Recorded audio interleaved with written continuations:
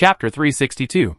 While flying, Zhongli Rui warned the entire city and military that all tribal residents currently engaged in productive activities, fishing, crabbing, and shellfishing, along the riverbanks should evacuate immediately. He also contacted the Dakian military headquarters, the militia, and Mrs. Bailingxin of the Changsheng group. Auntie, that giant sea snake from the Yoshida Life Research Institute, the near-catastrophic monster Zhu Yin, has appeared on the riverbank. Zhongli Rui said anxiously. Rui, it's even worse. A catastrophic monster is tailing Zhu Yin from the mouth of the Dajiang Bay toward the city of Linganzhou. It's still 46 kilometers from the Chengdong Special Zone. It appears to be swimming towards us at 25 knots. At this rate, it will arrive in an hour. Satellite data shows this monster is over 70 meters long. Bailingxin, on the bridge of the Xiangui, stared grimly at the radar screen. Zhongli Rui, in midair, suddenly felt a chill run down his spine. A catastrophic monster was charging towards his hometown, which he had painstakingly restored. Arriving in an hour? Ah, Rui, are you listening? Bailingxin urged. Auntie, tell me. We looked at the satellite's trajectory and morphology. It seems Zhu Yin came here to avoid this catastrophic monster. Can your junior, Yoshida Shoko, communicate with that sea snake telepathically? If so, maybe we won't have to fight. Didn't you agree with Zhu Yin last time that it's a protected species? That makes sense. Zhongli Rui immediately switched to Yoshida Shoko's number. Shoko, are you there? Senior? Why are you so impatient? Tell me slowly. What happened? It's really urgent. Zhu Yin has sailed upstream from the Eastern Sea and has reached the open riverbank of Ling'an province. What? Afterward, Zhongli Rui briefly explained the situation to Xuangzi and his own speculations. Senior, I'd be right there. So, I asked Sister Ning In to fly me over. Okay.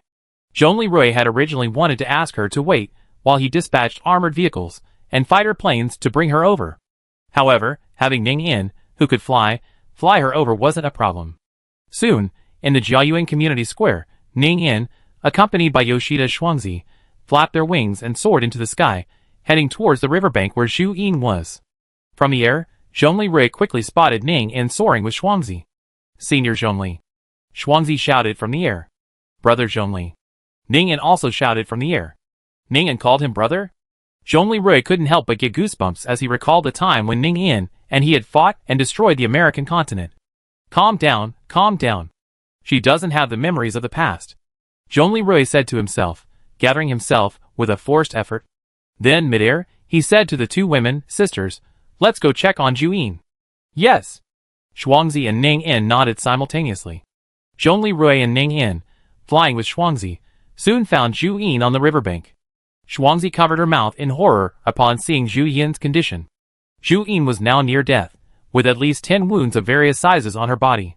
Many of these wounds concerned Zhongli Rui. Some, seemingly bone spikes about the length of an elbow, were stuck in Zhu Yin's body. Could it be that the three-headed dog of Flea's Hell can swim? Zhongli Rui was horrified. On the mudflat, the dying Zhu Yin, sensing Xuangzi's approach, barely raised his head and let out a low cry. Xuangzi stepped forward and touched Zhu Yin. Zhu Yin, why are you here? Didn't you go to the depths of the Pacific to find Kuda and Ahi? How are you so badly injured? Zhu Yin whimpered, then communicated with Xuangzi through his mind. After Xuangzi read Zhu Yin's memories, her eyes widened, tears streaming down her cheeks. Xuangzi, what's wrong with you? Zhongli Rui approached and asked. Sarada and he are both dead. Zhu Yin told me that the three of them, along with a massive monster calling itself Lydia-san, were apparently battling in the waters off Honolulu, near Hawaii. In the end, even with 3 of them outnumbering 1, they were no match for the monster. Sarada and he were both killed, eaten by Lydia-san. Zhu Yin remembered your promise to protect it as a protected species. So, relying on telepathic navigation, it escaped all the way here. It also remembered that your weapons were incredibly powerful. So, it begged us to save it. Senior, please, save Zhu Yin. Zhongli Rui covered his head, feeling powerless. He tapped on his armor. Aunt Xiaoyao's sister Xiaoyu, did you hear that? It's a serious matter. The attacking monster is called Leviathan, and its combat power is terrifying. It killed 3 near-catastrophic monsters, and ate 2. Zhu Yin fled here. Do you have any information on this monster? We have absolutely no information on this monster. However, near Honolulu, there was once a naval base for the Gale Nation, and the location of an outsourced contractor for the Ontario Life Research Institute. Having experienced the Yoshida Life Research Institute incident, Zhong Leroy keenly sensed that this was likely another biochemical disaster caused by an out-of-control flesh and blood technology research institute. It's those sinful outsourcers from Lifeong Nation again. Zhong Leroy cursed in frustration. He finally managed to suppress his surging emotions and said to the Chen family, "Forget it, we have to find a way to kill this monster first. Otherwise, Lingnan province, which has just begun to recover, will be destroyed. By Lingxin, I activate the turtle immediately, and the Air Force will be here soon." Zhong Leroy immediately connected with Sidu Kong, Chief of Staff, mobilize the troops immediately. Deploy the Bishi as they did during the Ontario expedition. Also, deploy additional troops to the nearby mountains to establish long-range strike firepower. All armed helicopters should be equipped with missiles and anti-tank missiles. Also, equip the militia's rapid-fire firefighting rocket launchers with live ammunition. Huh? Those are civilian firefighting rocket launchers? Situ Kong was stunned. You don't know? Aren't they just a retired old model, just a fresh coat of paint and a few minor parameter adjustments? What's wrong with getting back to business? We need all the firepower we can get right now. Did you know that the incoming disaster-level monster defeated 3 near-disaster-level monsters in the Pacific Ocean and ate 2 of them? I get them deployed right away. Sidu Kong quickly agreed. Zhong Leroy had just finished his arrangements when he turned to Shuangzi. Shuangzi, did you know the radar shows that Leviathan is heading upstream and approaching this area? Ask Jin if he can still move. This could be the scene of a decisive battle between our army and Leviathan. Shuangzi immediately communicated with Jin. Jin seemed to be exerting his last bit of strength, swaying slightly, indicating that he could still move, but couldn't be expected to participate in the battle. Senior Zhongli, Jin said it can still move, but is very weak, Shuangzi translated. Tell it that we humans are willing to protect it. Please ask it to swim further upstream and find a suitable place to rest. I know Jin has strong regenerative abilities. As long as it is not further harmed and attacked by Lidia-san, it will not die, right? Jin also possesses super-fast regeneration abilities. Shuangzi communicated with Jin again and nodded. Zhong Leroy looked into Yin's large eyes. Jin, you kept our promise. We humans also keep our promise. You are our protected animal. Go, get out of here, go! This time, Jin seemed to understand, and it let out another low cry. Shuangzi, accompany Jin to take shelter upstream, Zhong Leroy said. Okay. At this moment, Ning Yin, standing nearby, looked at Zhong Leroy and asked hesitantly, Brother Zhongli, will you protect Jin and fight that evil monster? Yes. Ning Yin, you two will follow Shuangzi and Jin to the refuge. My people will protect you. Ning Yin seemed to have made up his mind. Brother, I can fight. I'm strong. I want to protect my sister, and I want to protect my brother too. With a thought, Ning Yin donned his flesh-tech armor once again. Zhong Leroy watched in horror as Ning Yin regained his ability to use the flesh-tech armor. He turned to Shuangzi, as if to confirm whether Ning Yin had regained his memories. Shuangzi, after using her sensory abilities to confirm, said seriously, Senior, I confirm this. Ning Yin is doing this because she appreciates our care for her during this time, and appreciates your assistance to Jin. She truly treats you as family, as an older brother, and she genuinely wants to help you. Senior, just trust her.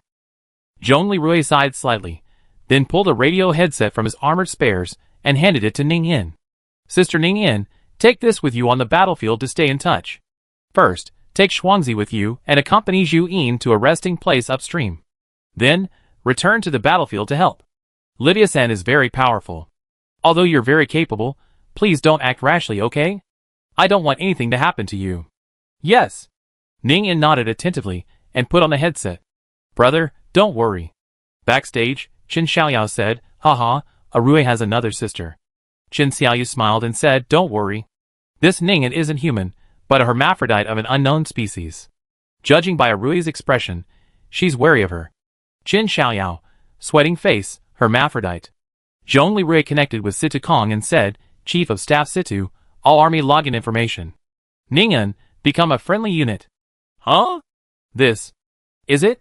Situ Kong was briefly stunned, but then carried out the order. Jin then struggled to his feet and swam back into the water. Ning Yin took off with Shuangzi, accompanying Jin upstream. Zhong Leroy ascended again, looking downstream. Levi-san from Honolulu. I won't let you destroy my hometown. I must protect everyone. Zhong Li closed his visor. The moment it closed, a flash of golden light flashed. Chapter 363.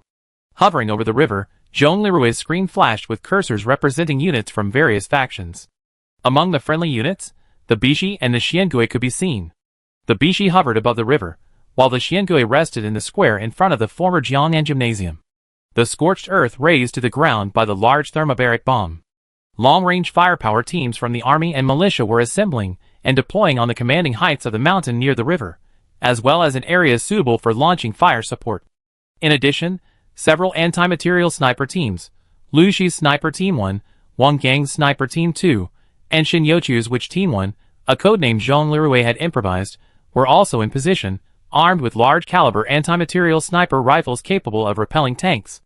In the sky, armed helicopters and the unmanned peregrine fighter jets aboard 2 warships were gathering. Zhong Li noticed a peculiar unit. Excalibur. Zhong Li's eyes widened after seeing the codename. He then connected with Chen Pan and reprimanded him, Engineer Chen. Haven't you learned your lesson? How dare you bring out such unreliable equipment in the decisive battle? Zhong Li naturally recalled the frustrating moment during the battle with Ning and Taro in Riyadh, when his Excalibur fighter jet ran out of energy and fell into the sea. The previous Excalibur fighter jet was still sunk in the sea and hadn't been recovered. Captain Zhong Li, don't worry. The Excalibur fighter has undergone a major upgrade. The caliber has been reduced from 300mm to 183mm. The corresponding power consumption has also been greatly reduced. It can now fire 5 rounds instead of a single shot. 5 rounds, 183mm caliber. 183mm caliber? Zhong Li shook his head. Fortunately, it's not the traditional L4 that fires armor-piercing rounds. Otherwise, 87 tons of recoil would be too much for a light airborne fighter to handle. Excalibur 1. If you feel something's wrong, stop on top of a riverside building and shoot. This time, I won't rescue you again, Engineer Chen. Chen Pan, in his original battle armor 2, now equipped with the Excalibur Fighter 2, said awkwardly from within his mech, "Don't worry, this Excalibur fighter suit has been meticulously designed. Besides rigorous energy testing, it's also equipped with a life-saving system. And I learned to swim." Puff! Zhong Li, in his flight suit, the Chen sisters monitoring the situation, and Bai Lingxin on the bridge of the Xiangui nearly burst out laughing. 45 minutes later, in the sight of the heavily prepared Daqianling Anzhou army, the behemoth appeared at the bend of the river, accompanied by a distinct white wave. A nearby light reconnaissance drone transmitted real-time footage back to the monitoring center. Amidst the surging waves of the mighty river, a massive beast, over 70 meters long and with a thick, spindle-shaped trunk, swam upstream. As if sensing something unusual in the air, it slowed down and raised its head. As the beast's head rose from the main channel in the middle of the river, the surrounding troops, braced for battle, gasped. Its neck, as it reared, was approximately 8 to 10 meters long. Its head, surprisingly, was similar in size to that of a Sat-Amon snake. Its head, a pointed triangle, measured approximately 15 meters from neck to snout, and 12 to 13 meters wide. At its widest point, the beast was approximately 15 meters.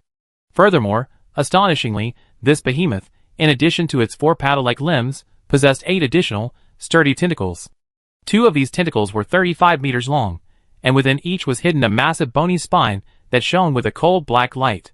In the afternoon sun, the beast, aside from its tentacles, was entirely covered in streamlined, dark red and black bony scales. As the beast passed, birds hidden in the nearby vegetation and buildings scattered and fled. "Is this the unidentified giant sea beast, Leviathan?" Zhong Li asked coldly. "Master, judging from its appearance, Leviathan resembles a combination of an ancient Chronosaurus, a giant squid, and a salamandra," Yu Jia analyzed after observation. "All sniper teams test fire. Once you got your aim, fire to see how strong its scales are," Zhong Li communicated. "Sniper 1, got it," Lu Shi replied. "Sniper 2, got it," Wang Gang replied. "Which one got it?" Shin Youchu was lying in ambush on a small hill near the embankment. Nearby, Shin Jia stared in amazement at the massive head of Leviathan rising from the water. "Ajay, be alert. I'm going to snipe." Seeing Shin Jia's inexperienced, new recruit's demeanor, Shin Youchu, a veteran female soldier, shook her head slightly. Then, she raised her anti-tank rifle and aimed at the beast's eye.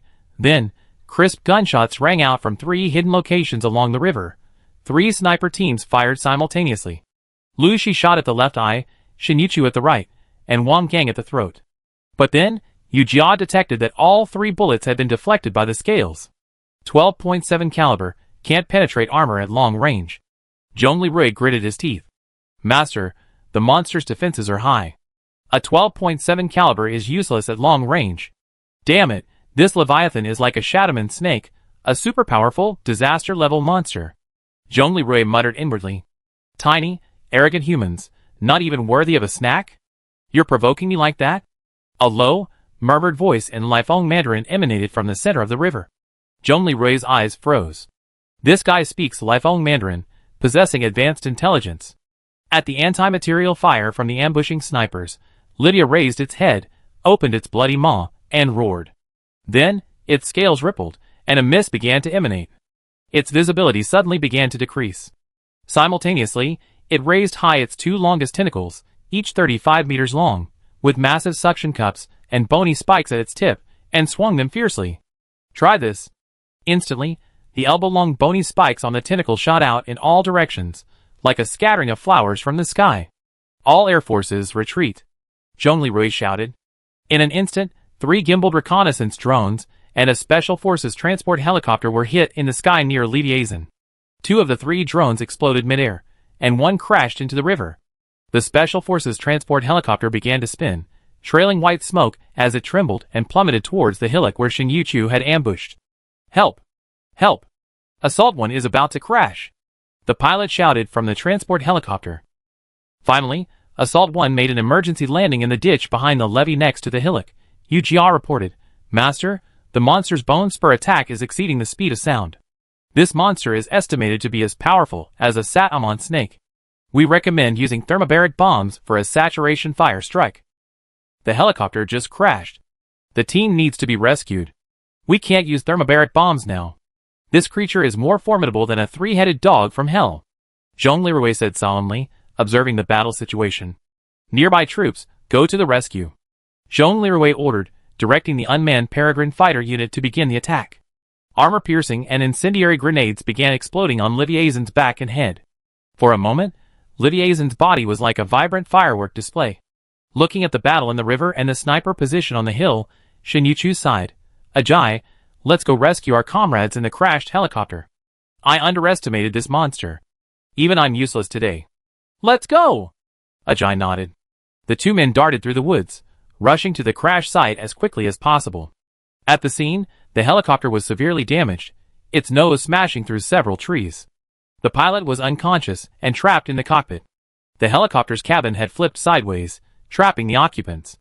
Smoke from the tail of the helicopter was growing thicker. Ajay, use your strength to tear the hatch open and get everyone out. Okay. Ajay leaped onto the overturned helicopter's door. With a roar, he used the incredible strength of his C2 Earthshaker to tear the door apart. When Ajay's massive head poked into the cabin, several wounded Special Forces soldiers were horrified, weakly raising their rifles. Shin Jia, however, stared anxiously at the growing smoke in the cabin. Comrades, I'm Private Shin Jia, coming to the rescue. Everyone, retreat quickly, the smoke is getting thicker. Come on, give me your hand. Let's go! The Special Forces from Special Operations Company 1 were stunned at first, then they remembered that Shin Jia, the C2 giant, was now a friendly unit. Using Shin Jia's massive hands, they began to climb out of the overturned cabin one by one. Shin Yuchu immediately switched to medic duty on the spot, and began providing simple first aid and bandages to the crew members. At this moment, a Special Forces soldier, looking into the cockpit, anxiously said, the pilot is stuck and can't get out. I do it! Shin Jia pulled the last Special Forces soldier out of the cabin, grabbed a nearby iron bar, and with immense force, pried open the helicopter's cockpit door and rescued the pilot. Just 30 seconds after Shin Jia rescued the last person, the main helicopter cabin exploded and began to burn. Watching the crew members being rescued, the Special Forces soldiers on the scene gave Shin Jia a thumbs up. Shin Jia simply smiled indifferently. However, Shin Yuchu, who was bandaging the wounded nearby, clearly noticed the gleam in Shin Jia's eyes grow stronger. She smiled mysteriously. The situation here stabilized slightly, and Shin Jia turned his head to look at the battle in the river channel. Meanwhile, the battle over the river continued. The unmanned Peregrine fighter jets continuously fired armor-piercing grenades at Leviathan, trying to find its weak spot. Leviathan, in turn, brandished its tentacles, covered in giant bony spines, in a relentless counterattack. The sky occasionally lit up with the flashes of exploding grenades. After a brief observation, Shinichu said to those around him, "Look, everyone. The warships and long-range fire units have also opened fire." The crowd then noticed that the explosions from Leviathan had suddenly grown larger and more intense. The Special Forces soldier, after observing through his 8x scope, said, "This firepower is coming from the Bishi's gas tank cannons, rocket launchers, and the surrounding Strike Forces rockets. A large force is firing." But Shinichu soon realized something was wrong. While the number of rockets hitting Leviathan was indeed considerable, they were all standard warheads, not the powerful thermobaric warheads. While the gas tank cannon shells and ordinary explosive rockets could indeed penetrate Leviathan's armor and cause significant damage, Leviathan quickly repaired even this level of damage. "Damn, this monster, like a Jai, has super fast regeneration." Shinichu immediately connected with Zhonglirui. "Commander, this monster has super regeneration capabilities. Please use thermobaric bombs to defeat it." "Captain Shin, estimate for yourself how far away from the monster you and the team you just rescued are. If you don't want to die, I fire. Get the wounded away from the battle zone." In the air, Zhonglirui maneuvered rapidly to dodge the tentacle swings and the bone spurs attacks, while occasionally firing pulse lasers at Livia's eyes. Zhonglirui discovered that his attacks could injure Livia's eyes. However, in less than 5 minutes, it recovered. Shinichu, startled awake, used his thumb to measure the distance between himself and Livia in the heart of the river, finding it was only about 300 meters. "Ajay. Take our comrades, let's retreat."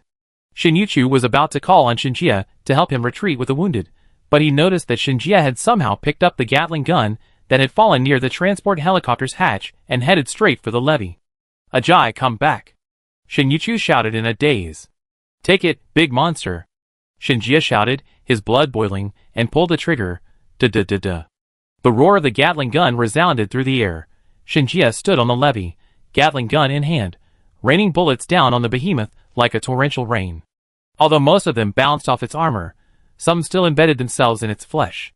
The beast, enraged, turned its head toward Shinjia, and swung its tentacles toward the levee where Shinjia stood. A burst of supersonic bone spurs pelted the levee.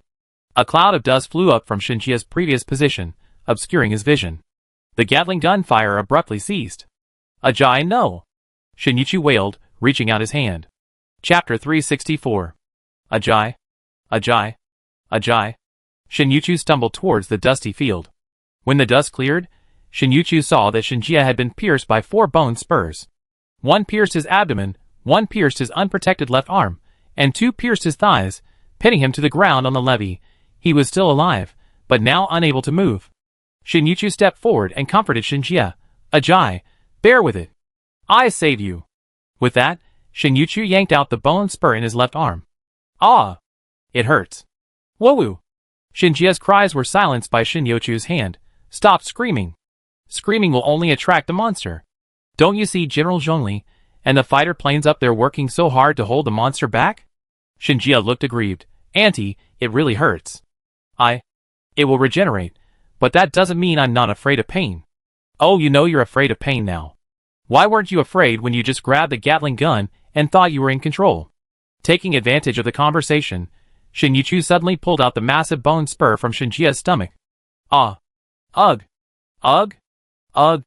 Shinjia, about to scream again, suddenly stopped because Shinichu kissed him directly this time. The trick was effective. Shinjia really stopped screaming. However, no matter how hard Shinichu tried, he couldn't pull the 2 bone spurs out of the ground and Shinjia's legs.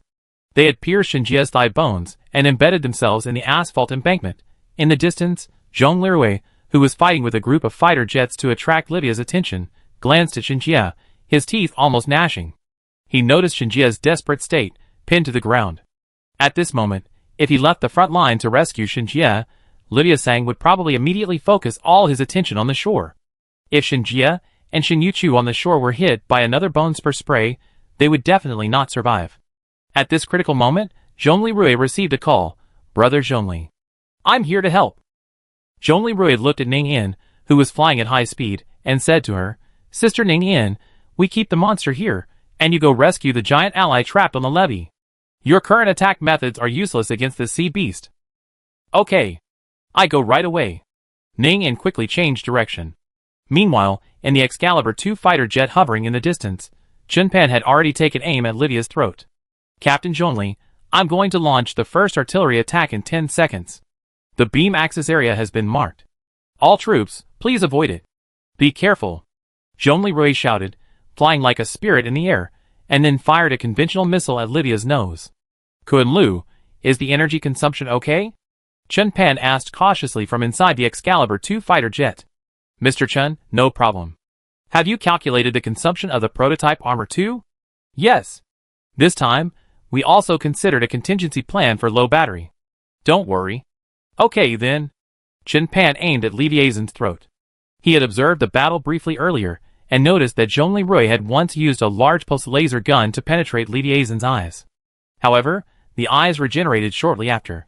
Aim for the vulnerable throat, piercing the spine and perhaps calming this guy, Chun Pan calculated.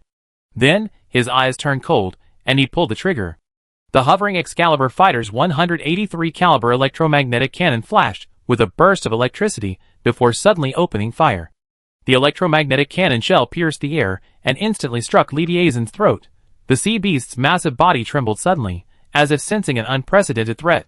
Its enormous eyes widened, and it unleashed a deafening roar, the sound resounding and shaking the surrounding air. The shell had accurately struck the vulnerable spot in its throat, and Leviathan's entire body began to tremble violently, as if shaken by an invisible force. Its spine crackled as the shell pierced through it, the sound of bones breaking.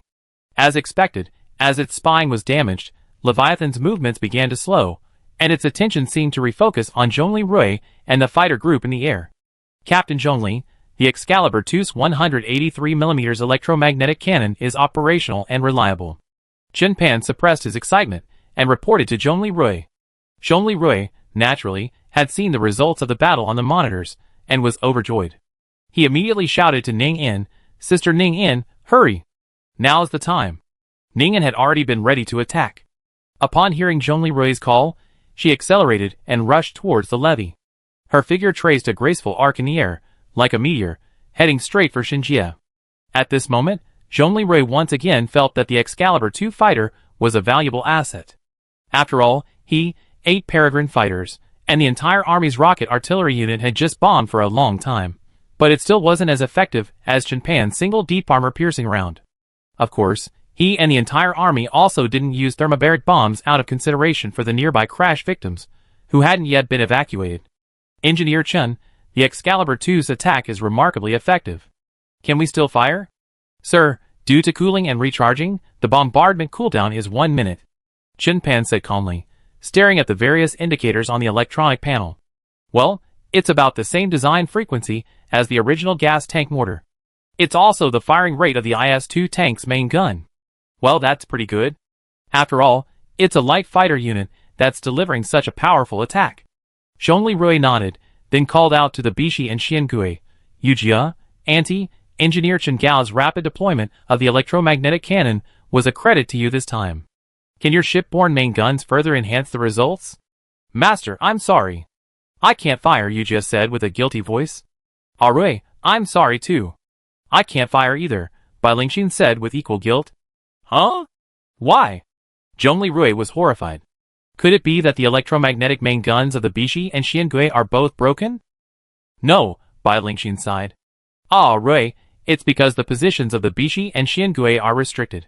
To avoid affecting the city behind them, the Bishi is stationed in the center of the river. At Li Diazen's current position, if the Bishi's electromagnetic cannon fires, the shell will penetrate Li Diazen and then head straight for the thermal power plant 3 kilometers behind it. Those coal piles. Mountain of accumulation. That's why Yujia had only deployed fighters and ballistic missiles to assist, not daring to use the electromagnetic cannon. The location of the turtle. Zhongli Rui briefly checked the map and immediately understood. 2.5 kilometers behind the ray axis is the assembly base for the ammunition production line that currently produces rockets for the army, traded from Elder Long. Seniors from the M78 Nebula, I'm in such a difficult situation. Zhongli gave up the idea of having 2 warships fire the electromagnetic cannon, alluding to the fact that Ultraman always has to take buildings and cities into consideration during battle. Engineer Chun, Today we're relying on you for the acupuncture electromagnetic bombardment. Zhongli Rui turned back to Chen Pan. Commander Zhongli, I actually developed this highly maneuverable, less restricted, large-caliber electromagnetic cannon precisely because I anticipated this potential problem. I have to apply for a medal for you when we get back, Zhongli Rui said with a smile. No! Commander, please don't. I simply hope I can atone for my sins towards humanity. Chen Pan whispered. Zhongli Rui was stunned, then nodded silently. Alright, Uncle Chen, keep an eye on the data. You need us to continue the bombardment after the cooldown ends. Today, until the thermobaric bombs are operational, you be the only one holding the line. Until the cooldown ends, the fighter jets and I will handle the situation. Your command is obeyed, Chen Pan explained excitedly. Meanwhile, on the levee, Shin Yuchu was still diligently extracting the bone spur from Shinjia's leg. Suddenly Shinjia shouted, Aunt! Behind you! Shin Yuchu turned around and saw a scene that froze her blood. A being with demonic wings, a torso covered in strange flesh armor, and the face of an oriental woman suddenly appeared behind her. Shin Yuchu stopped pulling out the spear and drew his pistol from his waist, aiming it at Ning In. During the Allied forces cross-sea expedition to Ontario, Shin Yuchu was in the north and south, using the power of the singer to restore some of the population and did not participate in the expedition. Therefore, she did not know Ning In or Yoshida Soko. Ning In was a little surprised by this. However, she pointed at Shinjia, who was pinned to the ground, and said, Brother Zhongli asked me to help save this giant. I, Ning In, am an ally, and a beautiful sister. Shin Yuchu was stunned, but she lowered her gun. Although she was still suspicious of Ning In, who exuded an eerie aura of biotechnology, she was not unacceptable. After all, she had seen and experienced quite a bit. Sister Ning In, please help me pull out the thorn. Shin Yuchu thought for a moment, then decided to prioritize saving Shinjia. Ning In glanced at Shinjia lying on the ground, then nodded. With a thought, the flesh armor on her upper body suddenly dispersed and gathered around her right hand. Then, her right hand looked almost as thick and robust as Shinjia's. Meanwhile, her upper body was completely unarmored. Ning in this state, approached Shinjia with an innocent smile. Big brother, it be quick. It just hurt for a moment. Shinjia's mouth opened wide enough to swallow a hamburger. Ah, Jia. Don't look. If you do, I show you enough after the battle. Shin Yuchu quickly stepped forward and angrily scolded him. Shinjia, lying on the ground, was overjoyed. He turned his head with a hopeful expression. Really? Auntie, didn't you say you wait until we're married? Ah! Oh woo! Shinjia let out a noise similar to a husky's. It turned out that Ning In, using the specialized power of her flesh and blood armor, had sneak attacked and extracted the first thorn. Because the spur had pierced Shinjia's thigh bone, the moment it was extracted, Shinjia felt the world become unreal. In his vision, Shin Yuchu transformed into a halo guanine, while Ning In looked like a demon princess. This bone spur is quite strong. I use it as a weapon, Ning In said with a smile. Big brother, there's one more. I take it. Shinjia watched helplessly as demon princess Ning In attacked again. Wait. Ah! Under the intense pain, Shinjia felt as if something in his spiritual world had been shattered. Chapter 365. Done! Ning In picked up 2 bloody bone spurs, then turned her head to look at the Gatling gun a little further away. After a moment's thought, she transformed her flesh armor into a third hand and picked up the gun. After doing all this, Ning In rewrapped her body in the flesh armor and spread her wings. Shin Yuchu, standing by, was stunned by Ning In's expression. Now, clad in blood-red flesh armor, with bat-like wings on her back, a bone spur in each hand acting as a dagger, and a Gatling gun in her third hand, Ning In looked like a strange, 3-headed, 6-armed Neza. Big brother, beautiful sister, run. I'm going to help brother Zhongli. See you later? As Shinjia and Shin Yuchu stared in amazement, Ning In uttered a single word before launching a whirlwind into the sky, pouncing on Leviathan once again. Watching Ning In fly off to join the battle, Shinjia muttered speechlessly, Auntie, this world is terrifying. Our enemies and our teammates, what the hell? Shin Yuchu quipped, it's okay, Sijia. We're both no longer human anyway. Shinjia, that makes sense. In Zhang's mind, the battle between the fighters and Leviathan continued. Yuchu carried Shinjia on his back, and quickly walked towards the special forces hidden nearby. Brothers, retreat. The military is going to use thermobaric bombs. If we don't want to die, we must evacuate at least 1.5 kilometers. Now go! Yes! Several wounded Special Forces soldiers helped each other to their feet. In the sky, inside the Golden Crow Wing 2 fighter. Master, Captain Shin has rescued Shinjia and Assault Team 1, and is now moving away from the possible range of the thermobaric bombs. They already begun their movement. However, with so many wounded, their marching speed is less than 10 yards per hour. Should we send a new helicopter to pick them up? Do you want a large, slow-moving target to suddenly appear in the sky and be attacked by a highly intelligent Livia-san? Zhongli Rui asked unhappily. At this moment, Fengren called, Uncle Zhongli, how is your battle with the giant sea beast going? Do you need reinforcements from the Storm Nation? Zhongli Rui was about to refuse. These flying Batmen, armed only with light weapons, were completely useless against Livia-san.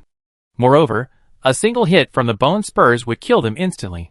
The Batman's recovery was far inferior to Shinjia and Murong Chanfeng's, and a hit would essentially kill them. But then, a sudden flash of inspiration struck him. Ah, young prince, there's something I need your help with. 2 minutes later, a 10-man Batman squad, led by the Blood Claw Guard captain, flew at a very low altitude over the river, heading towards the crash site of Assault Helicopter Number 1.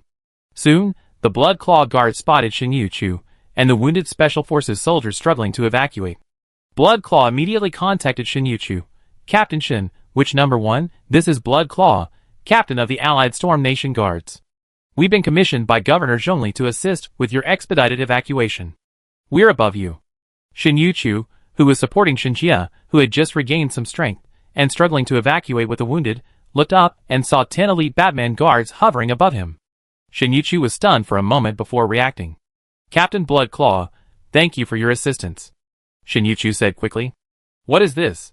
A demon? Shinjia whispered.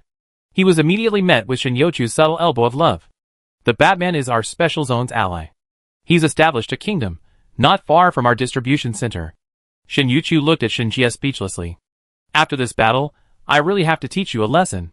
Shinjia nodded obediently. Then, with one Batman leading one, the Blood Claw guards began to lift off, carrying the wounded. Shinjia, carried by Blood Claw and his deputy guard, Long and Short Fang, carried the stretcher and took off. Governor Zhongli, we're taking off with the wounded. We'll be 1.5 kilometers away in 30 seconds. Thank you very much, Blood Claw. Blood Claw informed Zhongli Rui over the radio and turned to Shinjia, smiling. Master Imperial Master Murong, what a surprise today. I actually have the opportunity to save you. It's my honor. Shinjia, confused, turned to Blood Claw. Captain Blood Claw? Do we know each other? I'm Private Shinjia, who enlisted just 3 months ago. Blood Claw was stunned, then said with a mixture of amusement and laughter, Shinjia, Private? Oh well, I thought Imperial Master Murong was the only slaughter lord in Lingen Province. I didn't expect to see a second one. Interesting, very interesting. Shinjia was speechless. This demon, no, this Batman Chief of the Guard, was actually an old acquaintance of Major Murong, and back on the Jianshin battlefield. Peregrine Falcon 5. Exhausted ammunition, about to go cloak and return. Peregrine Falcon 8. 45% damage, out of ammunition, about to automatically return. Blue Blade Sword 1. 25% damage, out of ammunition, returning. Peregrine Falcon 1. Out of ammunition, about to go invisible and automatically return. As friendly units around him were forced to withdraw one after another, Zhongli Rui felt the pressure growing by the second. Already, half of the drones in the fleet had been forced to return due to ammunition depletion. His own ammunition and energy readings had also exceeded 50%. Ning Yin, however, tirelessly pressed forward, engaging Liviazan in close combat. She repeatedly used her 2 bone spurs, seeking opportunities to pierce the areas of scale armor punctured by rockets, artillery shells, and grenades, or else flew to the back of Liviazan's head and launched a sneak attack with the Gatling gun. Although the Gatling gun failed to penetrate the back of Liviazan's skull, the tinkling sound of bullets pounding the back of the monster's skull still greatly enraged Liviazan. Damn bugs, damn ants! Liviazan roared furiously. Suddenly, it took a deep breath and exhaled a dark mist. Instantly, visibility around Liviazan dropped again. Even parts of Liviazan's body became hazy. Big monster, you're kidding. You're so big, and you expect the smoke to quickly cover you? Ning Yin scoffed. Instantly, a massive tentacle swung toward her from the smoke at nearly 150 mph. What? Before Ning Yin could react, a black and gold mecha figure flew in front of her, its mechanical arms reaching out to grab her, narrowly avoiding the near-fatal death whip. Ning clearly saw that one side of the mech had been struck by a tentacle whipping from the side at a low angle. Although it was a low-angle impact, the Golden Crow Wing 2 was a light fighter, weighing even less than a typical attack helicopter. Zhongli Rui grunted muffledly from within the mech. Warning! Golden Crow Wing 2 fighter jet has suffered 39% damage. Speed reduced by 40%. Warning! Daxia Dragon Bird armor has suffered 5% damage. Detection shockwave has injured the pilot. The pilot has suffered a mild concussion and internal injuries. Master! Arui, how are you? Yu Jia anxiously changed her address. Zhongli Rui swallowed the slight taste of rust in his mouth. How is Sister Ningyan? She's fine. But Arui, you're in trouble. Execute forced retreat procedures. Wait! Yu Jia. How far have Blood Claw and the others flown? Zhongli Rui asked with all his might. Blood Claw and the others have evacuated 1.5 kilometers away. Notify all Air Force units to disperse and evacuate. Bishi, prepare to launch large thermobaric missiles. Brother Rui. How are you? Ning Yin, held in a mechanical grasp, anxiously asked Zhongli Rui over the radio. It's not a big deal. Don't move. We're going to destroy this monster with our ultimate weapon. Follow me and evacuate.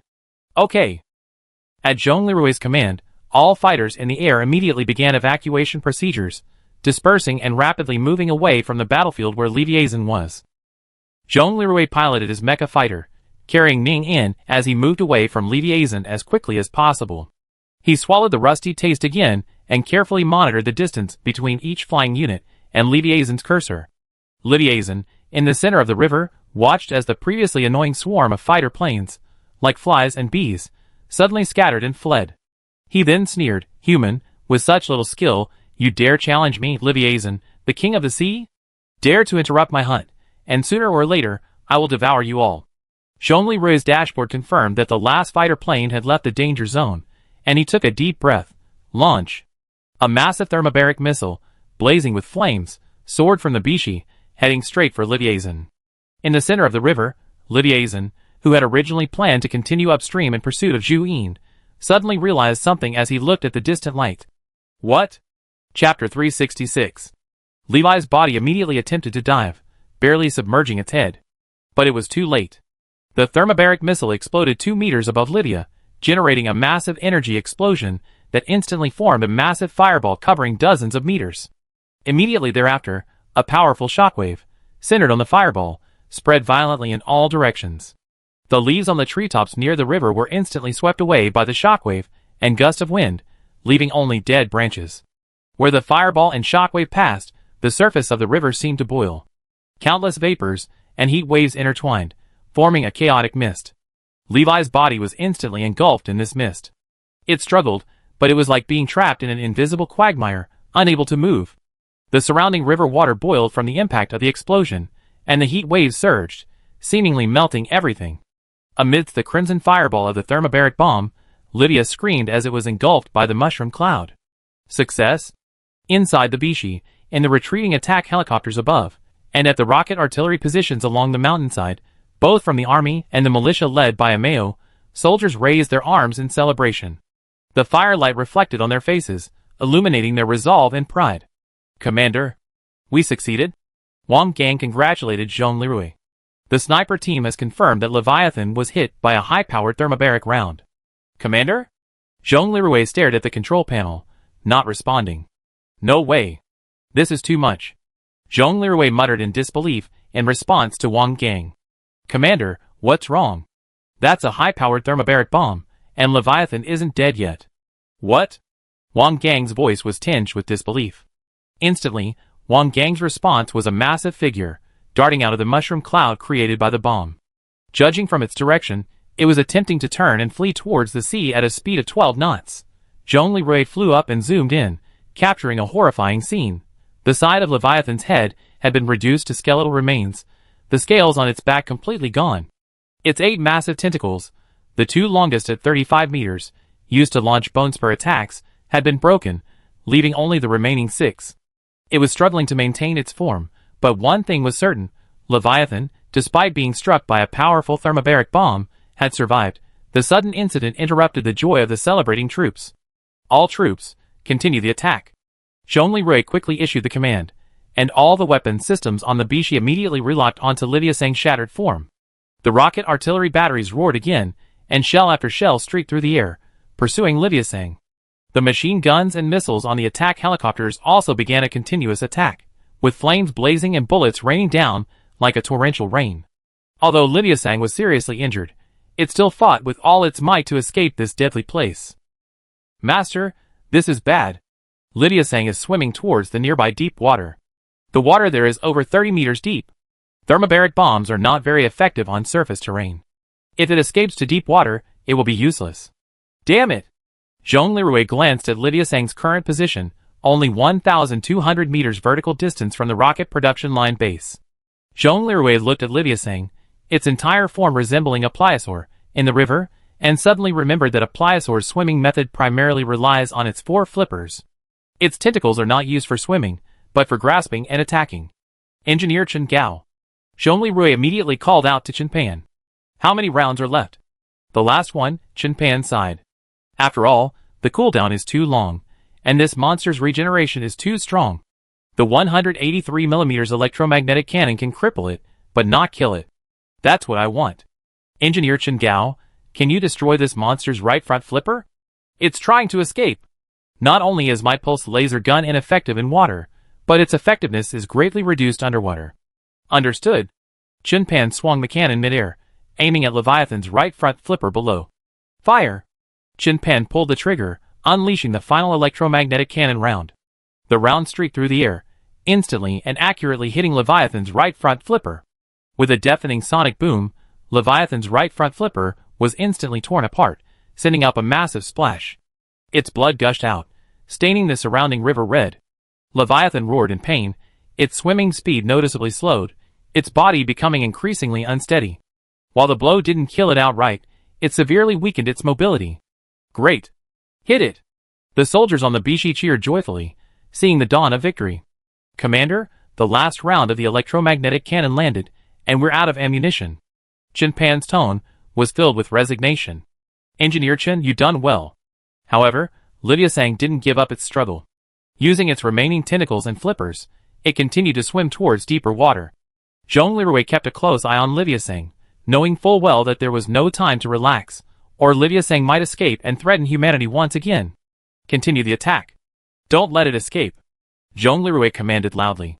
The Bishi's weapon system activated again, and shell after shell blasted towards Lydia Sang like a raging fire.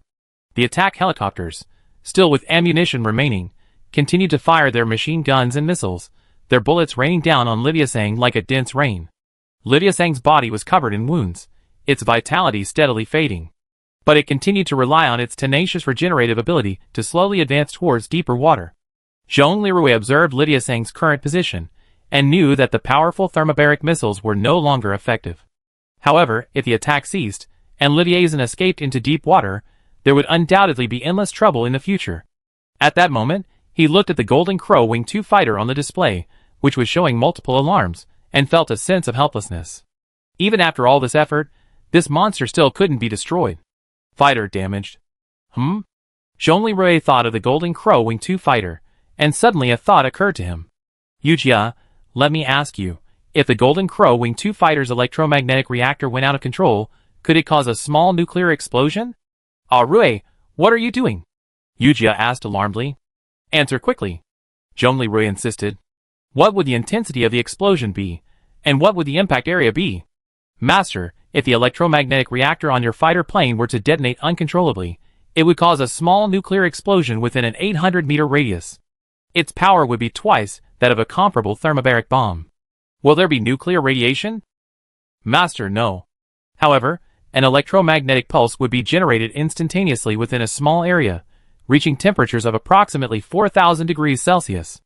The entire 200-meter radius would be equivalent to being enveloped by a high-intensity laser. It's estimated that within this small area, the power would be 250% to 300% greater than that of a large thermobaric bomb. Sister Xiaoyao, Sister Xiaoyu, I'm afraid I'm sorry for you, Zhongli Rui said apologetically to the surveillance channel. Qin Xiaoyao, who had been monitoring the situation, shouted angrily, Brother, what are you doing? Are you trying to kill yourself? You're actually going to use the Golden Crow Wing 2 to self-destruct. Please don't. Brother, it's okay if you're married. But I couldn't bear it if you died. Also, think about your sister-in-law and the child. You're going to be a father. Please don't be stupid. Chen Xiaoyu, standing by, said calmly, Arui, can you trust Sister Ning Yin? You're using such a bold tactic. I'm sorry about the fighter plane. Answer me, is she reliable? Chen Xiaoyu demanded, his tone emphasizing. Reliable, no problem. That's what you said. If anything goes wrong, I hunt her down to the ends of the earth. Chen Xiaoyu's words were as cold as the wind in an icy cave. Alright, hurry up, or else, if that squid dragon monster swims again, it get too close to the production line base. Okay. I got it. Zhongli Rui smiled. Wait until I get back, and we have dinner together. Sister.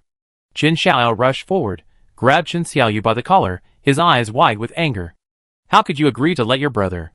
No, let a Rui fly a fighter jet to his death. That's a small nuclear explosion. The armor of the great Xia dragon bird would never be able to withstand it. It's just sending a fighter jet to its death, not for me like you two. Good brother is going to die. Without his fighter plane, how can he fly? Is he supposed to jump into the river and swim back? The river isn't a city, there are no buildings, and the armor's 3D maneuvering system won't work. He's lost his fighter plane, but he has a new sister, right? Although, in her previous life, this sister was a world-destroying demon king like my father. Ah. This. Jin Xiao was stunned, letting go of Chen Xiaoyu's hand, then suddenly realized something. This works. Chen Xiaoyu said calmly, technically, there's no problem. Right now, this girl's mental state is just that of a novice. But if she ever turns against me again, I'd be the first one to not let her go. I say. Chen Xiaoyao Chapter 367. In the middle of the river, in the observation scopes of Wang Gang and Lu Shi's two sniper teams, the Golden Crow Wing 2 fighter, despite sparks from its damage, continued to pursue the fleeing Lidiasang. Commander Zhongli, your fighter is severely damaged. Return. Wang Gang, observing from his position, called. Zhongli Rui not only ignored the warning but also issued an order, notice to all troops. In 10 seconds, everyone close your eyes and take cover. No naked eyes are allowed. The Golden Crow fighter is about to self-destruct and attack the target with a nuclear explosion. Wang Gang, Lu Shi, Shen Yuchu, Blood Claw, Ameo, Sidakong. What? 10. Ignoring everyone's surprise, Zhongli Rui's voice echoed across the entire army's radio. 9. All non-essential personnel, take cover immediately. I repeat, all non-essential personnel, take cover immediately. As the countdown continued, the entire army, from soldiers on the ground to helicopter pilots in the sky, became extremely nervous. Their heartbeats seemed to synchronize, with the countdown, each beat foreshadowing the impending disaster. 8. 7. 6. Everyone, close your eyes. Prepare for impact. Zhongli Rui's voice sounded remarkably firm over the radio, yet his tone revealed a resolute determination. He knew full well that this decision would determine the lives of countless people, but he also knew even more clearly that the consequences of not doing so would be disastrous. Sitakong on the bridge of the Bishi and Wang Gang at the sniper point simultaneously reached out. Captain! Stop! 5. 4. 3. 2. 1 detonate. With Zhongli Rui's command, the electromagnetic reactor within the Golden Crow Wing 2 fighter jet instantly went haywire. A massive surge of energy accumulated within the fighter, then erupted violently.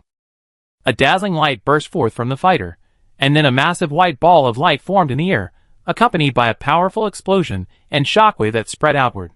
At the center of the explosion, the Golden Crow Wing 2 fighter was completely engulfed, reduced to ash. Even Lidiasang was not immune to this destructive force. Its massive body trembled violently in the blast shockwave, further devastating its already battered form. The intense heat and electromagnetic pulse generated by the explosion instantly decomposed and destroyed its biological tissue, shattering any remaining tentacles beneath the force, reducing them to ash.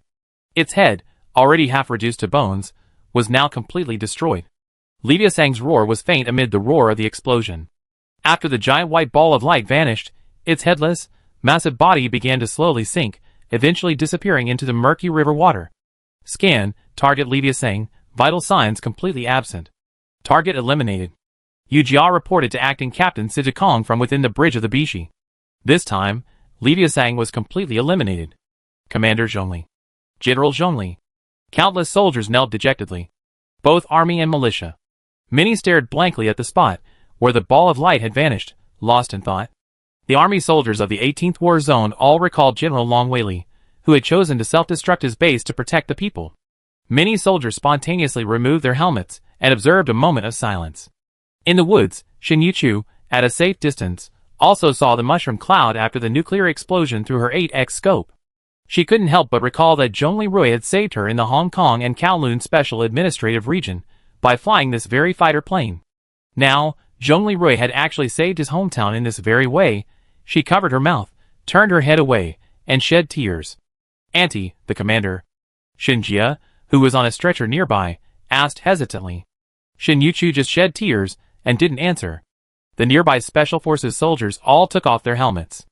A Mao, on the foothills, hammered at a nearby civilian rocket launcher.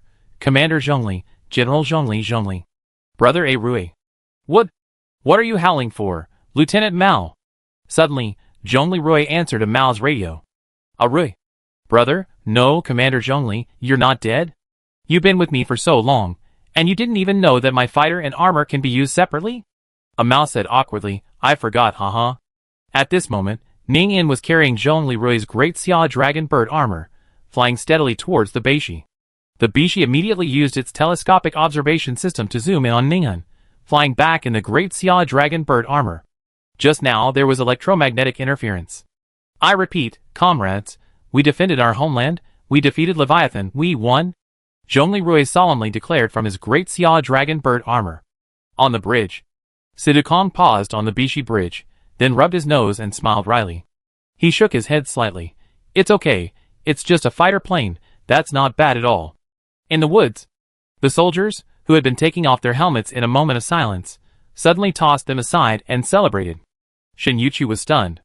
Only then did she realize that Zhongli Rui was not dead, but had sacrificed his fighter plane to be used as a nuclear bomb. She wiped away her tears with a wry smile and turned to Shinjia. Ajay, the commander is fine. And, we won. You were very brave today. Aunt, I learned a lot today. Shinjia looked at Shin Yuchu with eyes filled with emotion. Today, I witnessed for the first time the responsibility, sacrifice, pressure, and honor of a soldier. It's great that you grasp this. Shin Yuchu smiled and saluted Shinjia. Shinjia returned the salute with equal sincerity. Observation point 1. This? Wang Gang was a little speechless. Captain, you're using a broken fighter jet to launch a self-destruct attack, okay? That's right, his mecha fighter suit is modular. Lu Shi laughed easily. Hey, old Wang, I still be home for dinner today, huh? Wang Gang smiled. Director Lu, is it okay for me to come to your house for dinner today? Come on, no problem, haha. In the air, Ning Yin, flying with Zhongli Rui, asked with lingering fear, Brother Zhongli, is your fighter jet so powerful after it exploded? Yes, that's an electromagnetic reactor. When it goes out of control, it's like a small nuclear bomb. Sister Ning, although you were a little reckless in today's battle, you did a great job. I make you a shiny golden medal when we get back, okay? Zhongli Rui smiled. Yes, are you one of those shiny, beautiful medals on your chest? Ning Yin's eyes lit up. Yes. Today, you saved Big Giant Brother and helped me so much. I'm so grateful to you, and everyone else is. Zhongli Rui said with emotion. Great. Ning Yin was as excited as a little girl. Monitoring room. Chen Xiaoyu was speechless. You stinky cousin, Rui, are you coaxing your new sister again? Qin Xiaoyao smiled and breathed a sigh of relief. Well, forget it. As long as everyone's alright. In the afterglow of the setting sun, Ning Yin, carrying Zhongli Rui's large dragon bird armor, landed on the Bishi. On the deck, the soldiers cheered and welcomed the heroes home. Zhongli Rui smiled and opened his visor. Just as he was about to speak to Sidakong, who had come to greet him, a sudden wave of weakness washed over him. His previous memories flashed back. Li Diazen's giant tentacle lashed out, striking the left side of the fighter. He suddenly raised his mechanical arm to block the blow, but it broke and impacted his own great Xia Dragon Bird armor beneath the fighter. Although the armor was only 5% damaged, the moment it was hit, a buzzing sensation circulated from his head to his feet. He felt a surge of blood at that moment. Because he blocked with his robotic arm in a split second, the fighter jet had been deflected in a split second, resulting in a shallow-angled impact. I shouldn't be dead, anyway, my head's fine. Zhongli Rui, braving the growing tinnitus, used his last remaining strength to say, Chief of Staff, you take over the rest. Yu Jia, take off your armor. Sisters, we have dinner another day. Commander, you. Sidu Kong hurried forward. Yu Jia immediately switched forms, separating from Zhongli Rui. Rui, get some rest. Qin Xiaoyao and Chen Xiaoyu shouted from the backstage. After forcing himself to issue the last 3 commands, his world went black once again. The great Xia Dragon Bird battle armor, in bodyguard form, picked up Zhongli Rui. Situ Kong asked nervously, Yu Jia AI, how is the commander? The commander was hit while protecting Miss Ning Yin, the battle hero, and suffered internal injuries and a concussion. He needs to rest and recuperate. By the way, Chief of Staff Situ, if you were in armor, you would have been honored to have suffered the kind of blow Commander Zhongli just received. The whipping blow Zhongli Rui's fighter plane received earlier, based on the sweeping attack of the prehistoric Diplodocus tail, could have reached a terrifying speed of 120 yards. Here, Leviathan's tentacles swept faster and were larger. If the attack angle hadn't been narrow, the fighter plane might have been shot down instead of damaged. Furthermore, Zhongli Rui's fighter plane was also hit by a whipping blow. Li Rui's great Xia Dragon Bird armor wasn't penetrated by the mechanical arm launched by the fighter plane, but he himself was injured. This is the principle of blunt force armor penetration. When a blunt weapon strikes plate armor, while it doesn't pierce the armor, the shockwave will directly penetrate the armor and damage the flesh underneath, causing severe internal injuries and a concussion. If it weren't for Zhongli Rui's regenerative abilities, this injury would have killed him instantly. The great Xia Dragon Bird armor is designed to absorb shock, but the impact force of the giant tentacles was too great, far exceeding the tolerance of the humanoid armor. Situ Kong's face paled, then he smiled awkwardly but politely. Pass the order down, arrange a quiet resting place for General Zhongli and the wounded. Okay, let's move them all to the First People's Hospital. Our medical staff are now concentrated there. Yes. Chapter 368. The next morning. The First People's Hospital of Lingen City, New Generation Dakian Kingdom, Inpatient Department, 5th floor. The hospital's facilities had been largely renovated. In the hallway, on the long-repaired television screen, Gu Anqi was still broadcasting the news in vivid detail. The story of the Lingen State defense battle, which had barely cleared from the smoke of battle. Hello everyone. I'm Mushroom Kun. Today, I report on the just concluded Lingen State defense battle against the monster attack. Accompanied by a video, Gu Anqi, now dressed in her military uniform, vividly reported on the earth-shattering city defense battle that took place yesterday on the river south of the city. In the hallway, several wheelchair-bound new human women from the Gale Kingdom and their Bat People children watched the live news broadcast with gusto. The busy comings and goings of medical staff and the passing patrols of militia soldiers gave people an inexplicable sense of security. At the end of the corridor, in Ward 520, Zhongli Rui still lay soundly asleep. A makeshift shelf stood by the ward's door, filled with flowers presented by residents. In the ward across the street, Xinjie could see the flowers in the corridor through the small glass window in his room door. Commander, you're so beloved by the citizens, Xinjie sighed softly from his bed. After this battle, Xinjie hadn't lost any limbs, only a punctured thigh bone. According to Qin Xiaoyao and the others, he expected a full recovery in about a day and a half. If we hadn't just returned from the battlefield, the way things look here today would have made me wonder if I time-traveled back to the days before the apocalypse. Xin Yuchu, standing nearby, grabbed a fresh tomato and handed it to Xinjie with a smile. The East City Special Zone, with all its restored functions, is all thanks to Commander Zhongli and his companions, who spent over a year restoring it to this state. People have memories, and they remember who, in the long, desperate night of apocalypse, rebuilt this place, restoring at least some measure of modern civilization. What do you think, Xiujie? Xinjie took the tomato and took a gentle bite. The juices overflowed with a hint of sweetness. He nodded, a hint of admiration in his eyes. Yes. But then, a trace of emotion crossed Xinjie's eyes. Ah, if only Offing and I had met the commander and his companions sooner. Perhaps. Xinjie glanced at his enormous hand and shook his head slightly. Jia, the past is the past. Xin Yuchu stepped forward and took Xinjie's now giant hand. I told you, let's rebuild the rest of our lives together. Don't be lost, don't hesitate. Jia, you started to change in the past few months. Oh, I have something for you. Xin Yuchu pulled a box from his arms and handed it to Xinjie. After I put you in the hospital last night, I went to military headquarters to report on the situation. Colonel Wang Gang and Colonel Situkong asked me to give this to you. Xinjie looked at the box, emblazoned with the Dakian army emblem. the Yinglong symbol, with a hint of doubt before him, and then opened it. He was surprised to find a black iron medal and new corporal shoulder straps inside. "And what are these?" Shinjia's eyes widened. Private Shinjia of the Special Operations Team, directly under the Secret Service, saved the lives of 8 Special Forces soldiers from the 1st Squad, 1st Company, and the pilot of the crashed Assault 1 during the battle against Leviathan in Lingnan Prefecture. According to the military merit regulations and the first to climb regulations, the military awards you the Dakian Military Order of the Kuei Medal. In addition, your rank is promoted from private to corporal. Shinjia looked at the brand new shoulder straps and medal in the box, and was overwhelmed with excitement. "And I?" At this moment, Shin-Yuchu spoke with a stern expression. "Ajay, for your merits, you could have been awarded the Dragon Medal, saving an entire squad of elite soldiers at once. But your blood boiling, you disobeyed orders and launched a reckless attack. Not only did you end up in danger, but you also caused General Zhongli and the Air Force to fight for you for a long time, and even troubled our ally, Miss Ning'an, to rush to your rescue. Do you know, if we had immediately evacuated after rescuing our team, the main force would have been free to use thermobaric bombs to bomb Lydia-san. You picked up a Gatling gun and thought you were so great. Tell me, do you want to reflect on this?" Shinjia's face flushed instantly. He lowered his head, his voice trembling slightly. "Yes, Annie, I was wrong. When? I was just impulsive at the time and didn't consider the consequences. From now on, I will strictly follow orders and won't make the same mistake again." Shin-Yuchu's tone softened after seeing Shinjia's acknowledgement. "Ajay, I understand how you feel. You want to do whatever you can to make amends. I understand.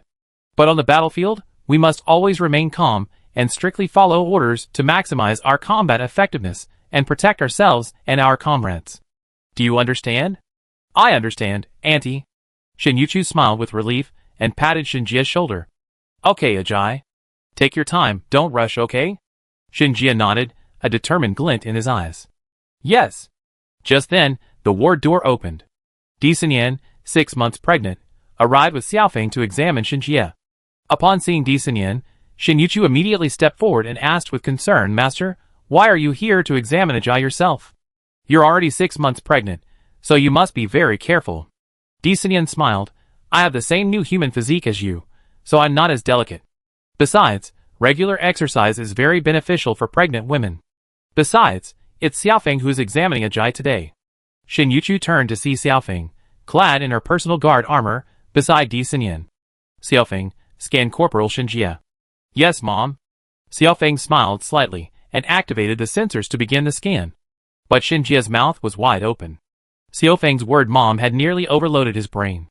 Before him, his aunt's teacher, Di Senyan, was actually a few years younger than his aunt, but not only was she pregnant, she also had a daughter this big.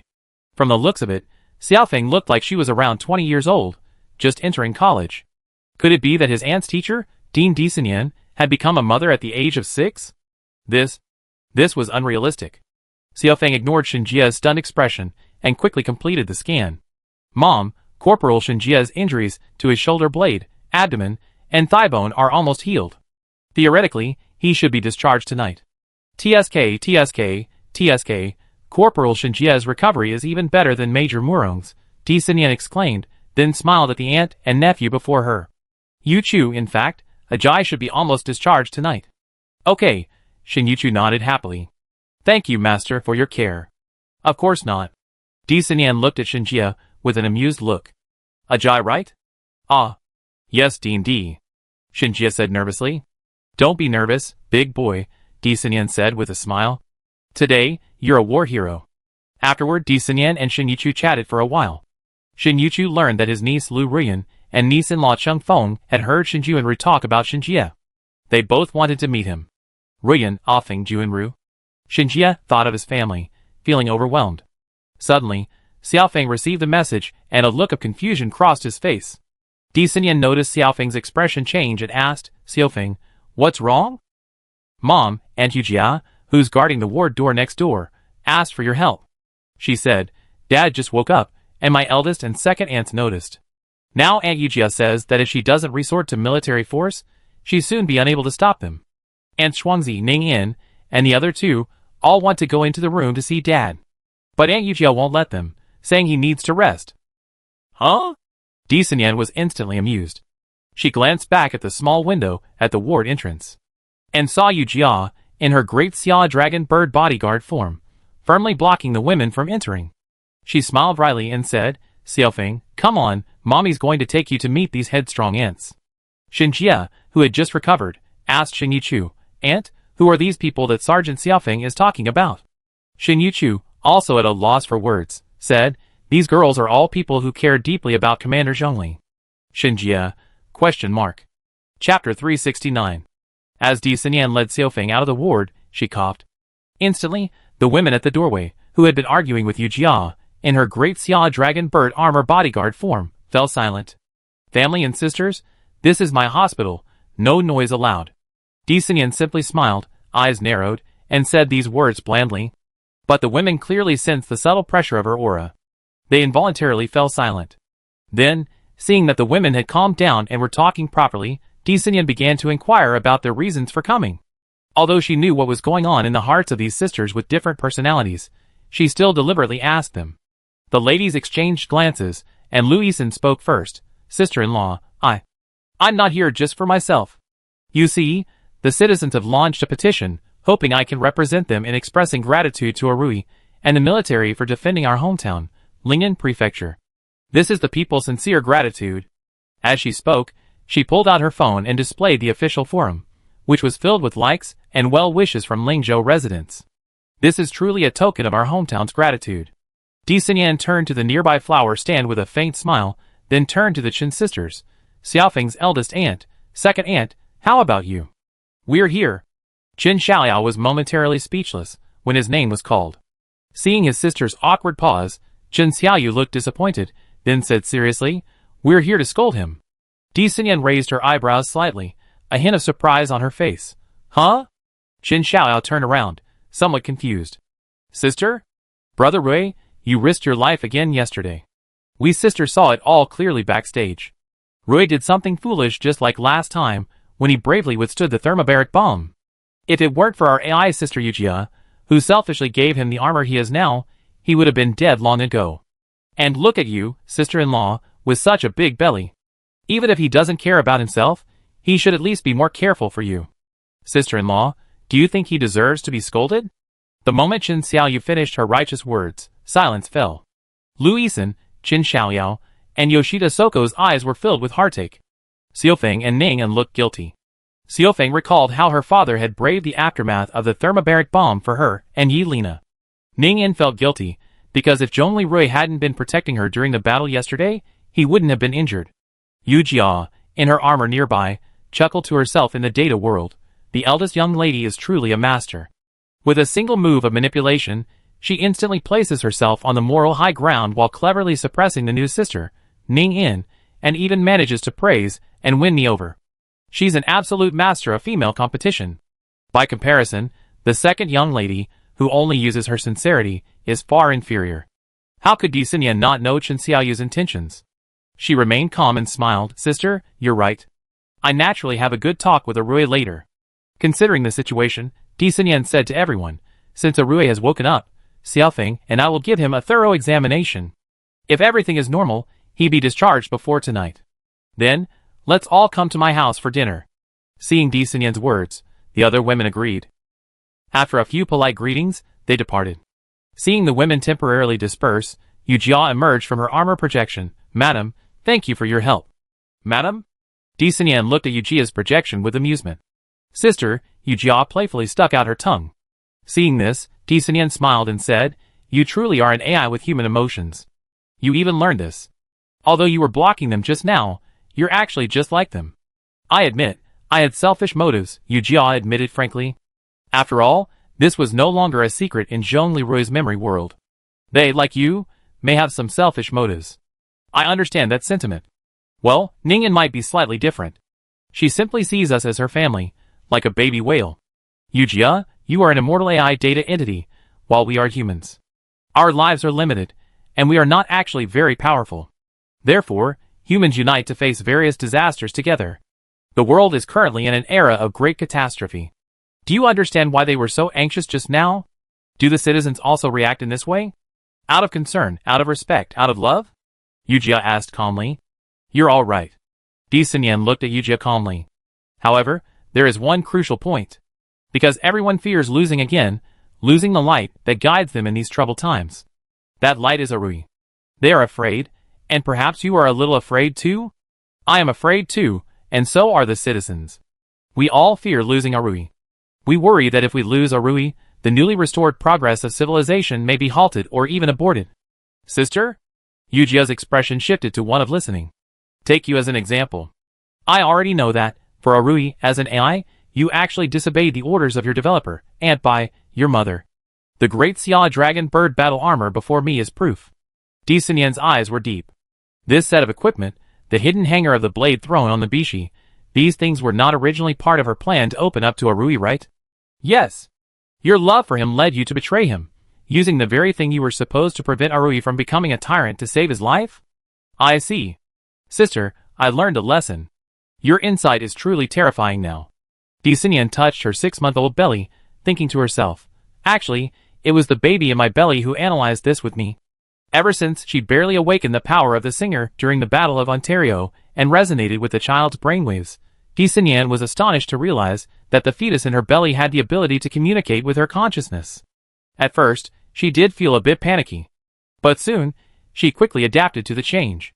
As a soon-to-be mother, she believed her child's future personality and developmental path would largely depend on how she guided him. The fact that she could communicate with the child while he was still in her belly was actually a good thing. After calming down a bit, Di Xinyan smiled and said, let's go check on Arui. How's he doing? I know his high-tech monocle is constantly monitoring him, right? Yujia smiled gracefully. That's right, sister. Master Arui just woke up. In fact, he's listening intently. The sisters just rushed to see him, and he's a little anxious. By the way, I saw his movements a little bit, and he seemed to be trying to imitate Lieutenant Ameo and escape by leaping over rooftops and walls. Puff. Di Xinyan covered her mouth with her hands and laughed. Xiaofeng, on the other hand, shook her head in confusion. Why would Dad run away? Just because my aunts and uncles are coming to see him. Xiaofeng, wait a while, and you understand. Di Xinyan smiled, patted Xiaofeng's head, and then opened the ward door. Wake up, my beloved husband, the light of Ling Zhou, and my peach blossom-filled husband. Di Xinyan teased with a hint of sarcasm as she entered the ward. She looked inside. Although Zhong Lirui was still lying in bed, the window next to him was wide open. This proved that he had woken up long ago and was planning to escape by climbing through the window or over the eaves. Yujia's report was true. Don't even think about climbing through the window. You're just fine. Although your skills are quite good now. They're all gone. Let's have dinner together at home tonight. Di Xinyan narrowed her eyes and smiled at Zhong Lirui. Zhong Lirui saw Di Xinyan narrow her eyes and was about to get scared, but then he realized there wasn't the energy fluctuation behind her that only comes from a moment of near-furious anger. Wife. You want to run because you're afraid I'd be angry if any one of them comes in to keep you company, right? Di Xinyan stepped forward, sat down on the edge of the bed, and took Zhong Lirui's hand. Zhong Lirui nodded awkwardly. Never mind, Di Xinyan continued. You worked hard in this battle, Livia-san, and so have we all. It wasn't hard at all. Alas, we won. But the losses were heavy, and the days ahead are going to be tough. Zhong Lirui shook his head bitterly. What's wrong? It seems we only lost a few fighter planes this time. There were some injuries, but no one was killed. Why are you still saying the losses were heavy? We expended so much ammunition to defeat Livia-san. That's secondary, now we can produce the primary ammunition. However, as part of the transition plan for the West Region tribes, approximately 4 tribes are fishing along the river for food. Zhong Lirui lowered his head. To defend our homeland, during the decisive battle in the river, we not only launched high-powered thermobaric bombs, but also detonated the reactor of a Golden Crow Wing 2 fighter plane as a nuclear bomb to annihilate the monster. I asked Yujia about this shortly after I regained consciousness. Yujia told me that these 2 weapons wouldn't cause long-term toxic and harmful effects in the area. However, the shock wave and electromagnetic radiation would still cause a fishless harvest in that area for about 6 months. Xinyan, before the battle that day, I saw Captain Shin and his men catching headwater fish to alleviate food pressure. Now we won the war, but now, the 4 tribes along the river. Nearly 10,000 people won't be able to catch a single fish or crab for 6 months. Sigh. During the battle, a 1.5-kilometer diameter area in the middle of the river was first bombed by a thermobaric bomb, then, by a small nuclear explosion dominated by energy shock. It would be surprising if there were any life in this area in the short term. Thankfully, the nuclear radiation from an electromagnetic reactor isn't as extensive as that from a traditional nuclear fission reactor. The explosion primarily causes high-energy lasers, energy shock, shock waves, and thermal burns, not nuclear radiation. Therefore, this area hasn't become a radiation zone. For a more detailed explanation, refer to the shocking and hilarious incident in which the former Soviet Union used clean hydrogen bombs to dig a reservoir, the Qiaodong Artificial Lake. Di Xinyan was stunned for a moment, then grasped Zhong Lirui's hand and said softly, "Rui, stay alive first. We figure out the rest later. I believe you and your companions will find a solution." Shin Yuchu, eavesdropping outside, was stunned. "Is this what he's carrying?" She sighed softly. Chapter 370. Inside the ward, the great Xia dragon bird armor near the door naturally noticed Shin Yuchu's eavesdropping. "Captain Shin, why are you eavesdropping here instead of spending time with your nephew?" Yu Jia teased, cutting directly into Shin Yuchu's radio headset. "Yu Jia?" Shin Yuchu was stunned, slightly embarrassed. However, she was mature enough not to be overly embarrassed. After a moment's thought, she replied, "Assistant Yu Jia, please tell Commander Zhongli that I have suggestions regarding his concerns." "Okay. I tell him right away." Then Yu Jia, in her great Xia dragon bird form, relayed Shin Yuchu's words to Zhongli Rui and Di Xinyan in the ward. Di Xinyan was a bit surprised. Isn't Yuchu attracted to his non-blood nephew? Why is he eavesdropping? Zhongli Rui waved his hand. "Xinyan, I think Yuchu is different from Xiaoyu and the others. Whether in the army or during her monastic life, Shin Yuchu has always had a heart for the world. That's why she was so willing to join the West District Tribe project so quickly. Do you remember when we first met her? She was a retired Taoist nun, carrying an anti-tank rifle to fight monsters invading the city to protect the citizens. Actually, later on, strictly speaking, she was willing to become your disciple to learn how to use the power of the singer. It was still a way to save the world. She has a strong desire to save and help more people. I completely understand her feelings." Di Xinyan then revealed a look of admiration. "You are truly protectors of the people. I admire you." Zhongli Rui nodded. "Strictly speaking, she started protecting the people before I did. She was already a legendary soldier in the army many years ago, when I was still just wandering the streets." Yu Jia quickly let Captain Shin in. After Shin Yuchu entered, he saluted Zhongli Rui and then apologized. "Sir, I'm sorry I overheard your conversation. Please punish me." "Forget it. I'm recuperating in the hospital today, and you came to see your nephew. We're both patients. Here, Dean D has the final say, so we won't pursue these trivial matters." Zhongli Rui waved his hand generously, then asked with interest, "Captain Shin, you just told Yu Jia you have a good idea?" "Yes, General Zhongli. In the last quarter, I've been cooperating with the military and the authorities to implement the West District Tribe. I'm deeply impressed by your tireless efforts to address the citizens' food and sustenance needs. I suggest you consider the approach taken by Governor Cheng Yonghua of the Hong Kong and Kowloon Special Administrative Region, the Pearl of the Orient City, in managing the city.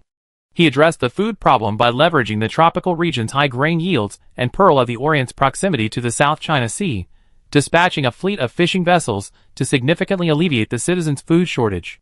"Fishing boats, fishing." Zhongli Rui's eyes lit up. Then he turned his gaze eastward, to the Luojia Mountain Home Cradle Base. The East China Sea area east of Unit 2. "That's..." "Captain Shin, wait a moment." "Okay." Zhongli Rui immediately connected with Bai Lingxin. "Auntie, is there a powerful biological radar at Cradle of Home Base 2? "I'm listening, Rui." Bai Lingxin smiled, as she fiddled with the adjustments on her new mecha fighter at Chen Xiaoyu's villa. "Rui, 2 years ago, the fishing grounds east of Dajiang Bay were nearly wiped out due to overfishing and industrial pollution." This... Zhongli Rui was immediately deflated. However, humanity has been experiencing the apocalypse for nearly 2 years. Due to the massive decimation of the human population and the near stagnation of industrial activity, the waters east of Dajiang Bay, as previously scanned by the bioradar at the Cradle 2 base on Luojiao Mountain, and using satellite remote sensing, have shown that the Dajiang Bay East China Sea fishing grounds have recovered to 70% of their previous level. Then, if we organize a fleet to go fishing, would that be a possibility? Zhongli Rui asked tentatively with a glimmer of hope.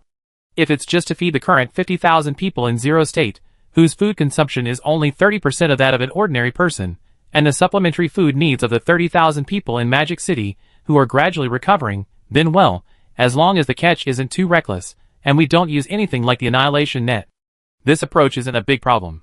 After all, the two large cities west and north of Dajiangwan currently have a combined population of less than 100,000, unlike in the past. I also understand that you primarily hope to solve your core food problem through agriculture, right? Of course. Okay, thank you for your message, Auntie. You're so polite, Arui. After all, we're family now. Bai Lingxin smiled. By the way, if you need anything recently, you can use the mass-produced Peregrine Falcon first. I'm debugging your new mecha fighter. Aw, Auntie, thank you so much. Thank you again, it would be awkward, Arui. After ending the call with Bai Lingxin, Zhong Lirui turned to Shin Yuchu. Captain Shin, I just discussed this with Ms. Bai Lingxin, chairman of the new Changsheng Group. Your suggestion is very valuable. Later, I propose that you be added to the council after the West District tribe is over. This? How can this be? Captain Shin. Zhong Lirui's eyes sparkled with respect. I just told Xinyan this. When we were both civilians, you already served for a long time defending the nation. This is our trust in you, and the people will never forget who has fought for them. You're too kind. Testing emotions. Heroes cherish each other. Haha, this kind of emotion is very pure and poses no threat. Yu Jia silently noted it. By the way, sir, I have something personal that I've been hesitant to bring up. Shin Yuchu suddenly became a little embarrassed. Well, what is it? Tell me, Captain Shin. As you know, Shin Jia is actually an adopted son of my Shin family. According to family relations, I'm his nominal aunt. Sir, I request that we sever our kinship. Shin Yuchu seemed to have made a great decision as he spoke these words. Bang! A loud noise sounded outside the ward door. It seemed the flower stand had fallen over. Yu Jia materialized. Sir, Captain Shin, Corporal Shin Jia was eavesdropping. In his excitement, he knocked the stand over. Zhong Lirui suddenly felt distressed. All those flowers said by the citizens. Auntie! Why are you doing this? Before anyone could react, Shin Jia had already opened the door and brazenly poked his head in, attempting to enter the room. He was blocked by the great Xia Dragon Sparrow Mecha. Corporal Shin Jia, you must not provoke me. Yu Jia scolded. Ajay. Don't be rude. But Shin Jia, now losing control of his emotions, burst into tears. Auntie! Why? Why don't you want me anymore? Why? What did I do wrong? Why are you severing ties with me? Is it because I disobeyed orders? Shao Jia. Get out of here. You're ruining everything we could have accomplished. Shin Yuchu was furious. Disinian said sternly, this is my hospital. Silence. This time, Disinian's aura was fully on display, and Shin Jia and Shin Yuchu immediately fell into obedience. Corporal Shin Jia. Please go out and tidy up the flower stand, immediately. Disinian continued, her voice piercing. Yes. Shin Jia suddenly flinched. He walked out of the ward and began to diligently tidy up the flower stand. After all, the person before him was his aunt's master. Disinian turned to Shin Yuchu. Yuchu, you know how deeply your little Jia loves you. Why are you doing this? Shin Yuchu bit his lip and said bitterly, I know, master. But I'm his aunt now. Even if we're not related by blood, I'm still his aunt. Disinian was stunned, then realized, so you want to sever ties with him so you can marry him? Yes. Shin Yuchu blushed all the way to his neck. Clang. The stand outside the door collapsed again. Zhong Lirui angrily ordered outside, Corporal Shin Jia, continue with your task of tidying up the flower stand. Don't even think about marrying Captain Shin Yuchu until the stand is done. I say. Yes, sir. Shin Jia's panicked voice echoed from outside.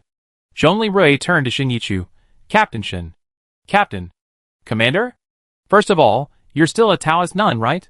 Shin Yuchu was stunned, then nodded somewhat flusteredly. Then, when you have time, go to the Taoist Association in the city, and complete the formalities. Return to secular life. I remember Taoists are already active. 5 of them, under the pretext of coming down from the mountains to save the world in troubled times, have joined the Awakened University as professors. I haven't met anyone from the Buddhist sect yet. Yes. Then, sir, about severing kinship ties. Zhong Lirui looked at the flowers sent by the citizens outside, now strewn all over the ground, and frowned. I won't approve this. Huh? Shin Yuchu inside and Shin Jia outside shouted simultaneously. Zhong Lirui, however, looked at Shin Yuchu with interest and asked teasingly, Captain Shin, let me ask you, didn't the old Dakian die a long time ago? Yes. Am I from the new Dakian, the 5 military commandery, And the governor of Lingen Prefecture? Oh yes. Shin Yuchu was still a little confused. So, what does the adoption procedures that your Shin family applied for with the old Dakian authorities have to do with me, the governor of Lingen Prefecture in the new Dakian? What adoption procedures? I never seen them, I haven't approved them, I don't know, and I don't recognize them. What? Shin Yuchu was stunned. Di Xinyan, standing by, burst out laughing. Haha, Rui, when did you become so mean, bullying my apprentice? Hey honey, don't get too excited. Be careful not to upset the baby. Zhongli Rui said quickly. Shin Yuchu still didn't understand. Sir, master, what's going on? Di Xinyan finally managed to stop laughing. Sever what ties? He said he didn't know, and he doesn't acknowledge, that your family ever adopted Shinjia. You two are just lovers, unrelated. You still don't understand what your master means, you idiot? Shin Yuchu quickly thanked him. Remember to order Shinjia to tidy up the display. Zhongli Rui said unhappily. Yes, sir. Thank you, master. Shin Yuchu smiled brightly, then went out to help the clumsy Shinjia straighten the fallen flower stand. Di Xinyan gently smacked Zhongli Rui. When did you become so cunning? A gentleman helps others achieve their goals, so I be a good person to the end. Zhongli Rui smiled, revealing his neat, white teeth. Outside, Shinjia, meticulously arranging the flower stand, looked like the Hulk arranging flowers, a sight that made the passing nurses and militiamen chuckle. Chapter 371. Later that day, Zhongli Rui, fully recovered, and Shinjia, who had recovered 90% of their health, were discharged from the hospital. Looking at the neatly arranged flower stand at the ward entrance, Zhongli Rui suddenly flashed back to the time when he had killed zombies right in front of this very ward and escaped with Di Xinyan and Gu Anqi. What's wrong, Rui? Xinyan, there are so many flowers here today. Let's pay our respects to Wuna, the one who didn't wait until today. Wuna was a nursing school intern Di Xinyan had taken in when she was still the head nurse at the hospital. She was the third zombie Zhongli Rui had killed since the apocalypse. Di Xinyan was stunned for a moment, then nodded with emotion. The couple prayed silently in front of the ward door. Seeing this, Shin Yuchu sighed silently and chanted his name. Willian Tianzuan, may the world soon be at peace, and may all beings return to their peaceful and prosperous lives. Zhongli Rui then paused and said to Shinjia and Shin Yuchu, speaking of which, Shinjia, the military has awarded you a medal, correct? Shinjia immediately stood at attention, chest puffed out. Yes. General, this is an honor for your subordinate. At ease, don't be nervous. Seeing Shinjia still somewhat nervous and awkward, Zhongli Rui suppressed a smile and glanced at the already arranged display stand. After a brief moment of thought, he suddenly had a strange inspiration, and a mysterious smile curved his lips. Corporal Shinjia, now, I have a mission for you. Follow Sergeant Xiaofeng's instructions, and carefully load these flowers onto the truck and transport them back to the Cradle Home community. Remember, these flowers are important, especially to you, understand? Ah? Yes.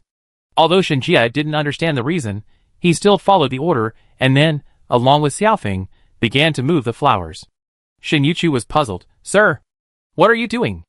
Zhongli Rui, however, was examining Shin Yuchu's figure. Di Xinyan was startled, then narrowed her eyes and asked, Rui, what are you looking at?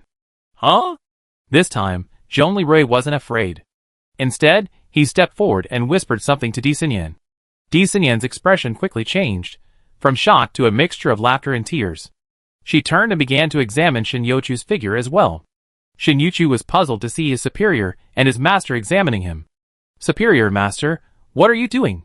Di Xinyan smiled and stepped forward, whispering something to Shin Yuchu. Shin Yuchu's mouth curved into an O shape, and his face flushed all the way to his neck. Superior, so soon? Shin Yuchu's words were almost incoherent. Our community was supposed to have a dinner party today. Lingen Prefecture has only just recovered from the apocalypse, so resources need to be intensively utilized. These flowers, bearing the citizens' best wishes, are being used for our heroes. Is that okay? Zhongli Rui smiled gracefully, his teeth still perfectly white. Besides, wasn't it you who applied for it just now? Have you forgotten, Captain Shin? I did apply. But there's no need to do it so quickly. Shin Yuchu's head was steaming. Quick! It's the apocalypse now. We fight for survival every day, and our home is constantly in danger. Seize the moment, grasp happiness, Captain Shin. Zhongli Rui's expression turned serious. Shin Yuchu was surprised to find that Zhongli Rui's eyes at that moment mirrored the weathered look he experienced after experiencing a life-changing event. Sir, you're right. Shin Yuchu replied, blushing, suppressing a hint of shyness. Sinyan, you're in charge of your apprentice. Oh, and since this is Shinjia, and you choose business, we have to call in some people too. Don't worry. Zhongli Rui immediately called a Mao. Are Chung Feng, Lu Ruyan, and Shin Juanru now under your jurisdiction? Sir, Shin Juanru is under my jurisdiction. Lawyer Lu is a free agent, and Chung Feng is now under the jurisdiction of Chief Lu's police officers. Okay, bring Chung Feng and his family to our neighborhood. Wear formal attire, and let's have a drink. Wedding banquet. Ah? Brother Rui, aren't you married? Are you going to change the law to allow polygamy? Ah, it hurts. Minchi, stop pulling, my ears are going to break. Zhongli Rui suppressed a smile. It's not me, it's Captain Shin and Shinjia. Huh? Master Jing Qian and that humanoid demolition machine are getting married? Ha ha ha, great. If you do that, call Zhu Yangyang and Xiaonan too. Zhongli Rui suddenly remembered his college juniors, Zhu Yangyang and Luo Yinan, whom he had loved till death. Okay. Mingqi, hurry up and dress nicely. We're going to the wedding tonight. Shin Yuchu was stunned. Sir, are we having a group wedding? Zhongli Rui said righteously. Captain Shin, resources in our state are scarce right now. We need to conserve them. 1 couple, 2 couples, too. Last time, I held a wedding for 3 couples at once. Shin Yuchu nodded in agreement. Yes, sir. Di Sinyan, standing beside him, smiled, her smile as brilliant as a summer flower. That evening, at Linghanzhou Home Community, flowers donated by the residents had been laid out in the community square. The entire community was filled with a festive atmosphere. At the scene, Yoshida Shoko was stunned. How did this dinner party turn into a grand mass wedding? Lu Yisan pondered for a moment, then smiled in understanding. Oh, my brother is really getting better at managing life and being a governor. He's trying to use the victory and celebration to elevate the citizens' spirits and alleviate the fear caused by the monster attack, right? Chen Xiaoyu added with a smile. Not only that, but he's also using this tactic of officiating the wedding of Shinjia and Captain Shin. I think he used it on Major Murong before, right? As he spoke, Chen Xiaoyu turned to look at Murong Chanfeng and Bai Qiangwei, who were also present as guests today. Chen Xiaoyu nodded in admiration. Brother Rui used to be just a technical expert, but now he's mastered both winning hearts and governing a region. Ning Yin, on the other hand, stared curiously at the crops in the central flower bed. Are these delicious? Gu Anqi changed into a formal dress and began a live stream. People of Ling'an Prefecture, I'm Mushroom Kun. Today, our recently recovered heroic governor Zhongli Rui will host a mass wedding for our 2 newlywed couples. One is the well-known king of destruction, Corporal Shinjia, who rescued a helicopter soldier during the previous battle against the great monsters. The other is Captain Shin Yuchu, or Nun Jingxian, the former female military leader who descended the mountain to save the world. The other is our councilman Zhu Yangyang and the beautiful waitress, Ms. Luo Yinan, formerly of the famous snack bar, Xiaonan Milk Tea Shop. The comments instantly went wild. Ah, this? Plus 679. Oh my god. This nun's appetite. I remember Corporal Shinjia's strength, apparently enough to flip a Humvee. Can Captain Shin withstand that? Didn't you hear what Mushroom Kun said? Captain Shin is a female soldier king. If you don't have that kind of strength, people will look down on you. +1, I support the above. That's enough. They're all combat heroes. How dare you make dirty jokes here? Haven't you seen the footage of the defense? If you can do it, try it. Straightening with a Gatling gun against Lydia San. And he saved my life. What? Brother, you were on that helicopter that was shot down. Yeah, if Corporal Shinjia hadn't torn the helicopter apart to save us brothers, we would have been dead. We all owe him our lives. Awesome. I support him. Single-handedly taking on a 70-meter-long disaster-level monster with a Gatling gun. What a man. I support plus. 888. Willian Tianzuan. This poor Taoist, Shuyi, and my fellow disciples has sent congratulatory messages. Fellow Taoist Jingxian, since you have married Corporal Shin, we, the Jingyi Taoist Department of Awakening University, send our congratulations. As disciples of the Jingyi Taoist sect, we are allowed to marry. However, I hope that even after marriage, fellow Taoist Jingxian will uphold the aspirations of our disciples to help the world and all living beings. Kindness, great kindness. Oh my god, has our Ling'anzhou Taoist sect been resurrected? What you're saying, Captain Shin, also known as Master Jingxian, is that if it weren't for the constant fighting, the Taoist sect would never have died. That makes sense. As the live stream heated up, Shinjia, one of the main characters at the wedding, stood at the ceremony, wearing a C2 Earthshaker-specific bulletproof vest. Since there were no formal suits for his size, the vest looked more formal. He waited anxiously, his face bewildered. Beside him, Zhu Yongyang, who was obviously much smaller in stature, was extremely excited, but he was much calmer than Shinjia. Ajay, don't be nervous. Zheng Feng, hastily dressed in a suit, waved his robotic arm. Today's a big day, be happy, smile. Ajay, you finally got your wish and married your aunt. Be good to her from now on. Lu Ruyan, dressed casually and holding her child, looked at Shinjia's dazed expression. She covered her mouth with her hand and giggled. At this moment, Murong Chanfeng, equally tall, approached and patted Shinjia's equally massive back with his large hand. Corporal Shin, don't be nervous. Stay alert. Don't bring shame to our giant special agent corps. Shinjia's already dazed face dropped open, his mouth wide. What? Major Murong? There's someone from this unit? How come I didn't know about it? Murong Chanfeng smiled easily. This is a recent military appointment. We talk about work later. Today, you be the groom. Yes, sir. Shinjia replied. Murong Chanfeng was a major, so Shinjia, a corporal, naturally had to call him sir. At this moment, Gu Anqi noticed the situation and took a look, then was immediately captivated by three men radiating wild, explosive power. Zheng Feng, 1.95 meters tall, with a toned physique and a robotic arm on his right hand. Murong Chanfeng, 2.45 meters tall, with a powerful physique and a bald head. Shinjia, 2.5 meters tall, with explosively muscular torsos and a short, bird's nest-like hair. Gu Anqi looked at the three of them, feeling like she was watching a strange version of a men's beauty pageant. Her heart began to pound, and her legs tightened involuntarily. She then turned her camera to the three muscular men. Iron Man Offing, Major Murong, and Corporal Shinjia, the three of them look so safe. Is this the Terminator, the Pursuer, and the Tyrant trio? Are they all General Zhongli's subordinates? Our new Dakian army is so powerful. That's not right. Major Murong and Corporal Shinjia are active-duty soldiers. This Zheng Feng seems to be serving a prison sentence, right? Why is he here today? Let me gossip a bit. Did you know that the other bride today, Xiaonan from the milk tea shop, is Tianan's cousin? You mean that beautiful zombie girl, Xiaonan? Yes, that's her. Our councilman Zhu has been keeping her alive, fearing she die. In the end, he single-handedly defended the milk tea shop against 5 horned wolves for her, until the first one died. Councilman Zhu may not have the same massive muscles as those three, but he's still a real man. Thumbs up. Thumbs up plus. 256. Yu Jiao watched the live stream's attention closely, whispering to Zhongli Rui with a smile, Master, your impromptu plan is quite effective. Everyone seems to have forgotten the panic caused by Leviathan's attack. Alas, this can only last for a while. The people of the special zone are not only tightening their belts, but are also desperately trying to increase food production. Meanwhile, the unconverted citizens of the 18 tribes in the West Zone are struggling to make ends meet, and 4 of them are facing imminent food shortages.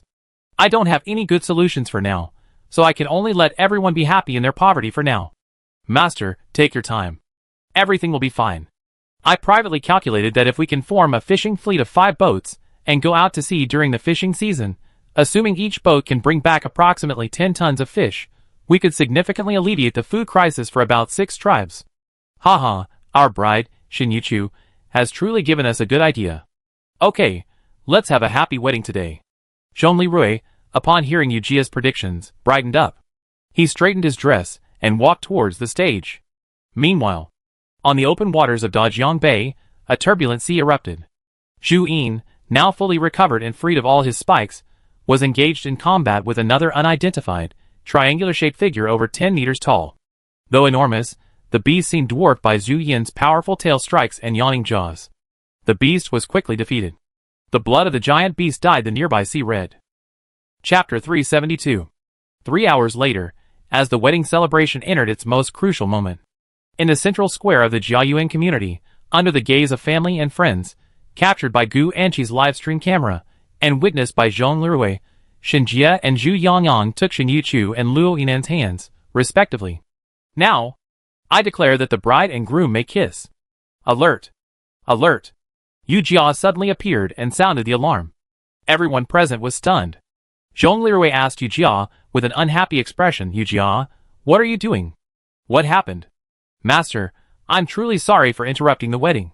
Yu Jia, a look of guilt on her face, met Zhongli Rui's gaze. Sorry, Master, the monster approach alarm has sounded. The Bishi's radar has detected a near-catastrophic monster, and Zhu Yin is approaching 30 kilometers from here. And, strangely enough, Zhu Yin's scan volume is much larger than normal. It seems Zhu Yin is battling a giant monster and approaching the city of Anzhou. Ah! As Yu Jia announced this information, everyone present, especially Sita Kong, Wang Gang, Dean Huang, Lu Shi, and others who had also come to observe the ceremony were horrified. Now, I have 3 announcements. Zhongli Rui gritted his teeth. First, I declare that the groom may kiss the bride. You are now legally married. Second, Director Lu Shi, Counselor Lu Yisan, Dean Huang, Captain Mao, Mao, please assemble the militia and guide the citizens into the underground civil air defense structure. Third, Chief of Staff Situ, Captain Wang Gang, assemble the troops and prepare to engage. Situ Kong and Wang Gang looked hesitant. Sir, the ammunition consumed in the last battle hasn't been replenished yet. This time, Zhu Yin is a friendly force.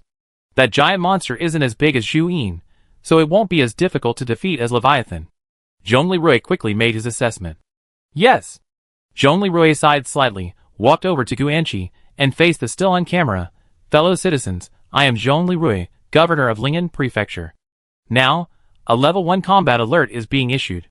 All non-combatants, please follow the emergency plan and immediately enter the civil air defense shelters and wait. Rest assured, the Ling'an Prefecture authorities, the military, and the militia will ensure your safety and continue to defend our homeland. Governor Zhongli, thank you. Plus 5,124. Governor Zhongli, take care. Don't get hurt again. Plus 666. I'm leaving now. I be armed and heading with the team to evacuate the citizens. I'm leaving too. Please cooperate with our malicious command. We ensure everyone's safety.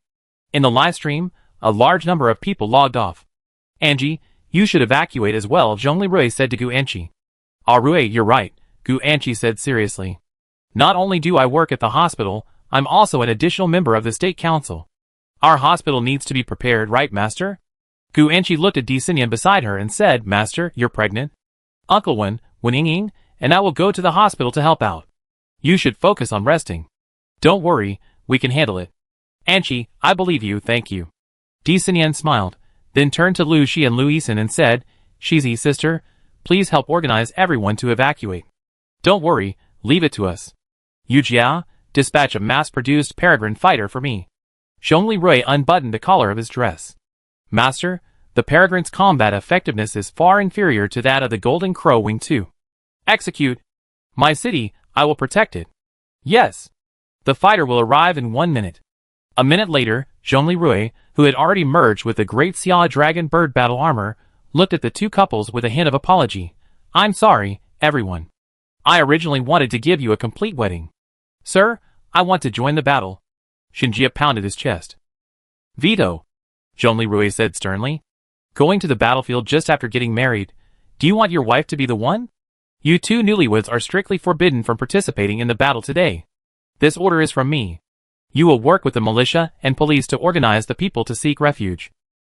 Out of courtesy, Zhongli Rui swallowed the words widowed. At that moment, Zhongli Rui stared at his newly married junior Zhu Yangyang and Xinjie, now his subordinate, and also redeeming his sins through meritorious service. Pity welled up in his heart.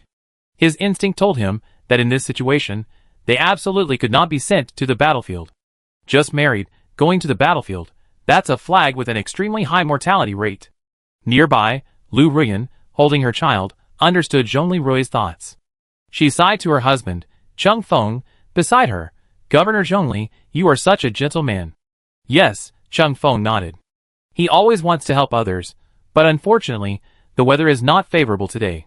As the crowd dispersed, Zhongli turned to Ning In and Yoshida Shuangzi, Sister Shuangzi. Today's incident is related to Zhu Yin again. Oh, I have to trouble you again. Yoshida Shoko waved her hand and smiled. Senior, you're too polite. I love to contribute to this city that shelters me. Ning In said confidently, brother, just like last time, I take Sister Shoko with me. I can help you. As she spoke, her flesh armor transformed into 2 extra arms. Each of her 4 arms held a Livia San super strong bone spur. Master, this is a Lydiasan bone spur. After testing its composition, calling it a bone spur isn't quite right. It's a composite armored spur composed of metallic manganese, iron sulfide, and aragonite. A structure similar to that found in hydrothermal vents, or the shells of scaly-horned snails? Zhongli Rui asked quietly. Yes. No wonder Lydia-san is so difficult to defeat. Never mind. Ning'an has now taken 4 bio-based divine blades. After Zhongli Rui stopped communicating with Yu Jia, he said to Ning'an sternly, Sister, you are very strong, but you must be cautious on the battlefield, okay? Okay. Ning'an sheathed the 4 bio-based divine blades into the flesh armor on her back, and nodded confidently. Master, the peregrine has arrived.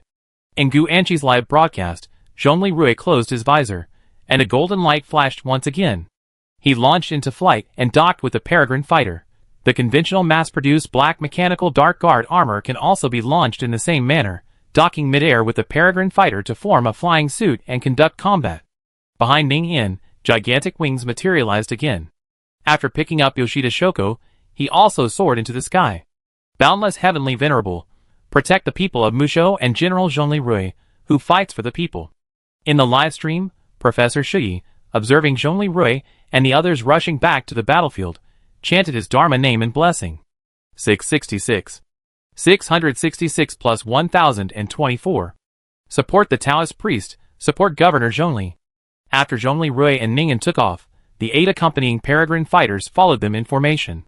During the night flight, Zhongli Rui checked the fighters' parameters.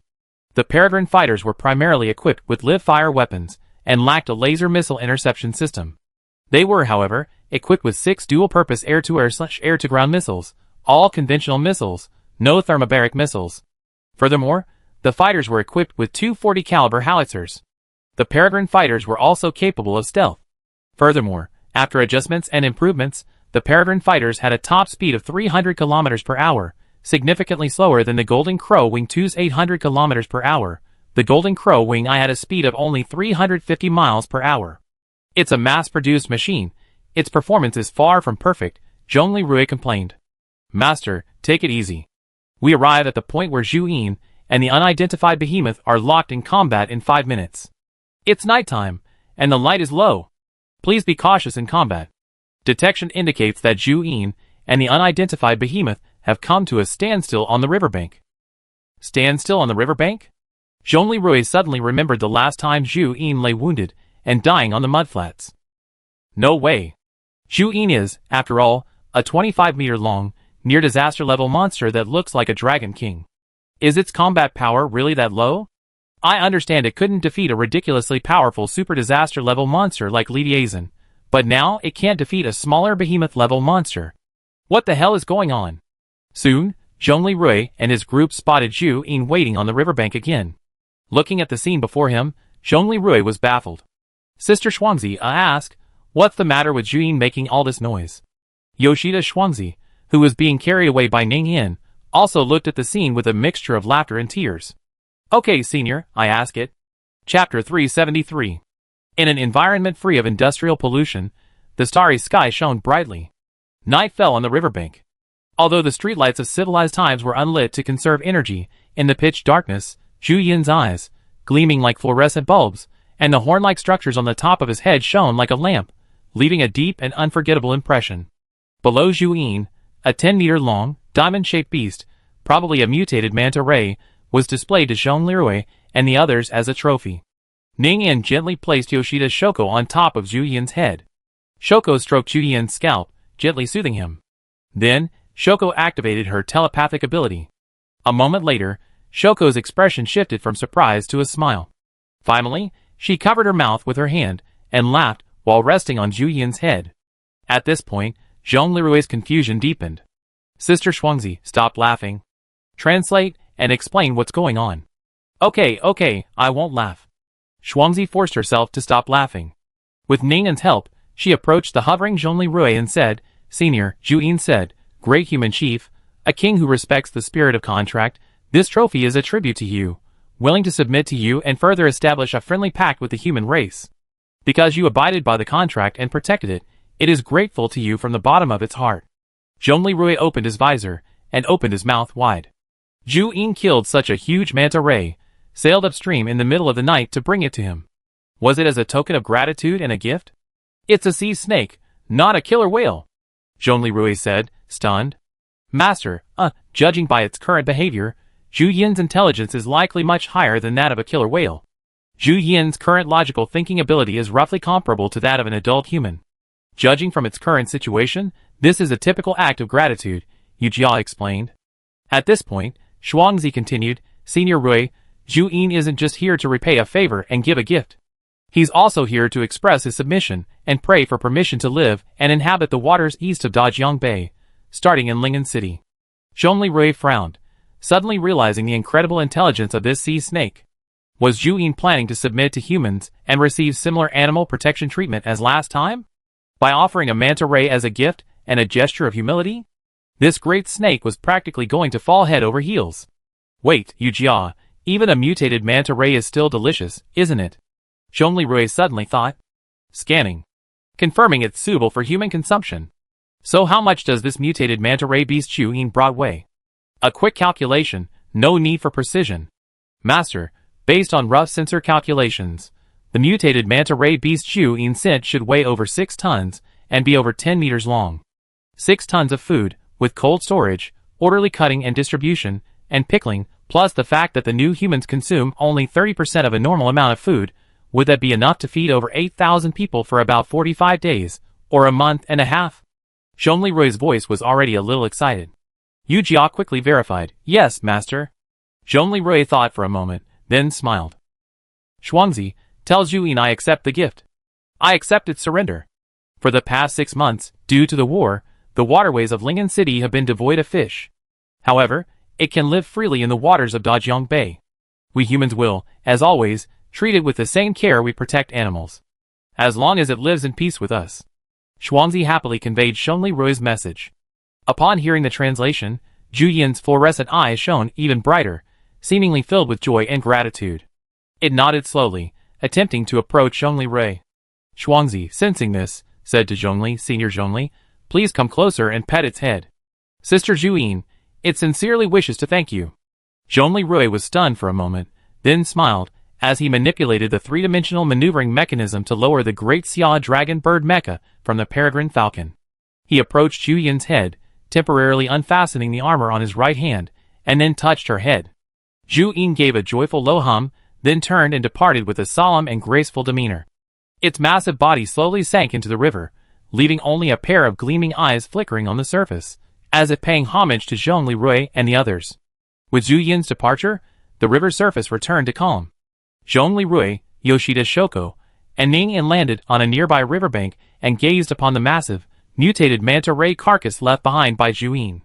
Ning Yin, looking at the enormous mutated manta ray, tilted her head and asked Zhongli Rui her favorite question, Brother Zhongli Rui, is this big fish delicious?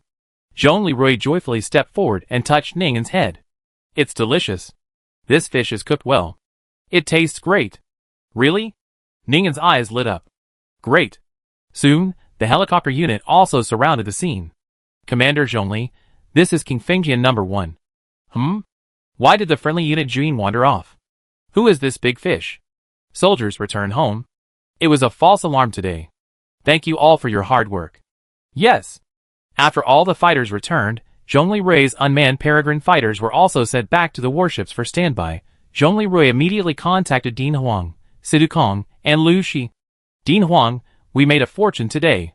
Commander Zhongli, what's the matter? Don't worry, everyone at Awakener University is already hidden in the underground bunkers. First, the alarm is all clear. Everyone can return in an orderly manner. Second, not only was it a false alarm today, but the 4 tribes along the river have secured their food rations for the next month and a half. What? This? Commander, are you kidding? Din Huang's voice was filled with disbelief. Director Huang, we defeated Lydia Sang and rescued Zhu Yin. Today, they brought us a gift. A 10-meter long, approximately 6-ton mutant manta ray. Director Huang, your Dr. Chow is a professional. Do you think this is enough to feed the primitive citizens of the 4 tribes along the river for a month and a half? Lu Shi was shocked. What? This monster Zhu Yin gave us 6 tons of food? Sidu Kong paused briefly and explained, well, Director Lu, there have been similar cases before. However, in those cases, Human scientists rescued Orcus, and the Orcus gave them small manta rays. It seems this Zhu Yin is also a highly intelligent monster. Chief of Staff, by the way, Zhu Yin's arrival today demonstrates his submission to us humans. From now on, he will live in the waters around Dajiang Bay, Zhong Lirui added. That's quite an IQ, and they understand the ways of the world, Situ Kong marveled. Hey! Interesting. If we told the two Taoist professors from the Jingyi Sect's Taoist department about this, they'd probably start to suspect Zhu Yin was the Dragon King about to ascend. 6 tons of food, just in time. I call Lao Chao and mobilize those key personnel capable of handling the awakened. Dean Huang couldn't conceal his delight. I call the SWAT team to get those chainsaws out of the warehouse from last time, Lu Shi replied with a smile. Don't worry, they've been disinfected long ago, no problem.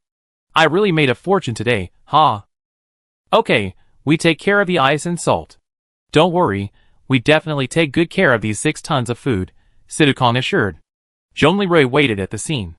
Soon, he saw a scene of various forces gathering to deal with the giant manta ray. At this moment, Murong Chafeng and Xinjia, the current leaders of the West District tribe, also arrived. Xin Yuchu and Xinjia gaped in amazement at the sight of a massive manta ray the size of a boat. Commander, this huge manta ray, where did it come from? Looking at Xinjia, who still wore the groom's flower on his chest, Zhong Lirui jokingly said, Xinjia, this is a wedding gift from Zhu Yin. Xinjia, eh? The bride, Xin Yuchu, smiled, covering her mouth as she watched Xinjia's adorable expression. She had already taken off her wedding dress, ready for battle. Oh, this fish was a gift from the Dragon King who couldn't defeat Livia San? Amao asked, half-jokingly. Indeed. Zhu Yangyang, also in his wedding tuxedo, arrived. Willian Tianzuan. A Taoist name suddenly echoed from behind. Zhong Lirui looked and saw it was Shi, a Taoist professor at Awakened University. Shi waved his whisk and saluted Zhong Lirui, Willian Tianzuan. Governor Zhongli, submit to the Dragon King through a contract and make him pay tribute to alleviate the starving people. Good, very good.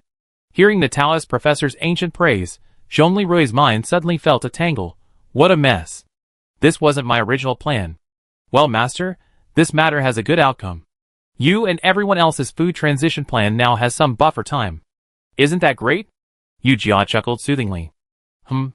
Makes sense. Zhong Lirui looked at his busy companions and shook his head in self-mockery.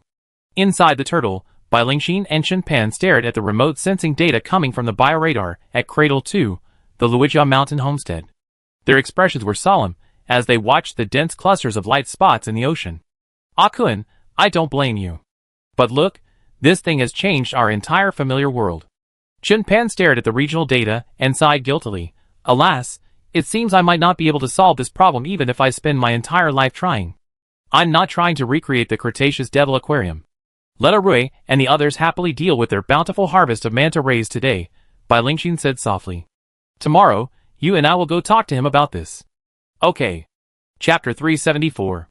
The next morning, the weather was clear and cloudless. After last night's harvest night, Zhong Lirui was in a good mood. Although the attack on Liviasang had left some sections of the river without a catch for 6 months, the 6-ton manta ray sent by Zhu Yin had solved the urgent needs of the 4 tribes along the river. He was already planning to contact Elena in Modu. Modu was once a trading and port city, and it boasted the only functioning shipyard in Dakian. He would have to consult her if he wanted to obtain a usable fishing boat for seagoing.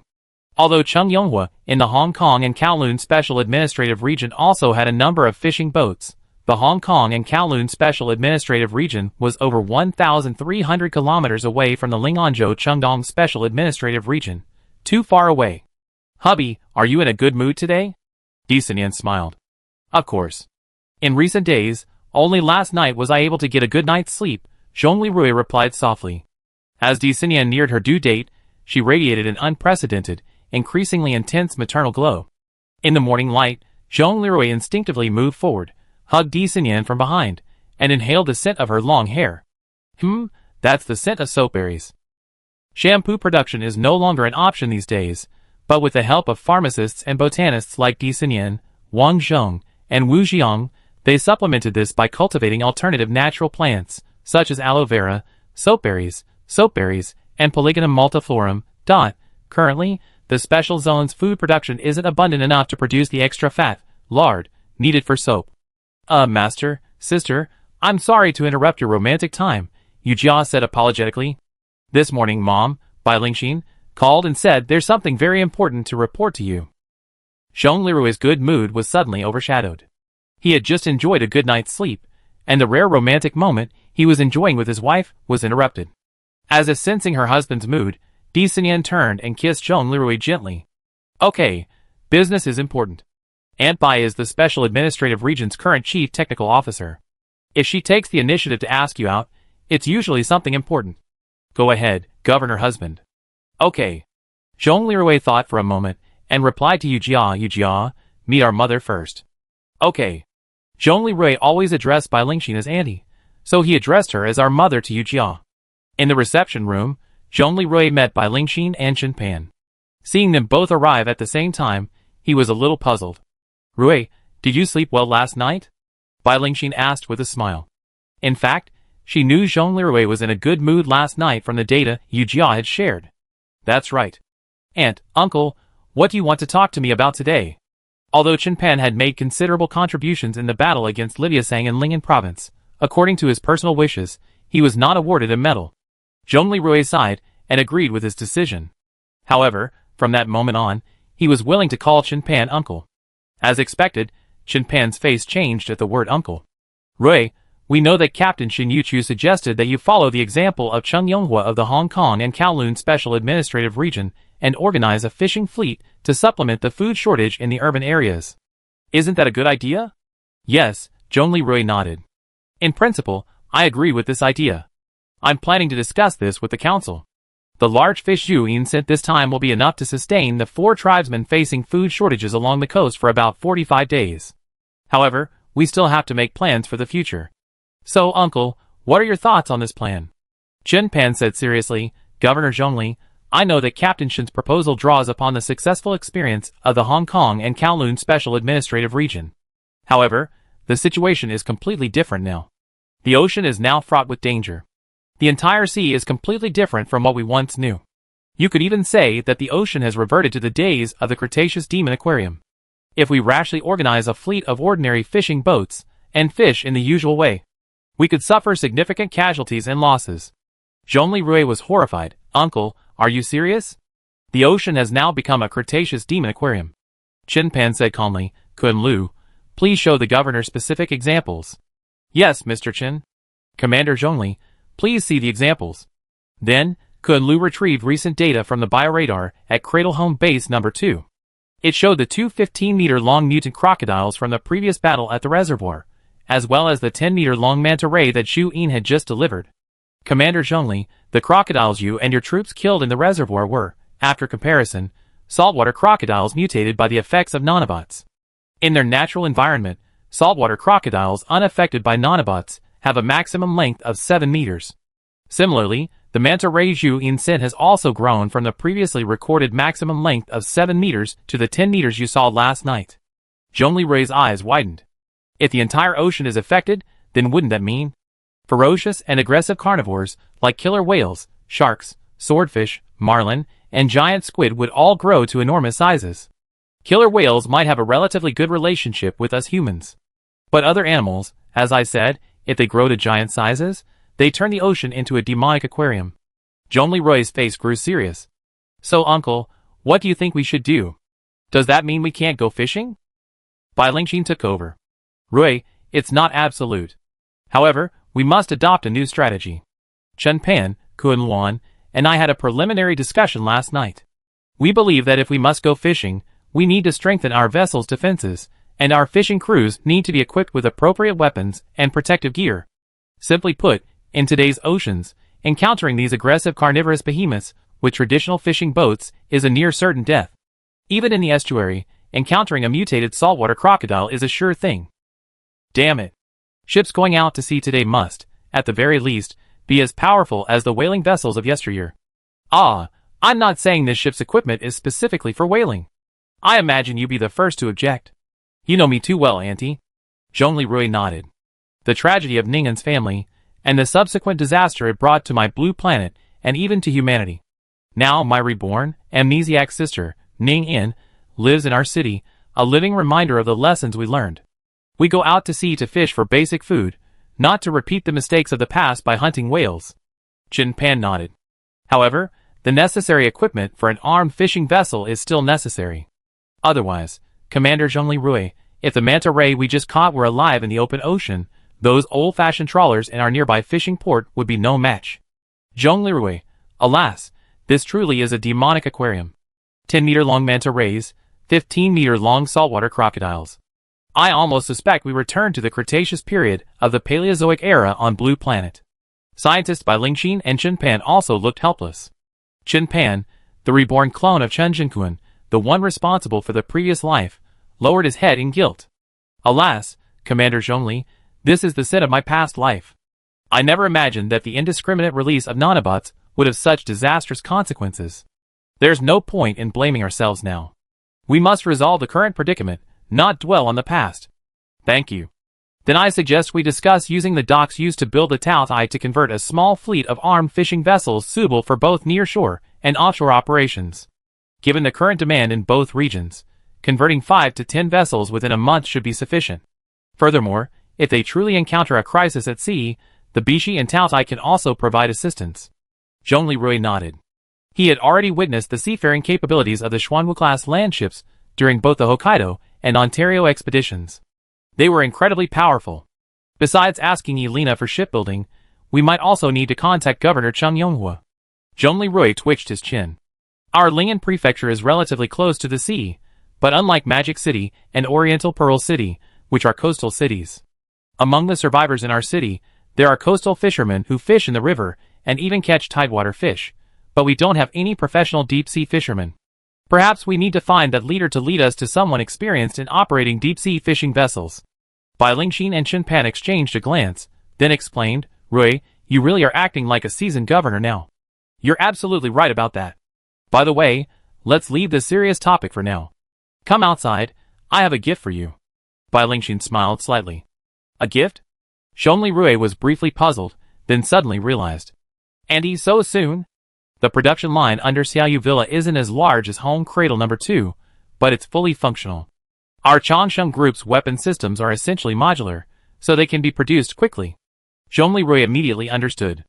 After donning the Great Xia Dragon Bird battle armor, he catapulted into the air from the courtyard of the governor's mansion, also known as the police station, and docked with a new stealth fighter.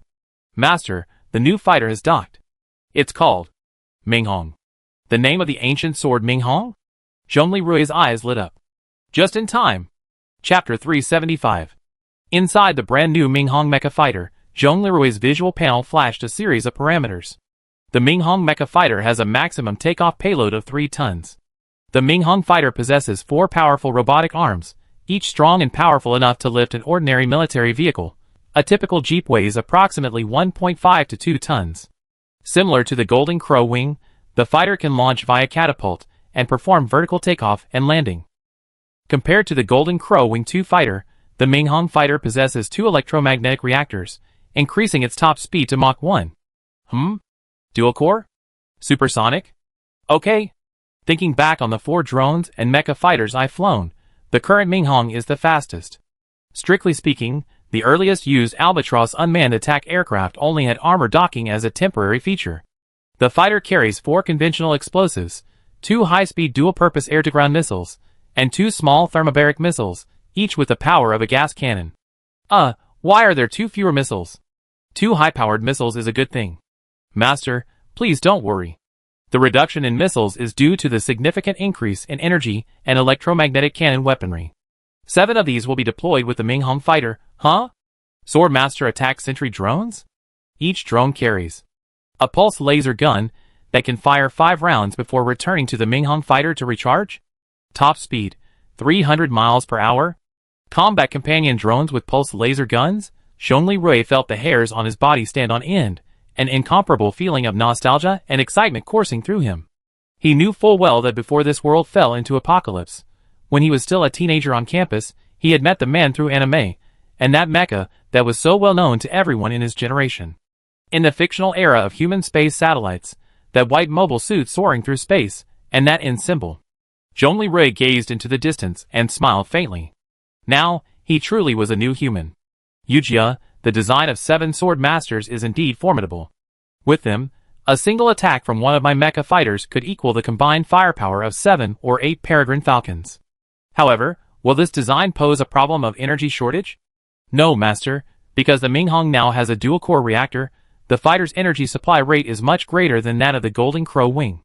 Very good, Zhongli Rui said with satisfaction. Also, Master, Minghong has consulted your combat data from the battle against Li Diasang. Considering the special combat requirements you may encounter with disaster-level monsters in the future, this fighter has been equipped with new main weapons and secret weapons. Oh! Tell me about it. The main weapon is an 88 caliber electromagnetic cannon. It fires at Mach 8.8 and has 10 rounds of ammunition. Oh! An 88 caliber electromagnetic cannon. That thing consumes a lot of power. Master, rest assured, the energy consumption of an 88 caliber electromagnetic cannon is far lower than that of an 183 caliber electromagnetic cannon. The consumption of the electromagnetic cannon. With the energy supply of Minghong's dual cores, you don't have to worry at all. Okay. By the way, let me introduce you to our secret weapon, our trump card. Yes. Master, next time you truly need to use a small-scale nuclear strike for tactical reasons, you no longer need to resort to fighter self-destruction. One of Minghong's dual nuclear reactors can, if necessary, be launched from the main electromagnetic cannon for a tactical nuclear strike. Zhongli Rui was speechless upon hearing this. This wasn't just it also incorporated the power of 02. If, and I mean if, you really need to launch one reactor for a strike, will the other reactor still be able to support the fighter's continued operations? Yes. However, if only one reactor is used, Master, please be mindful of energy consumption. In this state, the fighter will experience the low battery issue previously encountered with the Golden Crow Wing 2. I understand. The Minghong is now almost capable of single-handedly taking on disaster-level monsters, unlike the previous Golden Crow Wing 1 and 2, which were limited to containment and harassment, and primarily used for air defense and interception to protect large allied units. A very accurate assessment, Master. Excellent. Let's try supersonic speed. Zhongli Rui smiled, his eyes gleaming brightly. Yes, Master. Zhongli Rui flew the fighter over the city and turned eastward, toward Dajiang Bay. Let's go, Yujia. Let's fly together. Yes, Master. Following Zhongli Rui's command, the Minghong fighter suddenly accelerated, instantly breaking the sound barrier. The air above the city seemed to be ripped apart, leaving behind trails of white air. As the fighter flew at high speed, Zhongli Rui felt unprecedented stability and confidence. He glanced at the visual panel. All parameters appeared normal. The powerful power of the dual nuclear reactors gave the fighter plane seemingly limitless possibilities. Yujia, this feels amazing. Supersonic flight is like traveling through time. Zhongli Rui exclaimed excitedly. Unidentified fighter plane above, please respond. Unidentified fighter plane above, please respond. Soon, Zhongli Rui heard a transmission from his own radar unit. Sorry, it's me, Zhongli Rui, a little overconfident, quickly replied. General Zhongli, are you testing a new fighter plane? It's so fast, we almost thought it was an unknown enemy aircraft, a member of the radar unit said in a slightly surprised voice over the transmission. Zhongli Rui smiled and replied, Yes, I'm testing the performance of our new mecha fighter. It seems to be working very well. Log into our unit, codename, Minghong. Yes. Attention, General Zhongli, you have entered the airspace above Dajiang Bay. There is a severe convective low-pressure cyclone ahead today. Please fly with caution, the radar unit warned. Understood, I be careful, Zhongli Rui replied, his heart growing even more excited. He adjusted the fighter's attitude and began performing some difficult maneuvers to test its performance to its limits. The Minghong fighter darted swiftly through the air, each movement smooth and precise. Zhongli Rui felt the fighter's powerful power and maneuverability, his heart filled with anticipation for the future. At that moment, Zhongli Rui received a call. Commander Zhongli, emergency. What happened this time? Zhongli Rui grumbled, listening to Wang Gang's anxious tone. Could it be that Zhu Yin has provoked another enemy, or is he here to offer gifts again? Commander, neither. It's Governor Cheng Yonghua, asking for help from our Special Administrative Region. A fishing boat from the Hong Kong and Kowloon Special Administrative Region was fishing in the eastern waters, near the Ping Lagoon Islands in the Southeast Channel. However, while fishing, they were hit by a storm and attacked by a giant beast. The boat is now damaged and stranded on the beach of Pingdao, the main island of the Ping Lagoon Islands. It's said that in the nearby waters, a 25-meter-long sperm whale and a nearly 30-meter-long giant squid are still engaged in a battle. The giant squid was the one that damaged the boat. However, after running aground, the boat was surrounded by over 120 zombie fishermen on the island. Now, the crew is using the wreckage as a stronghold. The last radio contact was 30 minutes ago. Zhong Lirui, piloting his new fighter, suddenly felt powerless. He had previously discussed with Bai Lingxin and Chen Pan the possibility of rescuing the fishermen. Unexpectedly, this prophecy had come true. Master, according to historical data, sperm whales typically reach a maximum length of 18 meters, while giant squids typically reach a maximum length of 25 meters. It's clear that they grown enormously due to the influence of nanobots and the A virus. Alas, my aunt and the others didn't seem to believe what they said before, but now I believe it. In this era, the ocean has become an extremely dangerous place. Wang Gang continued, Sir, Governor Chung has a special request. I ask you to bring his daughter, who was on the fishing boat, home safely. Zhong Lirui's eyes widened in disbelief. His daughter? How did she get on a fishing boat? Sir, I asked Governor Chung this question as well. He said that since you remotely transformed her back into an awakened being, she's witnessed your heroic efforts in defending her home city. Later, at Governor Chung Yonghua's request, her master, Master Jing Xian, also known as Captain Shen Yuchu, activated her abilities. Restored the memories and sanity of approximately 7,000 citizens. After witnessing this, Governor Cheng's daughter, Cheng Ying, felt that her second life should serve the people, just like you. She had grown up at the docks, and after recovering, she discovered that her body was much stronger than that of an average man. So, the child joined her uncles and aunts at sea. Secondly, after Governor Chung restored some of the citizens, he faced food shortages. She explained that she was the governor's daughter, and the daughter of the chief of the tribunal, and she wanted to do her part for the people. Now that she was awakened, even Governor Chung, a mere ordinary person, couldn't stop her. So, the child boarded the ship. This child. Oh, I understand. Wang Gang, load the rescue helicopter onto the Beishi. In 1 hour, the Beishi will depart for Pingdao to rescue the stranded fishermen from the Hong Kong and Kowloon Special Administrative Region. Zhong Lirui ordered decisively. Yes, sir. 45 minutes later, at home, on the balcony. Sinyan, I have to go rescue those fishermen. Sorry, I won't be back for dinner. Zhong Lirui said goodbye to Di Sinyan with an apologetic look on his face. Di Sinyan stepped forward tenderly and kissed her goodbye. Go ahead. Be safe and come back soon.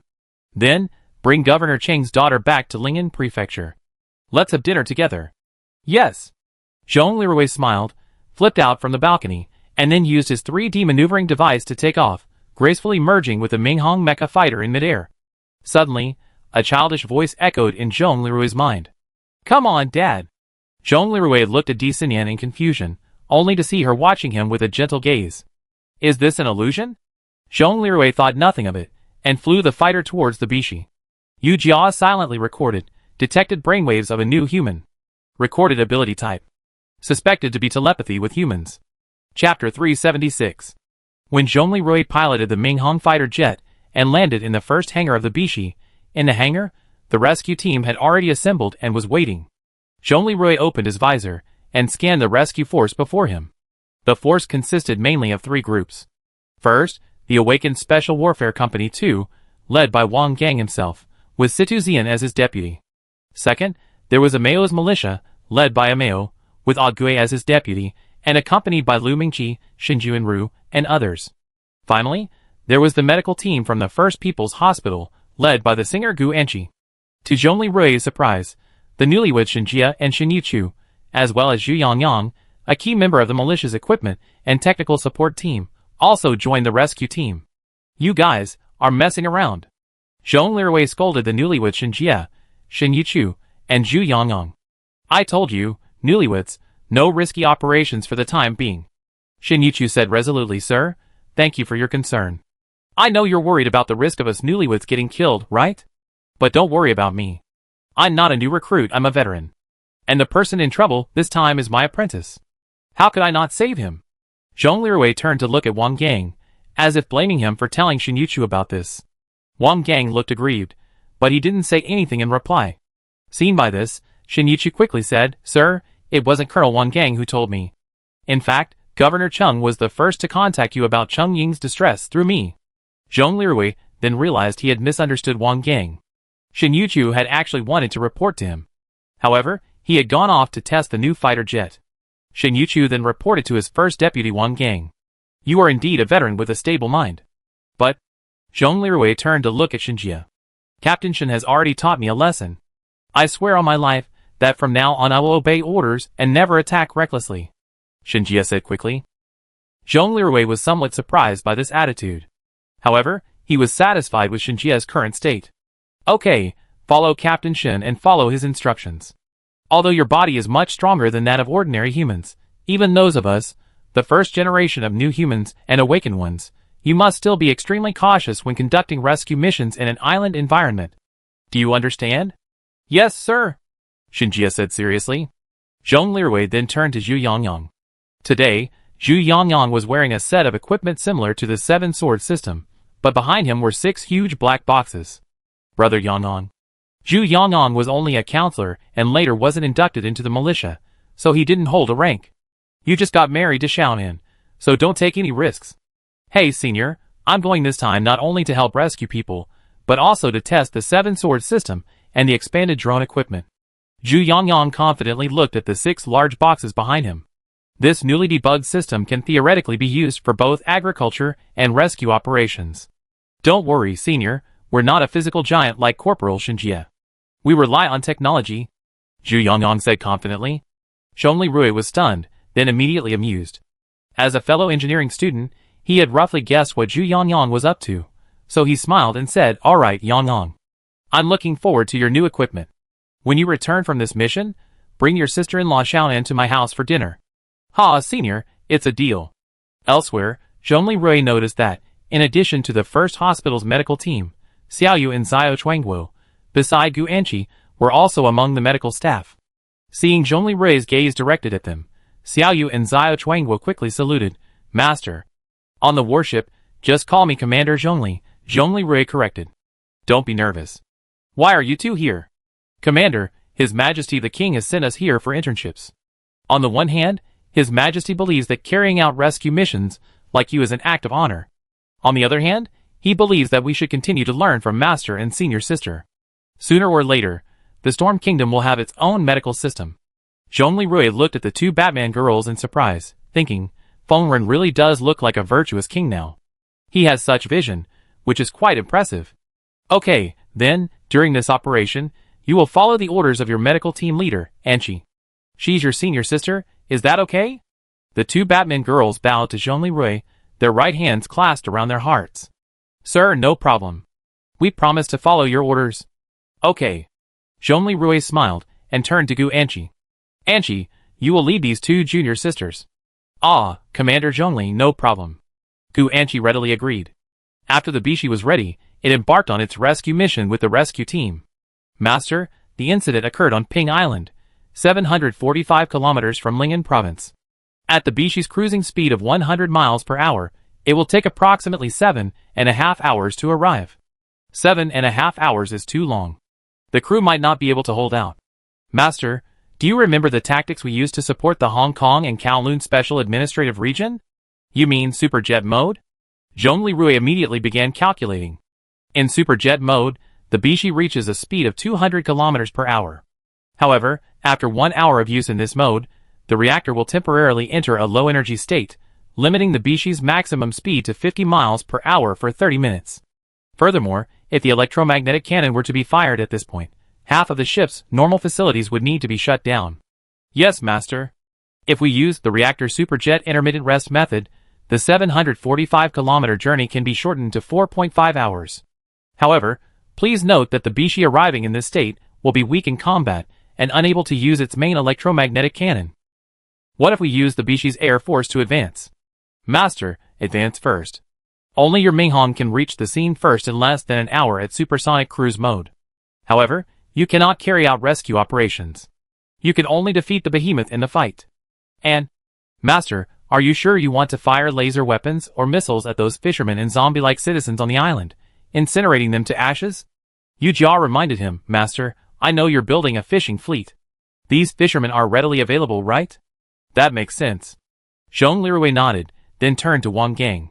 Captain Wang Gang, Since there are still zombie-like fishermen on the island, we must rush there as quickly as possible. We must rescue both the Hong Kong and Kowloon SAR fishermen trapped on the fishing boats, and the zombie-like fishermen surrounding them. Wang Gang thought for a moment. Sir, I know you want to do your best.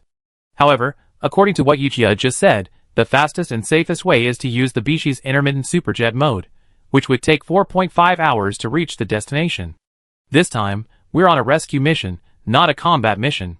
We can rely on Captain Shin, Medical Captain Anchi, and the singer Xiaoyu and Xiao Chuangguo from the Storm Nation Guard.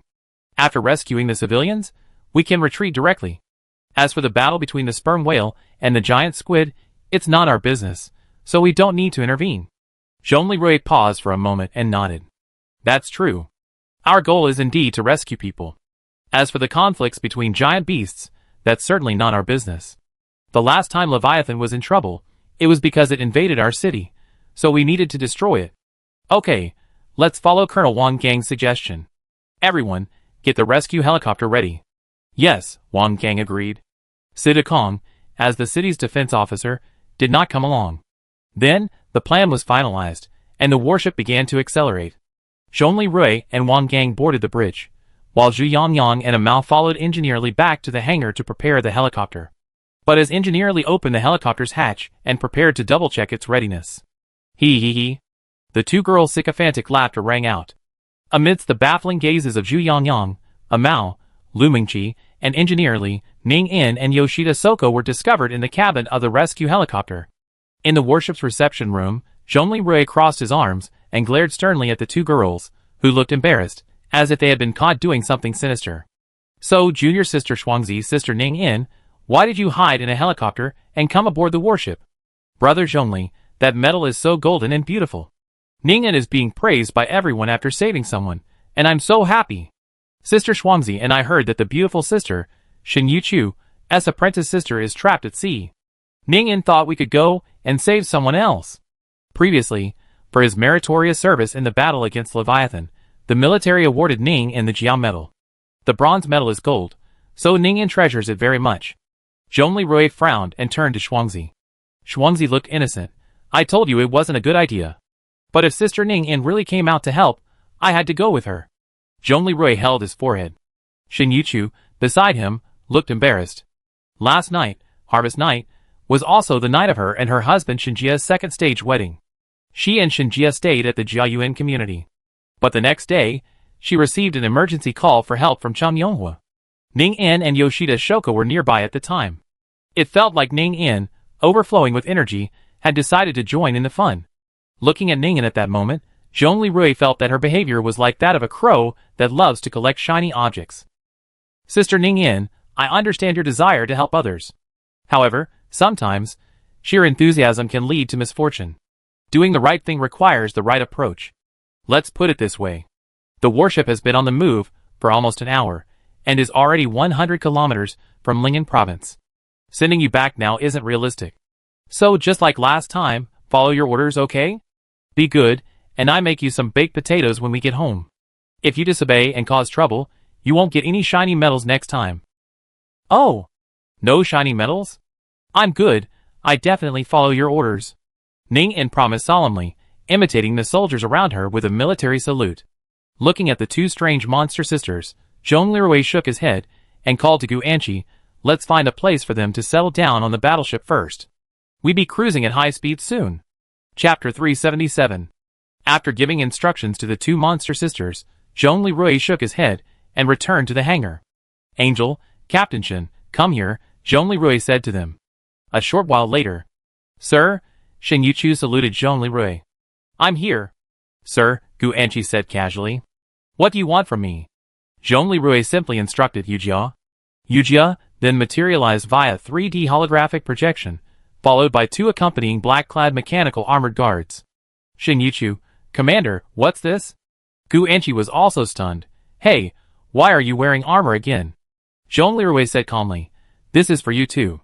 After all, you two aren't like those Batmen like Xiaoyu and Xiao Chuanghua, who can fly on your own. Commander, Shin Yuchu said confidently, I'm confident, and don't need any extra protection. Commander Arui. We're here to rescue people today, right? Not to fight the Hellhounds, right? Gu Anqi was a little resistant to this overprotection. She personally preferred the red and white armor of the royal guards to the black mechanical dark guard armor. She had a lingering feeling about the black mechanical dark guard armor. She had been kidnapped by that very armored robot. She now knew intellectually that the Changsheng group had surrendered, and that it was led by the highly respected Ms. Bai Lingxin, making them allies. Furthermore, she was Xi Yao's mother, and technically Arui's adoptive mother. But emotionally, she still cared. Zhong Lirui insisted, this is necessary protection for the singer. Remember when we went to Shio last time? Your master and Governor Yelena were also equipped in this way. Well, it's true that Captain Shin is incredibly powerful. But in Qi, you don't know how to fight at all, and even with the new humanoids, your physical fitness isn't much better. Gu Anqi looked unconvinced. Captain Arui, how dare you say that to me? Humph! Zhong Lirui, however, said with disdain, remember that day before the apocalypse? Who saved you from the wheel of a time-traveling car? With your athletic ability, how can you compare to your Shizi? Gu Anqi facepalmed. I remember that day before the apocalypse. I had just started my live streaming career. And then, I was almost hit while crossing the street and sent back through time. If it weren't for Arui saving me, I'd be cremated like Celia by now. I know. I put it on, Gu Anqi reluctantly agreed. I was wrong about what happened that day. I got you hit by a car and sent you to the hospital. Zhong Lirui chuckled. All right, Shi Ling Anzhou's biggest star. Speaking of which, I don't blame you for that. If you hadn't gotten me hit by a car and sent me to the hospital, how could I have saved Sun Yan and you? How could we have survived and found our true loves? Anqi, it's not easy for us to get to this point today. Just don't worry about it. I'm being nosy. I always hope everyone returns safely.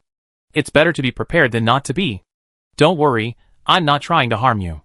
This mass-produced armor has firepower equal to that of an entire militia squad, or even stronger.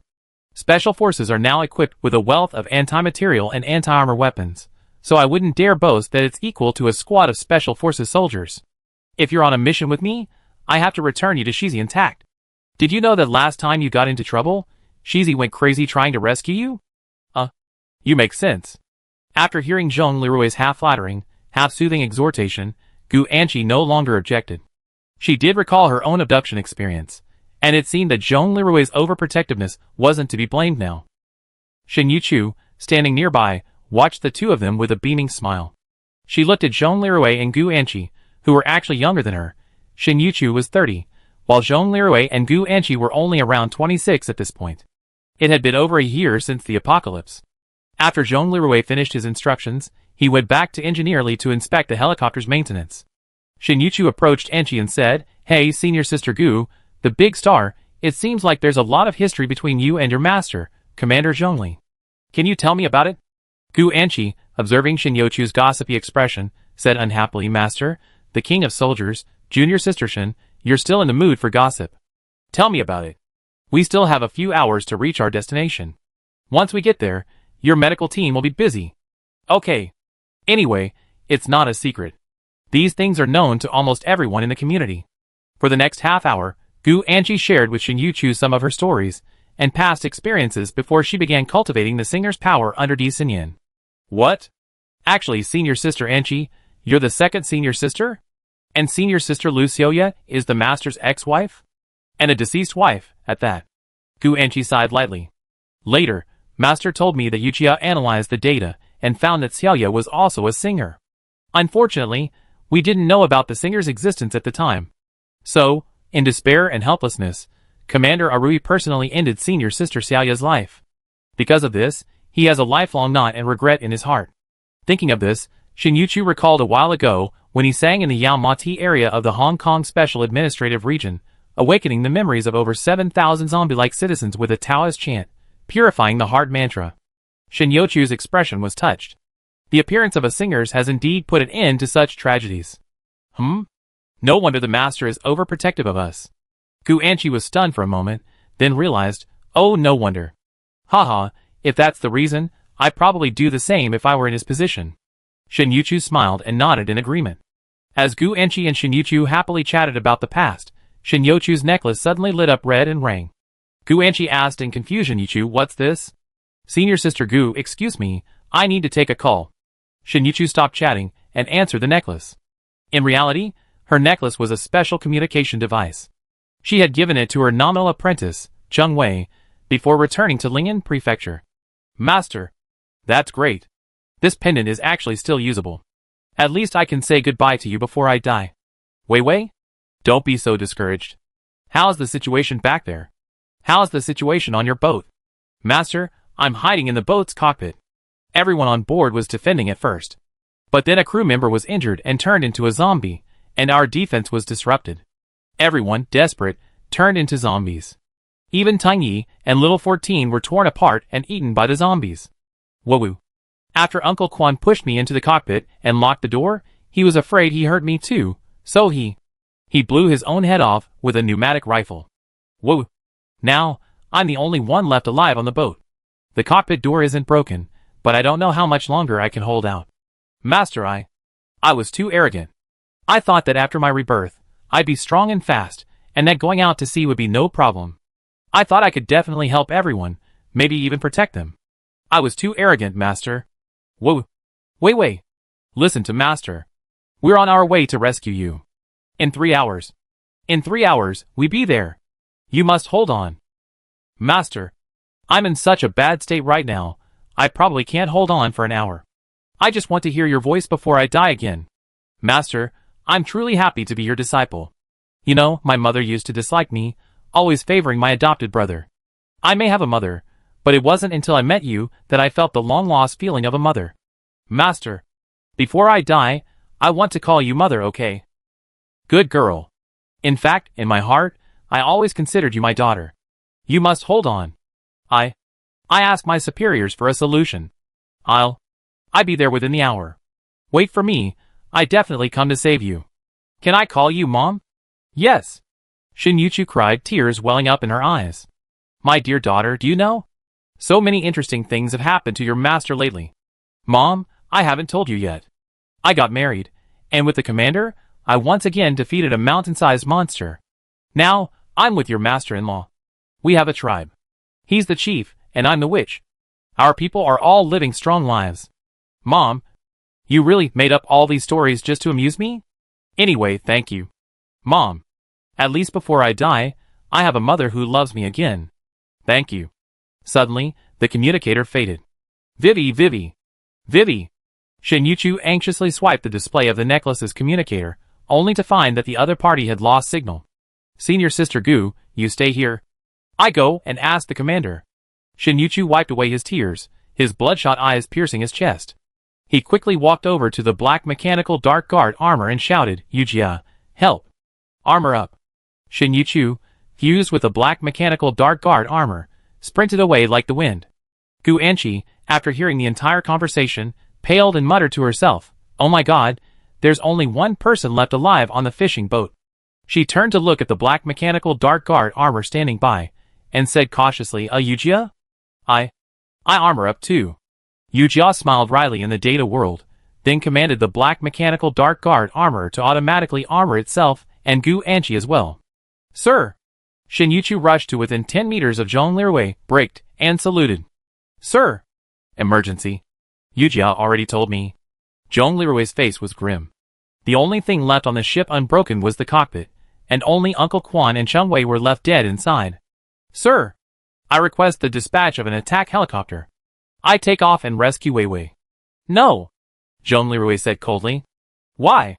Shin Yuchu's voice rose noticeably, but then he realized his mistake and whispered an apology.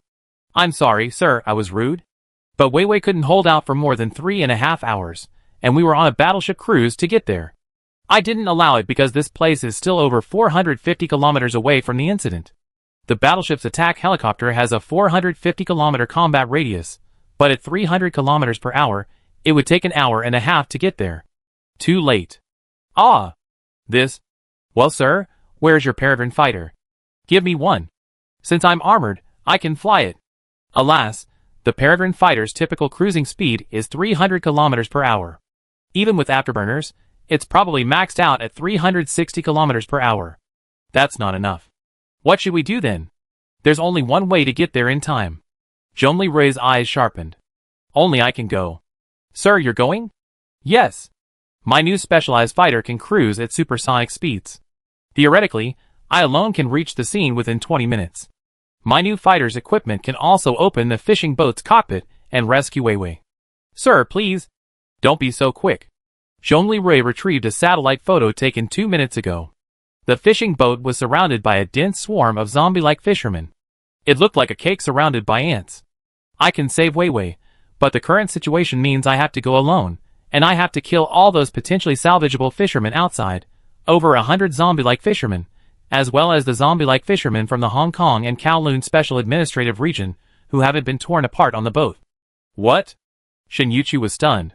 Sir, to save Wei Wei, you have to kill those who could have been saved? Zhongli Rui looked Shen Yuqiu in the eye and spoke word by word. I'm not you. I'm not the singer.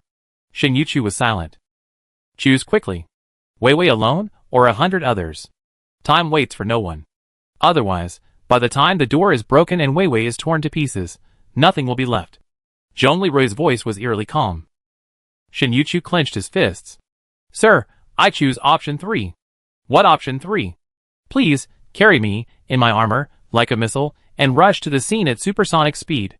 I use the power of the singer to redeem those people. Shen Yuqiu's eyes were filled with uncanny determination. Zhongli Rui, shock. Chapter 378. Upon hearing Shen Yuqiu's choice, Zhongli Rui refused to agree. Instead, he turned to Yu Jia and asked Yu Jia, come out. I'm asking you, can the mass-produced black mechanical dark guard armor withstand the plan Captain Shen just proposed? Master, your great Xia Dragon Bird armor is fine. But mass-produced armor is only designed for speeds similar to a helicopter's high-speed cruise, which is 360 km per hour. At faster speeds, the armor's user has a 20% chance of suffering barotrauma and internal shock injuries. Zhongli Rui then stared into Shen Yuqiu's eyes again. Captain Shen, you were once a top-tier Special Forces soldier, correct? Yes, sir. Have you ever flown a supersonic jet fighter? No, the fastest fighter I ever flown is an attack helicopter. Special Forces soldiers typically only receive basic training in small propeller planes or helicopters, used for emergency evacuations. This is likely a mistranslation of separation or infiltration missions. Top-tier Special Forces might operate light fixed-wing aircraft, but not complex equipment like jet fighters. The term King of Soldiers generally refers to top-tier Special Forces soldiers. So, don't assume a King of Soldiers necessarily flies a jet fighter. Battleship Super AI Yu Jia has clearly stated that your mass-produced armor cannot fully protect you at supersonic speeds. If I were to carry you like a missile, cruising at supersonic speed to rescue Wei Wei, you'd likely be dead by the time I arrived. So your plan is rejected. You better make the honest choice, time waits for no one. Sir, Yu Jia just mentioned a 20% chance of injury. I'm completely fine with that. In fact, we Special Forces soldiers have studied history. During World War II, our predecessors, the paratroopers, suffered a 50% casualty rate while performing tactical missions. Sir, a 20% risk is acceptable to me. Nonsense. Yuqiu? You just married your lover Shen Jie. Think about your family. Zhongli Rui's voice suddenly rose. Shen Yuqiu took a deep breath. Commander, I was once a mother. Do you know why I retired? Because my ex-husband killed my child. You just heard it through the surveillance armor. My foolish apprentice, that heartbreakingly kind child, her dying wish was to call me Mom. I want to save her. Commander, you can understand this feeling now, right? You're about to be a father too. I'm willing to go through fire and water for my child. I think Ajay would support me if he knew. Zhongli Rui stared at Shen Yuqiu in amazement. Shen Yuqiu's eyes were now as firm as a rock. Looking at Shen Yuqiu's expression at that moment, Zhongli Rui suddenly recalled the moment when he, Lu Shi, and Lu Yuan broke through the defenses and advanced a mile to rescue Lu Xiaoya. Sir, I made up my mind. Please, my daughter can't wait. Shen Yuqiu pleaded hoarsely again. Zhongli Rui closed his eyes, took a deep breath, and opened them again. Yu Jia, if the new generation of humans had an intact head, wouldn't they be dead even if they bled from all 7 orifices? Yes, Master. My mother was assassinated by White Rose agents using explosives before her main consciousness migrated to this cloned, reborn body. All that's left is her head, and she wasn't completely dead. She wasn't even dead yet, even with only her head. Okay, I get it. After we depart, drive the battleship and catch up at full speed. Activate the life support system as a backup. If Captain Shen doesn't survive, use that system when you return. Yes. After communicating with Yu Jia through his thoughts, Zhongli Rui looked back at Shen Yuqiu. Finally, his expression softened. Plan 3, adopted. I give you 5 minutes to contact Corporal Shinjie. Afterward, we depart immediately. Yes, Shin Yuchu said happily, then immediately grabbed the radio to contact Shinjie. Shin Yuchu quickly conveyed the upcoming action plan to Shinjie, his voice filled with unquestionable determination. Shinjie was silent for a moment on the other end of the radio, finally uttering only a soft "Yuchu, be careful. I wait for you and your daughter to return." These simple words contained a wealth of emotion and worry, yet also a profound expression of trust and support for Shin Yuchu. Shin Yuchu nodded, and after hanging up the radio, she quickly gathered her equipment, her eyes gleaming with determination and resolve. She knew this journey might be a life-or-death ordeal, but for the child who called her mom, she was willing to give it all. Zhong Lirui silently observed Shin Yuchu's every move, feeling a mixture of emotions. He took a deep breath and transformed into the great Xia Dragon Bird armor. 5 minutes later, Zhong Lirui's Minghong fighter was ready. The Minghong's 4 mechanical arms, their joints securely locked, carried Shin Yuchu's black mechanical dark guard armor on its belly, looking like a black missile. "Captain Shin, are you ready?" "Sir, saving lives is paramount." "Don't worry, I'm fine." After the elevator lifted the Minghong fighter onto the deck, it took off vertically, turned, and headed southeast toward the sea. Zhong Lirui watched the fighter's increasing speed, while keeping an eye on Shin Yuchu's condition. "Yujia, what are Captain Shin's vital signs?" "Overall stable. The black mechanical guard's vibration is currently slightly greater than designed, but still within an acceptable range." "Okay, let's break the sound barrier now." With Zhong Lirui's command, the Minghong fighter suddenly accelerated, instantly breaking the sound barrier. The intense airflow impacted Shin Yuchu's black mechanical guard armor, creating a buzzing sound. Shin Yuchu closed her eyes tightly, her whole body tense, feeling the unprecedented speed and pressure, but she had only one thought in her mind: "I must save that child." The fighter's speed continued to increase, and Shin Yuchu could feel the armor vibrating in the high-speed airflow, but she tried to regulate her breathing and remain calm. She knew that at this moment, she was not only her own life, but also the child's only hope. Zhong Lirui closely monitored the fighter's various data points, while also keeping a close eye on Shin Yuchu's condition. He silently prayed that Shin Yuchu would survive this ordeal. Although, according to the planned flight schedule, Zhong Lirui and Shin Yuchu would only be able to fly at supersonic speed for about 20 minutes. But Zhong Lirui felt those 20 minutes were incredibly long. At the 20th minute, the Minghong fighter finally arrived at the location of the stranded ship. Zhong Lirui then slowed the fighter and flew to within 50 meters of the fishing boat. At the accident site, a fierce wind raged, and huge waves crashed against the shore. The sky was dotted with discontinuous layers of clouds. Although some had broken apart, they appeared unusually dark. Beneath these clouds, lightning flashed continuously, and torrential rain poured down. However, sunlight occasionally penetrated through the gaps between the clouds, shining onto the mysterious sea. Amidst this bizarre environment, a 10-meter-high wall of water suddenly exploded from the sea 300 meters away, and the massive body of a sperm whale burst forth from the waves. Its massive fangs were now biting into the torso of a mutated giant squid. The squid, in turn, used its python-like tentacles to tightly grip the whale. Sunlight streaming through the cloud shone a metallic luster on the squid's dark red skin. Each tentacle was stretched to its limit, blue blood seeping from the edges of its suction cups. With a deafening snort, the whale suddenly arched its body and slammed into the sea, sending a vast, ink-like black mist rising from the waves. The battle between the two behemoths seemed endless. Meanwhile, from a fighter plane, a fishing boat stranded on the shore was surrounded by approximately 100 zombies. These zombies were densely packed, constantly thrashing around the boat, attempting to scale it. They let out a series of deep roars. "The end of the world." Zhong Lirui sighed. "Captain." Shin Yuchu swallowed the rusty smell in the air and asked anxiously, "Is Weiwei still alive? Have we caught up?" Shin Yuchu, pinned to the belly of the aircraft, naturally saw firsthand the stranded fishing boat surrounded by zombies. "Yujia?" Zhong Lirui inquired. "Scan completed. Master, Cheng Wei is still alive. The cockpit door is deformed but not broken. Furthermore, the scan revealed no ordinary humans at the scene. Aside from Cheng Wei, all others have been transformed into lost zombies. Furthermore, 2 personnel were torn to pieces, and 1 committed suicide by dismembering their heads. Furthermore, Captain Shin Yuchu, the singer, currently suffers stomach injuries and some internal organ damage. He is temporarily unable to fight." "Captain Shin, you're injured," Zhong Lirui said anxiously. "Captain, huh? I'm fine. Weiwei, Is she still alive? Wei Wei is still alive. But in your current state, can you still sing and activate the power of the singer? Captain, I can. Master, Captain Shin is injured now. Once you activate the power of the singer, the blood and qi will surge, and it will worsen the injury. Before Zhong Lirui could object, Shin Yuchu took the initiative and said, Captain, we're all here. Wei Wei is still alive. If I activate my power, the over 100 people down there, including Wei Wei, can survive. I'm injured, so what? Commander, 20 years ago, when the Yangtze River flooded, my predecessors sacrificed their flesh and blood to build a dam and repair the breach. Commander, give the order. Yujia, as long as your head is fine, you're not going to die, right? Zhong Lirui gritted his teeth and confirmed with Yujia again. Yes. Prepare the propaganda equipment for Captain Shin Yuchu. Full power.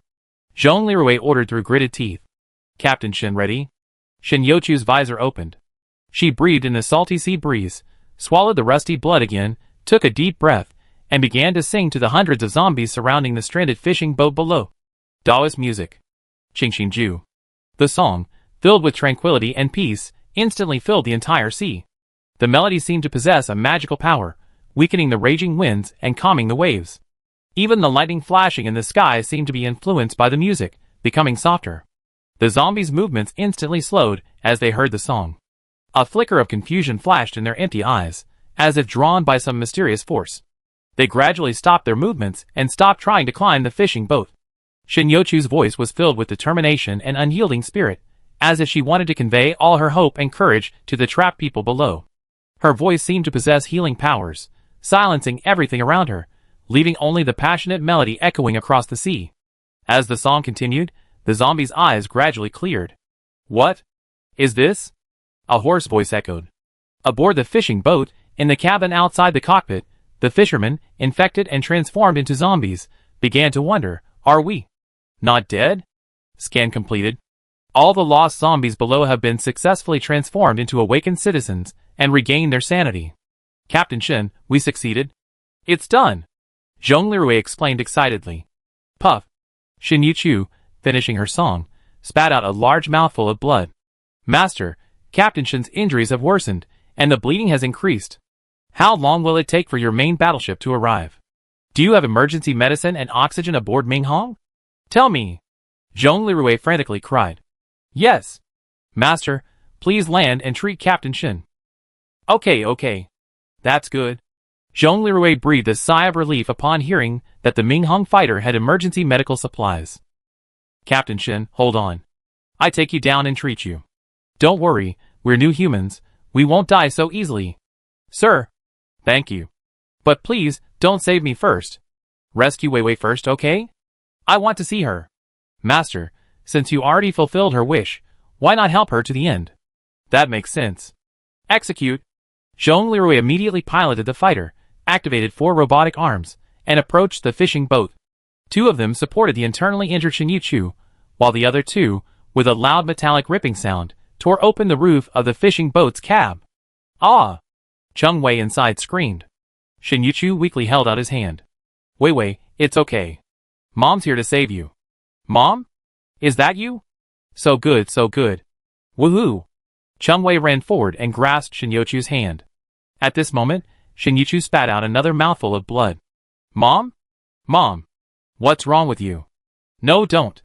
Out on the sea, all the nearby awakened citizens stared in stunned silence at the fishing boat, mesmerized by the black and gold fighter jets hovering and tearing through it. Only Cheng Wei's screams echoed across the seashore.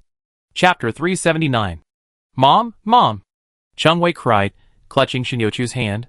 Shin Yuchu was too weak to speak. Cheng Wei, be quiet. Zhong Lirui said to Cheng Wei through the fighter's voice system, grabbing her with a robotic arm. Captain, what are you doing? Cheng Wei asked, puzzled. Don't worry, your mother has a new human physique, even stronger than your awakened one. She won't die from this injury. Now, I'm going to take off and get you and your mother to shore. This wreck isn't suitable for emergency treatment. Cooperate, understand? Cheng Wei paused for a moment, then nodded obediently. After Zhong Lirui grabbed Shin Yuchu and Cheng Wei, he addressed the newly conscious awakened below. To all who have regained consciousness. Please do not panic. I am Major General Zhong Lirui, Governor of Ling'an Prefecture, the 18th War Zone of the New Dacian Army.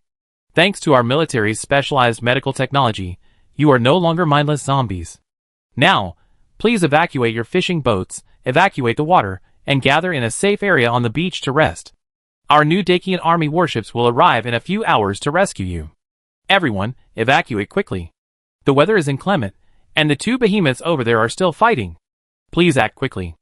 Our military will ensure that no one who can be saved is left behind. Oh! Finally, someone from the military came to rescue us. Oh my God, over there that's... Many awakened citizens also witnessed the two enormous beasts, a mutated sperm whale and a mutated giant squid engaged in a relentless battle. The military is right. Everyone, run to shore. Instantly, the awakened citizens, still clumsy, began to evacuate tremblingly. Zhong Lirui, feeling somewhat reassured by the people below's advice, quickly and steadily launched his fighter jet into the air. Cheng Wei, held captive in the mechanical arms of the Minghong fighter jet, glanced at the fighter jet with a flickering gaze. Is he Governor Zhongli, the hero who saved Oriental Pearl City and defeated the giant monster Ning Yin? Zhong Lirui then activated the fighter jet and carefully and steadily placed Shen Yuchu and Cheng Wei beside a large rock on the shore. He then brought the fighter jet vertically down onto a large stretch of beach and separated the armor from the aircraft. As Cheng Wei, supporting the frail Shen Yuchu, watched Zhong Lirui, clad in a gleaming gold and black mechanical armor, clutching a first aid kit with a red cross emblem, approach the two. Yujia, everyone remove your armor. Great Xia Dragon Bird armor, alert. Is Black 3's armor still functional? Master, Black 3's armor is still functional. Then, after removing your armor, Black 3 will serve as my assistant. Yes. With the command, Zhong Lirui emerged from the armor. After Shen Yuchu emerged from the armor, the blood she had vomited earlier was visible, staining her chest and abdomen red. Mom. Cheng Wei panicked again. Child, move aside. I need first aid. Oh, Zhongli. Mr. Governor, how can I help? Please calm down. I give your mother and four first. Then, please help her remove her clothes. Oh. Why? Cheng Wei was stunned. Zhong Lirui calmly pulled a tinfoil-made thermal blanket from the first aid kit and tossed it to Cheng Wei. While the new humans won't die from this, I don't want my men to suffer anymore. See her clothes? Blood-stained clothing significantly reduces their thermal insulation. Besides, what's the weather like today? Later, help Captain Shen clean up, then wrap her in this thermal blanket. It's reliable, and will keep her warm. We watch here until the warships arrive. Any other questions? Cheng Wei, stunned by Zhong Lirui's decisiveness, couldn't help but reply, yes, sir. Okay, let's begin. Master, why are you removing Captain Shen's clothes? Have you watched too many Hong Kong dramas where beautiful women always have to remove their clothes to heal their wounds? Yujia teased. Yujia, what are you thinking about? Besides, I'm not looking. I have Wei Wei do it later, not me. And while Captain Shen is nominally my wife's apprentice, and my current rank is higher, she's not like me, a parachuted-in recruit. She's a true military academy graduate and a seasoned veteran. I admire her greatly, Zhong Lirui replied in his mind. Ah, so, Master, you consider Captain Shen, this beautiful woman, a comrade, but not a woman? Yujia, you don't want me to treat her like a woman, do you? Zhong Lirui asked teasingly. Yes, I really don't want you to admire Captain Shen as a woman. Haha, okay. Yujia readily admitted. Very good. I like your bold and resolute personality, Zhong Lirui praised. In the data world, Yujia was stunned for 100% of a second. Then, she tested, monitoring the master's emotions.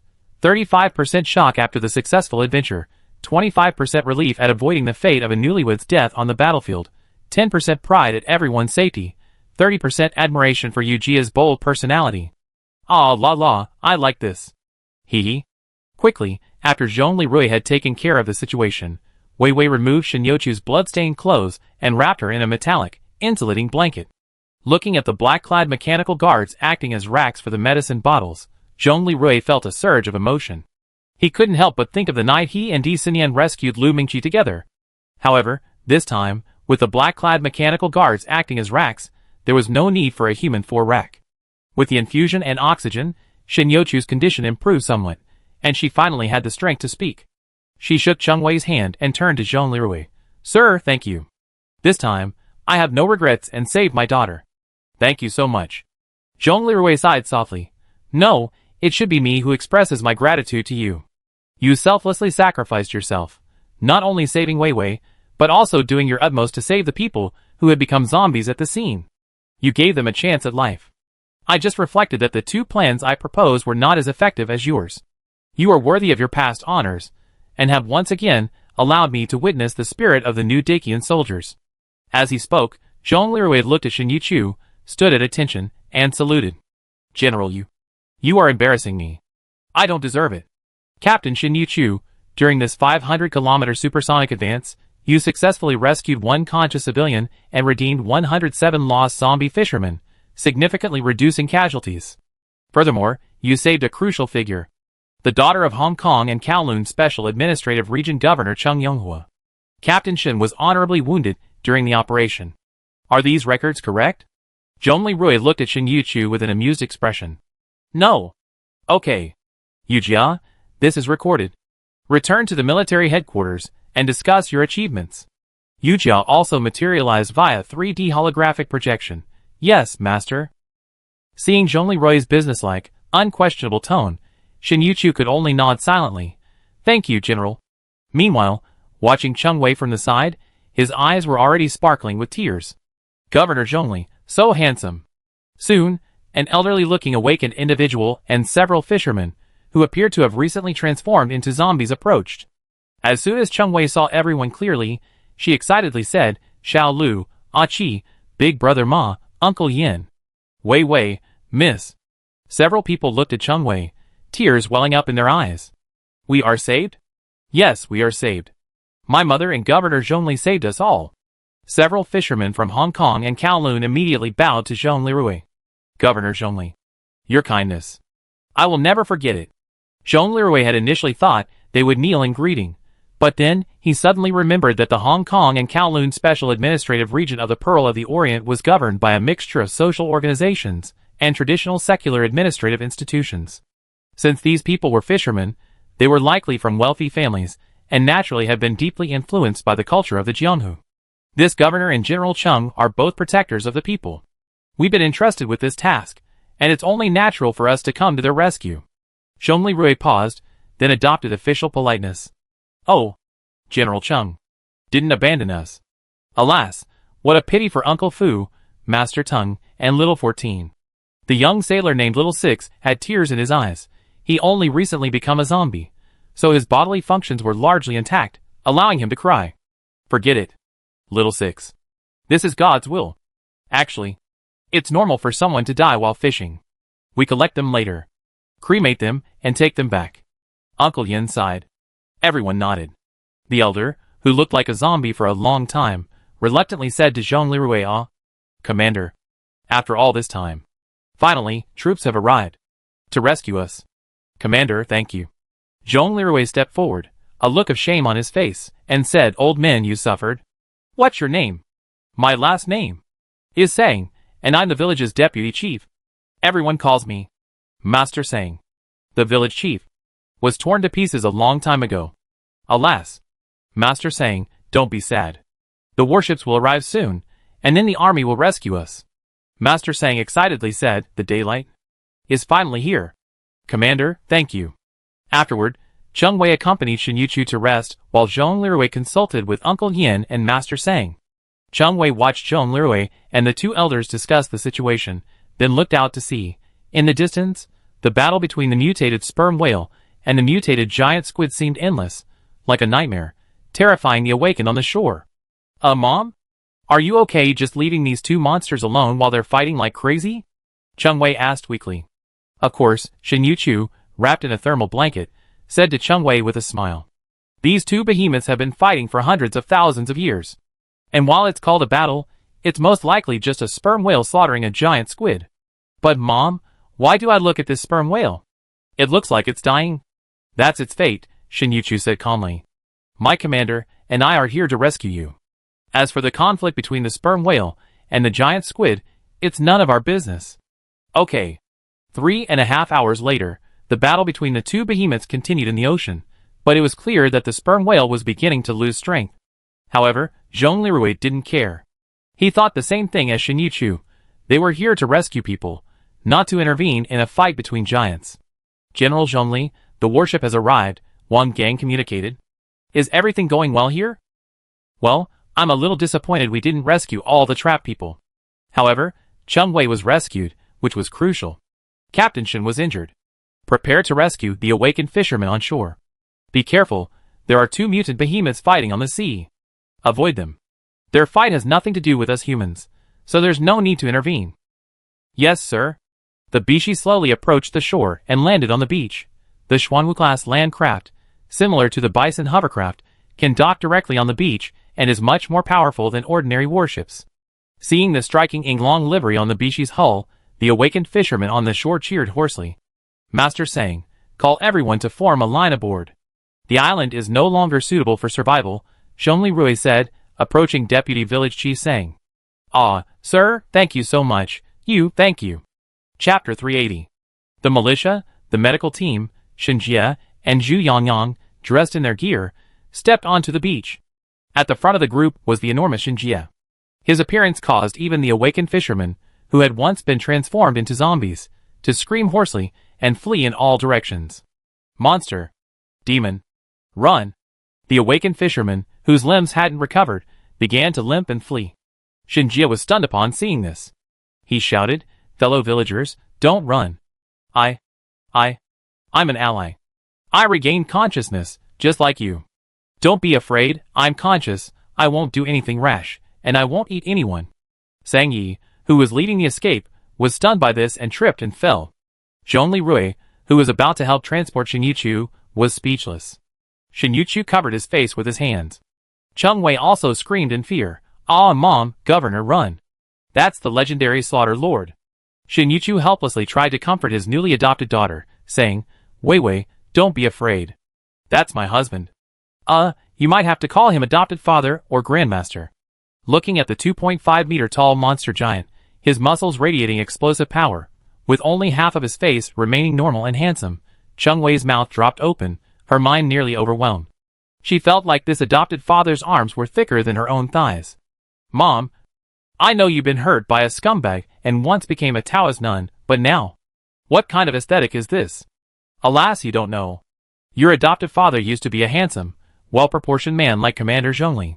However, he suffered some misfortunes. After his resurrection, he became like this. But his heart hasn't changed. Seeing this, Zhongli Rui immediately transformed into the Great Xia Dragon Bird armor and activated his propaganda device. Everyone, don't panic. Listen to me, this giant is from our new Dakian Army Special Forces. He's Corporal Shenjie. Folks, don't panic. Don't worry. He's here to help you, too. As he spoke, Shenjie had already clumsily picked up the fallen Sang Yi and set him down, asking, Old man, are you okay? Commander. Commander, I'm fine. Sorry, I scared you. Shenjie awkwardly scratched his unkempt hair. Seeing Shenjie's state, Sang Yi felt relieved. But then he looked at himself and chuckled self-deprecatingly. Why should I be afraid of him? I've been a zombie for almost 2 years now, haven't I? After Zhongli Rui's call and Shenjie's action of helping Sang Yi up, the awakened citizens' doubts vanished. Seeing that Shenjie merely looked odd but held no ill will, they no longer feared him. The crowd began to line up again. At this moment, Gu Anqi, clad in black mechanical dark guard armor, emerged from the warship with Xiaoyu, Xiao Chuanghua, Yoshida Shoko, and Ningyan, arriving on the beach. Zhongli Rui, alarmed, was about to call out again when he realized the crowd wasn't panicking like they had been when they saw Shenjie. Instead, several young awakened began to gaze at the women with a burning gaze. Wow, these are all beauties. Shiliu's eyes lit up. These girls are much prettier than the Miss Hong Kong and Kowloon comedians we saw before, Achi agreed, nodding in agreement. But, these little girls are a little weird. They're wearing cosplay costumes to save us. Big Ma was puzzled. It's the end of the world now, and all sorts of strange things are happening. Look at all those zombies around here. Before, they were about to eat us, but now, with a song from Master Jing Xian, not only have they all recovered, but a few of us have even been resurrected.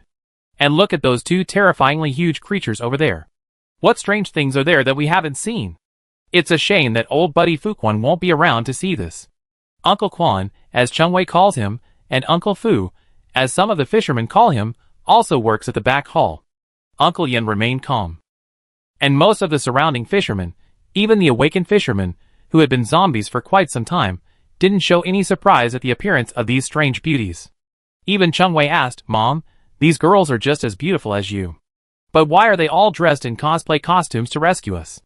Gu Anqi in battle armor, Xiaoyu and Xiao Chuanghua, who are clearly bat women, Yoshida Shoko, who is half salamander, Ning In, who is an unidentified biochemical matrix. Just because they're good-looking, Wei Wei actually calls them beauties in cosplay? Aren't the people around them scared at all? And Xinjia, her husband, who is also a C2 Earthshaker Titan, scares everyone away just because of his monster Titan appearance. Shin Yichu laughed out loud at the thought of this drastic disparity, and then spat out another mouthful of blood. "Captain Shin, calm down," Zhongli Rui said helplessly. Seeing Xinjia's muffled voice, Zhongli Rui felt both angry and amused. At this moment, Uncle Yin and the others said to Zhongli Rui, "Captain, we want to go to the boat and collect the bodies of Lao Quan, Lao Tung, and Xiao Shirsi." Zhongli Rui nodded. But he noticed that the tide had already begun to rise, and the water level was rising. Several of the men were injured and had difficulty walking. Getting off the boat was easy, getting back on was difficult. He thought for a moment, then said to Xiaoyu and Xiao Chuanghua, "Xiaoyu, Xiao Chuanghua, you two, help them get 2 people onto the wrecked boat. Bring them back after they collected them." "Yes, Master Zhongli." The 2 bat-like girls saluted respectfully, then spread their wings, snatched up Xiaolu and Ah Chi, the youngest and best-looking of the group, and airdropped the stunned 2 onto the fishing boat. "Big brothers, we be waiting for you," the 2 women in the air said as they soared. Once again, the inexperienced awakened fishermen on the shore erupted in a commotion. "Ah! Flying demons?" Uncle Yin lost his composure. "God bless you, demons. Have also come to the human world. The end of the world, truly the end of the world." Cheng Wei was also stunned. These aren't cosplay, they're real succubi? Mom, aren't you a Taoist nun? Why are there so many demons and monsters around you?" Shin Yuchu, who was resting, nearly laughed himself silly again. Xinjia, who was already caring for them, glared at Cheng Wei angrily. "You kid." After the ground crew explained, the people on the shore quickly realized that the 2 demons were actually helping them. Furthermore, they weren't demons, but rather Batmen, reinforcements sent by the Storm Nation, an ally of Ling'an Prefecture's East Special Zone. Soon, with the military's explanation and the 2 women's good looks, the fishermen on the shore quickly accepted the situation. However, they still kept their distance from the enormous Xinjia. Zhu Yongyang saw this and said with a smile, "Captain Rui, look, this is human nature. Beauty is justice. I almost feel sorry for Corporal Xinjia." Zhongli Rui shrugged. Seeing that Zhu Yongyang had also donned the 7-sword system, Zhongli Rui smiled and said, "Brother, what's up? Don't you want to show off your new gear?" "Of course, I've been waiting for this day." Zhu Yongyang activated the 7 swords modified system, and 7 medium-sized payload drones flew out of the box beside him. The drones automatically locked onto those awakened individuals among the crowd whose legs and feet were severely injured and could barely crawl. They then landed nearby and activated their overhead communication system. "Fellow villagers, please help me load the friend with a broken leg onto the stretcher under the drone. We transport him to the warship." The fishermen on the shore marveled at this new type of transport equipment.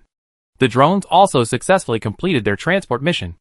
After completing their mission, they automatically flew back to Zhu Yongyang, neatly arranged themselves, and awaited further instructions. Not bad, Zhongli Rui praised with a nod. "With these drones, our rescue efficiency will be greatly improved.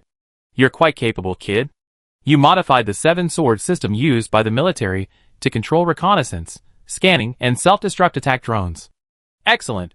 This 7-swords modified system is highly praised." Zhu Yongyang smiled proudly. "Of course, I prepared this specifically for this rescue operation." The rescue work on the shore proceeded in an orderly manner. Meanwhile, Ning'an was mesmerized by the ongoing battle between a sperm whale and a giant squid in the sea. "Sister Ning'an, what are you looking at?" Yoshida Shoko asked nearby. "The whale, buddy, it's too young. The giant squid can't defeat it," Ning'an muttered to herself, as if possessed. Confused, Yoshida Shoko activated her telepathic ability. Suddenly, she realized that within Ning'an's memory world, a vast ocean of data and information was flooding in like a tide. "What is this?" "Ah!" Shuangzi covered her head and screamed. Then, a bloody nose began to flow. Zhongli Rui, seeing this, hurried over. "Shuangzi, what's wrong with you?" For some reason, Shuangzi was even weaker than Xingyichu at this moment. She could barely speak, and simply raised a hand to point at Ningyan. "What's wrong with you, Sister Ningyan?" Zhongli Rui asked in confusion. Suddenly, something unexpected happened. The sperm whale, at a disadvantage in the sea, suddenly let out a deafening whale song. The resounding song shook everyone on shore to a crawl. Everyone involuntarily covered their ears, but Ningyan remained motionless. She muttered to herself, "You're saying save you? Anyone help me?" "Okay. I'm coming." Ningyan responded with a high-pitched whale song, then swiftly pulled out 4 of Leviathan's metal composite bone spikes from the back of her flesh-tech armor, using them as daggers. Her original body held 1 arm in each, and she used part of her flesh armor to create 2 more. She extended enormous wings from behind her, and soared into the sky. Cheng Wei was completely stunned by Ningyan's sudden change. 3 heads and 6 arms. "Is this Nez's apprentice?" Zhongli Rui stretched out his hand, stunned. "Sister Ningyan, come back. Where have you been?" Yu Jia translated. "Master, Ningyan was just communicating with a sperm whale using whale song." The young sperm whale, unable to withstand the giant squid, uttered a cry for help. Ningyan rushed to the rescue. "This guy." Zhongli Rui gritted his teeth and shouted over the radio to the shore. "Everyone on the shore, stop boarding and find shelter." Everyone stopped boarding and ran back to the shore to hide under the coconut trees. With that, Zhongli Rui transformed into armor, launched into flight, and connected with the Minghong fighter, which had made an emergency vertical takeoff and landing midair. He also pounced on the 2 battling beasts. Chapter 381. Sister Ningyan, stop messing around. Zhongli Rui attempted to contact Ningyan, who had already charged towards the behemoths via radio. But Ningyan merely paused, gave Zhongli Rui a meaningful look, and didn't respond or stop. She adjusted her flight, and swooped down towards the mutated giant squid's torso. The moment she approached, she swung her 4 natural alloy bone spur swords, the same ones Lidiasen had used, and stabbed them fiercely near the giant squid's eyes. The mutated giant squid let out a deafening roar, its massive body twisting violently in agony, its wrath shaking the surrounding ocean. The moment Ningyan unsheathed her 4 metal bone-spurred swords, the mutant giant squid's blue blood gushed out like a fountain. "Master, I determined Ningyan's combat effectiveness has increased significantly. She's effectively struck the mutant giant squid's vital points, near its eyes, where its nerves are located. A few more hits, and the squid will stop moving." However, contrary to Yujia's analysis, Ningyan's attack seemed to have completely enraged the mutant giant squid. Its enormous eyeballs swiveled, gazing at Ningyan with a glint of ruthlessness. A massive tentacle swung fiercely at Ningyan's back, at a blind spot at 150 miles per hour. Telekinesis, concentrate, number 1. Zhongli Rui suddenly focused his attention. Sentry drone number 1 sprang into action almost instantly, targeting the base of the tentacle and unleashing a slicing pulse laser attack. Gaw! Amidst the muffled roar of the mutant giant squid, the tentacle it had struck at Ningyan was severed at the base. Ningyan, a look of shock on his face, turned to look at Zhongli Rui's fighter, then muttered to himself in confusion, "His fighter? When did it become this powerful?" "Sister Ningyan, did you hear that? Your attack position is good. However, the lethality of your current weapon and your attack method is too weak. Come back. Zhongli Rui, if I retreat, will you accept my request and save my other whale friends?" Zhongli Rui was puzzled by Ningyan's tone. But the situation was urgent, and he didn't want to cause any more trouble. "Just retreat. I can kill this mutated giant squid in an instant. Your weapon is powerful. But can you guarantee that you won't harm this whale friend?" Ningyan continued to ask Zhongli Rui, maneuvering rapidly around the squid. "Yes. I can guarantee that I won't harm this sperm whale." "Then, please. I owe you this." With that, Ningyan quickly sheathed her 4 natural alloy bone spur swords, and quickly withdrew from the battle between the 2 behemoths. Although Zhongli Rui's eyes were filled with doubt, he still attacked. His eyes flashed, quickly locking onto several key locations on the mutated giant squid's body. "Concentrate your thoughts. Numbers 1 to 7, fire." 7 deployed sentry drones, zeroing in on various parts of the giant squid's body and opening fire fiercely. Instantly, the smell of scorching flesh wafted across the sea. The giant squid's 8 arms and 2 tentacles were soon reduced to only 3, less powerful arms. Without the grip of these arms and tentacles, the giant squid's body quickly drooped from the sperm whale's head, revealing the horrific wound on the sperm whale's head. Zhongli Rui saw that the giant squid's main body was no longer entangled with the sperm whale's head. Then, he activated his Minghong fighter, and unleashed his 88 caliber electromagnetic cannon. The instant the shell impacted, a terrifyingly large, neat hole appeared on the giant squid's body. A little further away, a massive splash erupted from the sea surface. The giant squid's massive body tumbled in the water, letting out a final wail. Its body remained motionless. The sperm whale seized the opportunity and bit the giant squid's trunk. By this point, it was covered in wounds, and its movements were quite slow. The deafening whale song echoed again from the sea. Before Yujia could translate, Ningen called, "This immature sperm whale says, 'Thank you, strange being who speaks my language.'" "Thank you, human." Then, the injured sperm whale, biting the giant squid's trunk, turned and swam deep into the sea. Finally, amidst the resounding whale song, the giant beast vanished into the waves. Ningen once again promptly translated for Zhong Lirui. The young child said, "Thank you."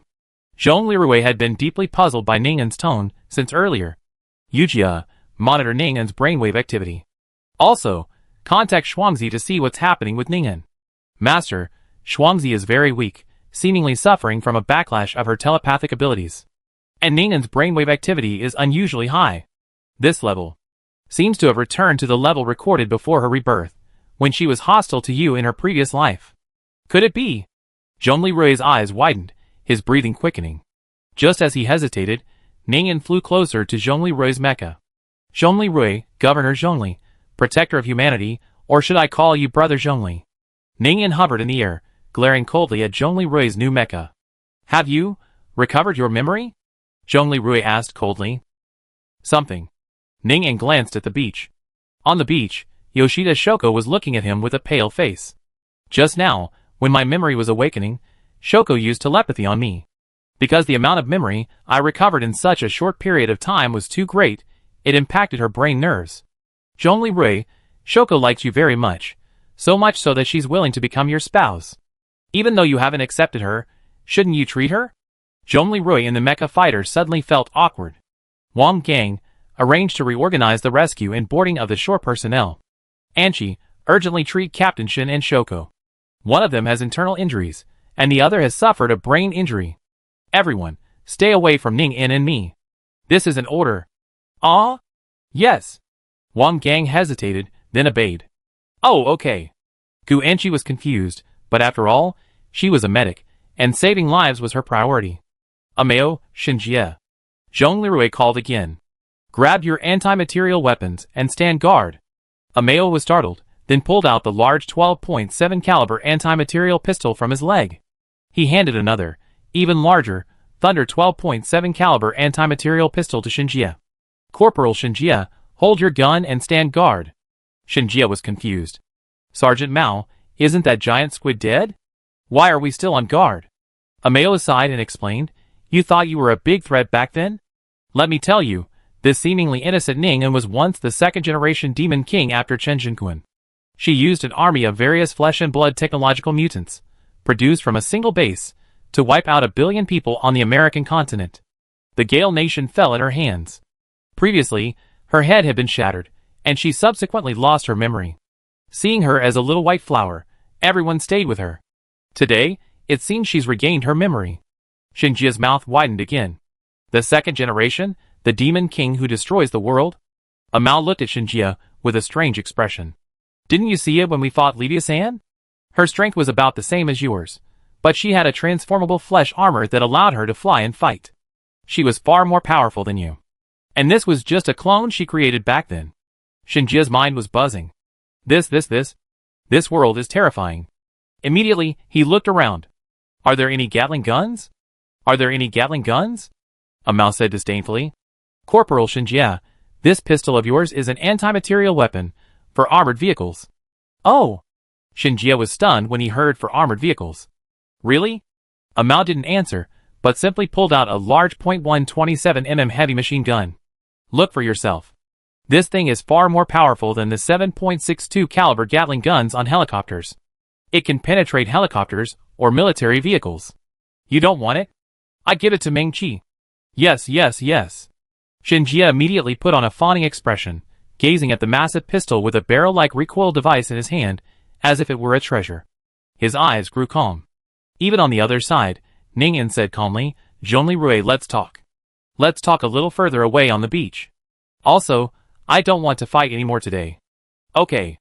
Ning Yan sheathed his natural alloy bone spur swords to his back and stood on the beach, watching the waves crash against the sand.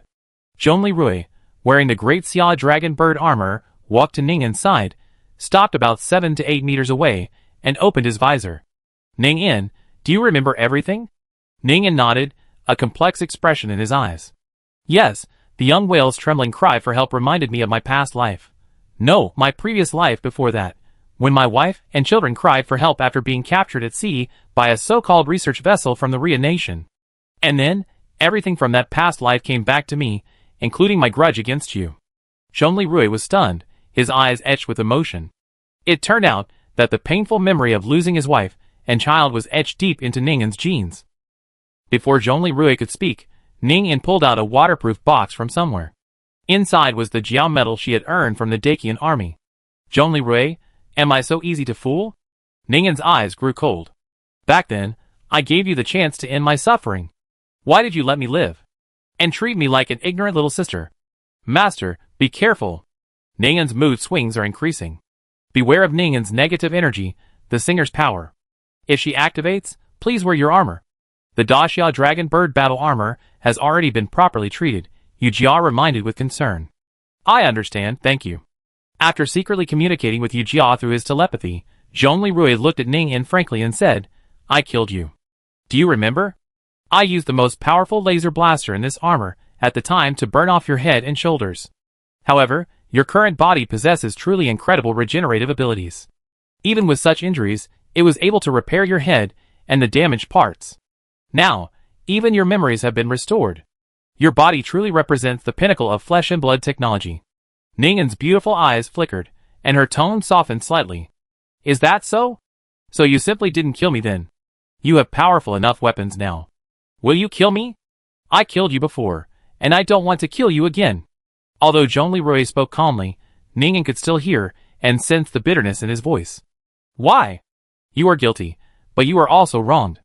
More importantly, the perpetrators of this incident were the unruly individuals among us.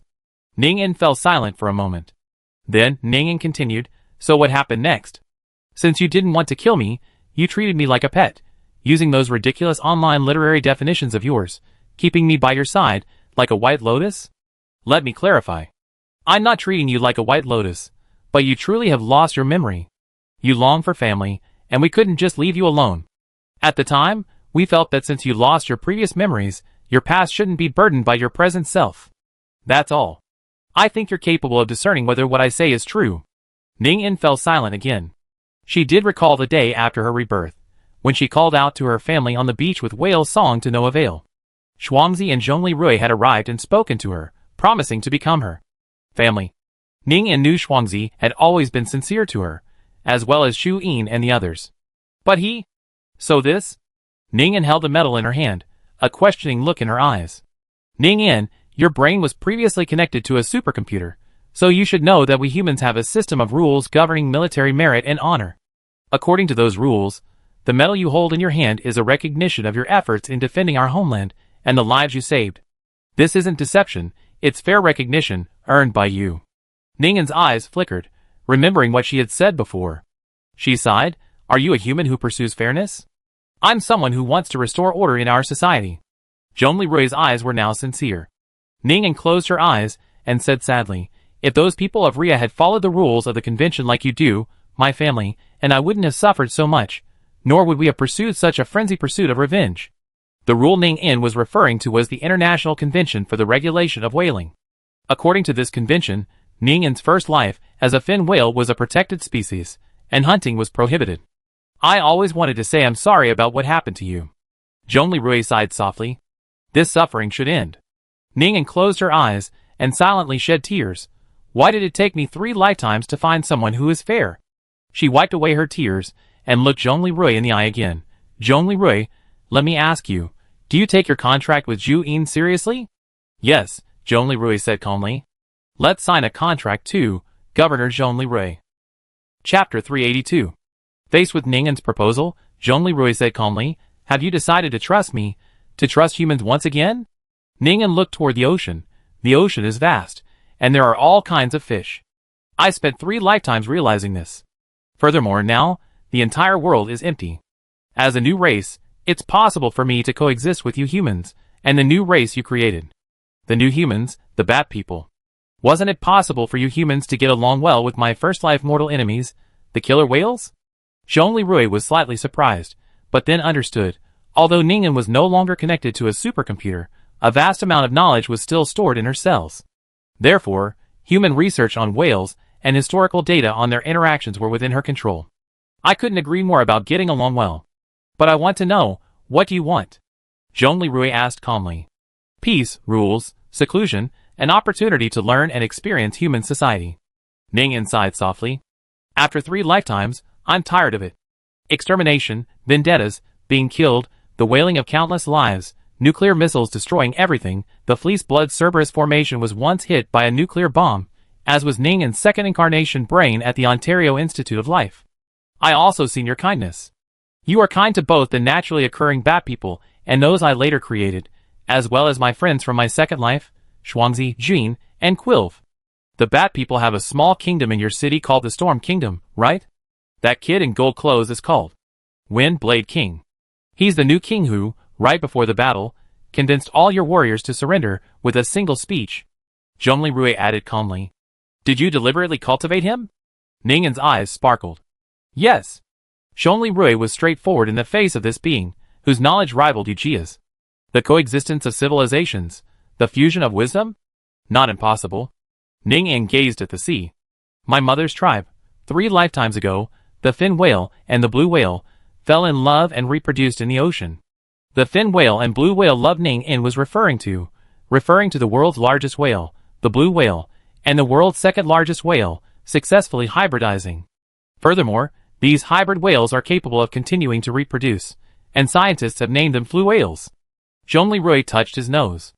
The phenomenon Ning'en described was actually happening right now.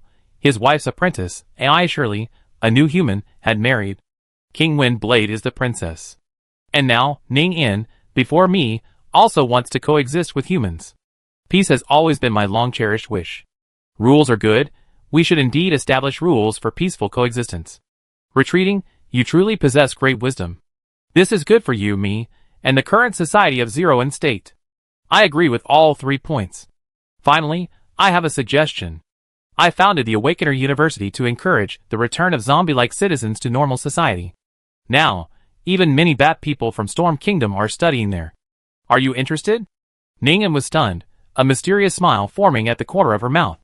She praised you, too, possess great wisdom. Ning'en immediately dropped her armor, revealing her fair skin. She stepped forward, extending her hand. May peace last forever. Contract established. Zhongli Rui felt awkward as he stared at Ning'en's body. But then he realized that this was Ning'en demonstrating her sincerity. A complete lack of defense. It was similar to how wolves, dogs, huskies, and tigers, when confronted by a stronger species, would collapse and expose their bellies to show their submission and sincerity. This was truly sincere. After all, the last time he saw Ning'en do this, she had sincerely begged him to kill her. Zhongli Rui calmed himself, trying to keep his eyes just an inch below Ning'en's. Staring into someone's eyes is considered rude. A more appropriate approach is to look an inch below their eyes. This is less rude and ensures you don't miss any details of their expression. He unfolded his armor, stepped out of the great Xia dragon bird armor, and shook Ning'en's hand. May peace last forever. Contract established. At that moment, a sudden storm tore through a large cloud layer in the sky, allowing a holy ray of light to stream down, shrouding the two in a golden glow. Yu Jia activated the camera in the great Xia dragon bird armor and captured the scene. Master, traveling with a demon king. Interesting, worth remembering. After Zhongli Rui released Ning'en's hand, he said to her with a hint of embarrassment, Ms. Ning'en, could you please put on your flesh armor? Are you sure you want to call me Ms? Ning'en looked at Zhongli Rui with amusement. I'm hermaphrodite, huh? Zhongli Rui, shock. Yu Jia detected. Master's strong emotion detection. Nausea, 300%. Well, Mr. Ning'en, in our society's mainstream culture, it's not good for beautiful women to expose their bodies in front of other men, Zhongli Rui explained in a scholarly tone. Ha ha. Ning'en said in an ambiguous and teasing tone. Really? But, Sister Shuangzi's body is quite nice, isn't it? Zhongli Rui, Backstage, aboard the turtle, Bai Lingxin, ha ha ha. More contestants are trying to get involved, haha. Shen Pan, this kid is such a stunner. He's loyal, but he still deserves criticism. Chen Xiaoyu's villa. Sister. Chen Xiaoyu gritted her teeth. Immediately research a weapon specifically designed to fight the Demon King. I'm going to utterly annihilate every cell of this wannabe vixen, Ning Yin. Shen Xiaoyao, this? She just signed a contract with me. Isn't that a bit too good? Ha ha ha. How funny, ha ha. Nearby, Aisha, now the Queen Mother, smiled, her mechanical tentacles covering her mouth. In response to Ning Yin's deliberate teasing, Zhongli Rui said seriously, Sir Ning Yin, in your first life, you were a fin whale. Not a sperm whale, right? Go on. Fin whales, as I recall, practice faithful monogamy. The sperm whale we just rescued, however, is a polygamous harem-building species. We humans, in different cultures and nations, have different rules. However, I, for my part, am committed to monogamy. Oh! Ning Yin looked at Zhongli Rui in surprise. Loyalty, a lifelong commitment, is love, family, a promise, a dream, a rule, and a contract. Zhongli Rui looked toward Ling Anzhou. I want to keep my promise. Sir Ning Yin, you understand my feelings, don't you? Ning Yin smiled. Alas, Shuangzi really acted too late. Then, with a serious expression, she retracted her armor and rewrapped her main torso. Please forgive my slightly rude teasing and probing. I hope we can jointly usher in a new era of peace and cooperation. Yes, I'm looking forward to it. Backstage, Bai Lingxin, this Ning Yin is interesting. Husband, when the time comes, shall we go meet her? Chen Pan, what for? You're the first-generation Demon King. Why don't you meet the younger, second-generation Demon King? Chen Pan, I want to say I was wrong. Isn't that okay? Suddenly, Ning Yin seemed to sense something and asked Zhongli Rui, Governor Zhongli, are you staying ashore today? Have your troops brought automatic weapons? We have the basics, but not many heavy weapons. We're here to rescue civilians. Behind the trees where your civilians are hiding, in the direction of the woods, are there mutant wild boars approaching? I can smell them. Zhongli Rui was shocked and immediately asked Yujia, how many wild boars are approaching in the woods, and at what distance? Master, there are 200 wild boars, including one king boar. Why didn't you report it just now? Master, because we were always prepared to deal with higher threats. Zhongli Rui, Indeed, if Ning Yin lost his temper right now, it would be too dangerous. Forget it. Zhongli Rui immediately contacted Wang Gang and Ameo. Get the troops ready. Form a defense line. There are mutant zombie boars in the woods. About 200 of them. Wang Gang, prepare the warships for support. Yujia, dispatch 8 additional black-clad mechanical guards with non-incendiary equipment. Don't burn the woods. Okay. I tell everyone to get ready. Upon hearing this, Wang Gang said, Don't worry, sir. The gunners are ready. Zhongli Rui then said to Ning Yin, Sir Ning Yin, please return to the battleship and rest. I need to lead my men into battle. With that, Zhongli Rui turned and prepared to connect to his fighter. Governor, you're short on food, aren't you? Yes. We talk about that later. Wait, what do you mean? Ning Yin observed Zhongli Rui's pause and smiled faintly. Wild boars typically weigh 100 to 200 kilograms each. Mutated ones can reach 250 or even 400 kilograms. We have 200 of them here. Are they enough for one manta ray? Zhongli Rui suddenly realized. The average mutant boar weighs 300 kilograms. 200 wild boars, that's 60 tons of pork. That's not just one manta ray, but 10. Seeing Zhongli Rui's expression, Ning Yin smiled and said, Captain, are you planning to use fighter jets and artillery to destroy your pork reserves? Isn't that a bit too much power? Zhongli Rui was stunned and stopped connecting to the fighter jets. Wang Gang. Don't fire. 200 wild boars. 60 tons of pork. Zhongli Rui urgently communicated. Wang Gang was stunned upon hearing this, then realized, Sir, you're thinking. Send light drones, and primarily small caliber weapons. Send the special forces, and prepare plenty of machine guns, not artillery or missiles. How can we take the pigs back home if they're blown to pieces? They're the people's food? Zhongli Rui ordered decisively. I call Special Operations Company 1 to help.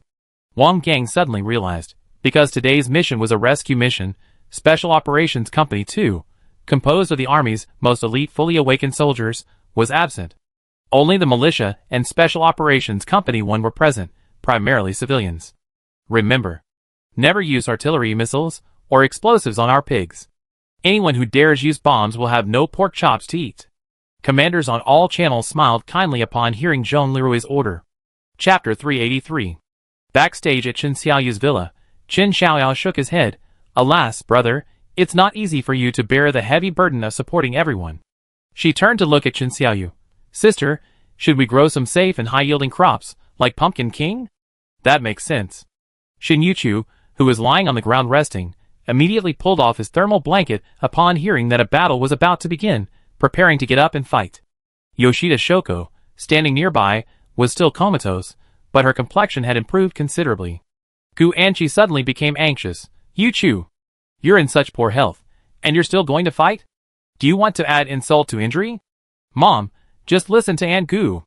She's a doctor. Cheng Wei also pleaded. But how can I watch everyone fight while I lie here? Cough, cough, cough. Xin Yuchu coughed again, agitated. Honey, I'd do it. Xin Jie stepped forward, confidently raising his large Thunder 12.7mm anti-material pistol. His massive figure, illuminated by the light from the crevices of the clouds, seemed even larger. Seeing her husband's eagerness, Xin Yuchu smiled and relented. Okay, you can take down a few pigs, no problem. With your immense strength, controlling this king of pistols shouldn't be a problem. Just be careful. And don't hurt your teammates. Don't worry, it's no problem. Xin Jie said confidently, then turned and headed towards the militia line where Mao and the others were standing. Mom, Master-in-Chief really dotes on you. Cheng Wei smiled now. Well, it seems your judgment is correct. Xin Yuchu watched Xin Jie's back as he prepared to fight for her, a sweet feeling welling up. Ningyan also noticed all this and said to Zhong Lirui, who was nervously giving orders, Governor Zhong Lirui, since we're treaty allies, how about I show some sincerity today? Zhong Lirui paused his work and asked, Sir Ningyan, what do you mean? I'm a friendly unit, so I'm still effective, right? Ningyan said with a confident smile. Of course. My lethality isn't enough against giant squids or leviathans, but against wild boars, I'm no problem, right?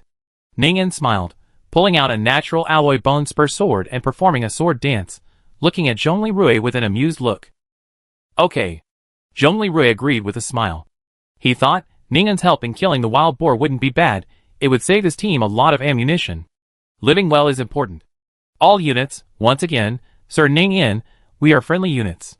Now, all units, prepare to engage the wild boar hunt. I repeat, protect the people, hunt mutant wild boars, and prohibit the use of explosive weapons. Do you understand? Understood. The generals, leaders, and their companions agreed in unison. Master, the wild boars are approaching the awakened people on the shore. Please prepare. All right. Zhong Lirui smiled, unsheathing the 5.8mm electromagnetic automatic rifle from his great Xia dragon bird armor. In his right hand, he extended the high-voltage electromagnetic assassination blade for close combat. Come on! Tonight's pork chops. Zhong Lirui's fighting spirit was brimming with anticipation. At the Pingdao scene, Zhong Lirui's visual panel showed the mutant wild boars closing in at a distance of 200 to 300 meters. The slow-moving awakened fishermen, who hadn't yet boarded their boats, also smelled the mutant wild boars and panicked. The militiamen, on the other hand, drew out a variety of small arms, including rifles, dual-purpose crossbows, light machine guns, lumingchi, and assassination crossbows. Agui, the militia captain's deputy, drew his 98K. Prepare to engage. A Mao ordered the militia. Nearby, the special forces from the Special Operations Company 1, dispatched by Wang Gang, also quickly deployed. Sang Yi asked A Mao worriedly, Captain, is this all right? A Mao gave a cruel smile. There's no way I'm going to let go of the meat I'm about to eat. Finally, the herd of mutant wild boars came into view. Each of these mutant boars was over 2 meters long, weighing an average of over 250 kilograms. Most of them had dagger-like fangs in their mouths. A bloodthirsty red gleamed in their eyes, like a group of demons from hell, ready to devour any living thing in sight. A Mao quickly gave the command, fire! Instantly, gunfire erupted, and bullets rained down upon the herd of mutant wild boars. The rattle of rifles, the thud of light machine guns, and the whizzing of assassination crossbows blended together. The mutant boars fell one after another in the hail of bullets, but a few tenacious ones broke through the fire and charged towards the crowd. The special forces dispatched by Wang Gang reacted quickly, using the terrain for cover. Under the suppression of the assaulters' automatic rifles and the precise strikes of the snipers, The wild boars that broke through were quickly defeated. However, to everyone's surprise, many of the boars that had fallen to the ground with arrows soon stood up again. At this time, Amao took action. He quickly ran to the fallen mutant boar closest to the front line, raised his anti-material pistol, and fired at the boar's head at close range. Bang! With a loud gunshot, the back of the boar's head exploded. The pig was completely dead. Shinjia's eyes widened at the sight. This pistol is so powerful. The massive Shinjia followed suit, rushing to a nearby mutant boar that hadn't fallen yet, aiming for the boar's head and firing fiercely. The boar's head also exploded, and it fell dead, sending up a cloud of dust. Shinjia's eyes gleamed brightly. He picked up the still-smoking pistol and inhaled the smoke from the barrel. Nice shot. His action seemed to anger the nearby wild boar king. Standing 3.5 meters long and 1.8 meters tall, the size of a car, the wild boar king charged toward Shinjia. The wild boar king was riddled with arrows. But even with its porcupine appearance, it showed no signs of weakness. Shinjia looked at the wild boar king with disdain, raised his Thunderbolt 12.7 caliber rifle again, and aimed at its head. The wild boar king charged towards him. Shinjia pulled the trigger, but there was no fire. What's going on? Shinjia exclaimed in horror. Just as the boar king's massive tusks were about to strike Shinjia, a figure darted past, barely knocking him away. The boar king missed, knocking down a nearby tree. Shinjia looked over, and saw it was Ning-In again. Ms. Ning-In, thank you again. Ning-In, however, looked at the gun in Shinjia's hand with disdain and taunted, Rookie, your gun is a single-shot, single-load weapon, and it uses heavy machine gun ammunition, don't you know? Ning-In's clone had been a weapons expert in his previous life, having once used an Iron Fist rocket launcher to shoot down a drone on the shores of the Bering Strait. Shinjia shook his head. Rookie used this. Ning-In threw a bone spur sword in front of him, then soared into the air again, leaving him alone. Shinjia picked up the bone spur sword and recognized it as the same one that had pierced his thigh bone. Suddenly, something clicked in his mind. Another wild boar also charged at Shinjia, but Shinjia didn't move. Amao, standing by, panicked, Shinjia, move. Instantly, just as the wild boar was about to collide with him, Shinjia leaped up, picked up his natural alloy bone spur sword, and stabbed it hard into the back of the mutant boar's head. The unfortunate mutant boar cried out in agony before dying. Amao grumbled, oh my gosh. If I'd known you were a knife-wielding type, I would have given you a machete. Giving you the hand cannon just now was a waste. Even on the other side, Ning-In was already engaged in a fight with the mutant boar king. Ning-In swiftly attacked from midair, piercing the wild boar king's back with 3 bone spur swords. The wild boar king roared in pain and began spinning in circles, trying to shake Ning-In off. The scene was like a bullfight. At that moment, Zhong Lirui, clad in battle armor, flew through the woods at high speed using a 3-dimensional maneuvering device. He first fired a dozen electromagnetic automatic rifle rounds at the wild boar king's head, then, taking advantage of the wild boar king's momentary stiffness, stabbed the back of its skull with a high-voltage electric assassin blade. Sir, leave, Zhong Lirui said to Ning-In. Ning-In understood instantly and took off. Zhong Lirui activated the high-voltage electric. The mutant wild boar king convulsed and then collapsed with a loud thud, its massive body crushing the surrounding brush.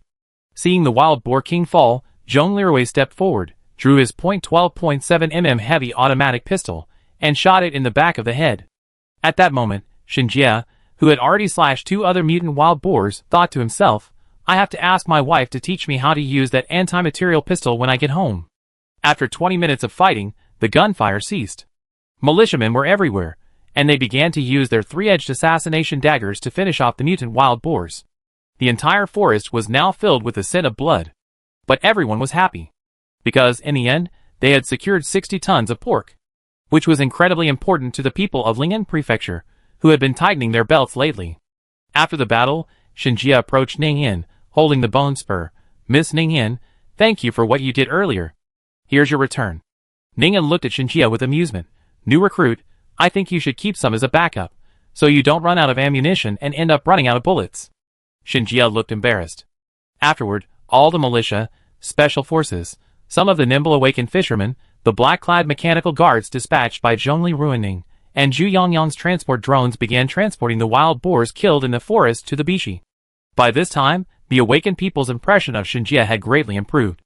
Shinjia had not only single-handedly killed 5 pigs in this battle, but also, at this point, he displayed his prowess, single-handedly lifting an entire 300-kilogram pig, stunning those around him. Wow! This big guy is impressive. Ha! I thought he was a monster. Turns out to be a kind-hearted gay god. Hey. Interesting. Ah. Great, things are looking up. Now, Yujia, 60 tons of meat at once. Will the Bishi have any trouble carrying that much?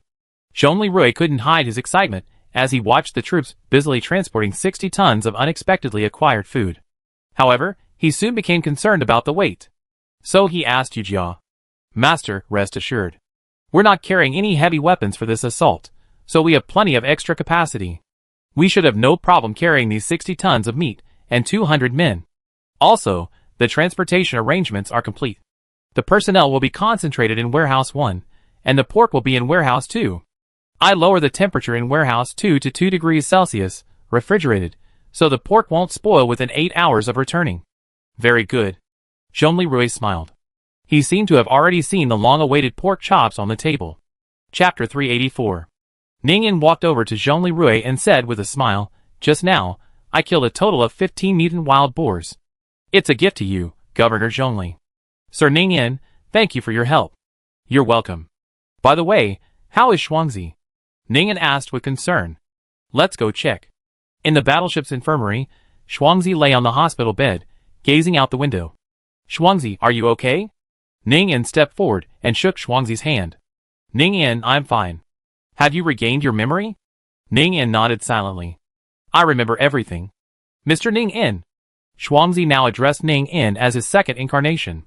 I want to tell you that my feelings, and those of my senior, are sincere. The selfish and evil scum among humanity have hurt you, but there are always kind people like us who can mend this world. Mr. Ningyan, please have some faith in us humans. Faced with Shuangzi's seemingly courageous confession, Ningyan smiled and embraced Shuangzi. Sister Shuangzi, I believe you. Don't worry, I already forged a new alliance with Governor Zhongli. Has Zhu Yin done the same? Really? Shuangzi's eyes lit up. That's great. Also, from now on, please call me Sister Ningyan. I prefer it. Ningyan turned to glance at Zhongli, once again adopting a teasing, amused expression. Isn't it? My closest friend on Blue Star. An ally, Brother Zhongli. Zhongli, Yujia, detecting severe emotional fluctuations in the host. Nausea plus 300%. Decomposition, 50% resistance to the existence of bisexuals, 50% doubt about the existence of the biochemical matrix. Just as Zhongli was about to say something, Ningyan's eyes darted around and he said, Now, I sense the radiance of humanity in you and Shuangzi. Master Zhongli, I'd like to ask a favor. Can you be a witness? Witness. Zhongli said, his voice tingling with laughter. Of course I can, but what do you want me to witness? My noble ally, I felt Shuangzi's kindness since my second life. Because of this, when I shaped this body, I subconsciously copied her appearance. Ningyan looked at Shuangzi and said sincerely. Zhongli eyes widened. Ningyan's words were out of place. Was he planning to witness the proposal? A hermaphroditic biochemical mother, and a half-salamander-like cyborg, two beautiful women together. The scene was too. Yujia, detecting the host's emotional fluctuations. 25% speechless about the strange situation. 25% discomfort with the lesbian. 25% complaints. 25% surprise. Yujia secretly chuckled in the data world for a long time. Shuangzi looked at Ningyan in surprise. Mr. Ningyan, you. Ningyan squeezed Shuangzi's hand even more tenderly, his true feelings flowing. Shuangzi, you know, your kindness has been a rare light in my painful and miserable 3 lives, starting with my second. I want to be family with you. Okay. Okay. Shuangzi said excitedly. Ningyan then turned to Zhongli and said, Noble Governor Zhongli, my ally, I wish to learn from your ways. Based on the ancient traditions and covenants of mankind, I, Ningyan III, and Ms. Yoshida Shoko will become sworn sisters. Zhongli That's it? What's the big deal? Why make such a big deal? Zhongli couldn't help himself and complained to Yujia with his mind. Master, for you modern people, this contract isn't binding. But for someone like Ningyan, who values contractual commitments, they take it very seriously. Haha. Master, this isn't difficult at all. Just help me out. Since the Civil Affairs Bureau hasn't responded yet, you, the governor, can do it, haha. Backstage, Bai Lingxin covered her mouth and laughed loudly. Oh. Chen Pan finally couldn't hold back his laughter. Ha ha. Backstage 2, inside the villa workshop. Chen Xiaoyao. Ha ha ha, that's a good thing. Chen Xiaoyu. You're right, ha ha ha. After pausing for a moment, Chen Xiaoyu turned to look at Asia. That's a good thing. What do you think, Queen Mother? Asia smiled wryly. It's true that Feng Ren actively pursued Ai Shirley, but love and family ties are also sweet bonds. Well, it's a matter of two minds, whatever. That day, under Zhongli Rui's witness, Ning and 3 and Yoshida Shoko became sisters. In this way, the second-generation Demon King not only reconciled with humanity, but also forged a bond. In the evening, Zhongli Rui, clad in his great Xia dragon bird armor, stood on the deck of the Bishi, overlooking the busy crew. The work of transporting pork and cleaning up the battlefield was largely complete. Engineer Li led the mechanics in inspecting the fishing boat, then shook his head. Sir, the axle is broken. This boat must be scrapped. Forget it. On the beach, Yan Shu and other sailors from the Hong Kong and Kowloon Special Administrative Regions, with the help of the militia, cremated the few bodies that could not be saved. Shin Yuchu, whose condition had just improved, persevered, accompanying her daughter Cheng Wei as she attended the cremation ceremony for her fellow fishermen. The salty sea breeze caressed everyone's faces, as if expressing a moment of mourning for the deceased. Mom, if Uncle Fu hadn't been protecting me this time, he could have been saved.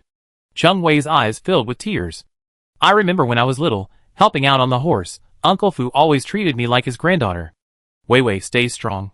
The world is broken, and we need to mend it. This isn't easy. You and your companions risked your lives to alleviate the food crisis for the people of Hong Kong and Kowloon. Your kindness is truly precious. Stay strong, child. At this moment, another elder, Uncle Yin, approached. Miss, don't be sad. Our friend Ah Quan, a contemporary of theirs, was shipwrecked and died on his own boat. He was even cremated and returned home. This was a blessing in disguise for fishermen back then. My friends and I, if we had been in trouble, would have likely perished. Miss, you're a kind and good child.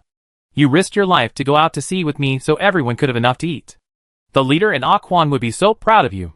Yes, miss, echoed the surrounding fishermen. Child, surviving this world is a gift. Cherish the present so you can better embrace tomorrow. Look at me, even after all this, I can still start over. At this moment, the tall Shinjia beside him spoke. Cheng Wei nodded silently. Thank you. Thank you, master. Hearing the title master, Shinjia grinned broadly. Shinyuchu also smiled with satisfaction. Sijia, you're quite the master. Shinjia scratched the back of his head. Hey, honey, lately, I've been working with you and the commanders, and I've seen a lot of the world and gained some experience. You performed well today. Sergeant Ameo told me you were very brave in combat, but it seems you need to brush up on your weapons knowledge. That's perfect, honey. I was just about to discuss this with you. Captain Ameo gave me this powerful rifle, but I don't know how to use it. After we return to Lingzhou, and your injuries heal, can you teach me? You're a master soldier, so why not teach me, a new recruit? Well, knowing I'm a new recruit, I think I can still be taught. Okay, back, I teach you. You have an advantage learning this gun. Many people lack the strength to use it. But with your incredible strength and size, you can control it as steadily as I control a 7.62 caliber pistol. Once you learn it, this gun will unleash its full power in your hands. Watching Shinyuchu and Shinjia happily chatting beside her, Cheng Wei felt a pang of sadness. Shinyuchu turned around, seeing Cheng Wei's dejection, and asked with concern, My dear daughter, what's wrong? Mom, it's nothing. Look into my eyes, Shinyuchu said seriously. I'm your master, and now I'm your mother too. Child, do you remember that rainy night when we met? What did I say to you? Cheng Wei remembered that, frustrated, she had run away from home, without enough money or belongings. She arrived at the gate of Wuhan, exhausted from hunger, and caught in a heavy rain.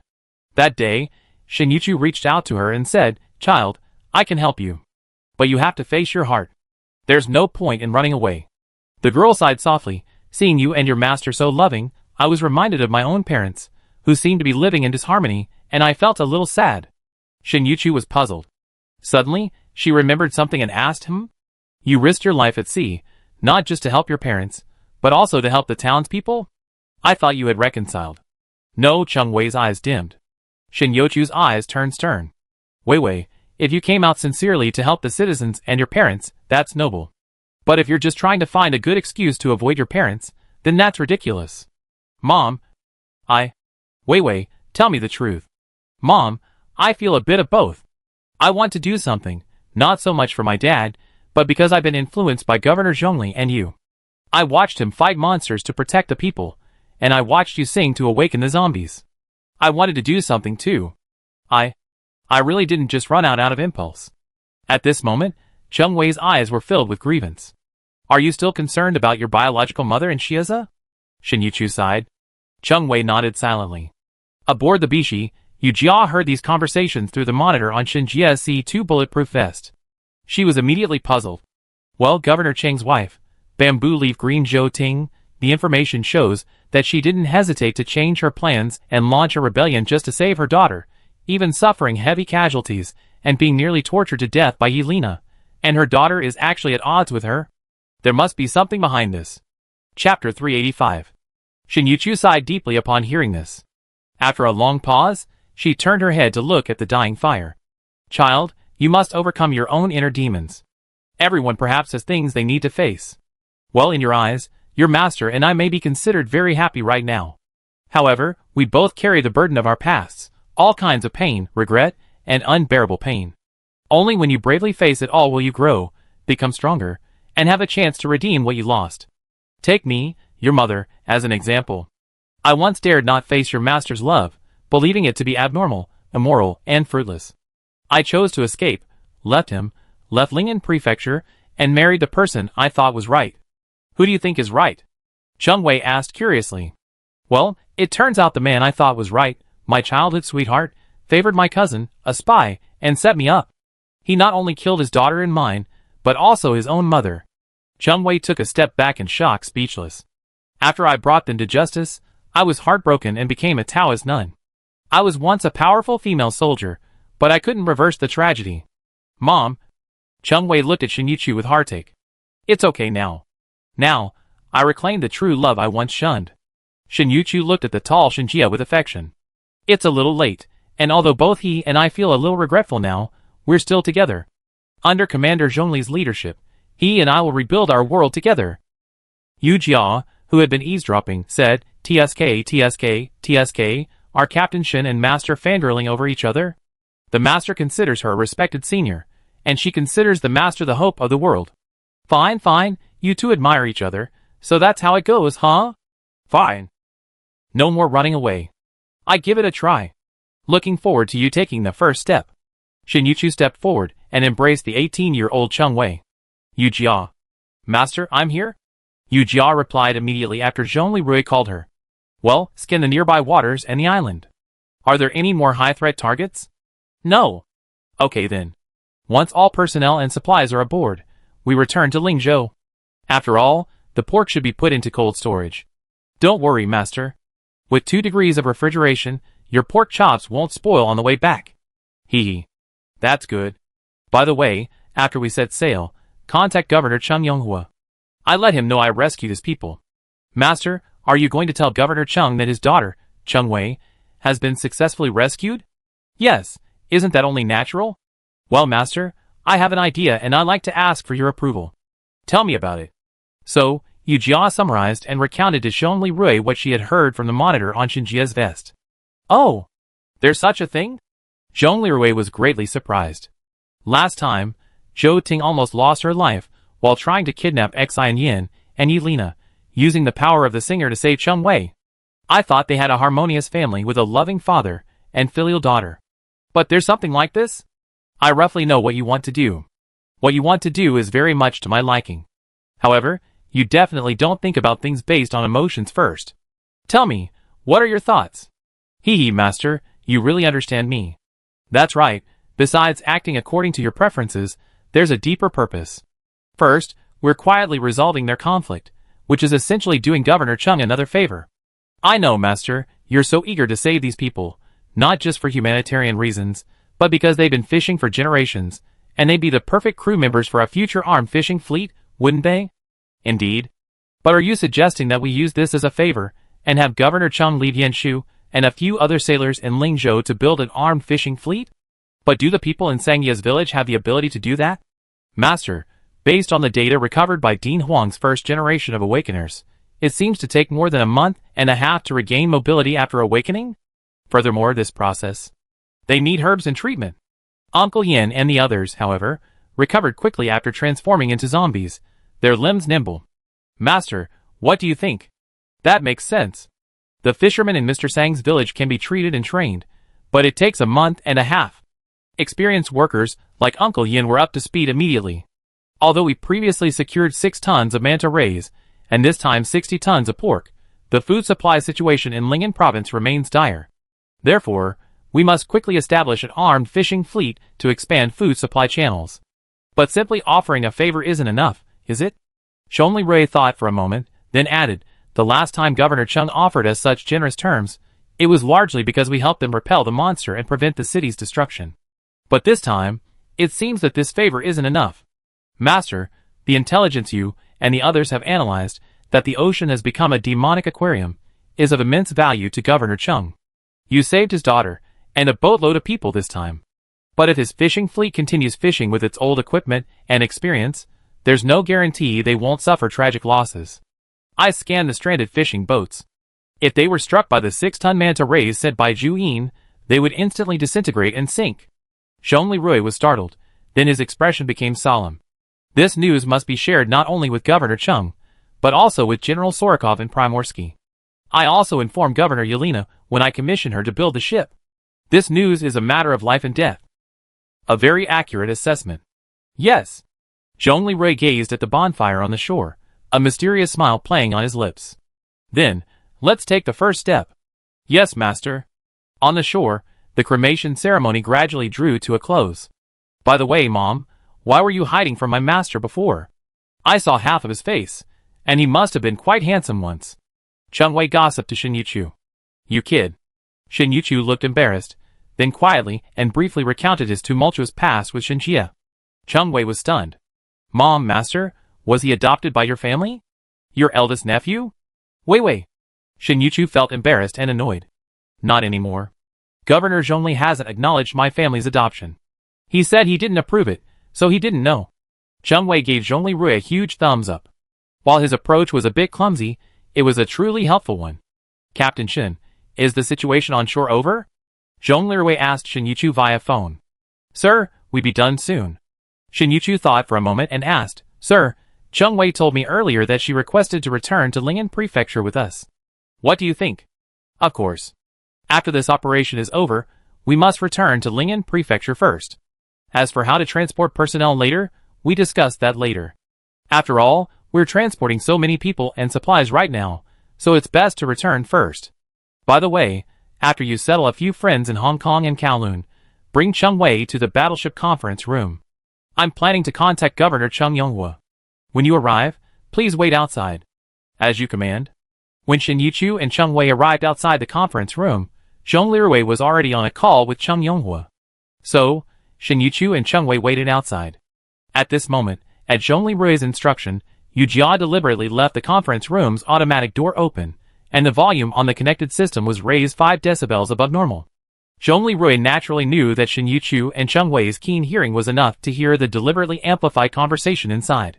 Governor Zhongli, I sincerely thank you. Chung Yonghua said in the video. Thank you for traveling thousands of miles to rescue my daughter and my men. Governor Chung, you're too polite. We're both governors of Dakian, and it's only natural for us to help each other, Zhongli Rui replied with a smile. Thankfully, we rescued your daughter and several crew members during this operation. Of course, regrettably, 3 people were not saved. I'm deeply sorry. Zhongli Rui calmly informed Chung Yonghua of the names of the 3 deceased. Uncle Fu, our old friend, is gone. Chung Yonghua's expression was gloomy. Well, when we cleaned up the scene, we discovered that he sacrificed his life protecting your daughter. Uncle Fu, he was the deputy leader of the family back hall. When I ran for the chief leader position, he was one of my staunch supporters. This time, he died protecting Wei Wei. I feel so sorry for him. My condolences, Governor Chung. Alas. He and his brothers in the family back hall also worked to ensure that the people of the city had enough to eat. After the last battle of Hong Kong and Kowloon, I fulfilled my promise to my brothers by having Mother Jingxian restore the consciousness of over 7,000 people. Family reunions, well, that's great. But only now do I realize how crucial your earlier warning was. SAR, there's not enough food. To be honest, we in Lingen Prefecture have recently faced the same problem. Therefore, we must proceed cautiously in restoring the zombified citizens. Zhongli Rui then thought for a moment and tentatively asked, Governor Chung, do you and your daughter seem to have some issues? Chung Yonghua on the screen was stunned for a moment, then sighed, his expression somewhat complicated. Alas, Governor Zhongli, Wei Wei is such a headstrong and willful child. Actually, I didn't approve of her going on this fishing trip. She insisted on going, saying she wanted to do something for the citizens, and I couldn't persuade her, so I just let her go. I figured with Uncle Fu, who had watched her grow up, there wouldn't be any problems. Unexpectedly, alas. Outside, Chung Wei, hearing her father's words, was furious. Who's being headstrong and willful, huh? Wei Wei, shut up. Shin Yuchu said in a low voice. Zhongli Rui naturally heard the reactions of the two people outside. In fact, he had deliberately opened the door and turned up the volume for that very effect. He continued calmly, Governor Chung, I'm afraid things aren't that simple. I'm a father too. While our interaction was brief, I noticed your daughter seems to be quite destitute of love. However, with both her biological parents still alive, why would she choose to acknowledge her ever-caring master, Master Jingxian, as her adoptive mother? Governor Chung, have you done anything to hurt her? Chapter 386. Chung Yonghua remained silent, silently staring at Zhong Lirui through the screen. Zhong Lirui returned his gaze calmly. Governor Zhongli, your insight is truly terrifying. After a long pause, Chung Yonghua sighed softly. This is a long story. Chung Yonghua seemed to be opening up, pouring out to Zhong Lirui the words that had been pent up for years. He told Zhong Lirui that, in fact, it was only after he married his wife Shou Ting that he discovered that his wife's best friend was actually his good brother, also a member of the Xing Hong Min. At the time, I was merely the head of the family's back hall, and my brother, He Jianqing, had always been my wife's first love. I have 2 children. One is Wei Wei, born to my wife and I. The other is Chenza, born to He Jianqing after my wife divorced me. Divorced once? What do you mean? My relationship with my wife broke down, and we divorced. Wei Wei followed me. After the apocalyptic zombie crisis broke out, chaos reigned in the Hong Kong and Kowloon special administrative regions. With the collapse of the secular administrative system, the old leader, Zhou Jialua, held the situation together. However, during a rescue operation, he was injured and near death. Before he died, he handed me the Dragon Tiger staff, and I became the leader. At the time, there were no singers. I couldn't bear to see him turn into a zombie, so I had to blow his head off. Zhongli Rui shook his head slightly, and continued listening. At the time, no one was safe. The Qingmu Hall in the city, where my wife Shou Ting served, was also under siege by the zombie horde. Unable to stop them, I took Uncle Fu, Ah Chi, and the elite brothers from the family's back hall, the Qinglong Hall, to rescue them. When we got there, we learned that my good brother, who had once competed with me for the succession to the chief leader position, and was my wife's first love, had abandoned her and her child, along with the trapped brothers, and had stolen a car, weapons, and food, and fled. After I rescued my wife, child, and the remaining brothers from the Qingmu Hall, I remarried my wife. The child, originally named He, took my surname and changed his name to Chung Zhe. Uncle Fu had just died. And Ah Chi, the leader of the Azure Dragon Hall, had been killed in action against Ning Yin, the one who fired the howitzer from the helicopter. Zhongli Rui internally grumbled, your brother, Blackheart Lotus, White Moonlight, is simply trying to gain status by using your wife. As for you, I believe you have feelings for your wife, but you're also motivated by your connections. Isn't that true? Alas, where there are people, there's a world of war. But even though you remarried, you actually adopted her child. Man, you're the king of cuckoldry, rivaling Diyun. Diyun is the male protagonist of the untold story. The former overlord of the cuckold world. Not only was his former lover and junior sister stolen by the villain, but he ended up raising someone else's daughter. I admit, my motives for remarrying my wife weren't entirely pure. Chung Yonghua continued. My wife is actually the illegitimate daughter of the former leader, Zhou Jialua. The former leader intended for me to inherit, which is why he married Zhou Ting to me. But I still have feelings for her. After all, she's Wei Wei's mother. How she treats me is her business. But my Wei Wei is my treasure, my treasure. Outside the door, Chung Wei's eyes widened, her hands covering her mouth. How could it be? Dad always gives me the cold shoulder, ignoring my grades and progress. How dare he call me his treasure in front of others? Liar! After saying that, Chung Wei slammed the wall, only to have her hand jarred against the special alloy, causing her to grimace in pain. Wei Wei, calm down. Shin Yuchu shook his head. This noise was naturally heard by Zhongli Rui. I admit, I neglected Wei Wei a bit during my divorce. I was heartbroken. My best friend stole my beloved wife. They were a happy family of 3, leaving Wei Wei and me behind. And Wei Wei looked so much like her mother. Every time I see her, I think of my wife who betrayed me. So, at the time, I was busy with government affairs and community affairs. I know Wei Wei might have been upset and run away from home. Later, she was taken in by Master Jing Xian and became a registered disciple. So that's how it is. Zhongli Rui sighed inwardly. So that's how Shin Yuchu, the registered disciple, came to be. The brothers I assigned to protect Wei Wei told me that the nun was indeed very powerful. Several brothers, due to misunderstandings during the protection process due to lack of training, had their limbs removed by the nun. However, they also told me that she loved Wei Wei very much. So at that time, I followed her. Zhongli Rui complained inwardly again. Is Shin Yuchu too strong, or are your brothers too weak? Later, the apocalypse broke out, and for safety's sake, I took Wei Wei home. Similarly, I brought my wife and Xiaozi back. Of course, I knew that Wei Wei, her mother, and that brother had grievances.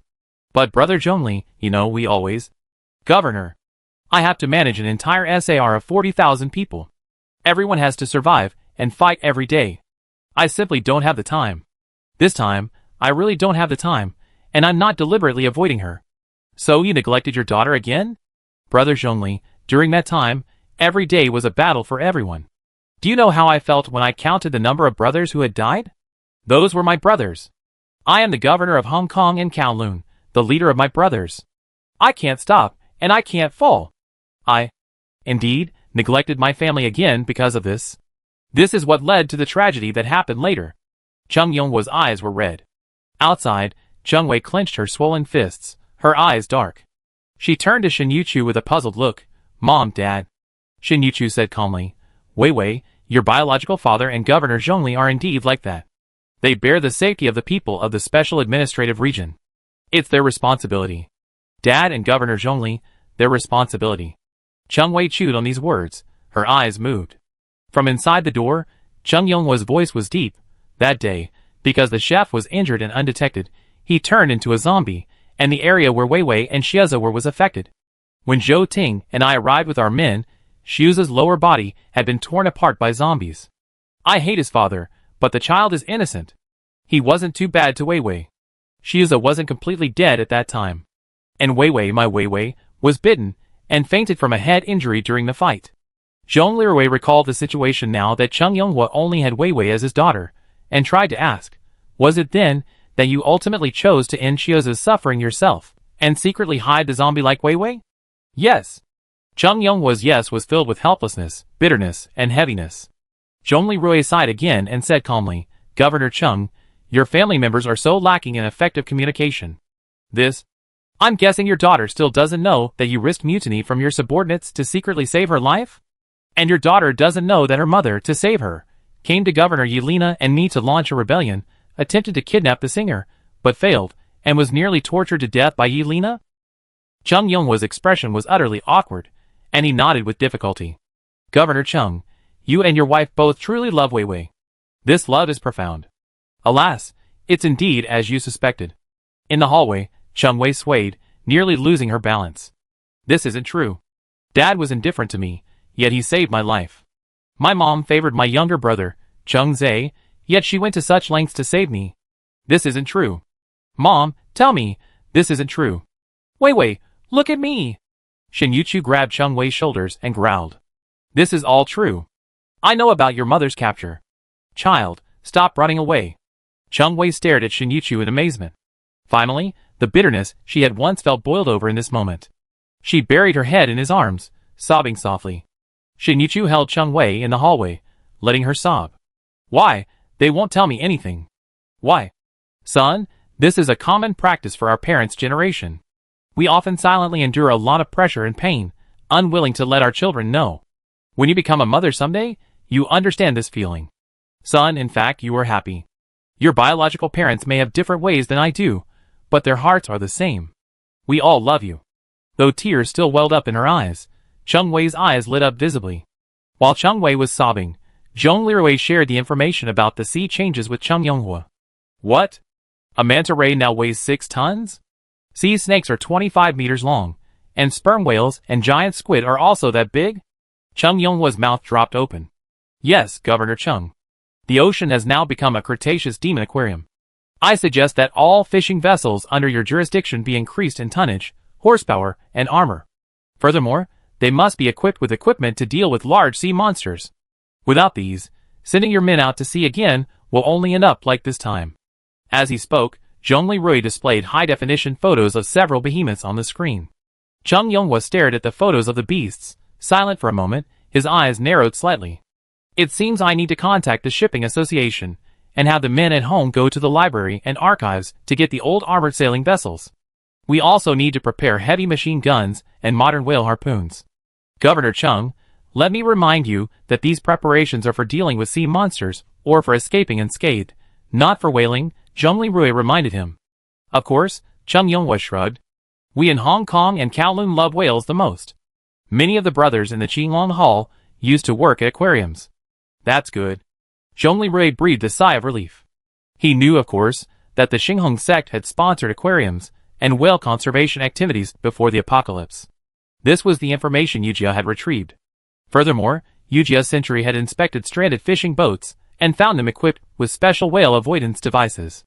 These devices did indeed contain records of ships avoiding whales. Governor Zhongli, I really don't know how to thank you today.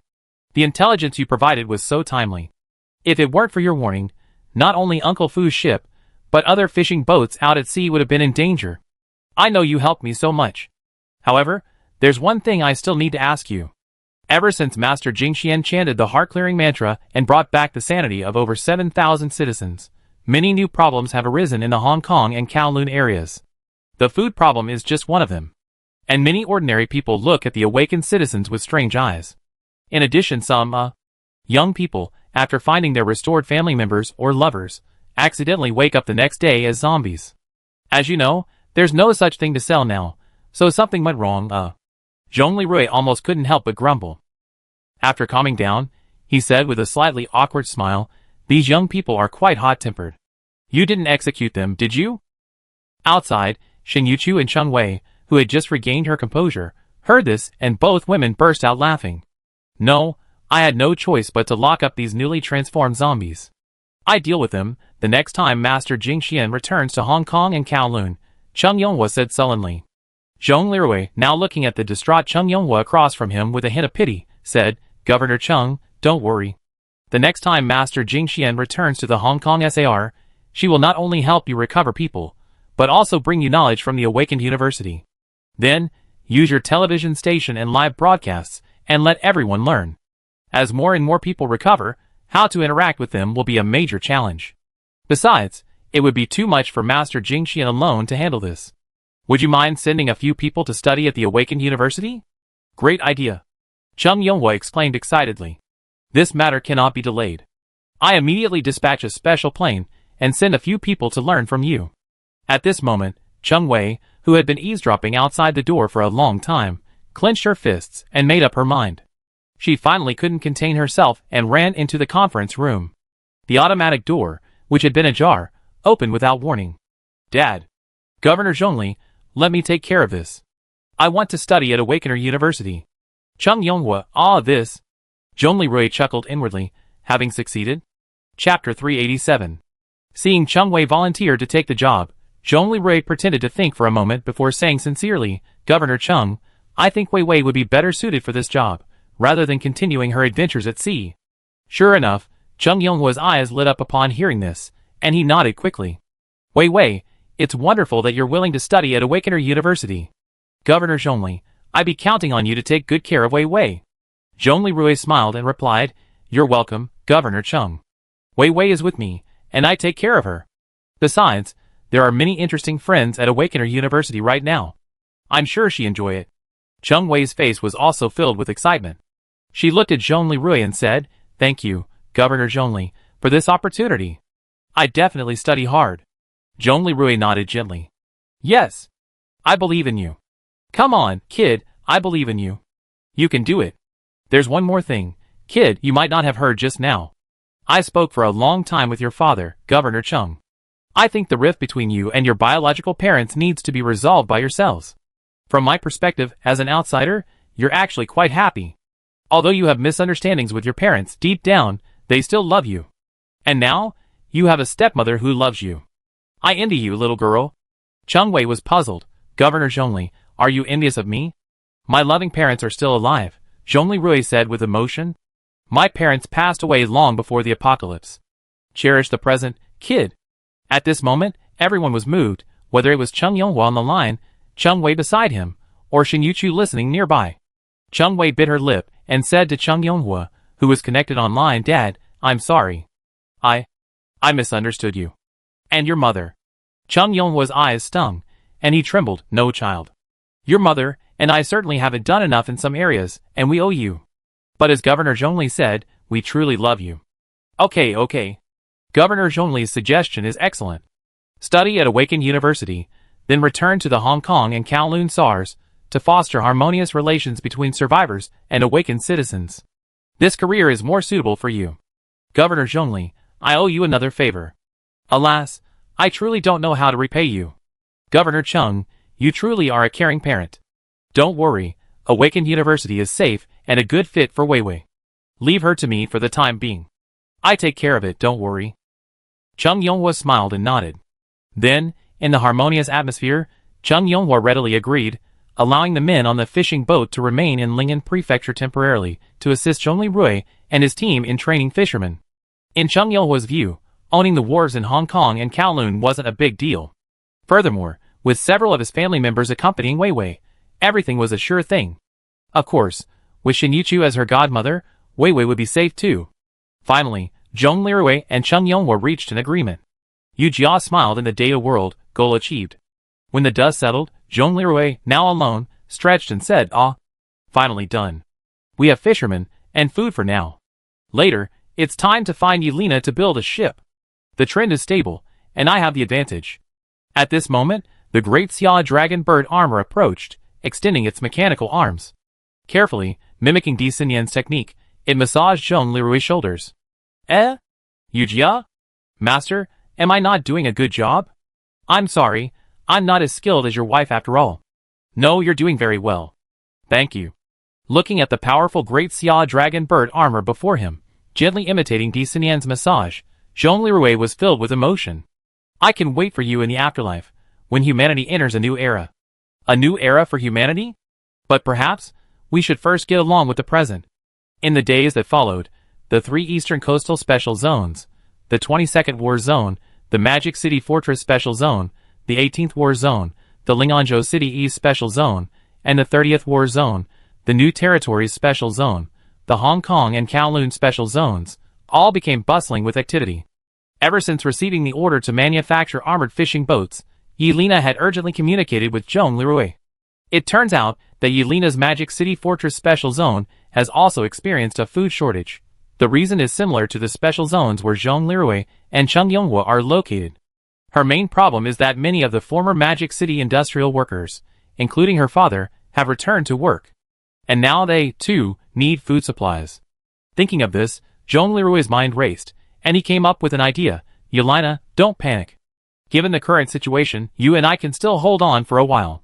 In the future, in addition to desperately increasing food production, our 2 regions, being close to the sea, can fill the food gap with fish. You're right. However, we in Magic City also need a fishing fleet. Let's divide the work. This time, I brought back an entire village of over 100 fishermen from Pingdao. They've been zombies for so long, and they need to recover. As for the shipbuilding, you guys in Magic City will be responsible. Well, the experts at my shipyard can repair warships. They can also build and modify fishing boats. But what the hell are these armored and armed fishing boats you're talking about?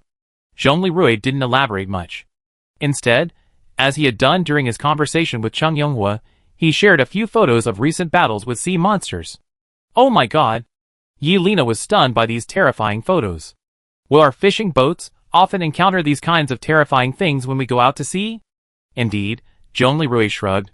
For example, these mutated manta rays are very common.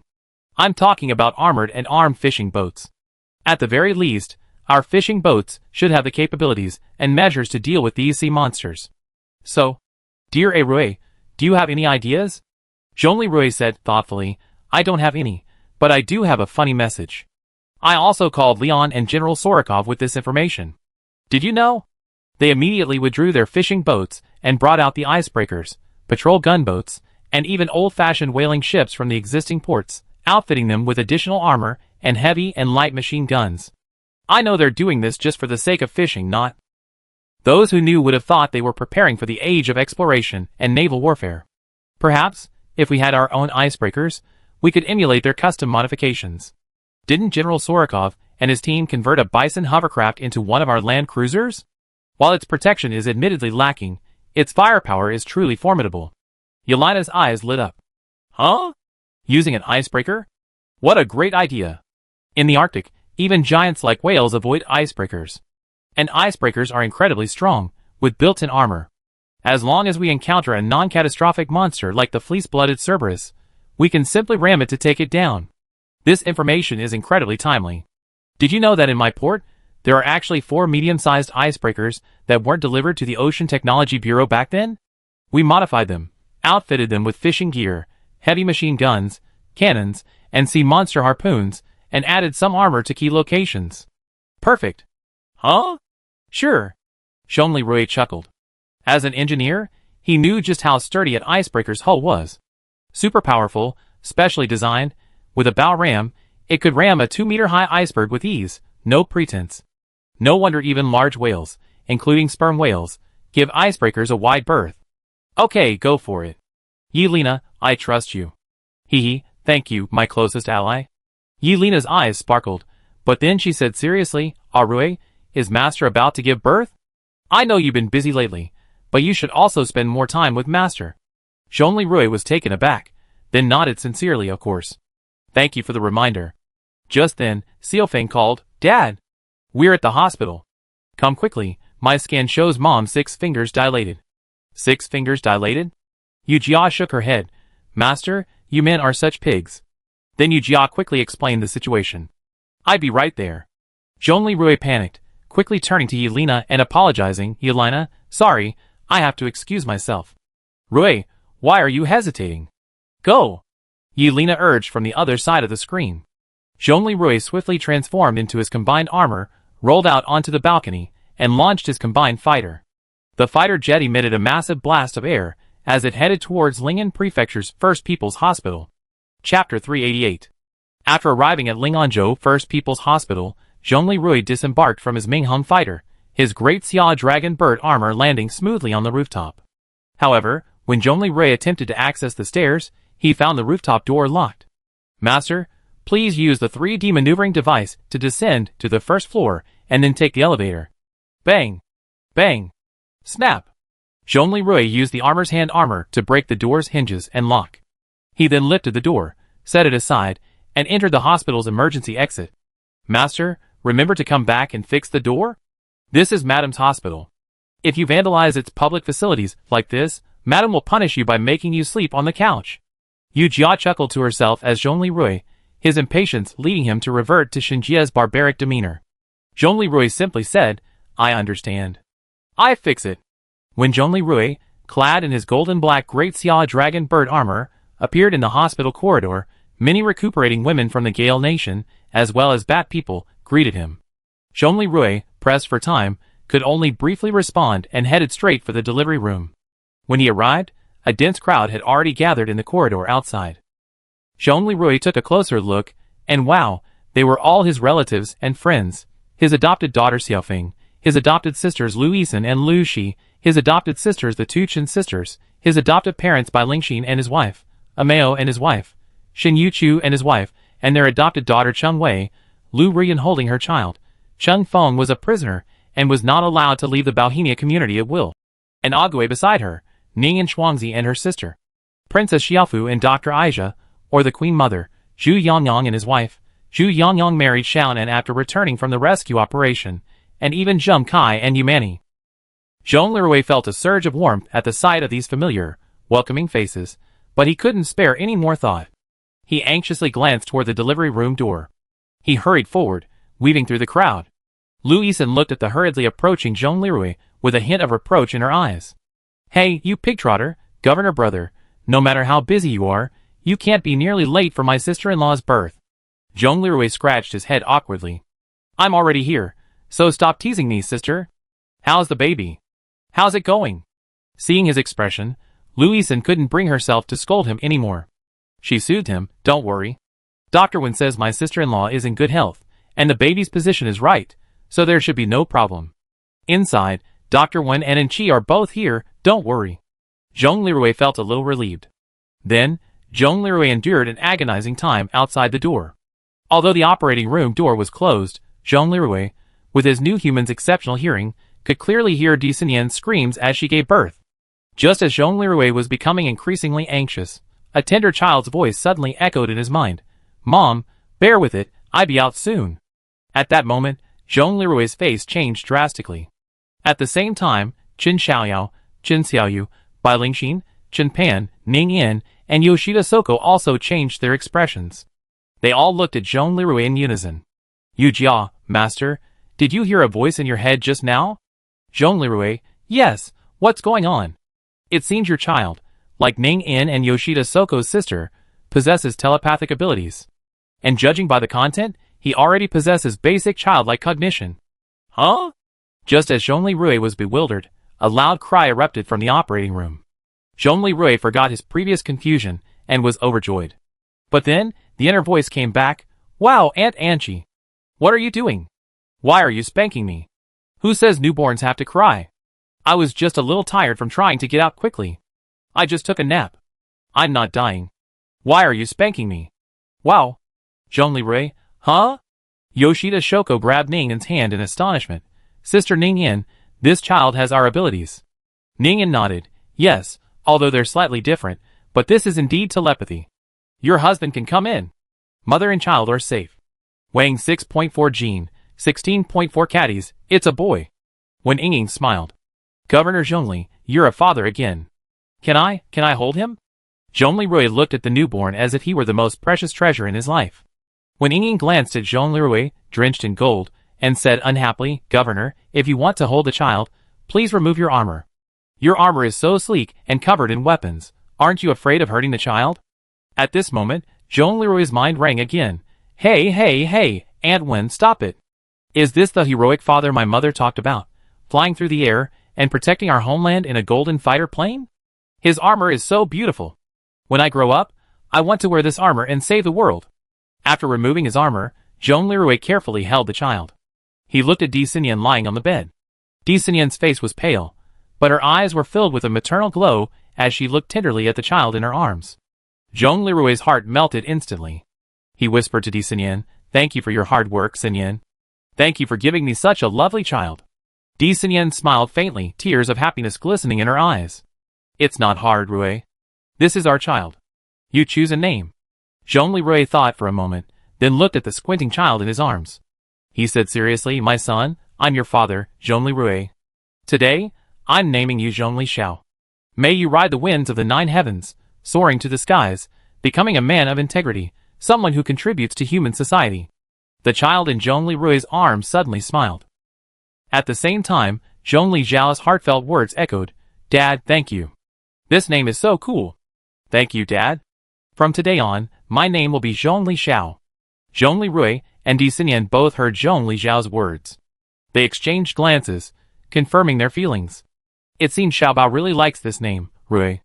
I can't believe you, an engineering student, are so gifted at naming, said Gu Anqi, who had previously assisted the birth, with a smile. Bai Lingxin stepped forward and said to Zhong Lirui, Rui, can you hold a child too? Zhong Lirui smiled and said, Sure. Xiaobao, this is your godmother. Zhongli Xia, what the hell? This beautiful woman, as beautiful as your mother, is actually my godmother? Daddy, are you sure? You really know how to play. Bai Lingxin smiled and picked up the child. Then, softly, she spoke to the swaddled Zhongli Xia, Good boy, I'm your grandmother. I'm also a scientist. We could all hear the sounds you send through telepathy. However, this ability is quite taxing on your brain. Later, I teach you how to control it. Otherwise, many superheroes regret abusing their powers the most. I know you understand. Do you? Zhongli Xiao, in his swaddling clothes, was stunned, a moment of shock crossing his face. What? Everyone can hear my thoughts? Okay, I have to tone it down. But this beautiful grandma has such an aura. Oh, my eldest grandson, you're only just born, and you already think you're beautiful? Bai Lingxin scoffed, then said sternly, Good boy, listen. Don't use this ability all the time. You're just a newborn, you need rest. Get some rest. Zhong Lixia nodded obediently. Then, Zhong Lixiao's voice vanished from everyone's minds. Soon after, Zhong Lirui was dragged out of the ward by Bai Lingxin. She also called over Chen Xiaoyao, Chen Xiaoyu, Chen Pan, Ning Yin, and Yoshida Soko.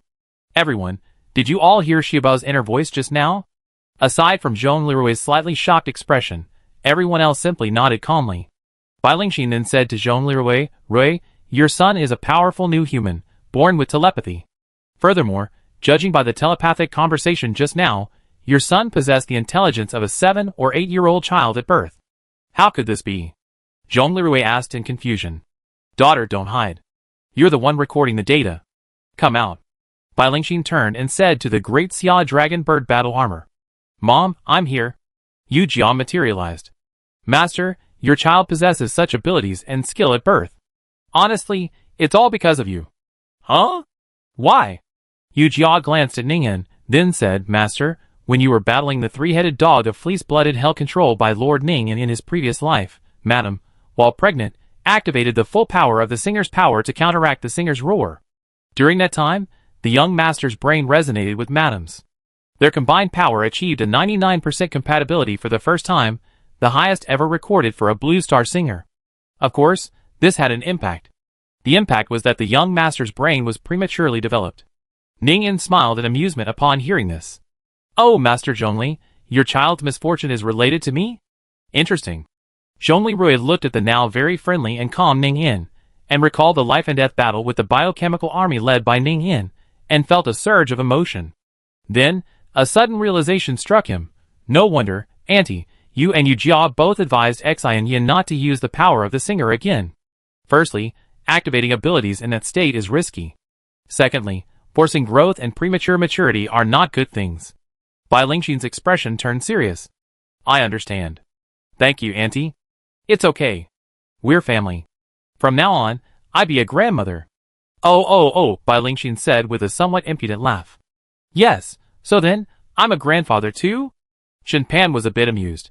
By the way, are we the only ones who can hear children's thoughts? Zhongli Rui asked Bai Lingxin. Yes. Yujia, Kunlun, analyzed the reasons. Yes, Madam/Mom. The two AIs immediately began calculating and analyzing. After a while, the results came in. Mom, Kunlun and I have analyzed that, apart from Mr. Ning In and Sister Shuangzi, who possess telepathic abilities, it seems that only the perfect new humans are capable of hearing telepathy. But the only new human who can hear and send telepathic messages is young Master Xiao.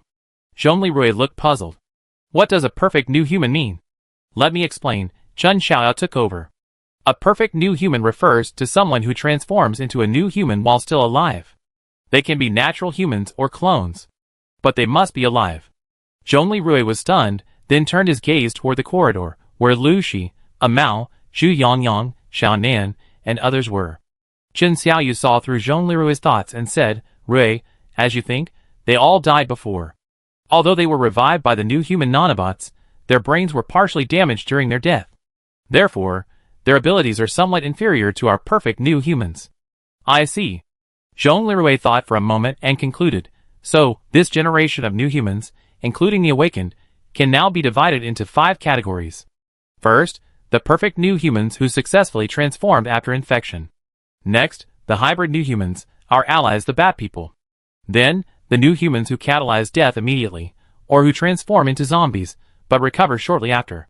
Finally, the awakened, who transform into zombies long afterward. Are telepathic new humans, like my son, considered the 5th special case? Chen Xiaoyu smiled. Brother Rui, you've been governor for so long, you got a strong knack for generalization. Zhongli Rui sighed softly. It seems that even if the nanobots can give us humans a second chance, death will still leave its mark on us. Chapter 389. Zhongli Xiao is the second child born in Ling'an province after the apocalypse. The first was Lu Rian's daughter, Cheng Zi, born a year earlier. The entire Ling Province Council was filled with jubilation. During the meeting, the council members suggested giving Zhongli Rui a few days off. Zhongli Rui, while grateful, declined. Members, thank you for your kindness. However, our food crisis isn't over yet. Thanks to the manta rays sent by Juyin, and the 60 tons of pork we stole last time, we can hold out for a few months. But after a few months, if our armed fishing fleet isn't operational, we and the Magic City will starve. I contacted Governor Chung of Hong Kong and Kowloon, and Governor Yelena of the Magic City. They're all working tirelessly to prepare. We in Ling Province are responsible for training our crews. We can't let our guard down now. Wu Xiong sighed, alas, Governor, you're right, but you better not work too hard lately. Thank you. How's the training going? Zhongli Rui asked. Uncle Yin, the temporary training supervisor for the fleet's crew, shook his head. Governor Zhongli, this is far from ideal. The councillors erupted in an uproar. Why? Zhongli Rui raised his hand to silence the councillors, then asked Uncle Yin. A bunch of landlubbers. What kind of crew are you? Uncle Yin glanced angrily at the people around him, and said firmly, I, Lu Yenshin, pronounced Shin, may be a lifelong fisherman, but I can't lead those young men who can't swim out to sea to die. I can't do it. Absolutely not. We must be conscientious and ethical. Many legislators now looked embarrassed. Previously, while the state legislature had arranged for medical personnel to rehabilitate the residents of Pingdao Fishing Village, it had primarily assigned Uncle Yin to train the relatively less combat-stricken militia, primarily composed of ordinary citizens. However, Uncle Yin discovered during the training that many of these individuals were landlubbers. Granted, Ling'an Prefecture is relatively close to the sea, but not entirely. And in cities, not everyone can swim. Furthermore, due to resource constraints, universities are currently unable to use swimming pools. And as everyone knows, there are zombie fish in the river. The trainers couldn't risk swimming training in the river. Seeing everyone fall silent, Zhongli Rui rubbed his brow wearily and calmly asked, Does any legislator have any good suggestions on this issue? Feel free to speak up. Just then, two people asked to speak. Everyone looked over, surprised to see two striking figures, Lu Yixin and the newly appointed special legislator, Shin Yuchu. They both raised their hands. The two women were stunned, exchanged glances, and then began to exchange pleasantries. Counselor Shin, you're new here, you should speak first. No, Counselor Lu, you're the senior, you should go first. Seeing the two women gracefully yielding, Zhongli Rui felt helpless. He thought for a moment, then suddenly remembered Shin Yuchu's heroic figure, riding the waves to snatch the fish from the tide. You two beauties, stop arguing. Let's go one by one. Counselor Shin, you go first. Okay, I do my best. If I'm wrong, please correct me, Shin Yuchu said sternly. As you all know, in recent months, thanks to the trust of you and the organization, Corporal Shinjia and I have participated in the transition plan for the West District tribes of Lingzhou. We're leading one of the 18 tribes. During this time together, I noticed that many of my tribe's residents have experienced a superficial awakening of primitive human-like consciousness. Their behavior suggests they were likely once coastal fishermen from the fishing villages along Dajiang Bay. Therefore, I suggest selecting a few of these individuals, and using the singer's power to restore their consciousness on a small scale. Then Uncle Yin, you can try to guide them. These people aren't the ones Pingdao brought back. Their limbs are very flexible, and can be used immediately after awakening. Uncle Yan's eyes lit up with interest. Oh, those coastal fishermen along the river? They might not be as skilled as us ocean-going fishermen, but at least they're not landlubbers. Well, I think this suggestion is quite sound, old man. Lu, she added, oh? Captain Shin's suggestion is very interesting and down-to-earth. Speaking of which, our police can also help with this. We can compare household registration information and identify those who are indeed coastal fishermen. This will improve efficiency. The other council members, upon hearing this, all expressed their approval. Well, Captain Shin, you've been really diligent in implementing the plan at the grassroots level these past few months. I admire you for taking care of these details while implementing the transition plan. That's great. Seeing the general agreement, Zhongli Rui nodded and smiled. Captain Shin, you indeed provided a good plan. Very good. We will discuss and refine this proposal and implement it as soon as possible. Thank you for your trust, Shin Yuchu said with a calm smile, calmly responding to the approving glances. Seeing this, Lu Yixin sighed. Captain Shin has come up with a very practical and feasible plan. Alas, I don't think my proposal is as well matched as yours. I won't embarrass myself. No, Counselor Lu, don't say that. It's too embarrassing. Zhong Lirui then said, well, when we discuss plans, we should speak freely. Counselor Lu, I know you're an excellent intelligence expert. I'm sure your proposal has its own unique aspects. Could you please share your thoughts with us? Lu Yixin was deeply moved by Zhong Lirui's words. She smiled gracefully again and said, okay, then, let me share my thoughts. Well, what I was thinking was, why don't we talk to our ally, the Windblade King of Storm Nation, about borrowing a few men to join the fleet? Ideally, 1 or 2 Batmen would be aboard each ship. Batmen? Some counselors whispered in confusion. Huh? Those devilish-looking young men? Uncle Yin was also stunned. Honestly, the sudden flight of Xiaoyu and Xiao Chuanghua that day had left an indelible impression on him. At this moment, Zhong Lirui's eyes lit up. He already had a rough idea of Lu Yixin's intentions. He maintained his smile and continued calmly, Counselor Lu, your proposal is very bold and unique. Well, I roughly guessed your motivation. But some counselors may not understand. So, please explain it in detail for them. Lu Yixin's mood brightened even more. She understood that Zhong Lirui had immediately grasped her intentions. This feeling of being in tune made her even happier. Okay, let me explain my starting point. There are 3 reasons for this. First, these children, while not as skilled as the coastal fishermen, are significantly more skilled than the trained citizens' militia. Ever since the Bat people established the Storm Nation and became our allies, they learned farming, gathering, and even breeding from us, as well as how to fish from the rivers. Lately, I witnessed firsthand how the children's fishing movements resemble those of waterfowl like cormorants. Therefore, they're significantly more skilled than those trained citizens' militia. At this moment, Dr. Chow, also sitting in the counselor's seat, nodded. I've seen this happen, and it's indeed as Counselor Lu described. Secondly, the Bat people possess unparalleled natural physical advantages. All Bat people have physical fitness close to that of the new humans. Moreover, they can fly and can carry an adult. This makes the Bat people very capable of rescue in the event of an accident at sea. Uncle Yin nodded again. He naturally recalled the day when Xiaoyu and Xiao Chuanghua, along with their men, took off in a flash. With such a skill, if any of their companions fell into the sea while out at sea, the Bat people's presence would greatly increase the safety factor. The last point is also the one I appreciate the most. Lu Yixin gracefully raised her hand, pointing her right index finger to the ceiling. My fellow Batmen are all naturally gifted navigators, lookouts, and scouts. It's because they can fly. Lookouts on sailing ships in the old days could see up to 30 kilometers at their best, though with the aid of binoculars, of course. With the right equipment, I believe our Batmen can replicate the skills of the lookouts atop sailing masts during the age of exploration, or even surpass them.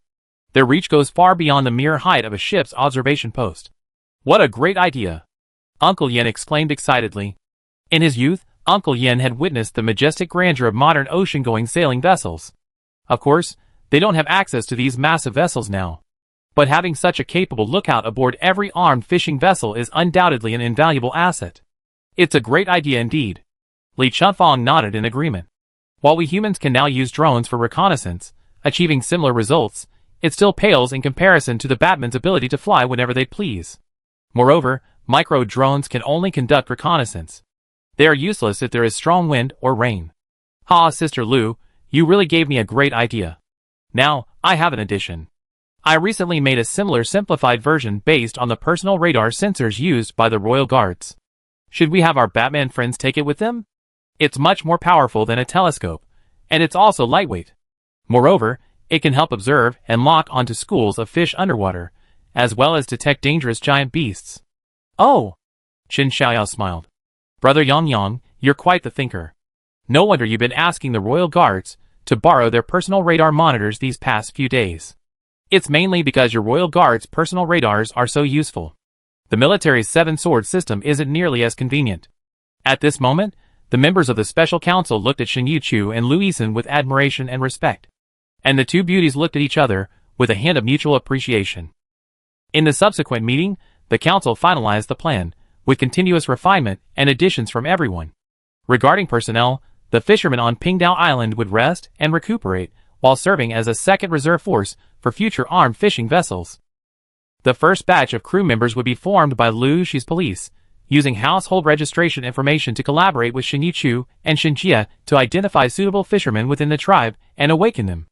In addition, Zhongli Rui would personally visit Feng Ren to discuss the possibility of borrowing personnel. Uncle Yin, we get you the new crew you requested within 2 days. What do you think? Zhongli Rui asked Uncle Yin. Okay. Governor Zhongli, as long as they're reliable, I'm confident I can train them into qualified ocean-going fishermen and sailors. Uncle Yin sounded confident. Okay, Zhongli Rui said with a smile. Chapter 390. After the meeting, Zhongli Rui summoned Lu Shi, Lu Yisan, Xin Yuchu, and Qin Xiaoyao individually. Everyone, listen, we're running out of time. Now let's split up. First, Director Lu, you raised a very good point at the meeting. So, you and Captain Qin will work together to use the police household registration system to identify suitable fishermen in Captain Qin's tribe. Then, Captain Qin, please take the trouble to mobilize your abilities on a small scale to awaken them. Lu Shi patted his chest. Huh? Checking household registration? That's our job as police officers. Don't worry, I take care of it. Xin Yuchu nodded. Yes, sir, leave it to me. Yes. Also, Zhongli Rui turned to Lu Yisan. Your suggestion is excellent. I'm planning to talk to King Fengren about borrowing someone. He's also attending lectures at Awakener University today, so I'm going to go see him. Rui, I'm not saying anything bad about you. Xinyan just gave birth. She needs your company during this period. Be careful, women can easily develop postpartum depression if they're not properly cared for after childbirth. Lu Yisan pointed out in a reproachful tone. I know that, Zhongli Rui sighed. But I don't want the situation we built with blood and struggle to be shaken, because I don't do my best to help everyone overcome their difficulties now. Everything we worked so hard to build will crumble again due to food shortages and internal strife and competition among the people. Everyone will be back to a life of uncertainty, fighting each other, and even becoming homeless. The thought of it is terrifying. Lu Yisan's eyes widened. Brother, is that really that exaggerated? Zhongli Rui didn't answer, but turned to Xin Yuchu. Captain Qin, you are Lu Rian's blood relative. She calls you aunt, right? Xin Yuchu, yes, sir. Does this have anything to do with what you were just discussing? Zhongli Rui's expression was serious. Do you know about your niece and Cheng Feng's past? Xin Yuchu's expression also grew serious. I do. Before your niece was about to give birth, Cheng Feng and Xin Jia established a looting and plundering community. It was once the largest community in Lingzhou. However, they were. After the zombie army, led by the controlled Major Murong Changfeng, broke through, Xin Jia attempted to perish along with the zombies with a dust explosion. Cheng Feng was left with no choice but to wander again, taking your niece and the remaining personnel with him. Zhongli Rui paused and turned to Lu Yisan. Sister, you know what? I later interrogated Cheng Feng. Why did he lead his men to risk the attack on the Bauhinia community and kidnap Xian Yin and Ali? Because, at the time, the last remaining food for the 10 of them was a handful of aloe vera in his bag. Cheng Feng didn't want to watch his men and his soon-to-be wife and child starve to death. What? This? Xin Yuchu's eyes widened.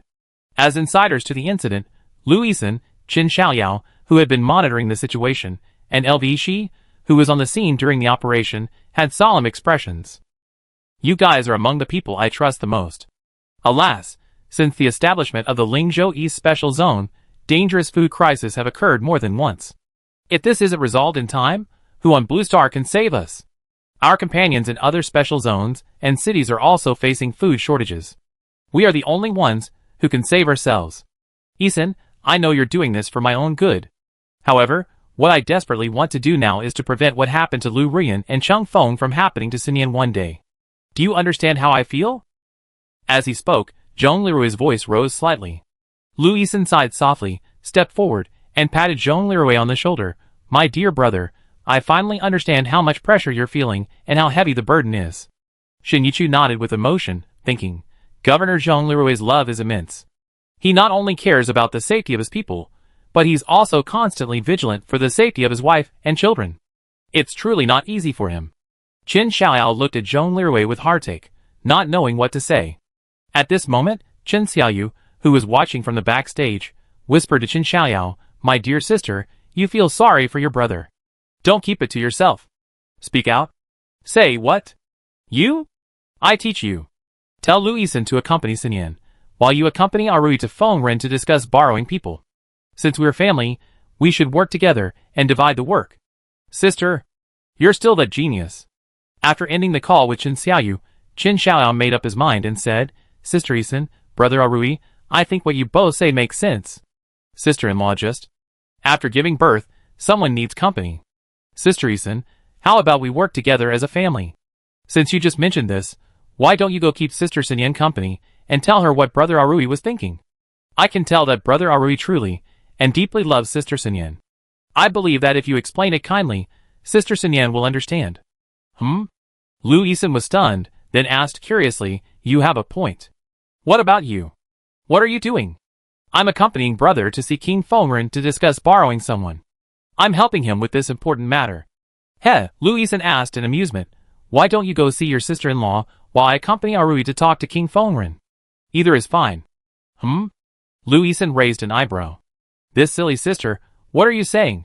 You don't even know how to tact or cover up. Chen Xiaoyu said backstage, face palming. Chen Xiaoyao, however, spoke frankly, Sister Isan, you're the older sister.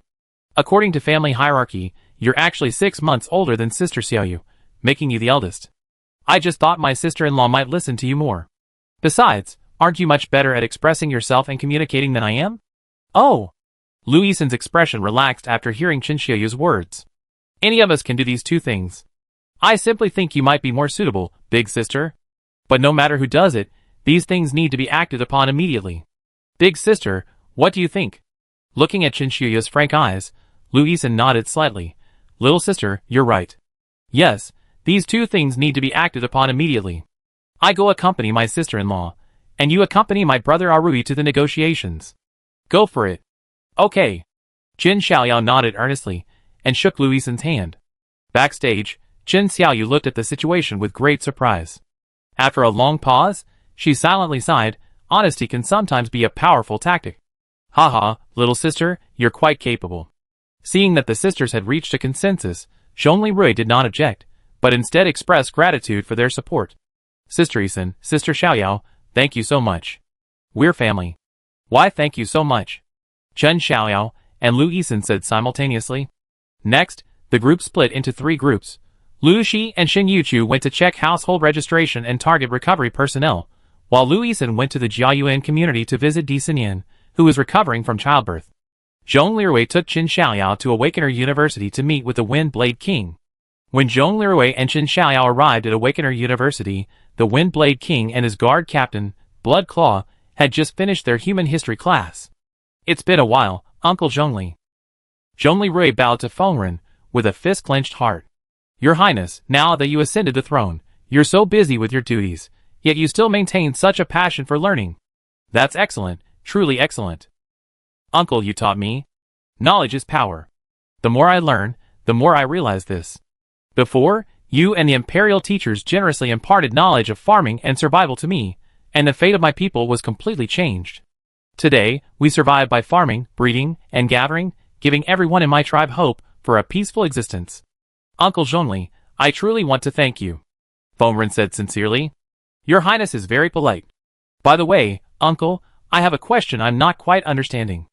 I'd like to learn from you. Oh, what's your question? Zhongli Rui asked. I've been studying at the Awakener University whenever I have free time lately. I even discovered recently that Lord Yawang, who once battled me, has become a professor at the university? Oh, you mean Lord Ning-In? Yes, I was shocked the first time I took her class. But I was even more shocked to learn that Lord Yawang Ning-In, once so decisive and capable of wreaking havoc with a single hand, is also a learned scholar. Zhongli Rui grumbled inwardly. More than just a scholar, she's even connected to supercomputers before. So much of humanity's cutting-edge technology is ingrained in her DNA. If only she weren't exhausted and didn't want to fight anymore. Well, Professor Ning-In is truly knowledgeable. May I ask, Your Highness, do you have any questions from her lectures? After Professor Ning-In finished teaching me and the other students, she left me a question. She said she was inspired by what she's seen recently, Uncle.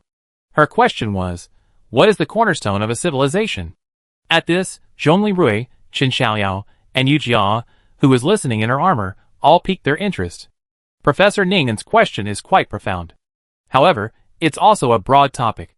First, taking human civilization as an example, the foundations of civilizations at different stages are different, Zhongli Rui said with a feeling. Oh! Fongren asked, puzzled. Uncle Zhongli, are there different stages of civilization? Zhongli Rui nodded. Then, Noticing Qin Xiaoyao's amused look, he said, Senator Xiaoyao, you're also one of Ling'an province's top scientists. How about explaining it to King Fengren? Qin Xiaoyao agreed. Just as she was about to explain, Zhongli Rui quietly telepathically prompted, Sister Xiaoyao, narrow the scope and limit the level to the agricultural civilization era. Don't tell Fengren about the heavenly book of the planetary era. I understand what Ning'an means. She seems to be trying to help me. Oh, interesting. Qin Xiaoyao tilted his head, sighing softly. As expected, a humanoid black technology storage body, the second-generation world-destroying Demon King. Ning'an. Even if he's no longer an enemy, he's still a powerful figure. Brother, don't worry, Qin Xiaoyao replied calmly. Qin Xiaoyao and his family can communicate with Zhong Lirui, who possesses the Great Xia Dragon Bird armor, using a special telepathic tool. They can communicate without speaking. However, the conditions are somewhat stringent. Both parties must be perfect new humans, clones are also acceptable, and must possess a communication device. The special communication card used by Qin Xiaoyao and the high-tech monocle used by Zhong Lirui both have this function. Similarly, Yu Jia often uses this tool when chatting with Zhong Lirui. Chapter 391. After adjusting his mindset and content, Qin Xiaoyao began to discuss the cornerstones of agricultural civilization, focusing on it, food, order, and power. Aunt Qin, you just mentioned the three cornerstones of civilization, food, order, and power. Of the three, I completely understand power. Hissing. Order, isn't it the laws enacted by the king and the senate for the people? Qin Xiaoyao smiled and said, law is part of order. Well, your highness King Fengren, in your kingdom, order refers to laws, customs, culture, and consensus. I see. With that said, I understand. But why, Aunt Qin, do you also include food as one of the cornerstones of civilization? Isn't it something very common? Let me explain, Zhongli Rui observed, taking over. Your highness, Fengren, may I ask, before the founding of your kingdom, before the present order was established, what kind of life did you and your former followers lead in the shipyards of the Magic City and the industrial plants of the Jinqi district? How did you obtain food back then? Fengren's pupils suddenly widened. He recalled those days, when every time he and his people went out to forage for food, it was essentially a bloodbath. It seems that your highness has learned a lot about civilization in college. You already know this. If food were scarce now, what kind of situation would you, me, and everyone around us face? Zhongli Rui's expression was grave. Fengren was even more astonished. Uncle, your human society was once so civilized, yet something like this could happen? Zhongli Rui turned westward, toward the former blue planet of Africa, and sighed deeply. Even in our once civilized world, many nations on the African continent still suffer human tragedy due to food shortages. War and bloodshed, like an unstoppable plague and curse, continue unabated. When food supplies are insufficient, the bonds that hold civilization together are completely ripped apart by the cruel law of the jungle, where the strong prey on the weak. Fengren asked, stunned, Uncle Zhongli Rui, as a king, shouldn't I, like you, prioritize food for my people? Zhongli Rui nodded. Indeed. Child, that's the responsibility of a superior and guardian. The responsibility of a superior and guardian. Fengren pondered the words carefully, quickly realizing that the superior Zhongli Rui was referring to was Fengren, and the guardian was himself. Then, Uncle, King Ya. No, Professor Ning'an's words were inspired by your recent work. Uncle, have you been working on Ling'an province's food supply recently? Zhongli Rui looked at Fengren with great satisfaction. Yes, your highness Fengren. Now, you finally have the wisdom of a superior. Uncle, since my mother's clan taught us farming and gathering, life for us Bat people has truly become much more peaceful and harmonious. My people are all grateful to me, saying it's my kindness. But uncle, I know that this is actually the new direction you and my mother have brought to me and my people.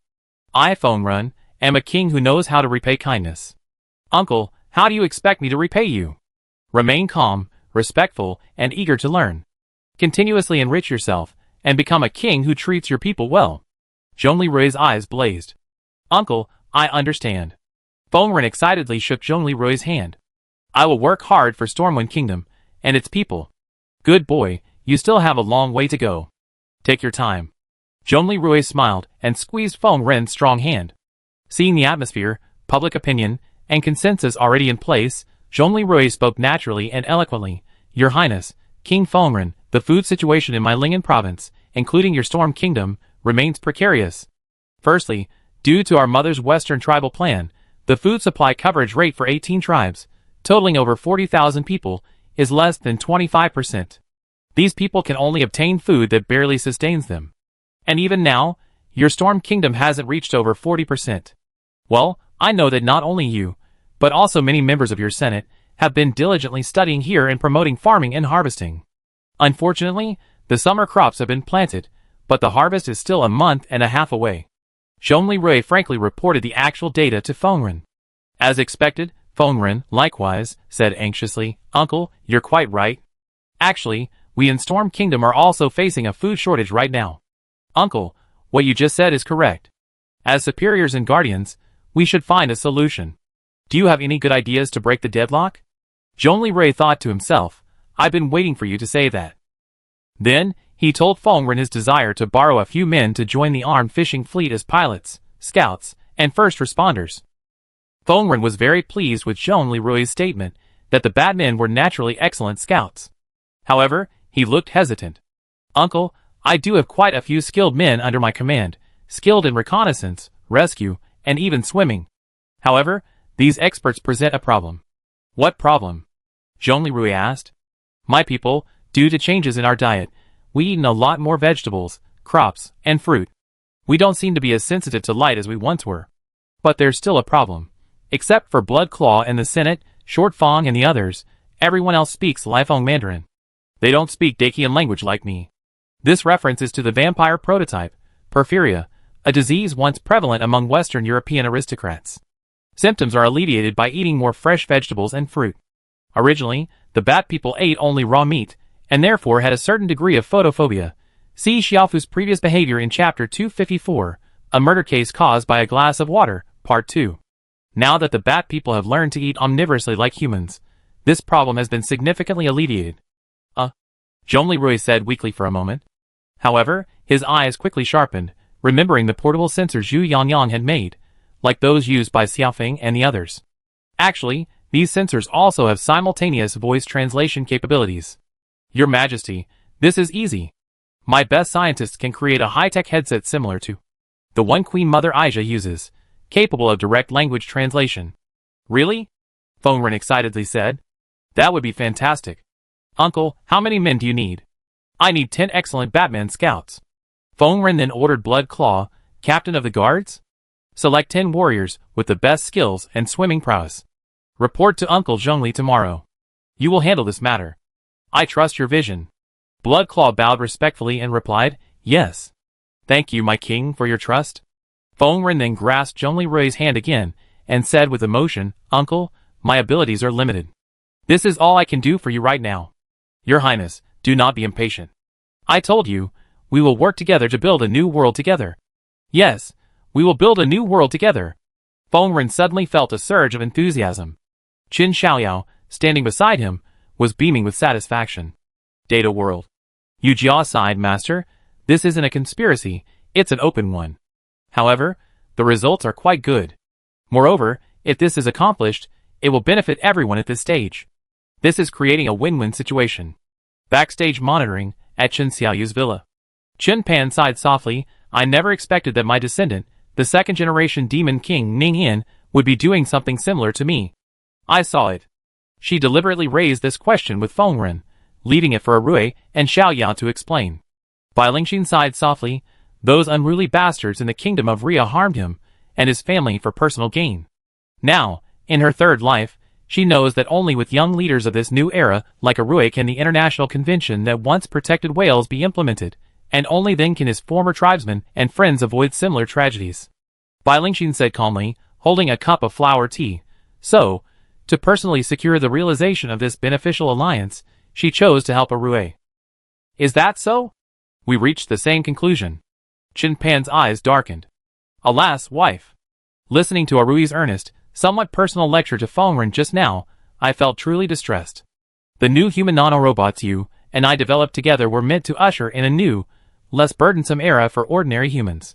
After all, high medical costs are a formidable obstacle for humanity's next stage. Before the apocalypse, human civilization was already on the verge of breaking through 1.0 and entering the planetary age.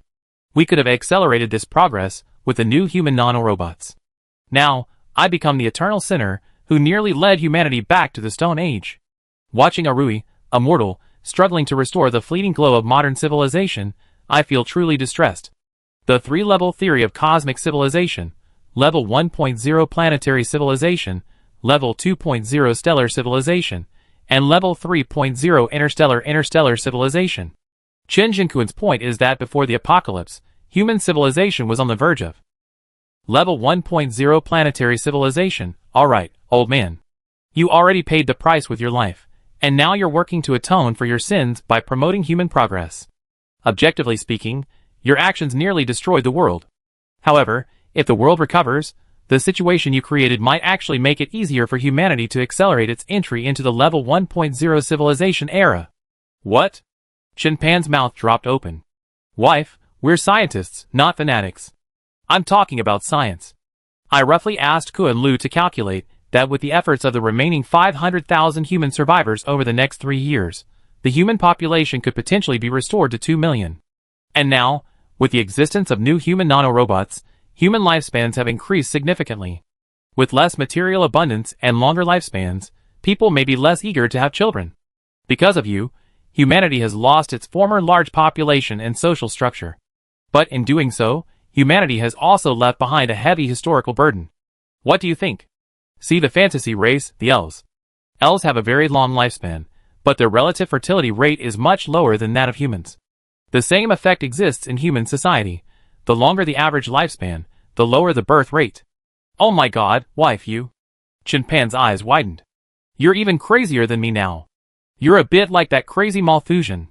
Chen Pan, or Chen Jinkuan, is referring to the relevant explanations of the crazy sociologist Malthus. Malthusian war theory is based on Malthus's population theory, explaining war as a human theoretical system of the inevitable result of overpopulation and resource conflicts. You misunderstood again. I was clearly referring to the Daedajing, the ancient philosophy of the Dacian period. Without destruction, there is no construction. Great destruction brings great construction, heralding a new life. Look at Zhuangzi's butterfly at dawn. Only after shedding its old shell can the reptiles on the ground take to the sky. While we humans have experienced great destruction, objectively speaking, our burden has been greatly reduced. As a scientist, you say, given the same resources and scientific technology, is it easier for humanity to enter the science fiction vision of Civilization 1.0 with 7 billion people, or to achieve it with 2 million people? Is it easier for Xiao Chongqing's elite new humans to achieve breakthroughs? This. Chen Pan's mouth widened. You can even think that? Do you think I'm forcing you to help Rui just to force you to be good and atone for your sins? Bai Lingxin's eyes gleamed with a gleam of brilliance. Perhaps, after this long night, things that would have taken centuries to achieve can be realized in this lifetime. Rui he is. He is one of the guiding beacons of world recovery, and a benefactor to us, Bai Lingxin said with a smile. Originally, I'd rather have him as my son-in-law. But having a godson is fine too. Let's just support him with all our might. When his dream comes true, ours won't be far behind. Chen Pan, sincerely convinced, gave his wife a thumbs up. Wife, after all these years, your vision and academic prowess are still far superior to mine. Bai Lingxin stepped forward and gently kissed Chen Pan. In this lifetime, let's reignite our dreams. The opportunity has arrived. Yes. Chen Pan's eyes lit up with fighting spirit. Together with him, we build a new world. Chen Pan clenched his fists. Chapter 392. The next morning, at dawn, at the makeshift crew training ground within Awakener University, Uncle Yin and Zhu Yangyang stood before the newly assembled personnel. In front of them were 50 coastal fishermen selected from Shinyochu's 13th tribe in the West District, and 10 batmen dispatched from the Storm Nation. All stood neatly on the training ground.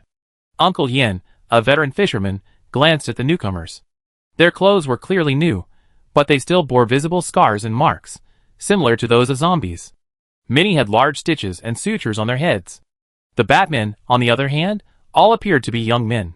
Guys, are you all fishermen? Yes, raise your hands. Uncle Yan's voice boomed. Except for the batmen, all the coastal domains raised their hands in unison. All of them. Oh, Uncle Yan nodded slightly. Those who can swim, raise your hands. The fishermen raised their hands in unison again. Lai Bingjin, the leader, said to Uncle Yin, "Don't worry, boss. Every one of us here can swim. And we're all very strong swimmers. After all, a river has tides, just like the ocean." If you can't swim and get caught in the tide, you're doomed. Uncle Yin was very pleased with Li Binggen's argument. That's right. You're the ones I want. Those landlubber militiamen from before were nothing. The fisherman chuckled at this. Finally, anyone who has been on the river, or even offshore, raise your hands. This time, about 10 people didn't raise their hands. Uncle Yin was overjoyed. Why were you there earlier? These guys are reliable.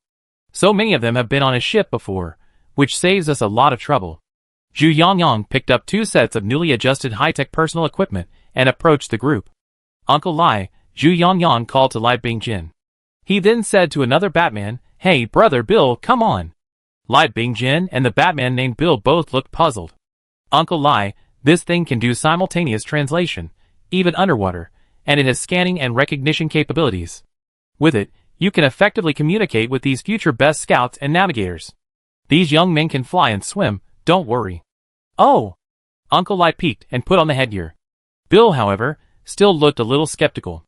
Zhu Yongyang continued, "Hey man, look at this. These allow you to talk to the captain, learn about the crew's movements, spot storms, fish, and even see sea monsters. Trust me. They're amazing. Give it a try."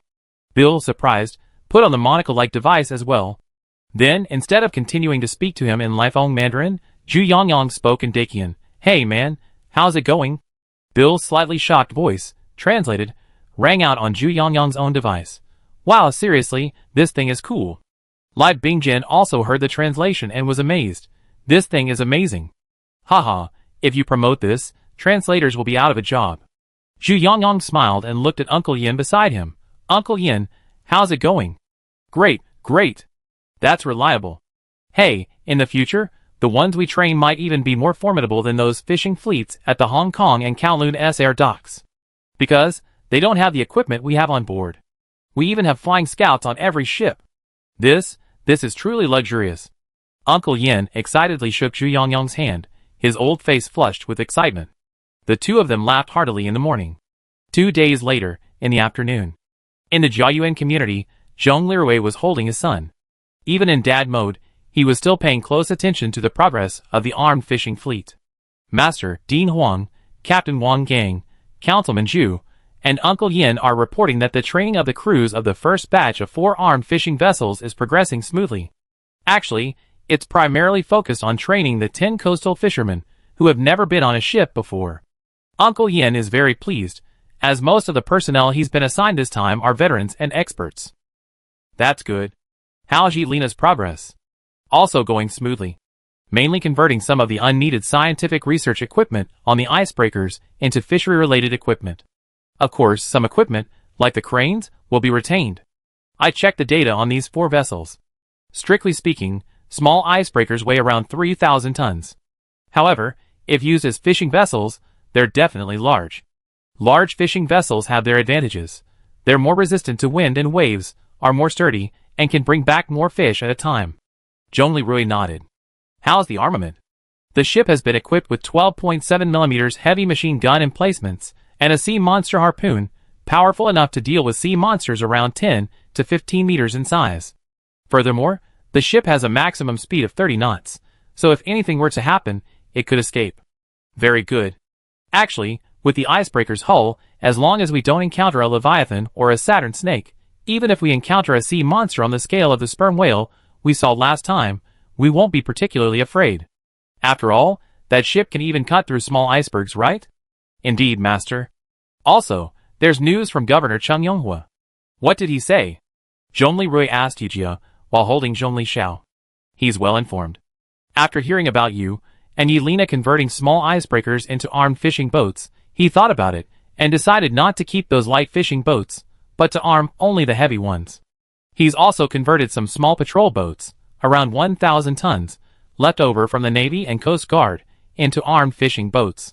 Puff! Zhong Lirui complained bluntly. Why is he starting an arms race? We're preparing to go fishing, not for a naval battle. What's he doing? I've been secretly monitoring it. He's not targeting us. He simply doesn't want any more of his brothers to die. Fu Quan's death deeply affected him. And with so many brothers killed in several large-scale battles, I analyzed the instrument readings and think Governor Cheng's mental pollution level is a cause for concern. Alas, it's not easy for everyone. Zhong Lirui sighed softly, holding Zhong Li Xiao in his arms, standing inside the floor-to-ceiling glass door to the balcony. For safety reasons, he didn't carry the child onto the balcony. You're still so cautious. A pair of delicate hands came up from behind, hugging her. Di Xinyan said gently. Of course, this is our child. I'm his father, so of course I have to be careful. Zhong Lirui turned around and gently took Di Xinyan's hand. They smiled at each other, and a warm atmosphere filled the room. Honey, Sister Xian was here yesterday.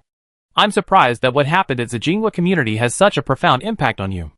Zhong Lirui held Di Xinyan's hand, looking at Zhong Li Xiao in his arms, and said with emotion, Cheng Feng made mistakes. But I can't deny that he fought tooth and nail for his wife and children. Oh, and his friend, Xinjia, was similar. And Murong Chanfeng, and our current godfather, Chen Pan. Di Xinyan smiled mysteriously. Rui, regardless of their past positions or right and wrong, these people are all good men in my wife's eyes. Backstage, Chen Pan's face fell, while Bai Lingxin smiled brightly. Old man, why are you so angry? Your goddaughter-in-law is praising you. Ahem. Chen Pan coughed tactfully. Inside the room, Di Xinyan said softly to Zhong Lirui, Rui, I know you're a person with a strong sense of responsibility and a sense of insecurity. Don't put too much pressure on yourself. Although we face various pressures and challenges all the time, you are not fighting alone. Remember when we escaped from the hospital? Back then, we were isolated and helpless. But now, we have so many like-minded friends, and we are working together. I believe we will succeed. I have to take care of the child soon, so I may not be able to accompany you on the mission like before. But Rui, don't worry, I will be at home, waiting for your return with Xiao. Dad, keep going. Zhong Lixiu's voice echoed again in Zhong Lirui's mind. Zhong Lirui felt a warm current coursing through his heart. He smiled and tapped Zhong Lixiu's nose. My son, are you using telepathy again? Thank you though. Thank you too, Xinyan. Zhong Lirui lifted Di Xinyan's chin and kissed her. After Zhong Lirui left home, Zhong Li Xiao telepathically addressed his mother, Mom, are you still worried about Dad's mental stability? Son, didn't Grandma tell you to learn to speak sooner rather than relying on telepathy? Di Xinyan shook her head slightly, sighing yes. Your father is truly a hero who saved our hometown and the world. He gave love and tenderness to me, to you, to our family, friends, our hometown, and even the entire world. But deep down, he's also been scarred. I really want to grow up soon and join Dad in saving the world. Child, don't be impatient. You only been born a few days. Okay, stop the telepathy. Okay. Zhong Li Xiao's inner voice stopped. Mom, Zhong Li Xiao said in a childish voice. Di Xinyan was stunned, a little dazed. Son, you only been born a few days and you can already speak? Zhong Li Xiao smiled. After more than half a month of preparation, Zhong Lirui once again launched the Bishi and set off. The boat was loaded with 54 armed fishing boat crew members, all of whom Uncle Yin had urgently trained. After careful consideration, Zhong Lirui and Wang Gang decided to transfer 4 heavy machine gunners from the 2nd Special Operations Company to join the armed fishing boat crew. Initially, Uncle Yin was displeased, believing them to be another landlubber of the civilian militia. However, Wang Gang explained that these heavy machine gunners were Special Forces soldiers, capable not only of swimming but also of diving. This reassured Uncle Yin. Looking at the Batman Scouts and Special Forces heavy machine gunners assigned to each boat, Uncle Lai, the leader of the coastal fishermen, grumbled, We're not going out to sea to fish, we're clearly going out to sea to fight sea monsters. Uncle Yin, who had experienced the Pingdao incident, expressed caution, Lao Lai, don't disbelieve me. You know, the boat I and my previous crew were on was damaged by a fight between 2 sea monsters over 20 meters long. Those old wooden fishing boats couldn't withstand a single blow. Governor Zhongli is being so cautious because he's protecting us. Several fishing boat crew members, like Uncle Yin, from Hong Kong and Kowloon, nodded earnestly. We trust Uncle Yin and Governor Zhongli. He's doing all this for everyone's safety. The atmosphere on the boat grew serious and solemn. Everyone once again clearly realized the uncharted waters and potential dangers they were about to face. But at the same time, they were filled with anticipation and determination, for they knew they were fighting for their homes and their very survival. At noon, the Bishi entered the dock in the Magic City. Inside the dock, before the crew stood 4 newly refitted armed fishing boats. The 3,000-ton Poang vessels numbers 1 to 4. Their brand new hulls, eye-catching additional trunk armor, and fixed heavy machine gun emplacements caught everyone's attention. Furthermore, they were equipped with lifting equipment, trawl nets, and pneumatic sea monster harpoons. How are you? Yelena winked. My closest ally. How are the boats? Good, very good, very good. Zhongli Rui had already instructed Yu Jia to scan the 4 boats. Yu Jia commented that these armed fishing boats could easily retreat safely from the threat of a near-disaster level monster. I got the boats ready for you. How are your men? Zhongli Rui didn't reply, but suddenly ordered, everyone. Behind him, 52 crew members, divided into 4 teams, were already in position. The crew members all wore navy blue shirts. Their muscular builds, their dark skin and muscular builds were truly impressive. Even more memorable was that each of the 4 pairs included a special forces soldier in a green military undershirt and a winged Batman. This. Yelena, her assistant Wang Xiuya, and the head of security, Liao Zhe, were stunned. Governor Zhongli, are you sure you're training fishermen, not coastal patrol sailors? Zhongli Rui smiled and said, survival is a war. On this day, the armed fishing fleets of the Demon City Fortress and Lingyan Prefecture officially launched. Chapter 393. Third day at sea for the Polong No. 1. In the afternoon, Uncle Lai glanced at the situation on board. Everything seemed normal, so he began writing the day's logbook. Polong No. 1 logbook. Date, Monday, July 1st, 20XX. Weather, sunny, southeast wind force 3 to 4, waves 1.5 meters high. Position, launching, 28 degrees 15 minutes north, 122 degrees 40 minutes east, Eastern Sea fishing ground, operation log, 4:30, nets were lifted for inspection, revealing no damage. Drag depth was adjusted to 60 meters. 6 to 9:30, continuous trawling operations, with the catch primarily consisting of hairtail and small yellow croaker, with a small amount of pomfret. 12 o'clock, total catch estimated at approximately 2,000 gene, 1,200 gene of hairtail, 700 gene of small yellow croaker, and 100 gene of pomfret. The refrigerated compartment temperature remained stable at minus 18 degrees Celsius. Special circumstances, a mixed group of dolphins and sperm whales appeared in the waters around 10 a.m. In accordance with the International Convention for the Conservation of Whales and Dolphins, trawling was suspended for 15 minutes to avoid the danger. Captain's signature, Lai Bingjin. Note, the quality of the catch is significantly better than the previous 2 days. A trial fishing trip is planned for tomorrow, heading northeast. Lai Bingjin smiled as he reviewed his logbook. Since setting sail, his vessel, the Polong No. 1, as the lead vessel in the armed fishing fleet, has been performing well. Initially, he had suspected that this 3,000-ton icebreaker-converted armed fishing vessel might be unreliable. However, with the steady increase in catches over the past few days, his doubts gradually dissipated. The crew was equally confident. Before setting sail, Zhongli Rui and Yelena addressed the crew, explaining that the fleet's activities were not only a productive activity, but also a crucial measure to help the people of the 2 regions overcome food shortages. There's a food shortage in the 2 regions, supplying about 70,000 people. Are we relying on you, old man? Lai Bingjin chuckled. Governor Zhongli thinks too highly of me. But I'm familiar with what I'm asked to do, fishing. Well, if we keep this up, we catch 10 tons of fish and then head back to supply the city. Large modern fishing vessels typically return after catching around 10 tons of fish. Smaller boats might return after catching a few thousand kilograms. At this moment, the ship's mate, Wang Zhongshi, arrived and reported to Uncle Lai, Captain, everything's working fine. The new ship is doing well. How's the refrigerated storage equipment? Lai Bingjin inquired. It's perfectly normal, no problem. This ship was originally intended for Arctic voyages, so it's incredibly robust.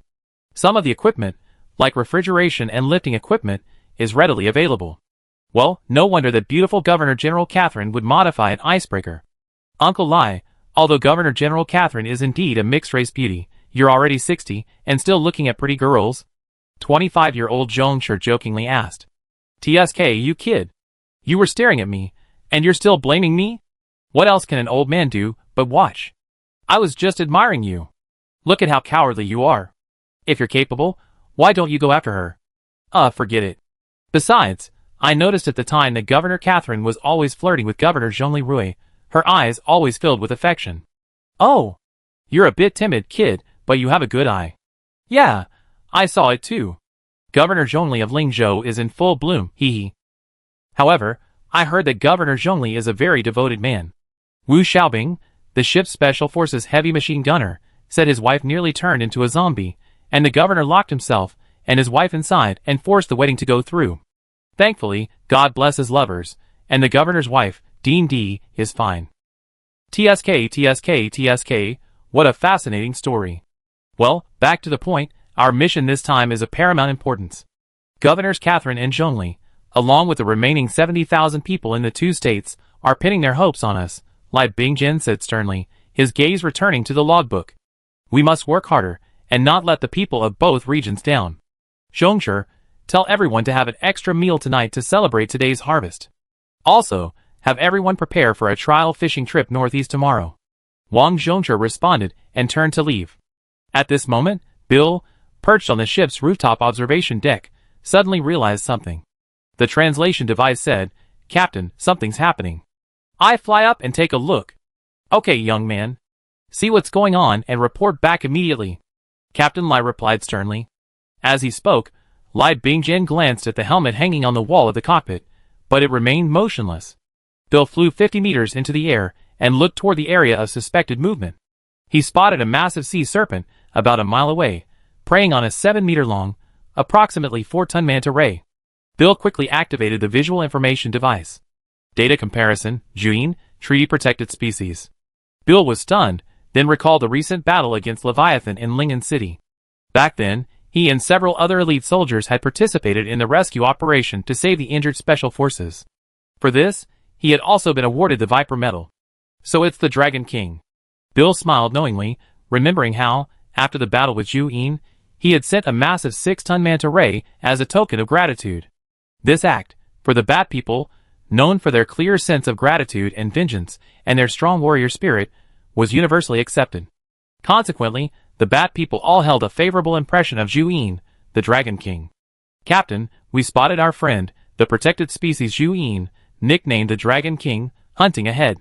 Dragon King? Oh, I remember. It's the one who Xiaobing mentioned, the one who sent a 6-ton manta ray out of gratitude? Yes, Captain. Ha, interesting. That's all right. We have a giant Yinglong icon on our ship. The Dragon King is intelligent and knows we're human, so he shouldn't give us any trouble. We're fishing, and it's fishing too. Let's just keep fishing. Okay. Bill smiled knowingly, dismissing the issue as he prepared to descend and return to the ship. Then, Polong No. 1 maintained its course, continuing northeast. Soon, the boat was about 300 meters from Zhu Yin's hunting spot. By then, Zhu Yin had completed his kill and was feasting. Naturally, he had spotted Polong No. 1.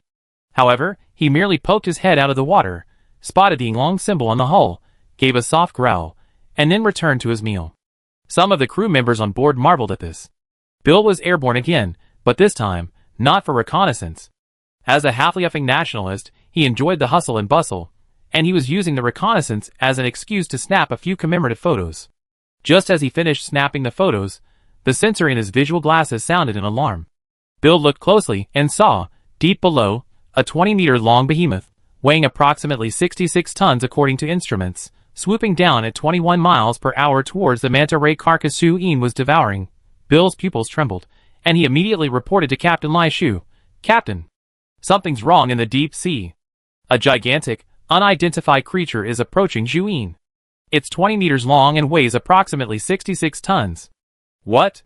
Lai Bingjin, in the cockpit, was startled and asked, "Is it a sperm whale?" Comparing the data, no. Judging by its outline, it looks more like a shark. Are you kidding me? Great white sharks are only 6 or 7 meters long at most, and weigh 2 tons. What the hell is this 20-meter-long, 66-ton monster? It's a near-catastrophic monster. Lai Bingjin then made a quick decision. Wang Zhongsher, sound the battle alarm.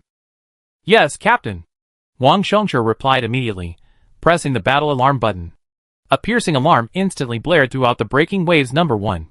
The crew quickly took up their positions, donning combat helmets provided by the militia.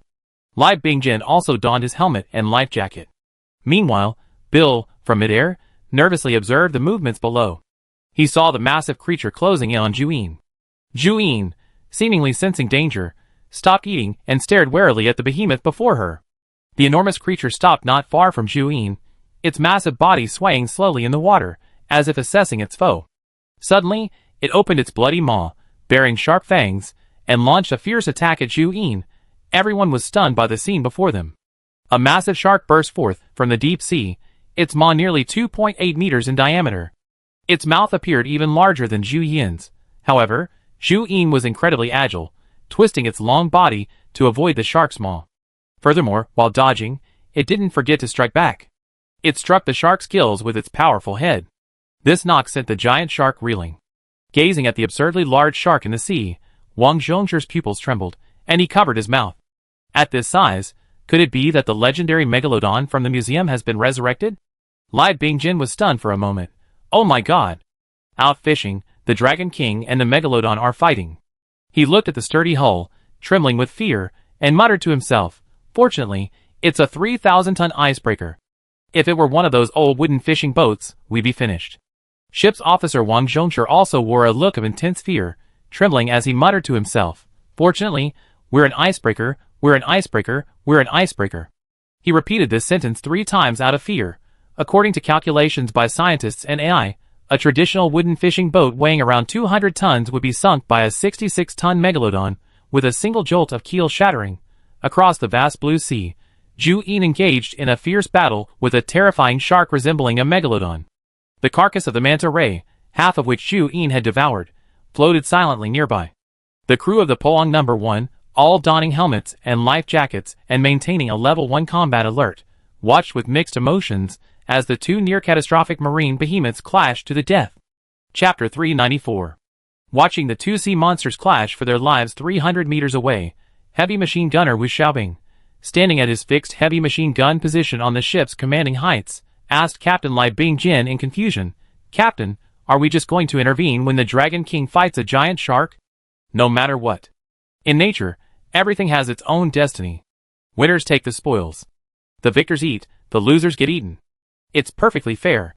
Lai Bingjin said calmly, although the Dragon King did help us, this matter has nothing to do with us. That's right. Wu Xiaobing released his hand from the trigger of his heavy machine gun. In the air, Bill was keeping a close eye on the battlefield with his personal radar. Suddenly, he noticed a second target emerging from the deep sea 50 meters off the right side of the Polong No. 1.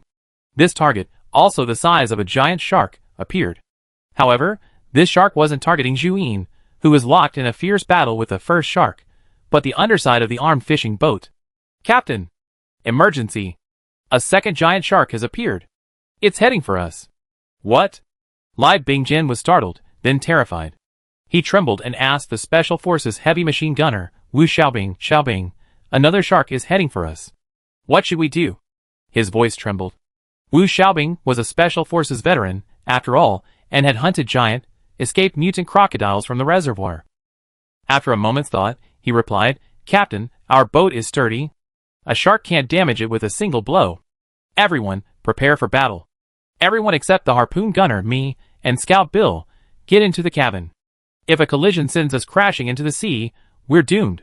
Sharks have jaws that can devour anyone who falls into the water like wontons. Also, I request permission to open fire.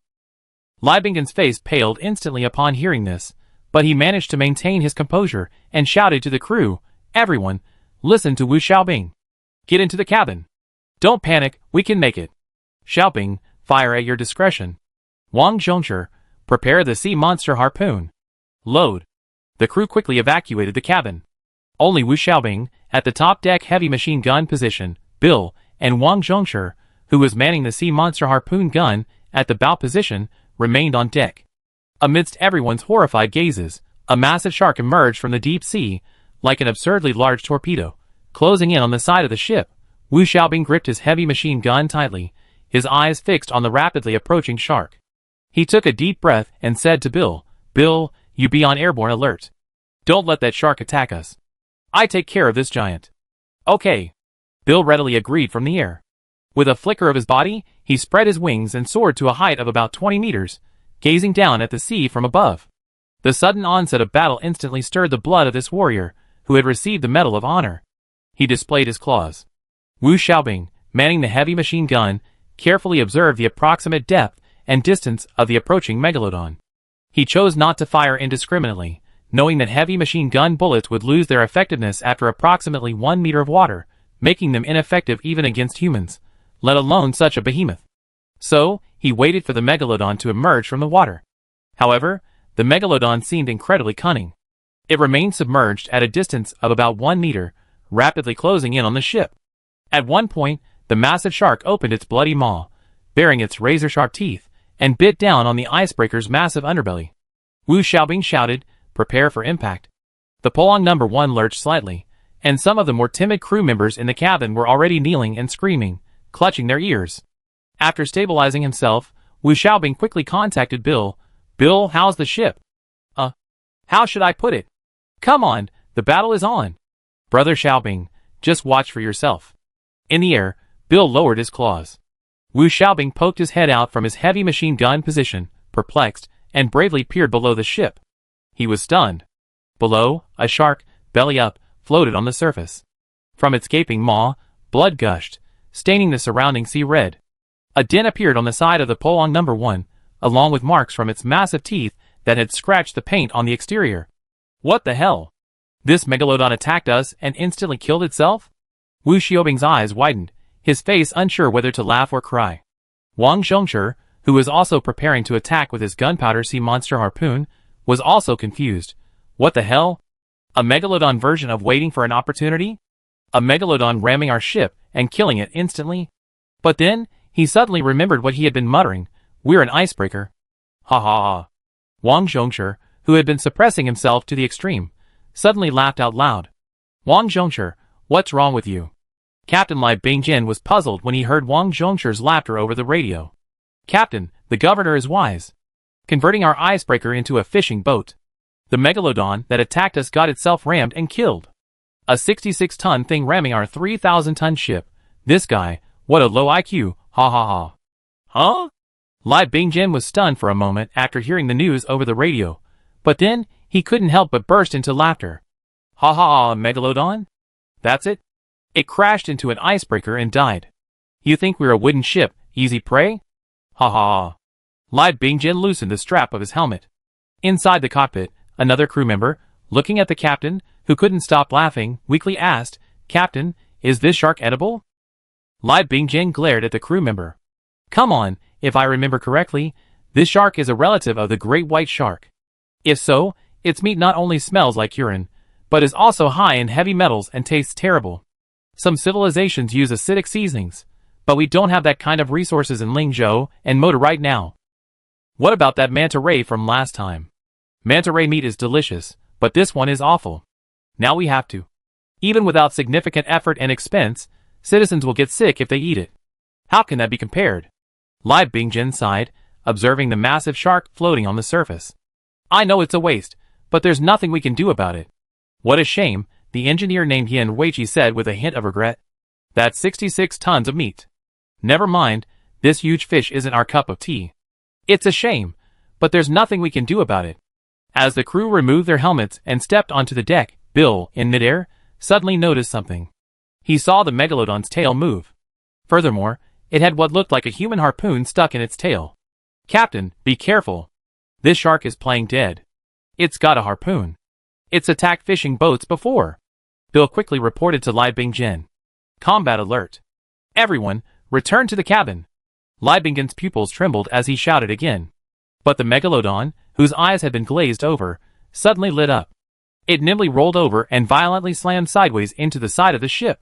Bang! The ship's side shook again, and a sailor on deck nearly fell. "This guy's faking his own death." Lai Bingjin ordered the 2 firing points, heavy machine guns, harpoons, teach this guy a lesson. Wu Xiaobing's eyes glared. He pulled the bolt, and the muzzle of the heavy machine gun pointed at the shark's back, spurting flames. Bang, bang, bang. Heavy machine gun bullets rained down on the megalodon's back, ripping its flesh and splattering blood. The shark writhed in agony, but stubbornly tried to attack the Polong No. 1 again. Seeing this, Wang Zhongshi pressed the launch button on the harpoon without hesitation.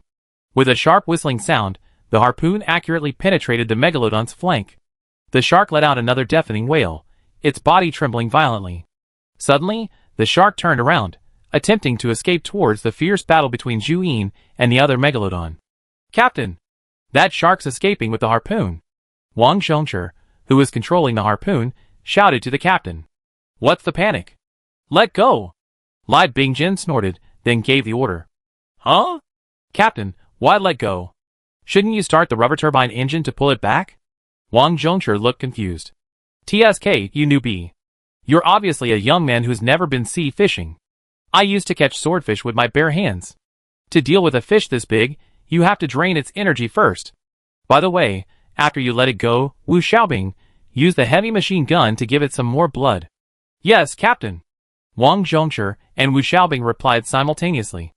At Lai Binggen's command, Wang Zhongshi quickly let go of the harpoon's rope, allowing the megalodon to escape, carrying the harpoon and rope. The megalodon, stung by the pain, swam desperately, trying to break free from its restraints. Wu Xiaobing once again aimed at the megalodon, his heavy machine gun firing at full force. Bullets rained down upon the shark like a torrential downpour. The shark wailed in agony, its blood staining the surrounding water red, but it struggled stubbornly. Lai Bingjian, in the cockpit, calmly observed the battle. He knew that if they could exhaust the megalodon's strength, they would ultimately defeat it. Finally, after 15 minutes of back-and-forth maneuvers, pulling and firing, the megalodon remained motionless. Bill, use your detector to scan. Is it completely dead? Bill activated his personal detector and confirmed that the megalodon was dead. Captain, the megalodon is dead. That's good. Lai Bingjian looked at Wang Zhongshi, still on guard at the bow, Bill, hovering in the air, Wu Xiaobing on the top of the ship, and the ship below him, still standing despite the fierce battle. He gazed into space and sighed, Governor Zhonglirui, thank you. If we had come here with those wooden fishing boats from back home, we'd all be dead today. Zhonglirui, who was in Linganzhou's office, sneezed suddenly. Master, what's wrong with you? I'm fine. The scan is complete, Master. You don't have a cold? Yu Jia asked curiously. I don't know what's going on. Zhonglirui shook his head in confusion. This was the first time he sneezed since becoming a new human. Out at sea, Lai Bingjian ordered the dead megalodon to be towed to the ship using a rubber turbine. Bill removed the harpoon embedded in the giant shark and handed it to Captain Lai Bingjian for inspection. Lai Bingjian examined the harpoon and saw the word Hong engraved on the rusty wooden handle. Hong? At this moment, Xiao Shirsi, the chief engineer of the Breaking Waves No. 1, from Hong Kong and Kowloon, had his face drastically changed. Captain, this harpoon was from those fishing boats at the Hong Kong and Kowloon Special Administrative Region Fishing Boat Wharf. So does that mean this megalodon, and its accomplices over there fighting the Dragon King, have killed anyone? Lai Binggen's eyes widened. Xiao Shirsi, holding the harpoon, tears welling in his eyes, looked at the other megalodon in the distance and pleaded with Lai Bingjian, Captain, I beg you, avenge our fellow comrades and compatriots who perished in Hong Kong and Kowloon. Chapter 395. Lai Bingjian didn't immediately agree to Xiao Shirsi's request. Instead, he summoned Wu Xiaobing, Wang Zhongshi, and Bill. He first turned to the heavy machine gunner Wu Xiaobing. Xiao Wu, what do you think? In the past, our unit has helped the city police and citizens deal with escaped wild animals. Wu Xiaobing thought for a moment and scratched the back of his head. Any wild animal that has killed a human must be killed. They remember the taste of human blood and will kill again and attack other fishing boats. My opinion, kill it. Lao Lai then asked his first mate, Xiao Wang, what do you think? I agree with killing it. Looking back, this dead fish is a cold-blooded killer. It not only killed our fellow fishermen in Hong Kong and Kowloon. Remember earlier? It first tried to knock us over, and when that failed, it feigned death to lure us in. This creature is too dangerous. Then, its accomplices over there must have also participated in the massacre of fishermen. I agree with Xiaobing's suggestion. Kill it. As soon as this was spoken, the surrounding crew members nodded. Lao Lai nodded slightly, thinking that the young man's intelligence was quite good, as long as he wasn't frightened. Finally, Lao Lai asked Bill, young man, what do you think? Repay kindness with kindness, blood for blood, tooth for tooth. The hatred of our allies is our hatred. That's what King Wind Blade taught us. Batman put justice first. It would be my honor to help the Dragon King, slay the sea monster, and avenge my allies. Listening to Bill's tribal warrior-style opinion, Lao Lai shook his head slightly. This kid was stubborn. Okay, let's help the Dragon King. Lai Bingjian, after gathering everyone's opinions, made a decision. However, there's a megalodon entangled with the Dragon King. How can we help? It would be bad if we hurt the Dragon King.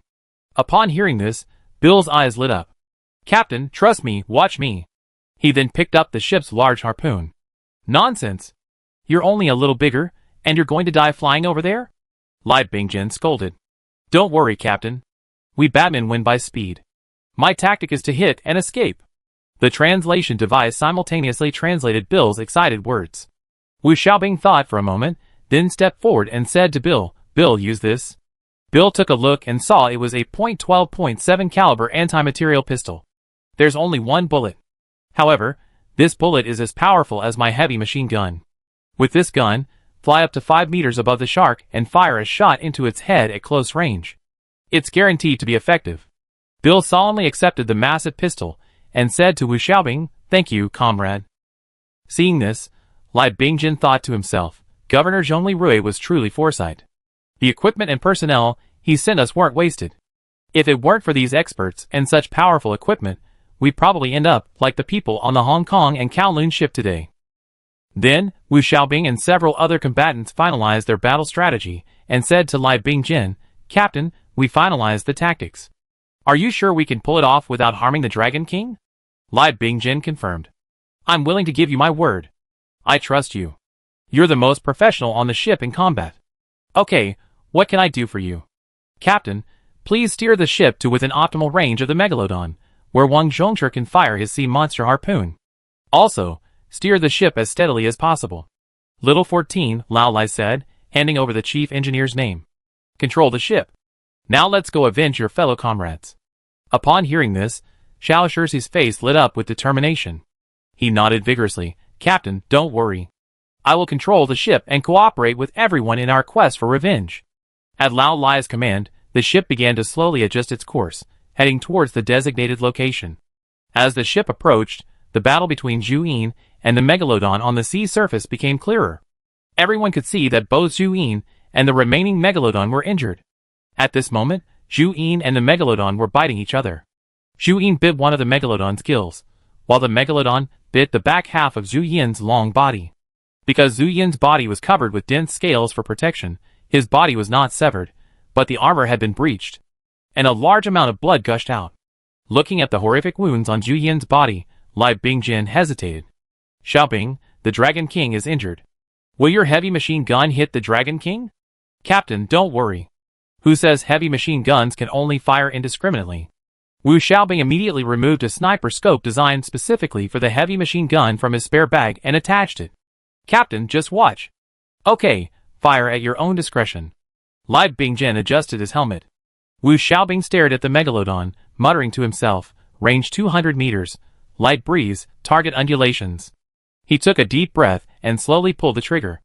The heavy machine gun roared with a dull roar. The massive bullet, like an arrow from a bow, instantly pierced the air and accurately struck the Megalodon's head, directly knocking off a large chunk of flesh and scalp above the Megalodon's eye. The immense pain only fueled the Megalodon's ferocity. Its bite tightened. Corporal Wu, single hit, blowing away the flesh and scalp from the Megalodon's head, Bill reported mid-flight. Alas! The target was moving around. I was going to hit its eyes and blow up its brain. Wu Xiaobing felt a little regretful. It's okay. I just fly closer, isn't that all? Bill's eyes blazed with astonishing force as he dived toward the Megalodon locked in combat with Zhu Yin. He clutched a large-caliber anti-material pistol. Both Zhu Yin and the Megalodon, engaged in the struggle, saw Bill's swooping approach. Both beasts' eyes betrayed bewilderment. As if they were thinking, we're kings of the sea, and you, a tiny birdman, are interfering in this showdown. In a split second, Bill, faster than a peregrine falcon, sprinted overhead, raised his gun, and pulled the trigger. Bang! Accompanied by the sound of a gunshot, a massive, bloody hole blew open on the Megalodon's head. There was no scream, no further reaction. The Megalodon's eyes lost focus. Its jaws tightened around Zhu Yin, then loosened. Bill was somewhat incredulous at the success of a single shot.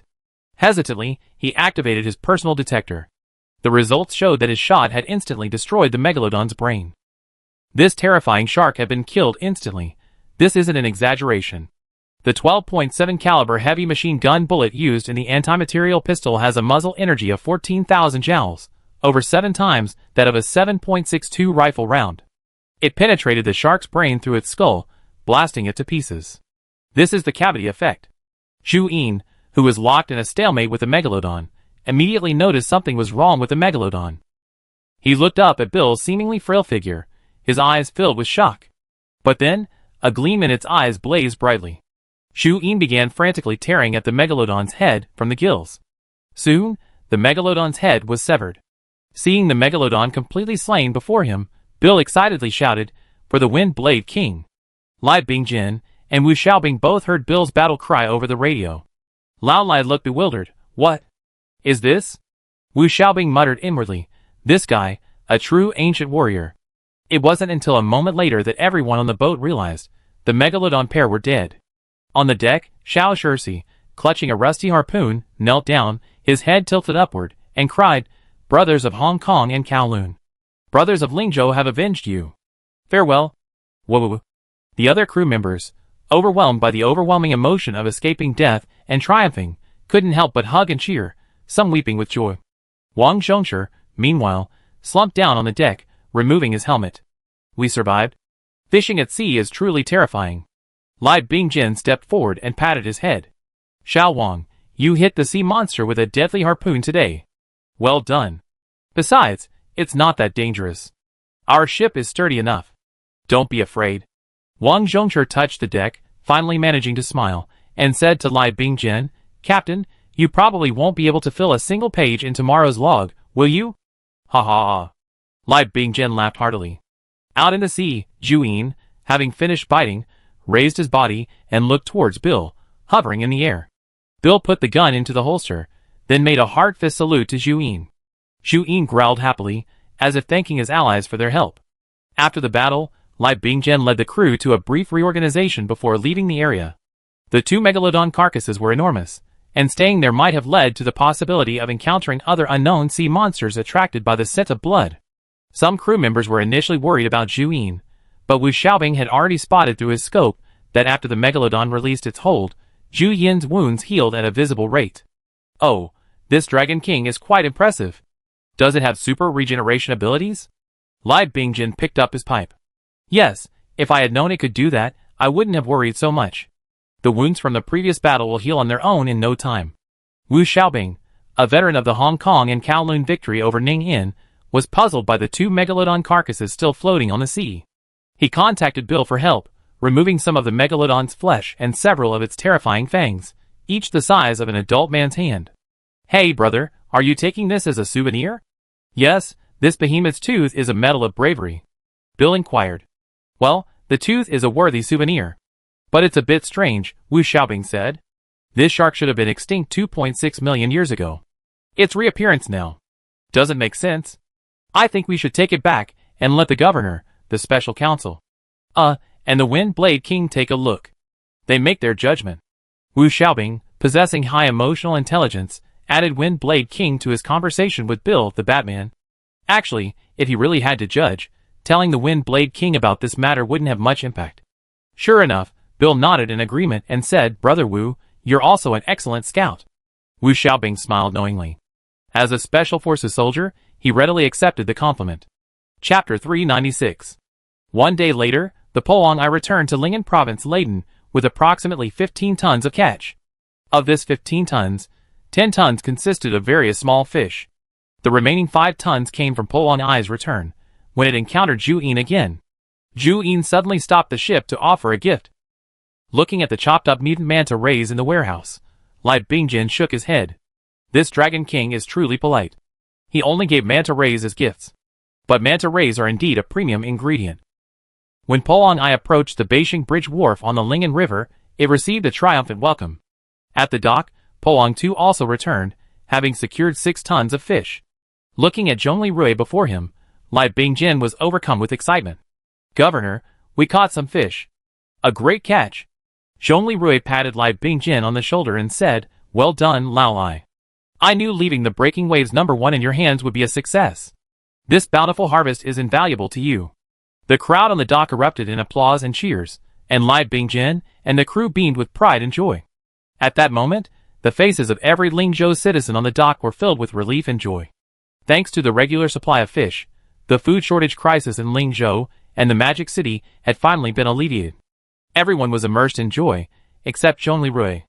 Earlier, Wu Xiaobing had secretly reported to him about the encounter the Breaking Waves #1 had with 2 megalodon sharks and a Zine shark, their victory in the battle, and the resulting samples. Zhongli Rui had been prepared for the appearance of unnaturally large beasts in the sea, like the enlarged sperm whale and giant squid he had seen last time. Although they have become larger, this is not surprising because they are real species. And the megalodon? Didn't it become extinct 2.6 million years ago? Later, Wu Xiaobing and Bill gave a briefing together in the conference room. In front of them, Zhongli Rui, Wang Gang, Sidu Kong, Fengren Wang, Dr. Aisha, and the Bailingxin couple listened to their reports. Thank you for your hard work. Go and rest. Wu Xiaobing and Bill respectfully withdrew. Zhongli Rui frowned as he picked up the still fresh, palm-sized megalodon tooth. His expression deepened when he saw the rusty harpoon used by Hong Kong and Kowloon fishermen. Then he turned to Bailingxin. Chairman Bai, I previously prepared this level of equipment for the armed fishing fleet, primarily considering the potential for nanobots to increase the size of certain species. But this thing doesn't look like a natural mutation, does it? Bailingxin held up the tooth, her eyes gleaming with admiration. Governor Zhongli, your insight is truly remarkable. Please hand this thing over to our Changsheng group. We will carefully analyze its origin and source. Okay, please. Zhongli Rui nodded, then turned to Sidu Kong. Chief of Staff, let the crew of Polong No. 2 learn from Polong No. 1's victory against the giant sea monster this time, and share it with Polong No. 3 and No. 4 in the Magic City. Yes, Sidu Kong agreed with a nod. Then, will we continue to send special forces to accompany the voyage? Wang Gang asked. Zhongli Rui thought for a moment and said, yes, I do. Besides, I have an idea. Instead of having a fixed crew, we can send special forces personnel aboard and rotate them on a regular basis. That way, all special forces members can become true amphibious warriors. Ha! Wang Gang laughed. General, that's a good idea. I arrange it. Off to the side, Fengren, the good student king, spoke without a teacher. I'd like to emulate you too. How about I send my elite soldiers to take regular shifts aboard the Breaking Waves, just like you do? Zhongli Rui was taken aback, then smiled and nodded. Your Highness, of course. Bill's performance, this time, was outstanding, truly worthy of being your elite guard. After everyone had left, Zhongli Rui composed himself and reconnected with Cheng Yonghua, the governor of Hong Kong and Kowloon. Governor Zhongli, congratulations. Cheng Yonghua exclaimed as soon as the call was established. Clearly, Cheng Yonghua already knew that the Lingen State Armed Fishing Fleet had taken the lead and had achieved a successful haul. Thank you, Zhongli Rui said in a deep voice. Governor Cheng, I have something I need you to see. What is it? Cheng Yonghua, seeing Zhongli Rui's expression, felt a sense of foreboding. Zhongli Rui silently picked up the rusty harpoon and displayed the character hung on it. Cheng Yonghua stared at the character, his expression shifting from confusion to shock at a visible speed. His mouth slightly parted, his eyes fixed on the rusty harpoon. Governor Zhongli, please. Help me take a look at this character hung, the small words on the back. Zhongli Rui paused, then turned the wooden handle of the harpoon over. He carefully removed the dried mud from the back and found 2 lines of small characters. Xing Hongman family, Back Hall Cheng family. Governor Zhongli, excuse me. Cheng Yonghua, suppressing his expression, left his seat. Yujia immediately hacked into the surveillance camera in Cheng Yonghua's room. Under Yujia's watch, she discovered that Governor Cheng, temporarily away from the live broadcast site, was in the room's small built-in toilet, wailing like a wounded beast. Family background. Family background. My family background. How could it be gone? I'm so sorry for your grandfather. I'm so sorry for your deceased mother. I wanted to promote you well. How could it be gone just like that? Master, Governor Cheng is wailing in the toilet. His mental pollution level has exceeded the warning line of 40%, and he is at risk of mental breakdown. Data retrieved. Cheng Jiashi is Cheng Yonghua's eldest nephew, and Fu Wei is Governor Cheng's sister-in-law and childhood sweetheart. Zhongli Rui shook his head. I had a bad feeling earlier. It seems that Governor Cheng last time, one of their ships, out at sea, was in distress, barely sending out a distress signal, and was rescued by us. The other ship is missing. The crew of this missing ship must have been consumed by the megalodon. Furthermore, judging by the harpoon, they must have experienced a desperate struggle before their deaths. Zhongli Rui closed his eyes, a horrifying yet vivid scene playing out in his mind. Amidst the raging sea, a traditional fishing boat was overturned by a 66-ton megalodon, leaving debris and wreckage everywhere. The crew fell into the sea.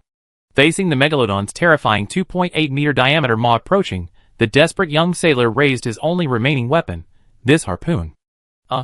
Zhongli Rui rubbed his brow. The host's mental pollution level has also increased to 5%. Yu Jia immediately materialized. Master, you and Governor Chung did your best. Even in peacetime, some tragedies are inevitable. But now, in the age of apocalyptic recovery, please don't blame yourself for something like this. Furthermore, the data from the monitors on the Scouts Polong 1 and 2 shows that the armed icebreaker strategy is remarkably effective. Master. Rui, think positively.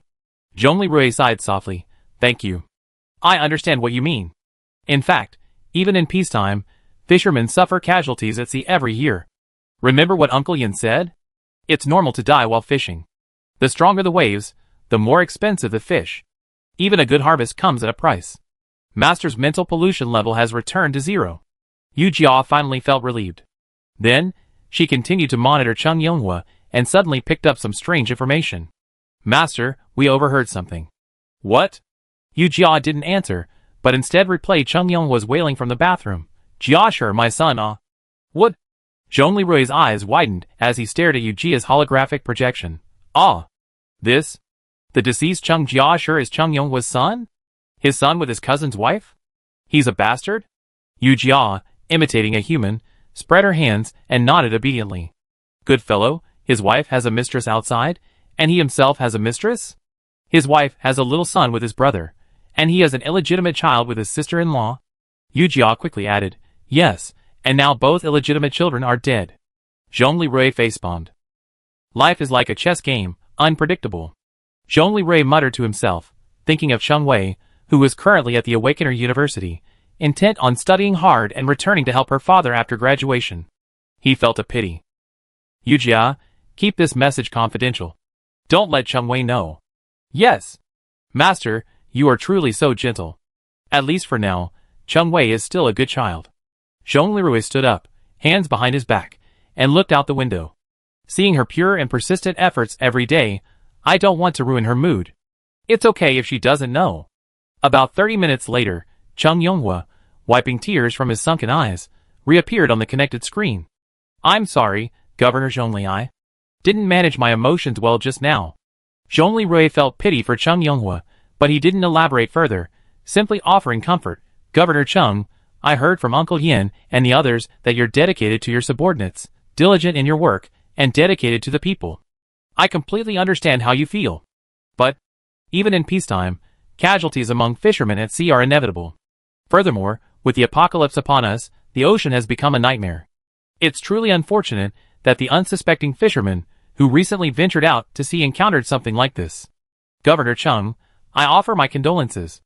Zhongli Rui carefully considered his words as he offered words of comfort. Thank you. Afterwards, Zhongli Rui and Chung Yonghua recounted Wu Xubing's report of the armed fishing boat's battle with the Megalodon. Megalodon still dared to attack a 3,000-ton icebreaker. Chung Yonghua's forehead veins bulged. No, those 200-ton fishing boats are all in danger. A 1,000-ton ship is also at risk of capsizing. I won't modify it. Even if the ship is armored, it will be wrecked. For reference, modern ships have also been recorded as capsizing after being struck by 60-100-ton fin whales. Yu Jia whispered, Governor Chung is truly well-versed in ships and fisheries. Data shows that a 66-ton whale would have a force of approximately 237 tons. A ship under 200 tons would be completely destroyed. And ships around 1,000 tons are still unsafe. Chung Yonghua suddenly looked at Zhongli Rui and said, Governor Zhongli, could you please help me place an order with Governor Catherine for 5 of your wave-breaking class armed fishing vessels? Huh? Zhongli Rui was bewildered by the sudden appearance of such a large order. Brother Zhongli, we are the governor. Our city is short of food, but our fishermen risk their lives to go out to sea to feed us. Last time, 6 ships went out, and only 4 returned. I don't want to see my children. My brothers perish again. Please, you have such a good relationship with Governor Catherine, so please convey this message. As long as she builds 5 ships for me, I give her grain, gold, sugarcane, sesame oil, and any other supplies she asks for. And, Brother Zhongli, I give Lingzhou 20% of what I give her. I, Chung, will never break my promise. Zhongli Rui was speechless. Why did he feel inexplicably forced into becoming a shady middleman? But then he thought about Chung Yonghwa's words. 6 ships went out, and only 4 returned. In an instant, he understood Chung Yonghwa's current state of mind. On the first of the 2 ships that never returned, although he saved his daughter, 3 of his brothers died. On the other, everyone, including his son, perished. As a governor and a father, his heart was undoubtedly suffering from the excruciating pain of being torn apart by 1,000 cuts. Governor Chung calmed down. I promise I help you discuss the shipbuilding matter with Governor Catherine. Thank you, please. Chapter 397. With mixed feelings, Zhong Lirui summoned Lu Shi, Dean Huang, Wu Jiang, Lu Yisan, Li Hongming, the military's chief technical expert, and several other council officers who were relatively adept at managing internal affairs and business operations to discuss this matter. The expressions on everyone's faces were truly remarkable. Zhong Lirui coughed lightly, breaking the silence in the meeting room. Everyone, although this request is somewhat sudden, we all understand Governor Cheng's feelings. After all, no one wants to see their people suffer such a tragedy again. Lu Shi nodded. Governor, I understand your point. However, we currently have insufficient numbers of our own way-breaking armed fishing vessels. Should we prioritize our own needs? Dean Huang expressed another concern. Furthermore, whether Governor Catherine will accept such an urgent order is also a question. After all, shipbuilding takes time, and materials and skilled workers need to be deployed. Governor Yelena just helped us modify 4 way-breaking armed fishing vessels, and now another. Getting the project off the ground is a bit difficult, isn't it? It's the end of the world now. Even though Magic City's production capacity is far greater than our Ling'an provinces, shipbuilding requires a complete industrial-era supply chain. Right now, the best we can do is modify the ships we have. Wu Jiang pondered for a moment and said, Governor, I think we could first discuss this with Governor Catherine and see what she thinks. We could also consider temporarily leasing some of our Polang-class armed fishing vessels to Hong Kong and Kowloon for emergency use. Lu Yisan objected, that won't work. We have 2 Polang-class armed fishing vessels in Ling'an province, and only 2 in Magic City's fortress. Their recent successful operation has helped resolve the food crisis in both regions. If we give one to the Hong Kong and Kowloon Special Administrative Region, what will we do ourselves? At this point, Li Hongming, a technician by training, offered his own perspective. I remember that at the Coast Guard Integrated Law Enforcement Dock in the eastern Jinxi district of Shanghai, there used to be some 2,500-ton Coast Guard vessels equipped with cranes. Well, some of these older Coast Guard vessels were actually retired Navy vessels. So, while their hulls aren't as exaggerated as icebreakers, they're still plenty sturdy. They're already equipped with cold storage and lifting equipment, making modifications relatively easy. Decommissioned Navy vessels were once designed for naval warfare, resulting in exceptional strength. While not as strong as icebreakers, they're definitely much stronger than regular ships. Engineer Li's suggestion immediately caught everyone's attention. Great idea. Lu Shi exclaimed.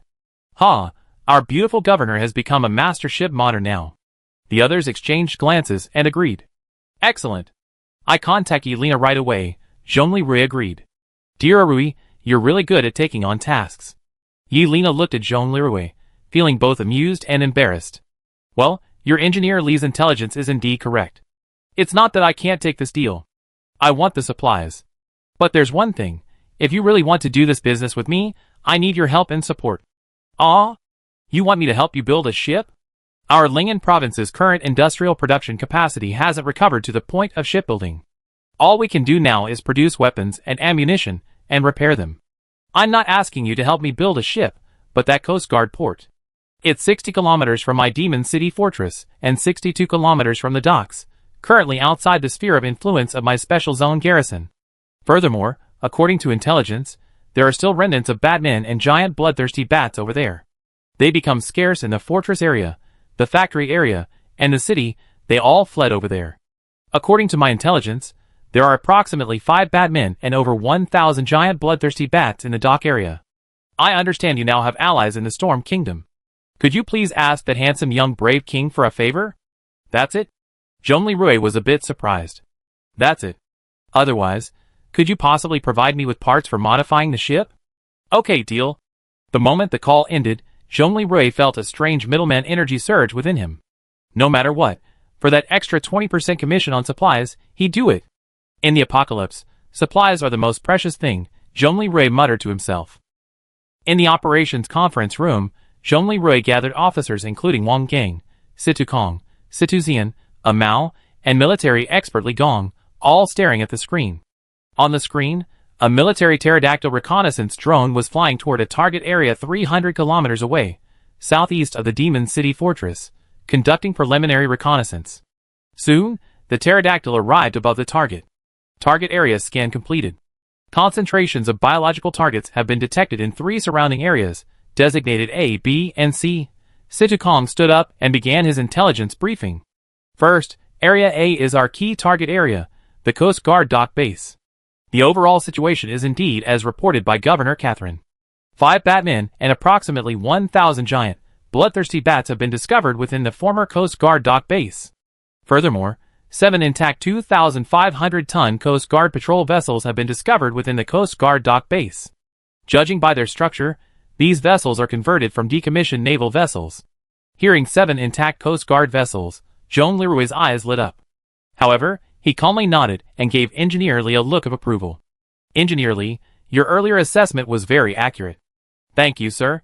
Chief of Staff, continue. Zhongli Rui gestured for Situ Kong to continue his explanation. Yes, Situ Kong continued.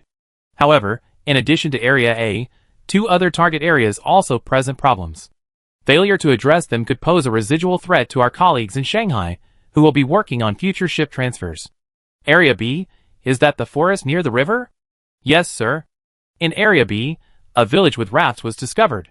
Inside the village, 100 people, suspected to be zombies or survivors, were found. What? Survivors over there?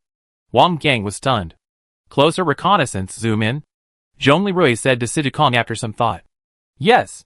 The pterodactyl drone lowered its altitude and flew over the village. A chaotic cacophony of shouting, like that of primitive people, rang out from within.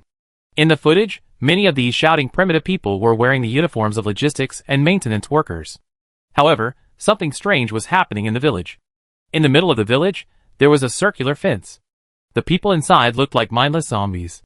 The people surrounding the fence, however, were engaged in primitive production and living activities, like crafting wooden spears. They actually fenced some people in the village? Is this a trick?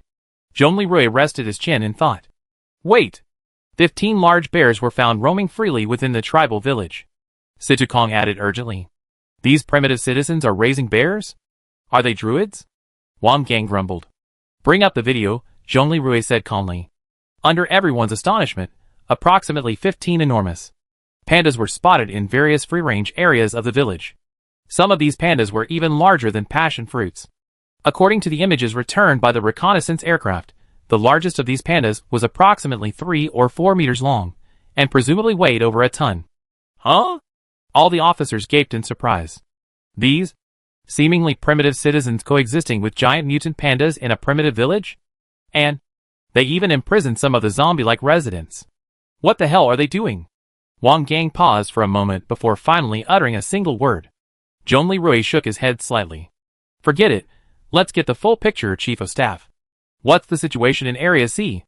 Sir, Area C is an area of low hills 4 kilometers north of the village. Scans have revealed over 60 mutant wild boars and 300 mutant jackals interspersed throughout the area. With this, Situ Kong completed his briefing. When he heard the phrase 60 mutant wild boars, Zhongli Rui's eyes lit up again. However, he remained calm and said, let's send the pterodactyl drone back first. The situation in this area is incredibly complex. No wonder Yelena asked for our help. She truly refuses to lose money. Zhongli Rui shook his head. Sir, what should we do next? Situ Kong asked. Given the level of trouble in this area, I already know why Governor Catherine's Mordor Citizens Militia is staying away from this place. Zhongli Rui pondered for a moment, his lips curling mysteriously. No, this area isn't a major problem. It's a major opportunity. Therefore, I want all of this. Huh? The surrounding officers all looked puzzled. Zhongli Rui said to Situ Kong, Captain Wang Gang, go and invite King Fengwen. Situ Zian, tell Director Liu Shi, Major Murong, Captain Shin, Corporal Shin, and Counselor Wu Jiang, who manages the pandas, to come over. We hold an expanded meeting later. Wang Gang and Situ Zian were puzzled, but they left to carry out their mission. After the 2 men left, Situ Kong advised Zhongli Rui, General Zhongli, Our army's recent attack on Liaison and subsequent long-distance rescue efforts were extremely costly. This time, we're just doing a favor, so why mobilize so many troops? Is it worth it? Watching the Chief of Staff's earnest and frank admonition, Zhongli Rui simply smiled faintly and stepped forward, patting Situkong on the shoulder. Chief of Staff, I know you're anxious, but don't worry. I understand that every attack is costly, especially the last expedition to Ontario, which nearly drained our coffers. However, this time, I'm not solely focused on immediate gains. Chapter 398. Chief of Staff, I know you value the people's strength and are calculating the troops' attrition. But if I tell you that the significance of acquiring this old-fashioned Coast Guard dockyard might even be greater than building an armed fishing vessel, would you believe it? Situkong's eyes widened, a look of confusion on his face. Suddenly, he seemed to realize something, but he still said modestly, General, please give your instructions. Zhongli Rui clearly noticed the change in Situkong's eyes, but he kept silent and let him speak instead. He knew this was a sign of his high emotional intelligence. He smiled faintly, then said cheerfully, Chief of Staff, you might think I'm fighting so hard simply to fulfill Governor Cheng's promise to pay Governor Yelena the 20% compensation for building 5 ships. If it's just for that 20% compensation, you're gravely mistaken. He stepped forward, picked up the laser pointer, and pointed at Area A. The significance of reclaiming Area A alone is immense. Area A contains citizens the Wind Blade King needs, and ships that Governor Cheng, Governor Yelena, and I all desire. General, those ships. Isn't it for Governor Cheng? Governor Cheng only wants 5, and we have 7 here. As long as we clear this area, we have the prototypes of 7 reliable armed fishing vessels that can be modified. Then, 5 will be given to Governor Cheng, and 1 each for Governor Yelena and me. Haven't you seen how much 2-way breaking class fishing vessels will mean for the food supply in both our regions? Now, the fishing capacity of Lingzhou and Modu will increase by another 30%? Situkong suddenly woke up. The 2-way breaking class armed fishing vessels had already reversed the food shortage in Ling'an province. What if another one increased the fishing capacity by 30%? Wouldn't the situation be much easier? Why hadn't he thought of that? Indeed, that makes sense. That's for us. And for King Fengren, as a king, his constant efforts to recover his suffering subjects abroad have boosted his reputation. Strengthening his reputation within his kingdom will help stabilize our alliance, which benefits everyone. You see, the Batman Scouts are currently providing significant assistance to our fleet and the West Tribe project. This time, the Batman's performance on the armed fishing boats was truly outstanding. Yes, according to the records, these scouts have indeed played a significant role. Situkong nodded slightly. And, for Yelena, she not only hopes to expand this business, but also completely eradicate the threat of giant bloodthirsty bats. This is indeed a sore spot in the Magic City. Since I first led my troops there, the giant bloodthirsty bats have plagued the Magic City area and haven't completely subsided. I suspect Yelena wants me to exterminate all those bats and bat people, just like I did last time I cleared the shipyard. However, now that we have King Windblade, we can ask him to use his power to mentally brand those bats, keeping them away from us humans. If we can avoid killing them, we won't. Situkong then remembered Windblade's abilities and his reputation among the bat people. With him, there's a good chance the old shipyard troops can peacefully recapture it without firing a single shot. If that's the case, the cost wouldn't be too great. Indeed, the highest level of military strategy is to resolve an issue without bloodshed. If it can be resolved without fighting, that's fine. General, your vision and perspective truly amaze me. Is this really just the significance of reclaiming Area A? Yes. As for the village area in Area B, Zhongli Rui pulled up several close-up aerial photos of the village. The situation seems more complicated than at the dock base, which is completely occupied by bats and batmen. However, this doesn't detract from the immense value of reclaiming this area. Situkong pondered for a moment and asked, General, judging by the rafts surrounding the village, could it be that not all the villagers have reached primitive human form? And those who have achieved this have imprisoned those who are still zombies? Zhongli Rui praised, Well, Chief of Staff, you have a good eye. However, I have another theory. There may be a being in this village whose intelligence and sanity have been fully restored, leading the entire village in all its actions. A being whose intelligence and sanity have been fully restored? Situkong was shocked. Is this even possible? Chief of Staff, do you remember when we helped Yelena recapture the factory? Zhongli Rui crossed his arms over his chest. Back then, it was a completely primitive village built spontaneously by primitive people. How different is that from the village we scouted now? This village has a defensive outer wall, fenced-in food planting areas, a habitat reserved for pandas, and fences to keep out the zombies, who haven't restored the citizens. Is this kind of planning ability something primitive people can achieve? Furthermore, I personally experienced that the pandas of passion fruits family only communicate and ally with us, intelligent, talking humans. They simply avoid those mindless zombies, who whimper and groan. So, based on these 2 points, the probability that the village is already led by intelligent and rational people is very high. Oh my god! Situkong was shocked. If that's the case, we can send the singer and Major Murong Chafong over there. Once they regain consciousness, this place can be transformed into a production area to support the restoration of the dock. We won't have to spend a lot of extra food supplies. Zhongli Rui was pleased with Situkong's insight. Another point. The drone just captured that. There are a lot of people there. They're dressed like police officers from the former Coast Guard ship logistics and maintenance base, as well as maintenance workers. Once they're restored, they'd be 100 skilled and knowledgeable workers for the ship maintenance and reconstruction project. This will not only save us a lot of resources, but also save Yelena a lot of trouble.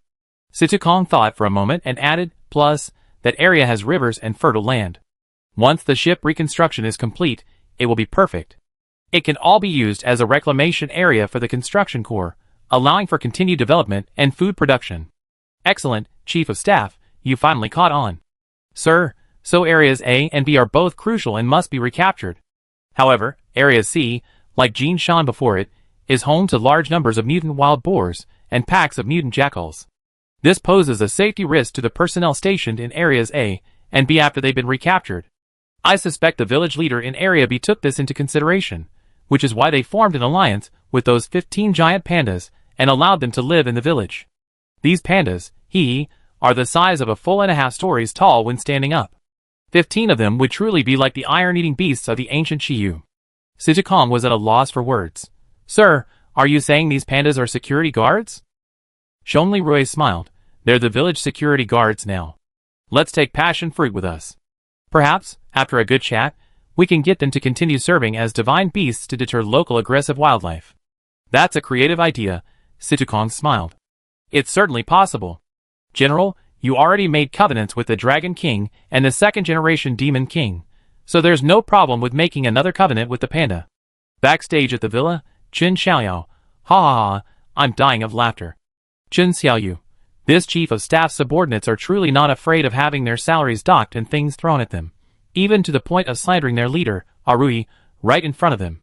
Ha. Backstage on the turtle, Bai Lingxin, ha, it seems to me that adorable Arui is almost a third-generation demon king. However, he's the third-generation demon king who saves the world. Chen Pan, huh? Wife, what are you saying? How could Arui, such a good kid, become a world-destroying demon like me and Ning Yin? What about the demon king? Bai Lingxin's smile faded, and she half-joked, look at what Arui has already done. He's secretly allied with the first demon king's family, and he's our godson.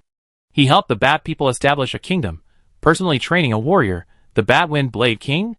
He defeated the Sea King Leviathan and forged a pact with the Dragon King Zhu Yin. After destroying the Mother Nest, he reconciled with the reborn second-generation world-destroying biochemical Demon King, Fong King Ning Yin, and also forged a pact of coexistence. Tell me, isn't he a great third-generation Demon King? The Sorcerer King Zhongli Rui, who guides all apocalyptic demons and the new humans into a new era. Oh. Chen Pan, Godson A. Rui, you truly are someone who can accomplish great things. Chen Pan shook his head self-deprecatingly, feeling a mixture of laughter and tears. In the conference room, Wang Gang and Situ Zian quickly notified everyone they had invited to arrive. At the expanded meeting, when Feng Ren learned that Zhongli Rui's special zone had discovered his own people and requested his assistance in bringing them back to Stormwind Kingdom, his passion was rekindled. Uncle Zhongli, thank you for giving me this honorable opportunity again.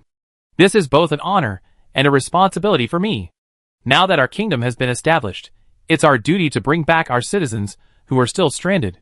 Zhongli Rui politely responded, thank you, King Feng Ren. Then, the proper handling of your subjects and your father's clan, the giant bloodthirsty bats, at the area docks is up to you. No problem, Feng Ren said readily. Zhongli Rui then turned to Lu Xi and said, Chief Lu, you are now the highest authority in the Special Administrative Region's police system. The Coast Guard is also police, So you're in charge, right? Lu Shi was stunned, then said happily, of course. The residents of these villages are all primitive Coast Guard-based personnel, right? The Coast Guard is also police, so of course I'm in charge. We, the police, are participating in this operation. Zhong Lirui nodded and added, Chief Lu, don't worry. This time, we have guides like Major Murong, and singers like Counselor Gu and Captain Shin with us, so there's basically no fighting involved. Furthermore, I suspect the village leader might be a Coast Guard officer who has regained his composure. So, it's up to you to step in. Ha, that's a nice touch. Lu Shi's smile widened. Okay, I come too. Counselor Wu Jiang. Zhong Lirui looked at Wu Jiang. Can you explain this to Passion Fruit? We need its help. Wu Jiang rubbed his nose and smiled. Governor Zhongli, if you want to ask Panda Passion Fruit for help, there's no point asking me. You should ask the children from your former neighborhood about this. What? Zhong Lirui asked, puzzled. The Panda family is very close to Lung Yufei, and Su Ziming. You want to ask the giant pandas to be ambassadors. You need to ask these 3 children for help. Okay, I understand. Zhong Lirui said, a bit amused. Finally, Zhong Lirui looked at Xiao Yingying and Li Hongming, who were also attending the meeting. 2 senior engineers, can you build what I'm asking you to prepare in a few days? Xiao Yingying and Li Hongming exchanged glances, then said, I discussed this with Li Gong, and it's not at all difficult. But Governor, what are you going to do with it? Are you going to capture anything alive? Zhong Lirui smiled mysteriously. Go for it. If you can build this, maybe we have meat to eat more often in the future. Xiao Yingying, question mark. Li Hongming, question mark. Okay, that's all for today's meeting. Everyone get ready. We set out in 3 days. Zhong Lirui agreed. Chapter 399. 3 days later, the day of departure. The scene before him made Zhong Lirui's veins throb. Nonsense! Zhong Lirui gently chided Di Xinyan, who was dressed in black mechanical dark guard armor, holding her 1-month-old son, Zhong Li Xiao, and preparing to join the expedition. But any subsequent scolding, just as it reached Zhong Lirui's lips, turned into gentle persuasion. Xinyan, although we probably won't have to fight this time, we're still officially on a combat mission. You only just finished your confinement, so why? This won't be good for your recovery. Dad? Dad? Zhong Li Zhao's childish voice echoed. Son, wait a minute. Zhong Lirui suddenly realized that his 1-month-old son had called him daddy. Then, his son's telepathic voice came. Dad, you haven't been home so often lately. Sometimes I'm just daydreaming and secretly crying. As the grandma-like electronic elf said, if I keep going like this, I get depression. Just take me and me. I promise not to cry or make a fuss. I'm wearing black robot armor, and my sister and anti-electronic elf will protect her. Zhong Lirui's surprise deepened, and he looked at his son with disbelief. Not only was his son a telepathic, 5th-class new human, but he knew so much at such a young age. Was he a child prodigy? But then, he thought of what his son had said. Postpartum depression.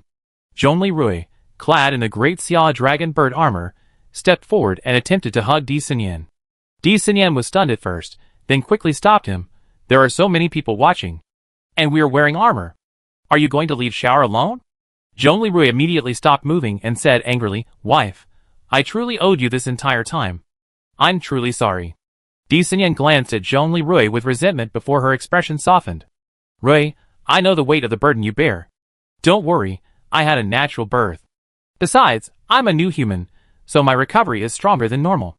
I recovered long ago. Shower may only be 1 month old, but his strength is comparable to that of an 8-month-old. I want to accompany you, both as a singer and as the leader of the medical team. Off to the side, Xiao Feng, wearing the enhanced Royal Guard armor, Qin Shiya's upgraded version, matching the original Type 1 armor in all aspects except color, also expressed his support. Dad, don't worry. I'm here to ensure the safety of Mom and brother. Master, my sister has been experiencing a period of high depression. You should take her with you. Don't worry, as long as the armor is with her, I take care of her and the young master, Yu Jia quietly suggested. Zhong Lirui ultimately agreed. Because he himself had experienced mild mental illness, he knew that postpartum depression was no joke. Okay, we go together as a family. Zhong Lirui nodded slightly in agreement. Di Xinyan, with Zhong Li Xiao in her arms and Xiaofeng beside her, finally smiled. Master, Grandmaster. At this moment, Princess Aishili of Storm Kingdom approached. She was wearing protective gear similar to that of a Special Forces soldier, But the emblem on her chest was a wind blade, not the Yinglong emblem of the Dacian kingdom. Zhongli Rui was immediately puzzled. Ollie? Why are you going too? I helped Feng Ren establish the kingdom's first medical facilities. But I'm almost suffocating in his palace. This time, I'm determined to go out with him. Zhongli Rui, another one who's bored out of his mind. Di Xinyan chuckled. Yu Jia whispered to Zhongli Rui, Master, human women can't stay at home for too long. It caused psychological problems. That's fair. Well, the biggest threat this time is those pigs and jackals in the mountains. If you want to go, go ahead. The Bishi is so big, it won't hurt to bring a few of them along. Hee Master, you're such a good man. Such a good elder, Yu Jia flattered. You guys. Zhongli Rui shook his head. 2 hours later, 200 kilometers away. Southeast of Modu, on the edge of the Jinchi district, on the eastern coast, the former Dacian Kingdom Coast Guard ship docked base. It was a cloudy day, with not very strong sunlight. In the original dock base, a beautiful figure sensed something. She flew out of the dock's maintenance shed, and stood atop one of the Coast Guard vessels, holding her breath and listening intently. Then, she flew back to the shed and addressed her companions, Sisters, be careful. Something huge is heading our way. At that moment, 3 kilometers out to sea, the Bishi had begun to slow down. On deck were Zhongli Rui, Di Xinyan, Feng Ren, Shui Zhua, and her guards. Yu Jia, activate the biological detection radar. What's the situation in the dock? Master, scan completed. 5 suspected female batmen, and 954 giant bloodthirsty bats are inside the dock. Furthermore, the scan revealed that all 7 ships are in good condition. 5 female batmen?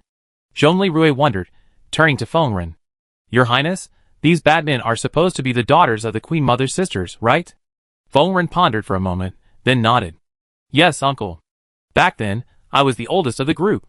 That's why they all called me brother. His expression then turned determined. Sisters, today, I take you home. You won't have to wander around anymore. Feng Ren turned to Ai Shirley and said, My beloved, I'll be back soon. Wait here. Ai Shirley thought for a moment.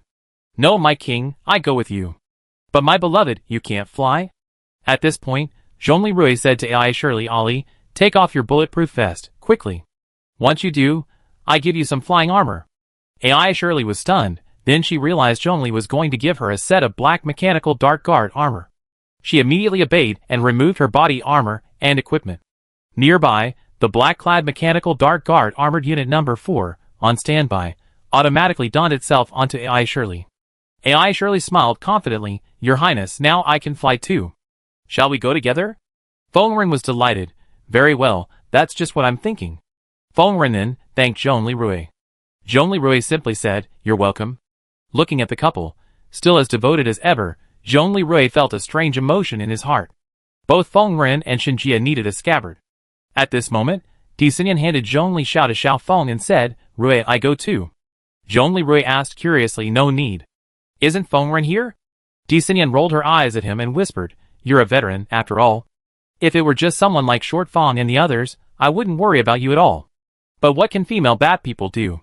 Have you forgotten Xiaofu and the special attacks Lord Ning and used on you? What if those little bat girls get emotionally agitated? And if they're singers like Xiaofu, the new humans, without the protection of a singers, would be incredibly vulnerable. Zhongli Rui choked. Yes, I guess I've been winning so many battles lately that I forgot about that. You, a wise man, are always wise. Well, I stay with you and protect everyone. Thank you. Zhongli Rui looked at his wife with fiery eyes. At this moment, Yu Jia sighed in the data world. Master, your scabbard belongs to my wife, right? The Bishi finally landed on the sea a mile from the dock. Zhongli Rui, Di Xinyan, and Ai Shirley, each decked out in armor and equipped with their own fighters, Zhongli Rui's Minghong fighter, and the 2 women's Peregrine Falcon 2 mass-produced fighters, took off together with Wind Blade King and Wind Blade's guards, including Blood Claw, and flew towards the dock. In the dock, the leading female Batman addressed her sisters, Sisters, run. The humans are coming to wipe out our air force. I buy you time. But, Sister Luor, you may know Sister Xiaofu's fighting methods, but you're alone. Have you forgotten what we saw that day at the North Dock? Our father's clan and our compatriots were slaughtered by humans, their bodies burned all night. We were out foraging, so we survived. Have you forgotten? Outside our home is this very battleship. While the women were still arguing, Zhongli Rui and his flight team had already arrived above the dock. Luor closed her eyes, then opened them again, a look of helplessness and determination on her face. Sisters, we can't escape. At this moment, over 900 giant, bloodthirsty bats, startled by the jet's blast, flew out from the dock, forming a massive black ring around Zhongli Rui and his group. Zhongli Rui radioed Fengren. Your Highness, I'm counting on you. Fengren, wearing a helmet adorned with a golden king's visor, said confidently, Uncle, you're too polite. Leave it to me. After saying this, he gave a resolute look to Blood Claw beside him, and to eye Shirley's fighter plane a little further away, then untied the organ bandage on his chest. He took a deep breath, slowly gathering strength. A golden ring on the top of the custom-made king's visor on his head began to glow. Ah! Fengren once again activated his special guiding power against the giant bloodthirsty bats. The swarm of giant bloodthirsty bats, circling in the air, awaiting an opportunity to attack, ceased their circular flight and began to hover.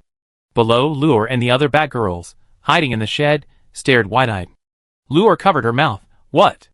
How is this possible? Fengren raised his hand and pointed to the forested area west of the inland area. Live in the forest.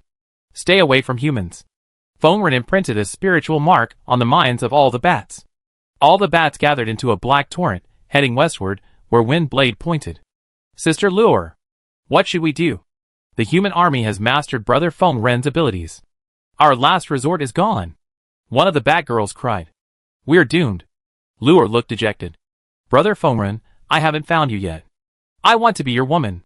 Then, a raging fire of desperate determination ignited in her eyes. Sisters, when the human air force approaches the dock, I activate my ability and paralyze them like I did the Slaughter Lord. Now is the critical moment, run. Run as far as you can. Sister, several girls cried. There's no time. It's settled. Sisters, take care. Master, all the giant bloodthirsty bats have flown over 3 kilometers away. King Fengren's ability has worked again. Yes, just as planned. Zhongli Rui breathed a sigh of relief and contacted Fengren. Your Highness, you succeeded. Thank you. Hey. Uncle, you thank me again. That's very polite. After the sky cleared, Zhongli Rui and his companions lowered their altitude and approached the dock. Master, scans reveal a female Batman, claws extended, hiding in the shadows of one of the ships, preparing for a surprise attack. All armor, anti-sonic attack mode. Sinyan, prepare your war equipment. Zhongli Rui commanded immediately. Leave it to me, Di Sinyan said calmly. At that moment, Luor flew out from the shadows. Almost instantly, a large crack appeared in the clouds, and a ray of light streamed down, illuminating her naked form. Zhongli Rui, I forgot, a native Batman girl wouldn't have the concept of wearing clothes. Hovering in the sunlight, Luor felt a little unsteady. But she persevered, took a deep breath, and unleashed a shrill sonic attack. Although Zhongli Rui and the others had already made the necessary adjustments to their armor, several of the new humans still felt a wave of discomfort. At almost the same moment, the propaganda equipment on Di Sinyan's fighter plane began broadcasting her song across the ocean. Song. Deep in the ocean. This time, Di Sinyan rarely used the dolphin voice technique. Luor's negative energy scream and Di Sinyan's positive vocal power collided fiercely over the ocean, creating a thrilling yet somewhat eerie vocal duel. After 5 minutes of this duel, Luor, unable to endure the light, finally saw her eyes turn white, exhausted, and fell from the sky. As she fell, she despairingly noticed her sisters flying towards her. Why don't you run? Brother Fengren, in the next life, I be your woman again. At that moment, a golden figure flashed by and firmly embraced the falling Luor. Luor struggled to raise his claws, attempting to slash at his throat, but was stopped by a powerful hand. Let me go! Luor, is that you? Fengren's voice rang out. Luor ceased struggling and asked in a trembling voice, Fengren, brother? Fengren's king's helmet visor automatically opened, revealing his face. Luor, it's me. You're back. Whoa. In the air, Luor wailed in Fengren's arms. His sisters, with complex expressions, hovered a little distance away. Meanwhile, Blood Claw and the royal guards had also arrived nearby, and the two sides engaged in a strange mid-air confrontation. Chapter 400. Faced with this situation, Fengren looked up and finally realized that the 4 female Batmen across from him were actually the Batman girls, who had escaped from the northern dockyard and had always called him brother. Brother Fengren. The girls shouted. They were all naked. Zhongli Rui frowned and said to Yujia, send Black Mechanical Dark Guard number 15 aboard the Peregrine Fighter, with 5 sets of Batman-appropriate clothing. Jia, okay. Sisters, everyone land first, Feng Ren said after a moment's thought. And so, all the Batmen in the air, along with several armored new humans, descended to the ground at the Coast Guard ship's maintenance dock. After landing, Feng Ren set Luer, who looked incredulous, down. After stabilizing herself, Luer looked at Feng Ren's guards, all wearing bulletproof gear, and Zhong Leroy and several others a little further away, along with the additional black-clad mechanical guards. A neat and intimidating army of robots parachuted from fighter planes. She gave Feng Ren a wary and distant expression, her eyes filled with sadness and despair. Brother Feng Ren, I always dreamed of the day you return. But why did you become a lackey of the humans and bring an army to kill me and my sisters? Sister Luer, you misunderstood. We're not here to hunt you down, Feng Ren patiently explained. I, the Sovereign, am here to take you home. Home? Luer hesitated. Home has been taken over by humans. We saw with our own eyes how they slaughtered all of my father's people and burned their bodies. The flames burned all night long. Where are you sending us back? To our deaths. No. Luer, we Batmen have reconciled and formed an alliance with the humans. Now, I am the king of the Batman's own kingdom, the Storm Kingdom. I have come today to properly deal with the father's clan and then bring you back to the kingdom. Feng Ren said sternly. Brother Feng Ren, you became a puppet of the humans? Luer didn't believe it and took a step back. What puppet? I am my kingdom, and my people now have our own land, our own culture, our own food supply, our own medical care, our own homes, and our own laws. We have our own homes, and we are free. We are under the care, help, and guidance of the humans, our mother clan. Feng Ren clenched his fist and raised his arm vigorously, saying, Luer, you should have seen it just now. I didn't kill a single member of the father's clan. And don't forget, humans are our mothers, they are our mother clan. But they killed almost our entire clan. Luer hesitated. We true Batmen value fairness above all else. Luer, have you forgotten? How did we treat the people of the mother clan before? How many human bones lie beneath the dock, in that place we once called home? Not only was Luer speechless, but the other 4 Batman girls also lowered their heads. Is this what you call fair revenge? Luer whispered. Brother Feng Ren, I understand what you mean. If you put it that way, human revenge is fair. But now, are you asking us to coexist with humans? Will humans ever forget their hatred? The hatred between our 2 races is over. Feng Ren sighed. Now, in Lingen Province, my kingdom, and the newly created Human Special Zone are allies, coexisting in solidarity. A while ago, my personal guards went fishing with my imperial tutor, Uncle Zhongli's men. What? Luer exclaimed in surprise. Batmen and humans fishing together. Yes, Luer, times have changed, Feng Ren said solemnly. Now, Batmen and humans live side by side in Lingen Province. We work together and share the fruits of our labor. I believe that the seeds of hatred will eventually be washed away by the river of time. True justice lies not in revenge, but in forgiveness, in rebuilding our homes, and in allowing love and peace to bloom once again on this land. Luer and the other 4 Bat girls exchanged glances, their eyes filled with shock and confusion, but more so with reflection on Feng Ren's words. But Brother Feng Ren, can we really trust humans? One of the girls asked cautiously. I swear by the King of Stormwind that humans and Batmen will forever coexist in peace, Feng Ren said firmly. Furthermore, I have allied myself with humanity, our destinies are inextricably linked. Now, I invite you to return to Stormwind, to my side, and join us in building a new world. Watching Feng Ren's performance, Zhong Leroy felt a surge of emotion in his heart. The guiding power of education, huh?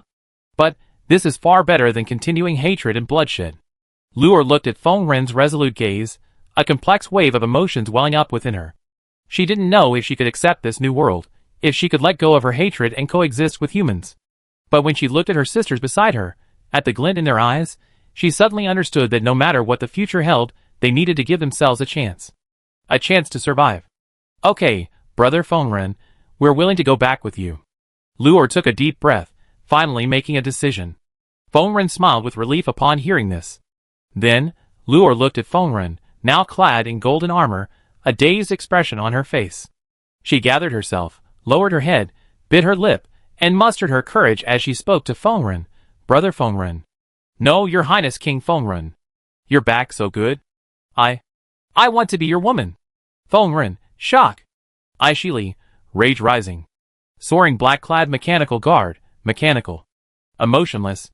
Ai Shili opened her visor and quickly stepped forward. Your Highness.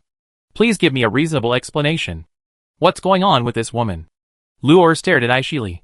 Brother King Feng Ren, who is she? Before Feng Ren could awkwardly explain, Ai Shili unleashed her full aura, exuding the authority of a queen.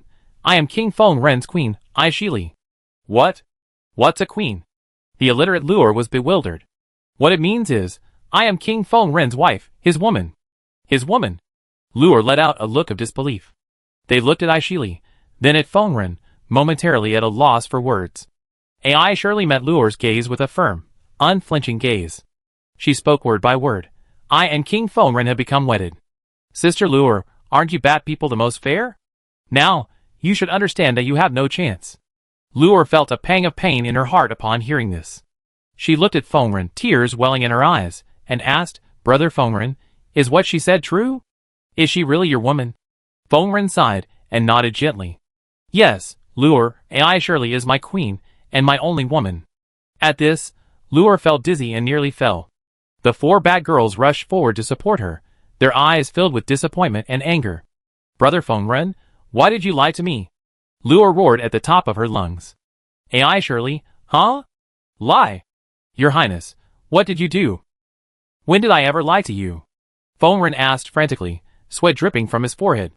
Luor, I never touched you. Who said that? You hugged me. Luor's eyes widened. Ah! Slander, slander. Feng Ren, terrified, glanced at Ai Shirley and saw that her eyes had turned murderous. He nearly screamed as he explained, Zitong, listen to me. It's not what you think. Oh! What's that like?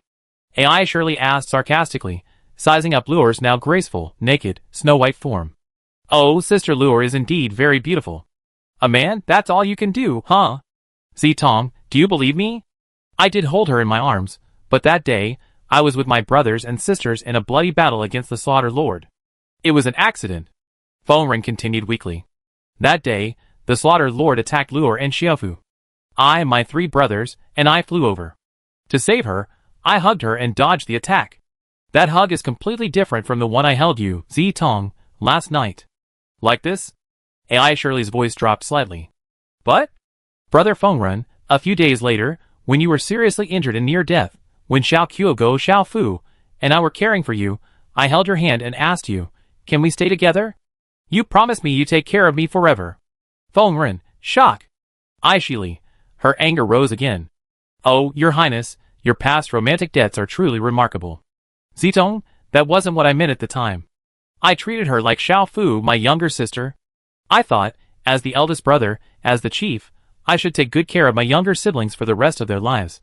Feng Ren continued to scream. Zitong is an ancient nickname for the queen or empress of a king or emperor. Luor angrily declared, who wants to be your sister? Xiuzhua, Xiaofu's original name, is your biological sister? We have no blood relationship at all. From that day on, I wanted to be your woman. You hugged me, that's a fact. You promised me a lifetime together, that's a fact. You're a chief now, a king, you can't go back on your word, that's a fact. Feng Ren, I'm embarrassed to watch. Luor turned to Ai Shili, anger blazing in her eyes. Gathering her strength, she pushed aside her sisters, who were supporting her. Slowly raising her right hand, she pointed a sharp claw at Ai Shili. Human woman Ai Shili, I, Luor of the Doc tribe, challenge you to a duel in accordance with the tradition of the Bat people. Feng Ren hurriedly stepped forward to try and stop her. Luor, stop it! Luor stared at Feng Ren, her eyes filled with anger and resentment. Brother Feng Ren, I will take you back with my own hands. Aren't you the king of us Bat people? Do you know what that gesture I just made means? Feng Ren was speechless. He knew that, to the Batman, Luor's gesture was a challenge to a duel. Furthermore, it signified an irresistible challenge, similar to the way a Western knight would throw down his glove to declare war on a duel. Ai Shili snorted coldly and agreed, all right, today, I teach you, a little girl who hasn't even learned how to dress, what etiquette is. Seeing the situation spiral out of control, Zhongli Rui was about to step forward to intervene, but Di Xinyan said to him, haha, that little girl who hasn't even learned how to dress is going to suffer. Ah? Xinyan, are you sure? All Li's fighting ability is. That was in the past. Husband, wait and see. I know my apprentice's strength, Disinian said confidently. Zhongli Rui, seeing Disinian's confidence, said nothing. Never mind, he thought, if anything were to happen, he'd still be able to stop it. Yujia, prepare your armor for high-mobility close-range combat. Prepare high-voltage melee weapons, avoid lasers and live ammunition. Also, if you do activate it, just use the high voltage, don't extend the assassination blade. Understood. Zero Anzhou backstage, villa, ha ha ha. Chen Xiaoyu stared at the surveillance screen and laughed. Sister Xiaoyao, a Rui's disciple, the Wind Blade King, is hilarious. Ha ha, sister, would you like some sunflower seeds? Qin Xiaoyao said with a smile, holding out the sunflower seeds she had recently grown and roasted. Okay. Give me a stack. I love watching beautiful women fight. Ha ha ha. Chapter 401. On the dock, under the gaze of the crowd, Luor and AI Shirley took up dueling stances. At this moment, the clouds in the sky parted again, and the light from the crevices shone through again. In the sunlight, Luor's figure teetered, barely able to stand. AI Shirley, seeing this, shook her head. Luor, you can't even stand. Do you still want to continue? Don't. Look down on me. I can still fight. Luor bit her lip, using the pain to force herself to wake up. AI Shirley shook her head and removed her armor.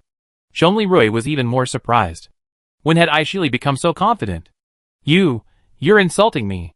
Seeing Aishili's obvious going easy, Luor angrily demanded, why aren't you giving it your all? You're my king's sister. You should call me queen or sister-in-law. How could a sister-in-law kill her sister? Besides, my king's goal in this expedition was to bring you home safely, not to take your life here. At that moment, Fengren, standing nearby, looked at Aishili with deeply moved eyes. Looking at Fengren's gaze, Luor's sadness deepened. I won't hold back. Luor assumed a fighting stance toward Aishili. AI Shirley, now dressed in military combat uniform, though the insignia still bore the Wind Blade emblem, not the Great Qian Yinglong emblem, calmly performed the opening moves of a set of combat Tai Chi. Tai Chi? Zhongli Rui's mouth dropped open, and he asked Disinian beside him in confusion, who taught Ali combat Tai Chi. Her junior sister, Yuchu. Zhongli Rui, Did his female subordinate, Xin Yuchu, teach AI Shirley martial arts? Disinian said casually, I've seen Ali practice quite well lately.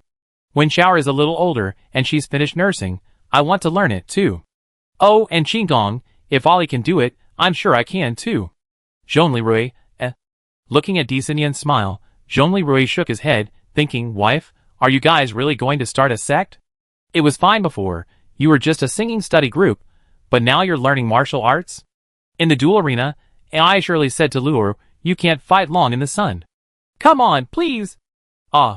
Luor shouted, her body shooting towards AI Shirley like a cannonball, her sharp claws darting straight for AI Shirley's vitals. But just before her claws were about to make contact, AI Shirley shifted slightly and dodged Luor's attack with the effortless grace of a fish.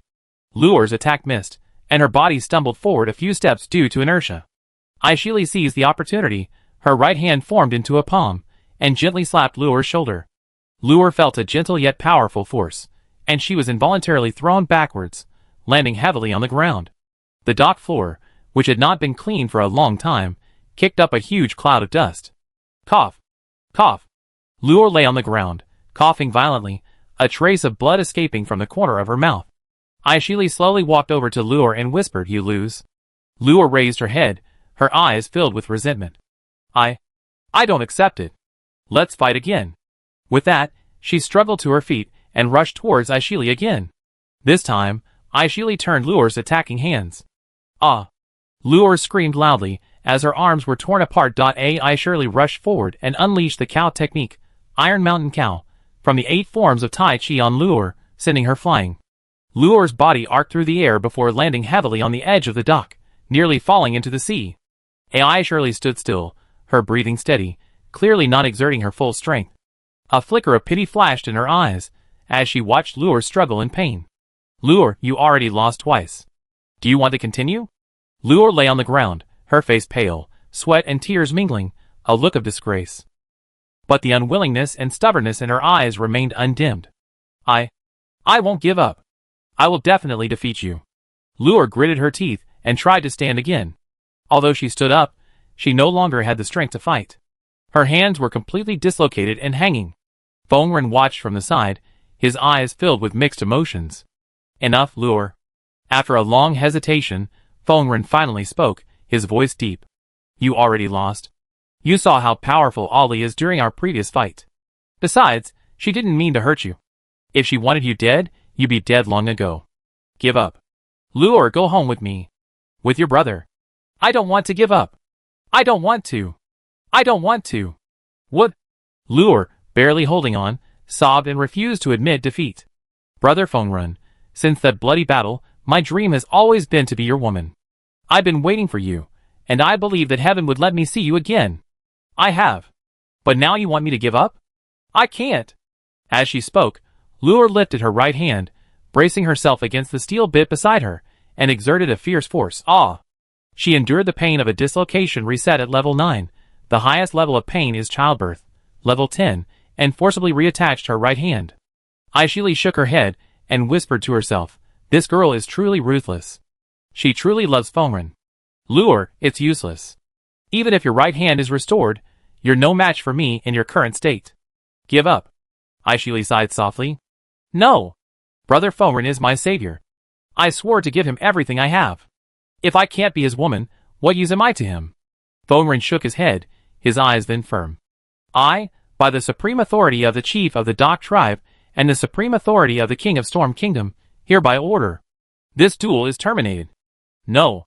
Luor's eyes turned to despair. Tears streamed down her eyes, shimmering crystal clear in the light from the clouds. The Bat Girl slowly raised the claw of her right hand and placed it on her neck. Fengren, AI surely was shocked. Luor. Don't. Fengren, brother, in my next life, I tell you sooner that I want to be your woman. I wish you happiness. Di Xinyan's expression turned solemn. Zhongli Rui closed his visor and said to Yu Jia, execute the emergency plan I prepared earlier. Understood. Amidst everyone's panic, the laser array on the chest of Zhongli Rui's great Xia dragon bird armor fired a minimal, temporary blinding laser at Luor. My eyes. The moment Luor lost her vision, she instinctively raised her right hand to cover her eyes. At that moment, the great Xia dragon bird armor suddenly launched, rushing towards Luor like a cannonball. The armor's right fist struck Luor's abdomen. At the same time, a high-voltage electric current, enough to cause fainting, but not death, was activated. Luor, eyes white and foaming at the mouth, collapsed helplessly into the arms of Zhongli Rui's great Xia dragon bird armor, passing out. Sister Luor. The other 4 Batman girls knelt and cried. Children. Your sister isn't dead. I just knocked her out. Zhongli Rui opened his visor and shouted, come here and help support your sister. Oh. Okay. Human chieftain, as ordered. The other Batman girls said timidly. They stepped forward and began to tend to Luor. Fengren looked at Zhongli Rui with a mournful expression. Uncle Zhongli, I'm the king. You? Forget it. I have the black-clad mechanical guards, bring the clothes later. As their king, your first step is to teach them how to dress. Okay. Thank you, uncle, Fengren quickly agreed, suppressing his embarrassment. At this moment, AI Shirley also came up with a look of guilt on her face. Master, did I do something wrong? There's no right or wrong in matters of the heart. There's nothing wrong with protecting one's feelings and happiness. You were quite impressive today. Did Yuchu teach you that? Yes, AI Shirley nodded. You controlled your strength very well today. You didn't kill her, Zhongli Rui praised. Master, stop praising me. What should we do about this? Luor is so stubborn. I handle this, my disciple. At this moment, Di Xinyan stepped forward with a confident smile. Master. Teacher D. At the news that Di Xinyan was willing to step in and resolve the issue, AI Shirley and Fengren's eyes lit up, their voices filled with joy and trust. Zhongli Rui looked at Di Xinyan with some surprise. Xinyan? Only women understand women best. There are some things that only we women can resolve, right? Okay, I trust you. How can I help you? Just give me a black mechanical armor guard to keep me company. Occasionally, I might need Sister Yuja's help. Yuja's holographic projection materialized with a smile. Sister, I'm happy to help. Di Xinyan smiled gracefully. That's great. Sister, later, we work together to save this stubborn little girl. Okay. Zhongli Rui smiled and shrugged at the scene before him. Then, he surveyed the situation at the dock and contacted Situkong aboard the Bishi. Chief of Staff, the dock is under control. The 7 ships are intact and in good condition. The warships are approaching, and we're sending engineers to take over the dock. Yes, sir, Situkong replied, a touch of surprise and joy in his voice. Sir, you're amazing. Speed is of the essence. You taken over the dock so quickly? Stop the flattery. Area A is under control. Next, there are areas B and C. We still have 2 objectives to complete this time. Yes, sir. Backstage, Chen Xiaoyu, munching on sunflower seeds, quipped, Brother was so decisive just now. How many times has he saved a damsel in distress? Sister, don't forget he saved you too, Chen Xiaoyao said unhappily. Hey, wasn't he the one who saved you too? That day at the hospital. Chen Xiaoyu looked at Chen Xiaoyao with amusement. Well, come to think of it, now we all know that the first girl he saved was my sister-in-law Xinyan? Well, that's all I can say. Chen Xiaoyu sighed slightly. Then, with a broad-minded air, she shook off her gloomy mood and said half-jokingly, I'm really looking forward to seeing how my sister-in-law, Di Xinyan, and my younger sister, Yujia, can persuade that stubborn Luor to change her ways. Chen Xiaoyao crossed his arms over his chest. Yes, I'm looking forward to it too. Chapter 402. Inside the Bishi infirmary. Ouch. Luor struggled to open her eyes. The white ceiling. Where am I? Am I dead? You're not dead. You are in the infirmary of the Bishi, the flagship of the human Lingyan state. Di Xinyan replied calmly. At the sound of Di Xinyan's voice, Luor immediately sat up alertly, showing her claws. Who are you? My name is Di Xinyan, and I'm King Farron's mentor. If you prefer, you can call me Teacher Di. A human being, a teacher to Brother Fengren? Luor's hostility intensified. Have you brainwashed him? What are you going to do now? Make me a slave too? I can't believe you never read a human book, yet you're so naturally savvy about these things. Di Xinyan remained calm. But you're mistaken. King Fengren did establish a kingdom, but within that kingdom, apart from the royal family, every citizen is equal. And the royal family, represented by King Fengren, is the people's first guardian. As his teacher, I never taught him to enslave others, and of course, I didn't raise him to be a slave either. Luor frowned slightly, slowly retracting her claws, but remained vigilant. Really? Then why are you humans interfering in our affairs? Is Brother Fengren truly not under your control? Di Xinyan gazed at her calmly. King Fengren makes all his own decisions.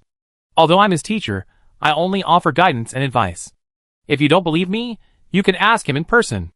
A hint of doubt flashed across Luor's eyes. She slowly lowered her claws, her voice trembling slightly. So, where is Brother Fengren now? I want to see him. Di Xinyan slowly turned her head and gazed out the window. On the dock, Fengren was conversing with Zhongli Rui, who was wearing the Great Xia Dragon Sparrow armor. They're over there. That man is the one who knocked me out. Luor's eyes suddenly widened, remembering the golden armor that had blinded her before she fainted. He's my husband, Zhongli Rui. He's the governor of Lingyan Prefecture in the human Dakian kingdom, Fengren's mentor, and the one who saved you. If he hadn't stopped you from doing this foolish thing, you'd be dead now. Luor's heart pounded as she stared in disbelief at the majestic figure on the deck. It's better for me to die. I can't be Brother Fengren's woman, so I might as well die. Luor said weakly. You're wrong. How can a girl be so self-deprecating? Besides, if you do something like this, you cause your beloved Brother Fengren endless pain. Di Xinyan now criticized harshly. Will Brother Fengren be in pain? Luor asked hesitantly, overwhelmed by Di Xinyan's aura. Do you know how happy your Brother Fengren was a few days ago, when he and my husband made plans to bring you home? He felt that as a king, he could protect his people, and allow them to return home without wandering. He said it himself, it was his honor. Brother Fengren, it was his own choice. He didn't give up on you. Luor lost herself in memories, her eyes flashing back to scenes from past battles. The scene where Fengren bravely fought the Slaughter Lord on the front lines, and saved her. Suddenly, the wariness in her eyes faded. Brother Fengren, it's true. Seeing Luor's expression change, Di Xinyan continued, and just now, I saw it. When Fengren saw you again, his eyes lit up. Although he didn't accept your advances, he truly treated you as family. That's a form of love, a caring for family, a form of affection. Brother Fengren, does he care about me? Luor continued hesitantly. Do I need to tell you? Ask your heart. Luor closed her eyes, recalling Fengren's panicked expression just moments before, when she was about to commit suicide. Yes, that's true.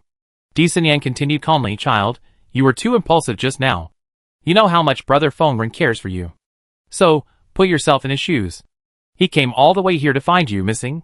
Before he could properly reunite with you, you suddenly attempted suicide right in front of him. How do you imagine he would feel? Luor lowered her head guiltily, her voice weak. I never thought of that. If you really did that, you would cause him a lifetime of pain. Child, there are many ways to love, and your way will only destroy yourself and hurt others. In the end, you gain nothing. Teacher D, I was wrong. Luor finally couldn't hold back and sobbed again. Di Xinyan stepped forward to comfort Luor. Good child, those who love others should first learn to love themselves, okay? Yes. Luor calmed down. After a while, Luor calmed down and began to humbly ask Di Xinyan, Teacher D, it's been almost a year since I left Brother Fengrun. I just met him, and he's become the king. I'm shocked. What has he done during this time? Do you really want to know? Di Xinyan's lips curved mysteriously. Yes, Teacher D, I do want to know. Di Xinyan felt reassured and turned to the black-clad mechanical armored guard, saying, Sister Yujia, it's time for the demonstration. Come, please begin your presentation. Yujia, with a touch of exaggeration, slowly materialized before Luor using a dazzling optical effect. Luor was startled. God? God? Yujia began to introduce herself. Sister Luor, I'm not a god. I'm human-made, a super-artificial intelligence dedicated to the Bishi battleship. My name is Yujia. You are human-made? Luor's astonishment reached a new level. Backstage, ha ha ha. Qin Xiaoyao let out a mysterious smile. Xinyan's sister-in-law is truly formidable. With just a few words, she convinced this stubborn little succubus to commit suicide for love. And Yujia's sister is even more adept. She's playing the game of godliness in front of the illiterate, primitive Luor. These two are both masters. They're both really good. Qin Xiaoyao smiled warmly. Let me see. Just then, Dr. Asia, with 6 mechanical tentacles, approached. Wow, this little girl is so pretty. Who is she? The Qin sisters turned to Asia. A wounded girl nearly slashed her own throat after being treated so harshly by your eldest son, the Wind Blade King. Asia was shocked. Huh? What the hell? Qin Xiaoyao briefly summarized the video recording and showed it to Asia. After reading it, Asia was furious. That brat. Come back and see how I deal with him. After calming down a bit, Asia said helplessly, this girl is quite pitiful. She needs some guidance. She turned to the Qin sisters. You two, stop laughing and help figure out how to help her get out of this. Qin Xiaoyu grinned. Look, Your Highness, our sister-in-law, Dean D, is already counseling her. Asia's interest piqued. Huh? Let me take a look. In the infirmary, Yujia used a video compilation with audio commentary to briefly describe Fengrun's journey to kingship, from the moment he was awakened by Blood Claw to the moment he first displayed his kingly grace in the botanical gardens and won the surrender of Short Fong and the others. From his powerful impromptu speech during the battle on the shores of Lake Ontario in Gale Nation, he persuaded 1,000 of his fellow tribesmen to surrender and change their ways. Then, he led the charge, alongside elite human troops, into the depths of the hive, ultimately rescuing 900 of the nation's mothers, human women, after a fierce battle. From his triumphant return, crowned king amidst the universal anticipation, to his continued guidance of the people through agricultural civilization, transforming the primitive, barbaric state of the Bat people, who previously relied solely on bloody slaughter for food. Yujia's narration employed psychological techniques to emphasize the Wind Blade King's bravery and wisdom, as well as the truly moving scenes of him fighting alongside his great mentor, the human governor Zhongli Rui. Brother Wind Blade King and great mentor Mr. Zhongli Rui, are they saving the world together? Luor was moved by the astonishing reality before her eyes, tears welling in her eyes. So he's so remarkable. And so you truly didn't enslave us. At this moment, Di Xinyan stroked Luor's head, saying gently and proudly, as you saw in the video just now, your brother, King Wind Blade, and my husband have repeatedly said, together, they will build a new world. Luor was so shocked, she was speechless for a long time. Suddenly, she remembered something and continued, Teacher D, what kind of person is Queen Aishili? Aishili? Like you, she's a sincere and kind-hearted child. She was also my student. She studied medicine, herbal medicine, and botany with me. Do you know why your brothers Fengrun and Blood Claw can stay in the sun for long periods of time, while you become so weak after just a few moments? Why? Because you Bat people once ate only blood, resulting in malnutrition. After Aishili became queen, she joined me in promoting. This has changed the diet of the Storm Kingdom's Bat people. Now, thanks to a diet rich in fruits and vegetables, the Bat people's nutritional balance has improved, and everyone can now move freely in the sun, unlike you sisters, who are always forced to hide in dark corners. Oh my god, this is a miracle. It allows us to move freely in the sun. Is this what Queen AI Shirley has done for us Bat people? Di Xinyan thought to herself that this was actually something that Ling Zhou, including her, AI Shirley, Wang Zhong, Wu Xiang, and all the other botanical and herbal experts, accidentally discovered and promoted. So, she carefully replied, Queen Ollie, your sister-in-law, did her part in this matter. So that's how it is. Luo's shock deepened. So, the queen has done a favor for our people. Di Xinyan continued calmly, in your kingdom, every citizen is now contributing to its development in their own way, and with their own strength. For example, the Blood Claw Guard captain you saw earlier, though she's a woman, she's the Storm Kingdom's top bat warrior. Child, if you truly love your brother, Wind Blade, there are other options. The road is yours. Just because one path is blocked doesn't mean you have to seek death, right? Hearing this, Luo's eyes flashed with determination.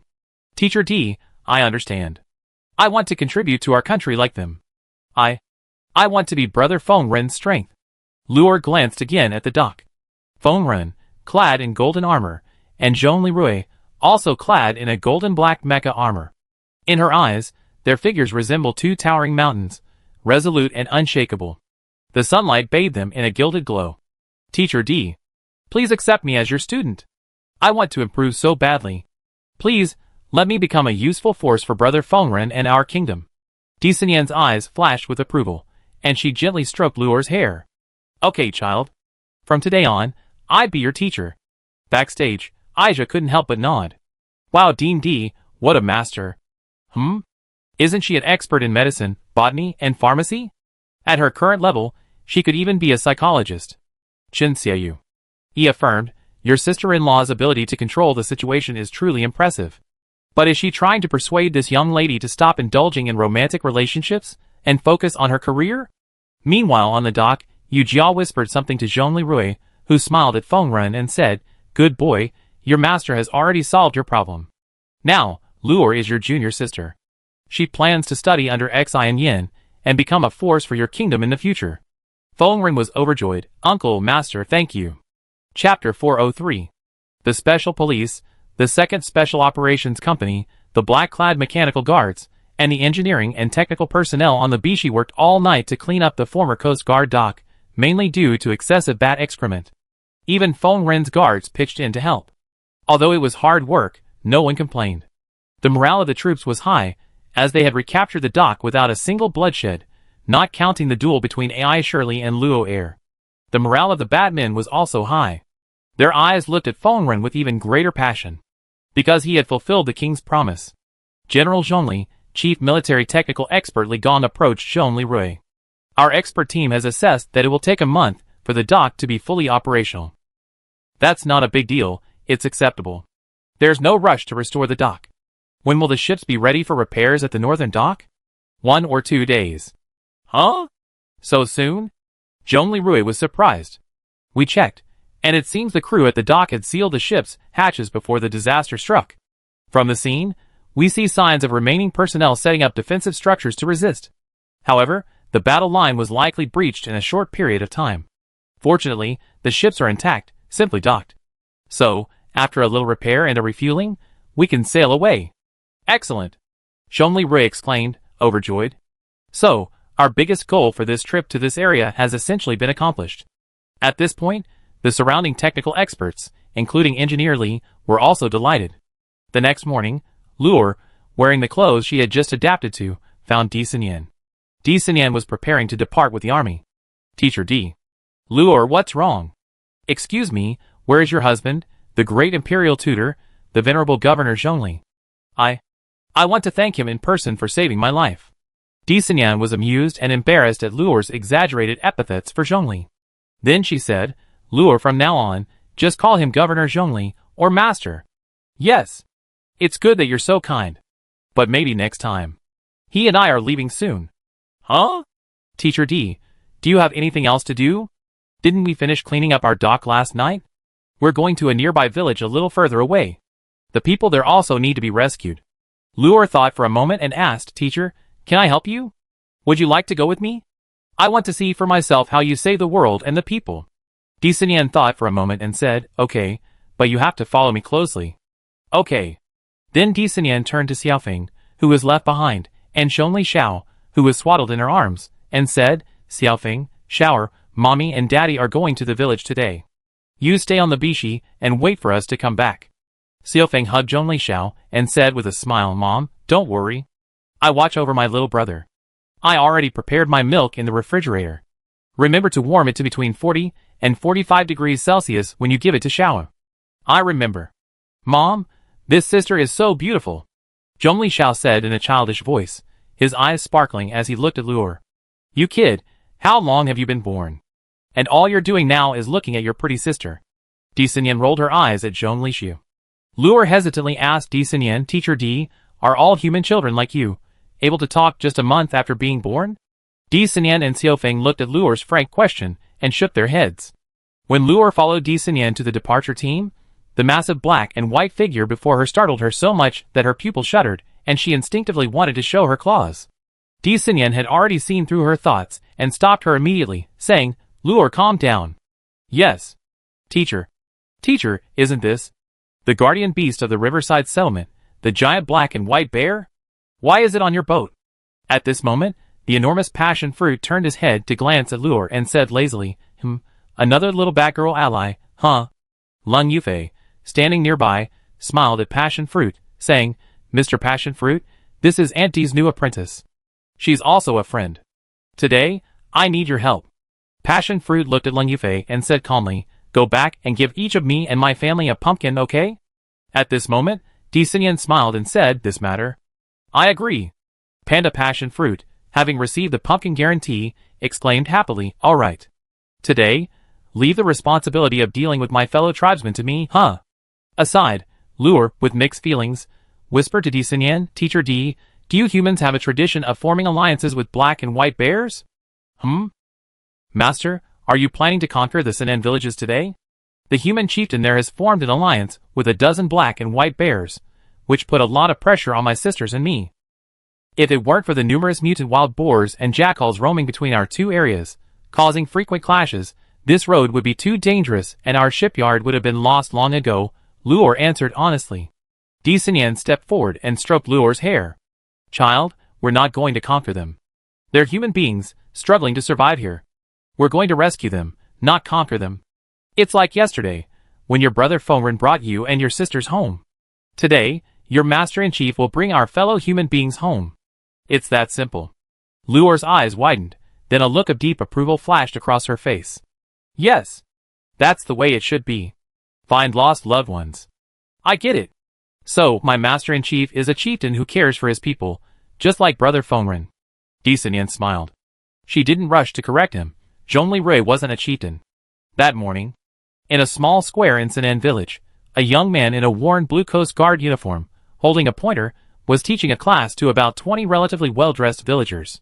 These students were also wearing worn Coast Guard and maintenance worker uniforms. The villagers, who looked a bit like zombies, had large wounds on their bodies and faces stitched shut with some kind of fiber. At that moment, they were reciting the three-character classic in hoarse voices. At the beginning of life, human nature is good, natures are close, but habits separate them. These crackling gong-like sounds echoed through the village, brimming with primitive charm, a particularly eerie quality.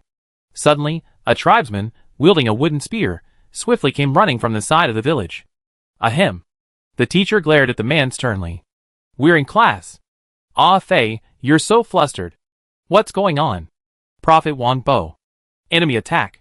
A large force, with pandas, succubi, and robots. More people than our village. Ah Fei, a tribal sentry in a maintenance worker's uniform, reported in a panic. Pandas? Succubi? Robots? The prophet named Wang Bo's face was grim.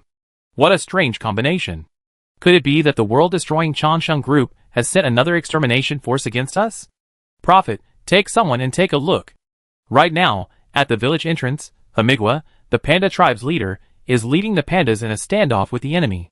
Wang Bo sighed, placed his pointer on the rough wooden podium, and then, from behind it, pulled out his carefully preserved 79 sniper rifle and, with some pain, unloaded the last 10 rounds of 7.62mm magazine from his bosom. "Go!" Wang Bo shouted, raising his rifle. "Oh la oh la oh la oh la." This series of passionate and excited shouts instantly shattered the previously quiet classroom atmosphere. The primitive villagers, who had been listening attentively, seemed to be ignited by the sudden shouting and immediately let out a similar excited cry. The neatly arranged seats suddenly became empty. Everyone impatiently left their seats and rushed to the shelves to the side. They scrambled to grab a variety of weapons from the shelves: sharp spears, heavy stone axes, a small number of machetes, and a variety of other seemingly simple yet primitive weapons. The whole scene suddenly became lively and chaotic, as if a primitive battle was about to begin. And everything that happened in the village was observed by the 7 Swords microdrone in the sky. Lu Shi, clad in SWAT gear and equipped with the 7 Sword system, said to Zhongli Rui beside him, "Rui, this village is truly interesting. Do you know what I just saw? The young Coast Guard, who appears to be the village chief, has truly regained his sanity and intelligence. He's actually teaching those primitive Coast Guards the 3-character classic, giving them an enlightenment class. What's he trying to do?" Zhongli Rui pondered for a moment, then a look of understanding dawned on him. "I understand. Your colleague, the Coast Guard who has regained his sanity, hasn't given up on his colleagues. He's trying to use education to restore the intelligence of these primitive colleagues, using the most primitive and ancient methods." "Huh?" Lu Shi was startled. "This colleague is so persistent." Zhongli Rui sighed, "I'm quite impressed. He's the legendary madman, steadfast in his commitment to his colleagues. If I'm not mistaken, this area was once the site of a C3 guide deployed by the Changsheng group to guide the zombie horde and capture the shipyard. Then, for unknown reasons, this Coast Guard named Wang Bo regained consciousness. He discovered that his fellow tunnel officers had been transformed into primitive humans with low intelligence, but still able to communicate. To protect himself, he not only established a village with these primitive colleagues, but also formed an alliance with the mutated pandas they encountered in the area to jointly protect the village." "Oh, I understand what you meant. It was because of his restored intelligence that he was able to negotiate and reach an agreement with the pandas?" "Yes, that was my initial suspicion, and now it's confirmed." Chapter 404. Meanwhile, at the village entrance, the giant panda passion fruit stepped forward and addressed the panda that appeared to be leading the group of pandas, who were already bracing for battle. "Yes, I'm an envoy. To negotiate." The pandas guarding the gates exchanged glances upon seeing passion fruit, a fellow panda. Then, they addressed the largest male panda, "Chief, there's an envoy, a fellow panda, and it wants to negotiate." A gigantic male panda, nearly 4 meters long, slowly stepped forward and bared its teeth at passion fruit, saying, "Junior, I'm Hami Melon from the Magic City Wildlife Park." Though somewhat intimidated by the larger Hami Melon, passion fruit replied, "Senior, I'm passion fruit from the Lingen State Zoo." "Yes, you know some manners." Hami Melon, upon hearing passion fruit address him as senior, ceased baring his teeth. "Why are you here?" "I've been commissioned by Lingen State Chief Zhongli Rui and Lingen State Grand Counselor Lu Shitu. I'm offering my goodwill to your tribe." Great Chief Zhongli Rui said, "Your people have been away from home and suffering for too long. He's here to take you back." Zhongli Rui's expression suddenly etched a shrug as he turned to Lu Shi beside him, speechless. "Me, Great Chief?" Lu Shi also grumbled. "Those brats from the Lung family taught Panda all sorts of nonsense, so how did I become a Grand Chief?" Halmi scoffed, "Humph. Youngsters, our tribe doesn't need your help. Our village chief led us to repel succubi and vampire bats, and defeated wild boars and jackals. We are powerful." Passion Fruit, now unconvinced, said, "Your chief is a minor chief, with only one village. Our chief is a Grand Chief. He owns a city, governs 18 tribes, is the teacher of the succubus king, and has defeated monsters the size of a mountain. Your minor chief is as fragile as a bamboo shoot before my Grand Chief." Zhongli Rui's eyes widened. "Oh my god, how dare Passion Fruit say that? Isn't it trying to mess things up by making such a move?" Sure enough, Hami Melon bared his teeth again, angrily baring, "You ignorant brat. You're lying. I hate liars. Chief Wang Bo is a chief who keeps his word. That's why we're allying with him. Go! Otherwise, we won't be polite." Zhongli Rui lamented inwardly, "Oh no! This is trouble." Passion Fruit, unwilling to be outdone, said, "We pandas are the most trustworthy. I'm not lying. Senior, look, that human in golden armor behind me is the great Chief Zhongli Rui of Lingen Province. He's formidable. How formidable can he be? Hami Melon stared at Zhongli Rui, his eyes filled with contempt. Zhongli Rui, I must have been blinded by greed to have come up with such a foolish idea as to ask a panda to be my envoy. Lu Shi watched the farce before him with a mixture of amusement and laughter. Passionfruit continued to speak without thinking, Senior Hami Melon. Don't disbelieve me. The great chieftain behind me, Zhongli Rui, is as mighty as a god. He harnesses golden light, can soar into the sky, defeat enormous monsters, and even cut through the wooden fence next to you in a single blow. Hami Melon burst into laughter. Arrogant brat. You pique my interest? He can cut through these thick wooden fences in a single blow? I don't believe it. I can't even break through these fences. Even the wild boar king can't do it. If he can, what do you say? Passionfruit also became excited. If he can do it, I kneel before you. Passionfruit turned around and grinned. Great chieftain. It's done. Show me your strength. Zhongli Rui mentally roared, you pumpkin-loving panda. At this moment, Yu Jia suggested with a smile, Master, although Passionfruit's method is a bit funny, the laws of the animal kingdom all favor the strong. Cutting through that wooden fence shouldn't be difficult. You catapult and take off, dock with your fighter, and we use the sentry drone's laser to cut through the fence, right? Next time, I never ask a panda to be my messenger again. At this moment, Lu Shi whispered to Zhongli Rui, do you want some help? I fly a 7 swords drone, and you see 4 to blow down those fences? No, Zhongli Rui said unhappily. One less drone is one less. I can do it myself. With that, Zhongli Rui, maintaining his imposing presence, stepped forward, suddenly closed his visor, and launched into the air. The moment he launched, a huge cloud of dust rose from the ground. Lu Shi immediately coughed in regret. Rui, you made such a fuss, cough cough cough. Wow! The human chief has truly ascended to heaven. A group of pandas exclaimed. Zhongli Rui, ignoring the gaping pandas below, merged with the previously invisible Minghong fighter in midair. Then, he fired a laser beam at the wooden fence. Crack! A neat row of burnt holes appeared on the wooden fence on the left side of the village.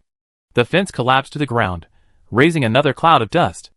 All the pandas, including Hamigwa, watched in horror as the wooden fence, which they had been unable to break with all their might, was truly chopped down. The next moment, Hamigwa's massive body prostrated itself on the ground. At the same time, all the pandas began to worship Zhongli Rui's golden Minghong fighter in the sky. Chief! Zhongli Rui! Chief! Zhongli Rui! The entire human army was stunned by the scene. Lu Shi dusted himself off and chuckled, hey, isn't that the problem? Zhongli Rui, in the fighter plane, was at a loss for words. At this moment, Wang Bo emerged with the village soldiers and asked, who are you? How dare you trespass? But when he saw the pandas worshipping on the ground, the felled fence at the village entrance, and the Dakian police badge blazing on the bulletproof vest of Lu Shi, the leader on the opposite side, he asked in confusion, who are you? Zhongli Rui quickly descended from the fighter plane and unfolded his visor, revealing his face. Lu Shi also unfolded the visor of his 7 swords helmet and quickly stepped forward. Officer Wang Bo, calm down. We represent the current authorities of Ling'an province, Zhongli Rui said calmly. Current authorities? Wang Bo, gun in hand, looked shocked. Yes, I am Zhongli Rui, the current governor of Ling'an province. Zhongli Rui introduced himself. I'm Lu Shi, the current director of the Ling'an Prefecture Police Department and the commander of the Special Police Unit. Lu Shi introduced himself. Officer Wang Bo, return to the unit. Return to the unit.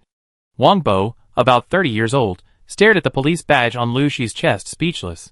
After a long moment, tears streamed down his face. Governor! Chief! You're finally here. Woo! 30-year-old Wang Bo cried, like a child in front of 26-year-old Lu Shi. Lu Shi removed his helmet, stepped forward, supported Wang Bo's head, and patted the back of his neck. My brother, it's okay, it's okay. You're great.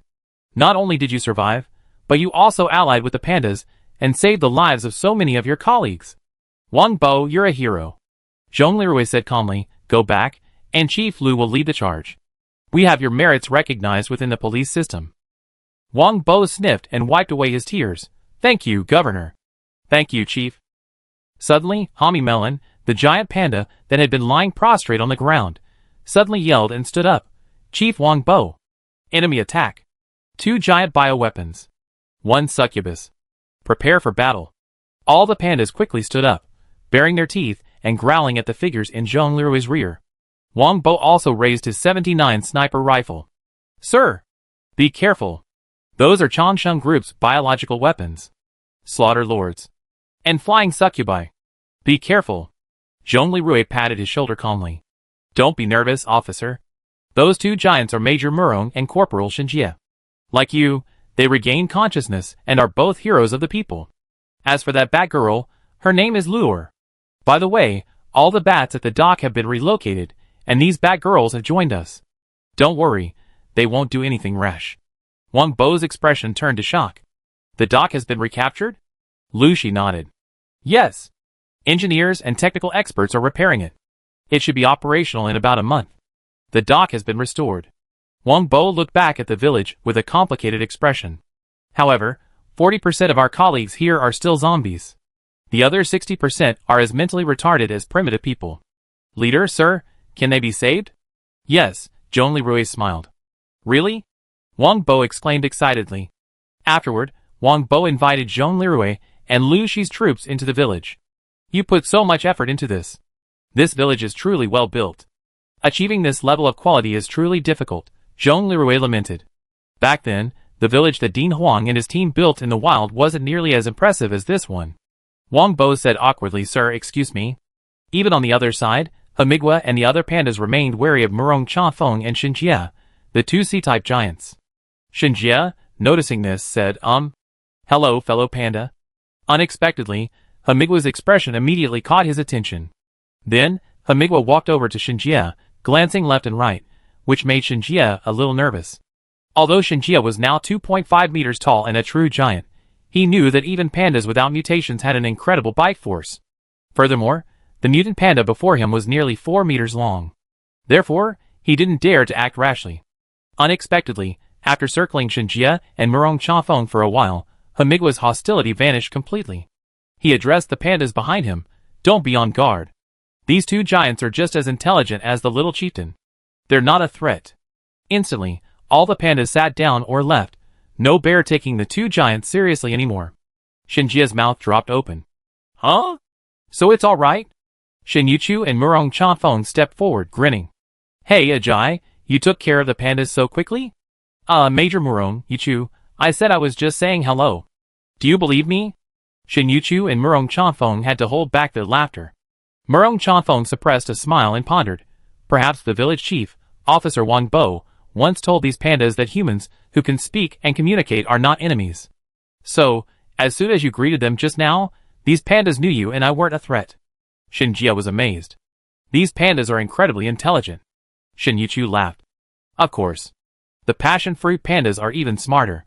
They're always trying to trick pumpkins into eating them. Seriously, don't they eat bamboo and shoots? Chapter 405. Under Wang Bo's guidance, Zhongli Rui and the others arrived at the fenced area in the village where the zombie-like personnel were being held. At the sight of the group approaching, the approximately 40 zombies still imprisoned within the fenced area became agitated. Commander Zhongli, Director Lu. Including those who have transformed into primitive humans, and those who have transformed into zombies, the rest are all here. Wang Bo looked at his former colleagues in the base, who were still in zombie form, not even in their retarded primitive form, and his eyes were filled with sadness. Sir, do you need me to send someone to bring out the colleagues inside one by one to cooperate with your treatment? Zhongli Rui smiled and said, Wang Bo, prepare to open the fence. 40 zombies and 59 primitive police officers, all at once. Wang Bo's mouth dropped open in surprise. Sir, is this even possible? Lu Shi patted Wang Bo's shoulder. You trust the governor. Come, prepare to open the fence. Yes. At Wang Bo's instruction, 2 of the more astute village men walked to the gate and prepared to open it. Zhongli Rui smiled and said softly, Major Murong? Have them line up and come out. Murong Chafeng nodded slightly and removed his fur hat, revealing the amplification headband on his head. As golden light illuminated, he activated his ability. Wang Bo's pupils suddenly shrank. I remember. This is the controller the Changsheng Group uses to control the zombie tide. At the same time, the 40 zombies inside the fence, who had been staggering here and there, some gathered at the edge and roaring, suddenly began to line up and stopped roaring. Suddenly, the scene fell silent. Zhongli Rui nodded and winked at Di Xinyan and Shin Yuchu, who were already preparing behind him. Di Xinyan patted Luor's shoulder beside her. Child, remember what your master said? Your singing is a kind of power. Today, your master and your senior sister will demonstrate to you the correct use of this power. With that, Sanyan and Shinjuchu both raised their hands. Female duet home. As Sanyan and Shinjuchu's melodious voices began to sing, Luor's eyes widened. Their voices seemed to carry a warm and mysterious power, slowly seeping into the hearts of the zombies. The zombies within the fence, their once dull eyes, gradually began to glow with a soft light. Their bodies relaxed, and their movements became more coordinated. Wang Bo and the surrounding villagers watched in amazement. They had never imagined that singing could have such a miraculous effect. Even Zhongli Rui and Lu Shi couldn't help but reveal expressions of surprise. Although they knew Sanyan and Shinjuchu were exceptionally capable, witnessing this scene with their own eyes still left them utterly shocked. As the song deepened, the ferocity on the zombies' faces gradually faded, replaced by a calm and peaceful expression. Their eyes began to focus, as if they could understand every note and every word of the song. At the same time, many of Wang Bo's primitive companions, their weapons and tools, clanged and clattered to the ground.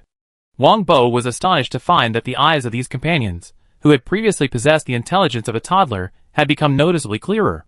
When the melodious song slowly faded over the village, what's going on with me? How did am I still alive? What on earth is this? Wang Bo and Luor were shocked to discover that all the zombies before them had regained their memories and reason. And the previously demented officers, who had been transformed into primitive humans, had also regained their memories. Everywhere, the voices of people, their memories awakened, questioning their whereabouts. Everyone! You're back! Oppo! Is that you? A female officer inside the fence asked Wang Bo in confusion. Why? Are we locked up? Wang Bo stared at the officer, tears welling up again. Wan! You're back. I knew you would. Oppo! Don't cry.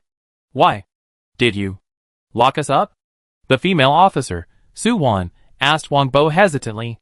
Wang Bo suddenly realized what was happening. He immediately asked Zhong Lirui and Lu Shi, Sir Chief, are they alright? Can we let them out? Zhong Lirui nodded calmly, of course. Zhong Lirui seemed numb to such touching scenes, having seen them so many times. Wang Bo immediately called out, A Fei! Yi Gong! Everyone's recovered. Help, get Wan and the maintenance team out. Everyone's alright. We're all back to normal. A Fei and Yi Gong were shocked. Are we really? Wang Bo was anxious. Brothers, let's celebrate later. Let them out first. Yes. Wang Bo and A Fei, who were closest to the gate, immediately stepped forward and tried to open it. However, it seemed stuck, having been unopened for so long. Seeing this, the enormous Shinjia shook his head and said, Hey guys, make way.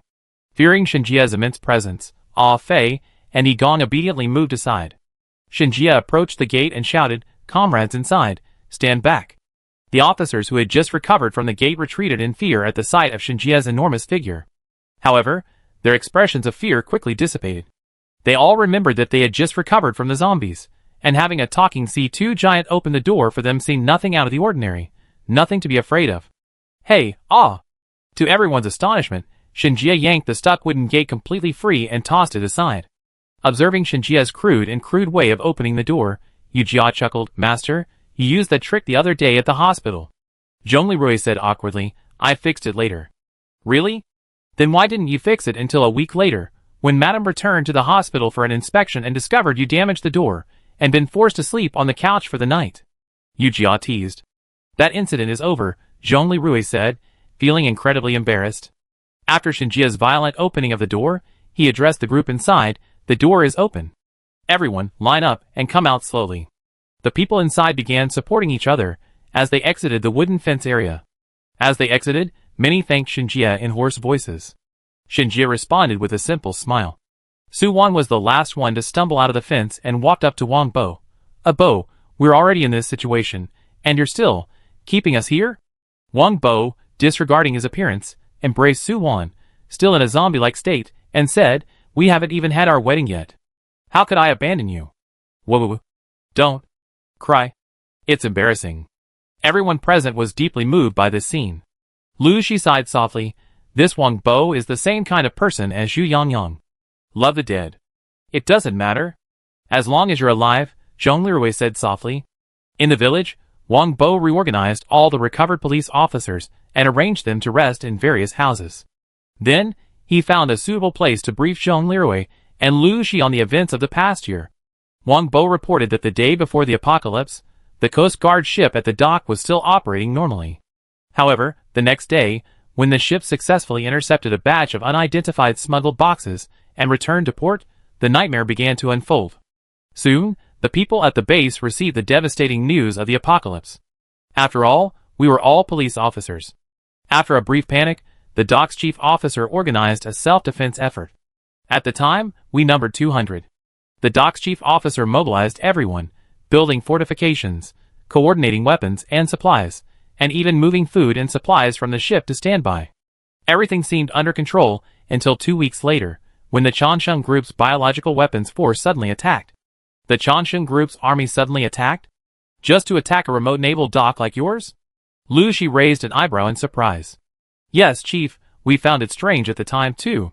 We seen this happen in major cities back when we still had television. But when giants like Major Murong and Corporal Shinjie descended on our dock with over 1,000 zombies, we were all stunned. How many giants attacked you then? Zhong Lirui continued. One with a look similar to Major Murong's, and two with Corporal Shinjie's, 3 in total. At this point, Wang Bo's eyes dimmed. We're Coast Guard, not special police, so our base's ammunition reserves aren't plentiful. Under the massive attack of 1,000 zombies, we quickly ran out of ammunition. Even more despairing, bullets were practically useless against those 3 giants. In the end, although we ultimately slew nearly all 1,000 invading zombies, the dock still fell. We were all reduced to zombies. So how did you regain consciousness? Since I became a zombie, I'd become a puppet follower of those giants. One day, a sharp whistle, for some reason, awakened me. When I regained consciousness, I found myself and my puppet colleague standing blankly in a field next to a bamboo forest. A little further away. Wang Bo glanced at Luer, wanting to speak but stopping himself. Zhong Lirui soothed him. Luer, you're on our side now. Speak. Yes, those bad girls paralyzed the 3 giants with their claws and howling voices. Furthermore, after being paralyzed, the giants tried to activate their powers to control us again, but failed. Zhong Lirui thought to himself, sure enough, the power of the negative energy singer can also awaken zombie-like humans. At this point, Luer took over the conversation. Governor Zhongli, my sisters, and I were out foraging when we encountered the Slaughter Lord, the leader of the zombies. We were overwhelmed, so we activated our powers and retreated.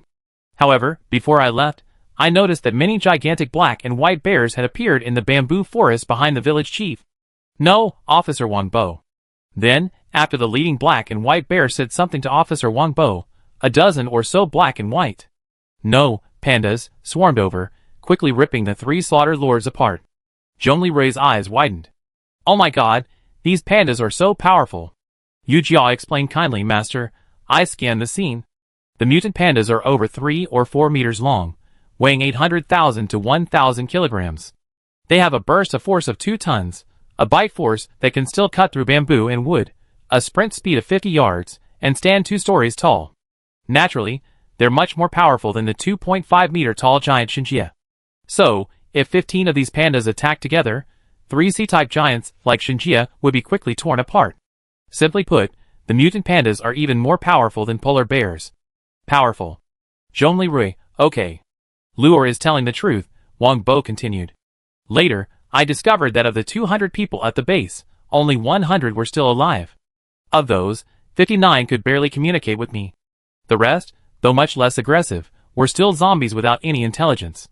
So, later, you led these 59 people to build a village, imprisoned the zombies, formed an alliance with the pandas, cultivated food, and even tried to teach your then retarded, primitive colleagues the way a teacher would? Lu Shi asked with emotion. Wang Bo nodded with tears in his eyes. Lu Shi looked at Wang Bo, who, though only 30 years old, had seen a lot of hardships, stepped forward, and gave him a strong hug.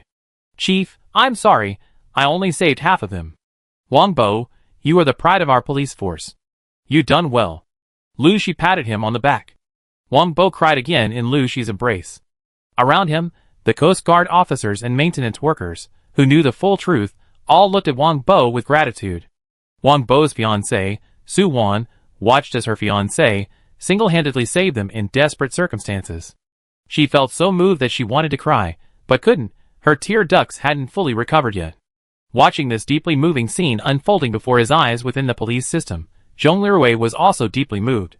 But after listening to Wang Bo's account, Zhong Lirui's brow furrowed even further. It was perfectly natural for Luo and the others to roost here with the bats. Since they had recaptured the northern docks, they were left homeless and fled here, which was perfectly normal. But why did the Changsheng group place such importance on this place? Chapter 406. Letting go of Wang Bo, Lu Shi turned to look at Zhong Lirui. Seeing he remained silent, he asked, "Rui, what's wrong?" Zhong Lirui's expression was thoughtful. Just to capture such a remote stronghold, the Changsheng group actually sent such a powerful attack force. That's completely unreasonable. Lu Shi, Rui, what do you mean? Zhong Lirui didn't answer Lu Shi. Instead, he glanced at Shinjie and Yu beside him, and said solemnly, "Shinjie, do you remember how many people attacked your granary last time?" Major Murong, 2 giants like me now. And over 200 zombies, Shinjie said in a low voice. "Thank you." "You're welcome, sir." Against him, Murong Chongfeng's eyes dimmed. He turned to look at Shinjie, his eyes filled with guilt. Shinjie noticed the guilty look, and his own complex expression was also evident. The 2 most burly generals of the Lingyan Prefecture army exchanged complex glances. At one point, Yu quietly slipped his hand into Shinjie's large one. Shinjie sighed softly, and turned his head. Murong Chongfeng sighed as well, then said in a barely audible voice, "I'm sorry." Shinjie didn't turn around, but as an enhanced new human, he heard it. "We all come to this. Let's just forget it," he said in an equally soft voice. Murong Chongfeng, who also heard the answer, smiled bitterly. Even then, Lu Shi quietly asked the pondering Zhong Lirui, "Rui, is there something wrong?" "Lu Shi, the Changsheng group's attack on this place was greater than the combined forces of our home community, my sister's Hua Duo community, and Shinjie's granary before the Home Alliance's defense. Does that make sense? What important thing is hidden at this dock?" Lu Shi suddenly woke up. "Yes, why are there so many troops attacking this place?" He pondered for a long time, but couldn't come up with a reasonable explanation. "Hey! Rui, why don't you ask your adoptive mother, Aunt Bai?" Zhong Lirui nodded and tapped his armor. "Aunt Bai, do you know anything about this?" Bai Lingxin replied, "Rui, I was just asking Chen Pan about this. He told me that the decision to attack this place was arranged by Bai Qiangwei. Because, in his previous life, he only focused on major events like the infiltration and fall of major cities. He didn't care about small matters like this." Zhong Lirui immediately turned his gaze to Bai Qiangwei's husband, Murong Chongfeng. Murong Chongfeng said awkwardly, "Sir, I don't know about this either." "I understand." Zhong Lirui's expression grew serious. "I have to talk to your wife when we get back." "Never mind, there's no rush." Zhong Lirui sighed slightly, and turned to Wang Bo. "Wang Bo, you're able to form an alliance with the pandas. I guess you gave them some benefit, didn't you?" "Sir, you have a good eye." Wang Bo smiled. "When the pandas first discovered us, they were just hostile to the alien giants, so they saved us. Later, after I and my colleagues managed to establish a primitive village, we took advantage of the night to plant everything we could in a safe area of the village, including the food and seeds stored in the nearby secret underground warehouse. One day, alone, the half-giant panda that was attacked by jackals took shelter in the village. We remembered the kindness of the pandas who had saved us before, so we rescued it. We fed it pumpkin and sweet potato, and it recovered quickly. Of course, it left the village after it recovered. The news that there were sweet potatoes and pumpkins in our village must have reached the ears of their tribe leader.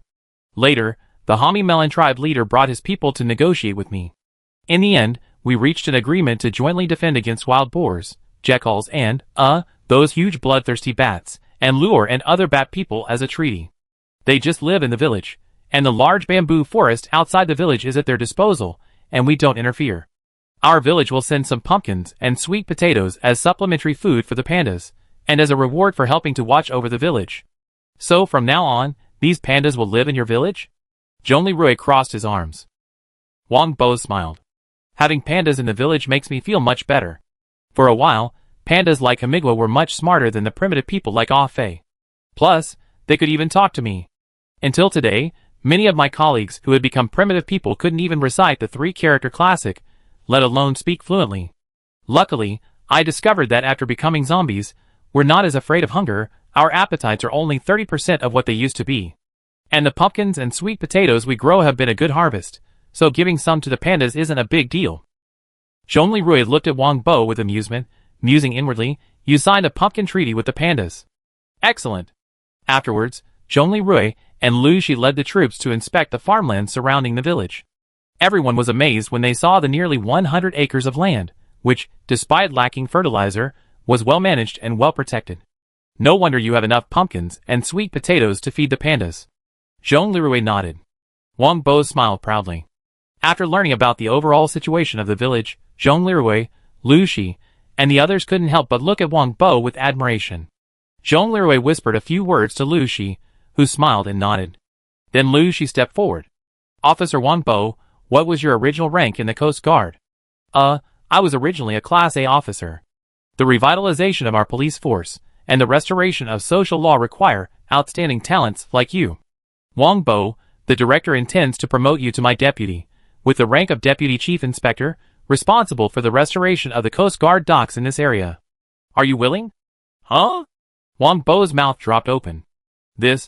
At this moment, Wang Bo's fiancée elbowed him in frustration and gave him a look that seemed to say, the commander appreciates and promotes you, and you're still dazed? Under Su Wan's stern gaze, Wang Bo replied sternly, thank you for your trust, Commander. I do my best. Don't worry, Zhongli Rui said with a smile. Even if we all return to the docks, this village won't be abandoned in vain. Director Lu and I intend to expand and enhance the village so that it can supply the docks and the city. The Development Corps' production base in the district. Don't worry, the technical experts and engineering troops we brought with us this time will greatly strengthen the defense systems of the docks and villages. Great. Thank you, sir. Wang Bo said excitedly, but then he asked doubtfully, sir, will our mutual defense agreement with the pandas continue in the future? Of course. As the construction corps expands further, we won't need pumpkins to feed these pandas. Besides, there's a bamboo forest nearby, so the burden won't be too great. Sir, that's wise. I have another matter I'd like to ask for your assistance. Wang Bo thought for a moment and then asked. Oh, what is it? Zhongli Rui asked. Governor, Director, in the early days of our village, we were plagued by wild boars. Later, we painstakingly built thick wooden fences, which barely kept the boars from destroying our crops. Commanders, I ask your superiors to find a solution to this problem. Otherwise, the pressure on the pioneering corps will be immense. Zhongli Rui and Lu Shi exchanged a smile upon hearing this, saying, Deputy Director Wang Bo, don't worry about the issue you raised. We came here with this very consideration in mind. Rest assured, we will resolve this matter. Thank you, Commanders. May I ask how I, the Pioneering Corps, can help you? Indeed, it's a small favor I need your help with. Zhongli Rui smiled mysteriously.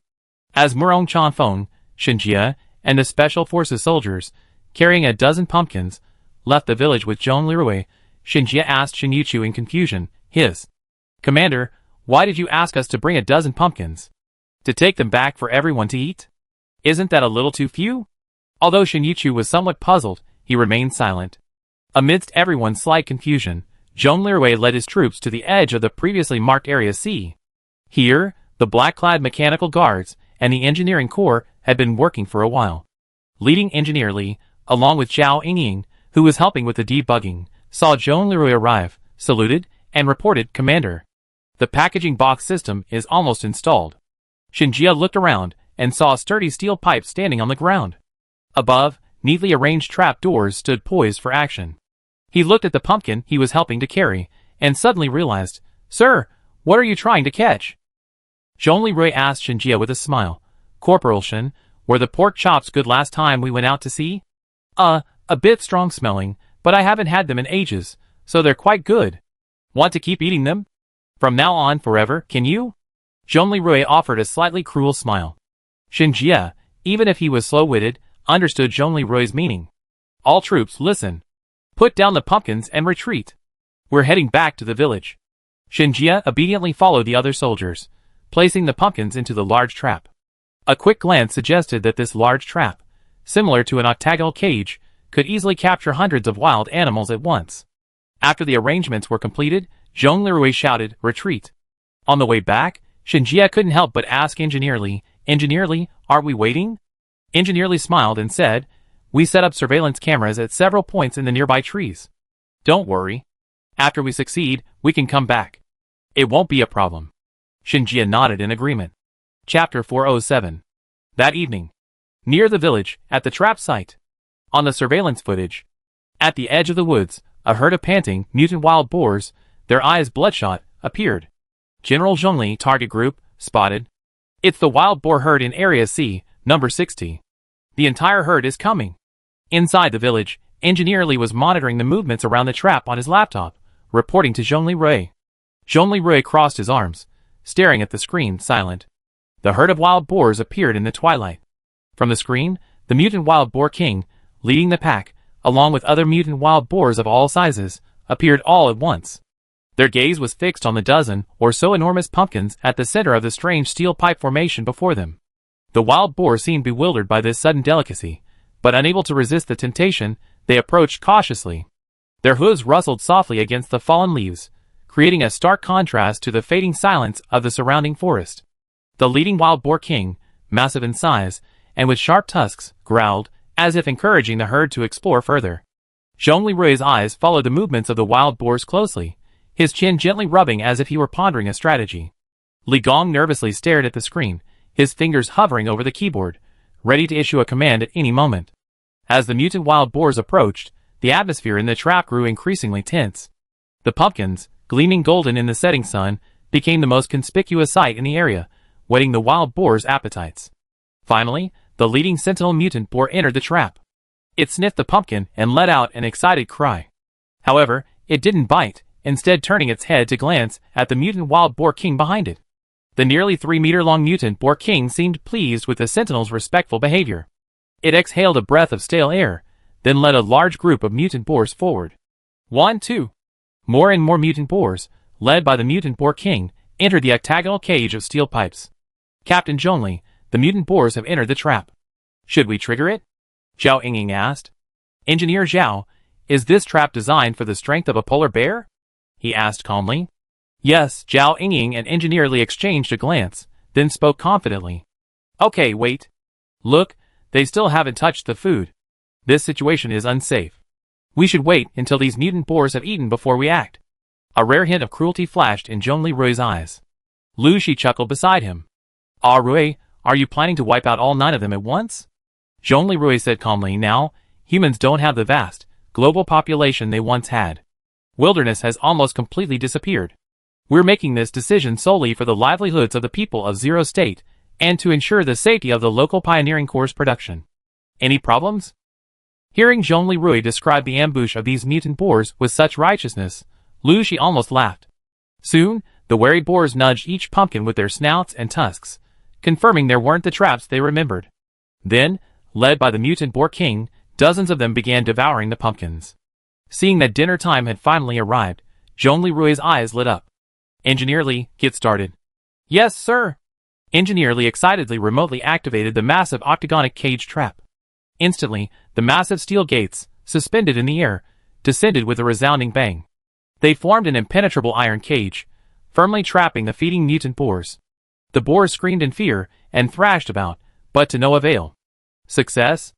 Engineer Li cheered excitedly, his fingers rapidly tapping away on the keyboard, adjusting the various parameters within the trap to ensure the mutant boars couldn't escape. Zhongli Rui's tightly pursed lips curled slightly as he glanced at Lu Shi, his eyes gleaming with joy. Well, the biggest problem in Area C has been solved. Lu Shi also smiled, then said, looks like we have pork for another month. Zhongli Rui shook his head. No, this isn't like the last island encounter. Back then, we were suddenly attacked by mutant wild boars, and we had no choice but to shoot them all. That was actually a very wasteful approach. Lu Shi was stunned, then looked at Zhongli Rui with amusement. Why, you're not going to kill them?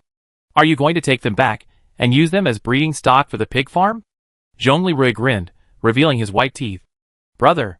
Congratulations, you got it right. That's what I was thinking. Hee hee. Lu Shi couldn't help but laugh at Zhongli Rui's successful plan. He patted Zhongli Rui on the shoulder and said, Rui, your thinking is truly admirable. This is a great idea. It solves the mutant boar problem and provides us with a food source. Zhongli Rui raised his eyebrows in triumph, a sly glint in his eyes. That's called killing 2 birds with 1 stone. At this moment, Situzian, commander of the 2nd Special Operations Company, suddenly realized, General, no wonder you asked us to reload the tranquilizer bullets you pulled off. Zhongli Rui readily admitted, yes, That was my plan before we came here. Comrades, once we capture these breeding pigs and return to Lingzhou, we have a pig farm again. One day, everyone will be able to eat meat. As soon as these words were spoken, the surrounding soldiers cheered. General, you're wise. General, you're wise. General, you're wise. Shin Yichu, standing nearby, his beautiful eyes flickered, and he whispered to Shinjie, Ajay, do you see the commander's dedication? He's doing everything he can to ensure food security for everyone back home. Yichu, I see it. I'm honored to be his subordinate. The tall Shinjie clenched his fists excitedly. Murong Chanfeng sighed with relief, casting a look of immense admiration at Zhongli Rui. He muttered to himself, General, you led us in promoting planting, establishing an armed fleet for fishing, and today, you established a pioneering production corps and are preparing for a pig farm. At this rate, the transition plan for the 18 tribes in Lingen Prefecture's western region will surely see us through this difficult period. Over 40,000 people are truly saved. General, being your subordinate is the greatest honor of my life. Looking at the enthusiastic atmosphere amid the cheers of the troops, Luer's beautiful eyes sparkled. Teacher D, is this what Master Shi has always done? Haha, this is truly a small part of what he does, Di Xinyan smiled. His direction has remained unchanged, ensuring the people have enough food and clothing and a stable life. Such a great man is Brother Feng Ren's teacher. Luer stared at Zhong Lirui's back, lost in thought. In her eyes, Zhong Lirui's figure seemed incredibly majestic. As the trap closed completely, the mutant boar's struggles gradually grew feeble. Trapped in this steel cage, their helpless eyes revealed a longing for freedom, but it was too late. Zhong Lirui turned and gave the next order to Situ Zian, commander of the 2nd Special Operations Company. Captain Situ, organize the soldiers and prepare to close the net. Remember, tranquilize each mutant boar and securely tie it up before transporting it back. Situ Zian stood at attention and saluted, his voice firm. Yes, General. Mission accomplished. Under Zhong Lirui's command, the entire operation team proceeded methodically. The soldiers moved swiftly, tranquilizing and securing each mutant boar. As the sun set, the vehicles carrying all 60 wild boars had already departed, transporting them to Lingen Prefecture. Watching the convoy journey off, Zhong Lirui said to Di Xinyan, Xinyan, at this rate, the difficult 2 years won't be too difficult. I always believed in you. Rui, you led us through so many hardships and obstacles. I believe you can lead us back on the path of civilized development. A surge of warmth surged in Zhong Lirui's heart, and he looked at Di Xinyan affectionately. Di Xinyan coughed, there are so many people watching. Be careful about the impact. But her next words were silenced by Zhong Lirui's sudden, passionate kiss. In the fading light of the setting sun, Zhong Lirui passionately embraced Di Xinyan. The surrounding warriors cheered once more. Lu Shi, Murong Chanfeng, Shinjie, Shin Yichu, Zhao Yingying, Luer, and the others all smiled warmly. Meanwhile, Yu Jia silently used her great Xia dragon bird armor in bodyguard mode to capture this picturesque photo. When Zhong Lirui released Di Xinyan, she blushed profusely. You're already a father, and you're still so. I'm happy about this. My harvest goddess. Zhong Lirui embraced Di Xinyan, gazing at the receding convoy and the trembling setting sun on the horizon. May the earth be fertile, and the people be healthy. Di Xinyan smiled brightly, her smile blooming like a summer flower. She clung to Zhong Lirui's arms, and together they watched the convoy disappear into the distance. The setting sun's afterglow lengthened their silhouettes, as if, at that moment, the entire world had stopped, leaving only the heartbeats of the two lovers, each one attached, echoing through the tranquil and majestic world. The surrounding warriors, watching this loving couple in the last days, felt a surge of warmth in their hearts. They knew that thanks to this brave and courageous leader, with a heart for the world, and this gentle, virtuous, and wise wife, they were able to rekindle the flame of civilization in this desolate land. Lu Shi sighed softly, Anchi, it's a pity you didn't come with us today. As the convoy headed westward toward the setting sun, towards Lingen Prefecture, Murong Chanfeng sighed deeply. He recalled Zhong Lirui's instructions to him not long ago. Chanfeng, you worked hard. Transport the wild boars back safely. Remember, it's best not to lose a single one. Yes, sir. These are seeds for the future pork supply for the people of Zero State. I promise to transport them back safely. By the way, there's a project you'd like to consider? Sir, please speak frankly. Queen Mother Aisha, based on the savage armor we acquired earlier, existing materials, and reference to military exoskeleton designs, we developed a low-cost mechanical limb system that allows people with limb disabilities to walk and grasp objects normally. Discuss with your wife, by Chiangwei, whether she would like to assist in the development and testing. If this product is successfully implemented, we consider further reducing your wife's sentence. Sir. Murong Chanfeng was so excited that he was speechless. Don't want to. No. Thank you, sir. Zhongli Rui smiled. After returning to Ling'an Prefecture, contact Dean Dongfang of Awakener University. He's a livestock specialist. Of course, Aisha has also been at Awakener University lately. Okay. Recalling these events, Murong Chanfeng gazed at the last ray of light from that day, feeling a wave of emotion. Sir, your dream is to build a new world. Confidence shone brightly in his single remaining eye. You will succeed. I help you. Chapter 408. The day after the wild boar transport convoy returned to Ling'an Prefecture. With the disposal of areas B and C complete, Zhongli Rui led his troops back to the Coast Guard dock, which was undergoing repairs.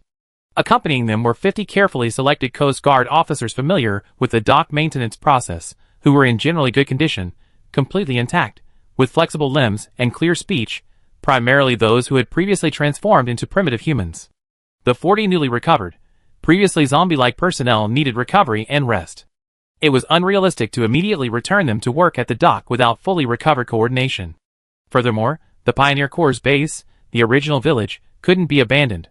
Therefore, Zhongli Rui and Lu Shi dispatched Wang Bo, the newly appointed deputy commander of the police department, and his wife, whom they later learned was actually married, having obtained a marriage certificate but not a wedding ceremony, to continue garrisoning the Pioneer Corps' base. They also renewed their mutual defense agreement with the Pandas and continued to defend the base together. Of course, before the troops departed, they left behind some defensive light weapons, ammunition, photovoltaic panels, and communications equipment, as well as a number of special police officers brought by Lu Shi to guard the area. With matters in the region largely settled, King Fengren and his guards bid farewell to Zhongli Rui and returned to Ling'an Prefecture. The summer grain harvest was approaching. As a small king of a nascent agricultural civilization, making ends meet was paramount. Governor, Director, rest assured. Leave the development base to us, Wang Bo and Su Wan said solemnly as they said goodbye. Zhongli Rui and Lu Shi smiled and patted their shoulders. Once the situation stabilizes, we hold a wedding for you and your wife. When Zhongli Rui led them back into the Coast Guard dock base, many officers and maintenance crew members, who had just recovered from their precarious state, shed tears. We're back. Some Coast Guard officers even kissed the base ground, ignoring the dust. The crew immediately communicated and coordinated with the engineers and technical experts already working on the dock. The engineers and experts, already busy at work, were naturally overjoyed at the arrival of these dock maintenance workers, because it saved them a lot of work. Immediately, the dock repair work progressed at full speed. As the repairs progressed, Zhongli Rui informed Yelena of the situation in the area. When she heard that the dock had 7 ships, and that after handing them over to Cheng Yonghua, her own fleet and Ling Anzhou's fleet could each add an additional ship, Yelena practically jumped for joy. She knew full well that in this apocalyptic world, every extra ship meant a further hope of survival, a crucial factor for Ling'an Province and the Magic City, whose food shortages had only just eased. Yelena excitedly assured Zhongli Rui that as soon as the ships arrived at the northern dock, renovations could begin immediately. 3 days passed quickly. On the afternoon of the 4th day, Zhongli Rui and Di Xinyan, holding Zhongli Xiao, were enjoying the seascape from the dock. Engineer Li, accompanied by Engineer Su, the team leader of the maintenance team among the 50 personnel, reported to Zhongli Rui, "Sir, excuse me, while we were sorting out several anchored Coast Guard vessels, we discovered some strange boxes in the hold. They appear to be items confiscated from previous ships at sea." As he spoke, Engineer Su ordered the maintenance team to wheel over 2 high-tech-looking boxes. Zhongli Rui, Di Xinyan, and their escort, Xiaofeng, turned around, their eyes widening as they gasped. On the boxes were the former Changsheng Group and biochemical logos. No wonder White Rose sent such a powerful zombie army to attack such a remote, dilapidated dock. So she was trying to recapture those boxes that had been smuggled out? Zhongli Rui felt a bitter taste in his mouth. "Captain Zhongli, do you want me to call all the officers?" Xiaofeng, now much more mature, asked Zhongli Rui with a serious expression.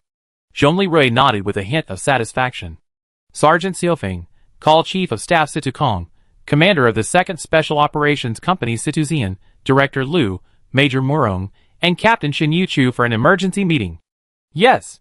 Xiaofeng immediately left. At the same time, Zhong Lirui said to Yujia, Yujia, can the detector on the Great Xia Dragon Bird armor be? Master, I completed the scan. The boxes contain biofussion nano-robot reagents and growth-accelerating nano-robot reagents. Based on analysis of past interaction data within the Changsheng Group and White Rose's hidden interaction data, I determined that these reagents were likely sold to other forces as intelligence and samples. However, the current situation deviates somewhat from my initial assumptions. Why the discrepancy? The first box's destination is Honolulu. The second box only has coordinates, not a specific address. My theory is that these two boxes were sold by White Rose to the Ontario Consortium, and the delivery address should be the Ontario Research Institute. Is that so? So you only said coordinates, not an address? Zhong Lirui asked in confusion. What do you mean, this address doesn't exist? Master, your judgment is partially correct. Generally speaking, in this case, the address doesn't exist in the public world. However, it may be a secret location. Where are the coordinates of this address? Zhong Lirui continued to inquire. This address is located at the border between Lusha Kingdom and the Golden Kingdom, 120 kilometers south of Lake Baikal. 120 kilometers south of Lake Baikal? Zhong Lirui was greatly surprised. This place is on the border, so why here? Honolulu is understandable. There's also a research institute for the Gale Kingdom there. At this moment, Di Sinian stepped forward with concern. Rui, what's wrong? Is there something wrong on the shores of Lake Baikal? Zhong Lirui frowned, and after a moment's contemplation, he said, the Lake Baikal region has always been a complex area where various forces intersect. The Golden Kingdom and Lusha Kingdom share a long border there. It's not surprising that such a sensitive and hidden location would be used as a secret transaction point. But what is puzzling is why the Changsheng Group would choose such a place as the delivery point for the reagents. At this moment, hurried footsteps could be heard in the distance. Xiaofeng and several officers hurried over. Sir, we arrived. Zhong Lirui quickly gathered his thoughts, turned to the group, and explained the situation. As expected, the officers and police officers were horrified. Surprisingly, the first person to react was Liu Shi.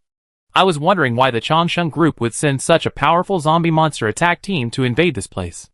It turned out to be to reclaim those two boxes of reagents that were intercepted by our Coast Guard colleagues and smuggled out through smuggling channels. Why does Bai Qiangwei do this all the time?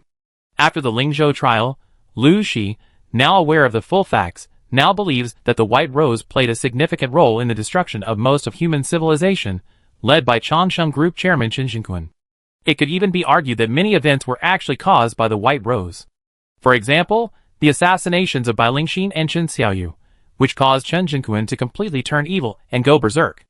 Situkong pondered for a moment, then spoke. Sir, I'm very concerned about the analysis provided by the AI Yujia just now. I suspect that the Life Research Institute in Honolulu may be connected to the Leviathan beast that recently invaded Linganzhou City. Oh! Go on. Situkong's words immediately caught Zhong Lirui's attention. I'm even worried that the situation at the Honolulu Research Institute might be similar to that of the Yoshida Life Research Institute in Ria. Could there also be a catastrophic level monster inside, somehow escaping? If so, the hidden danger is enormous. General Chief of Staff, may I speak? Shin Yuchu asked weakly. Captain Shin, go ahead. Share your thoughts. Shin Yuchu said sternly, thank you, sir. I don't know much about Leviathan and the Honolulu Research Institute.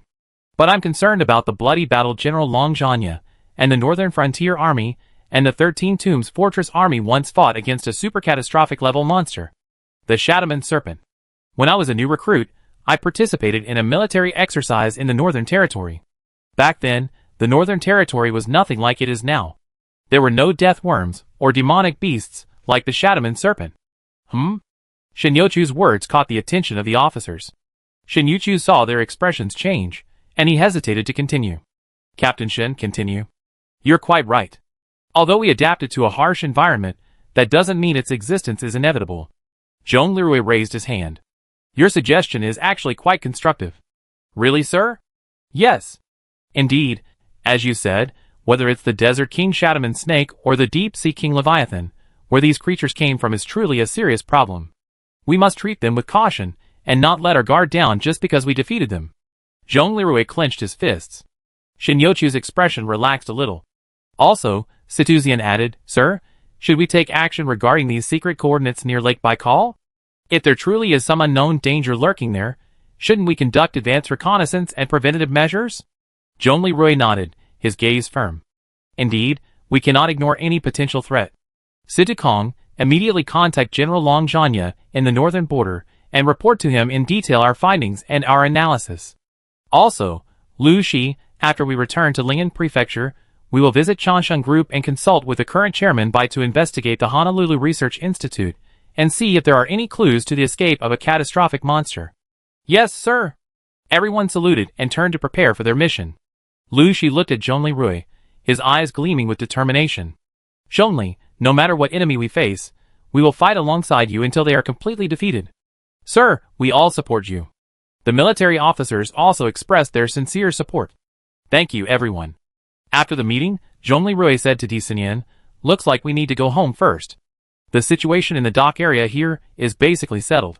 The good news is that several ships are intact and can be used after refueling. We need to go back and find Auntie, and by Chiangwei to find out what's going on. Suddenly, Qin Xiaoyao called, Rui, it's an emergency. Come back quickly. What happened? Ning'an went berserk. For some unknown reason, she got into a fight with Major Morong on the Awakened University campus, severely injuring him. Later, she fought the Wind Blade King and the Blood Claw Guards, who arrived. Wind Blade King and his men were defeated and all injured. Ning'an has taken Bai Chiangwei hostage and is now on top of the Science and Technology building. My dad and mom have already flown their fighter jets to help. But now they're deadlocked. What? Zhongli Rui was horrified. Chapter 409. An hour ago, in Ling'an Prefecture, near the Awakener University complex, in the 3rd teaching building. Today's class ends here. Class dismissed, Ning'an calmly announced, concluding today's brief course on human history. The students stood and saluted her. At this moment, Ning'an, draped in her hema pure, looked like an ancient Greek sage. She glanced at her students again, the first generation of new humans, the Awakeners, the Batman, Wind Blade and his guards, and Princess Xiaofu, and, of course, ordinary humans.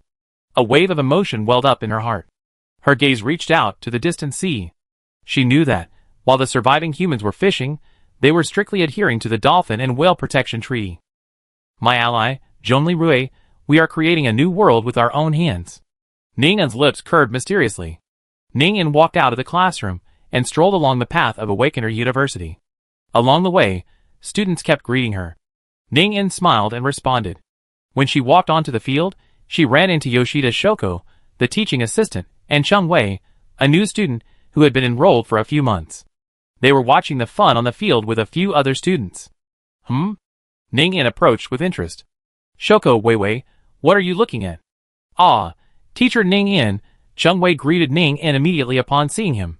We're watching the experiments on mass-produced robotic limbs being developed by Zhu Yangyang, Counselor Li Chunfang, and Dr. Aisha, the Queen Mother. Oh! Mass-produced robotic limbs? Ning'an rested his chin on his hand, a thoughtful look on his face. It's for those. Ning'an suddenly lost her words. It was the female zombie-like residents of Gale Nation she had captured in her second life, immobilized in the material bank by the flesh technology wall that served as the seedbed for the Batman used to produce war supplies. She had once pushed flesh technology to near perfection, seeking justice from humanity. However, she had also gone from victim to perpetrator. She, too, held a disdain for life, and was consequently overthrown by the United Humans and the Batman she had created. Thinking of this, Ning'an shook her head bitterly. She was now a history teacher. And this dark and obscure period of history was one she had personally etched into the history of Blue Planet. Looking at Zhu Yangyang, Li Chunfang, and Aisha and the others helping a disabled woman put on and adjust her robotic limbs, Ning'an sighed softly. Humans are truly a wondrous race. There are always those who repair a broken world. Xuanzi walked over to Ning'an.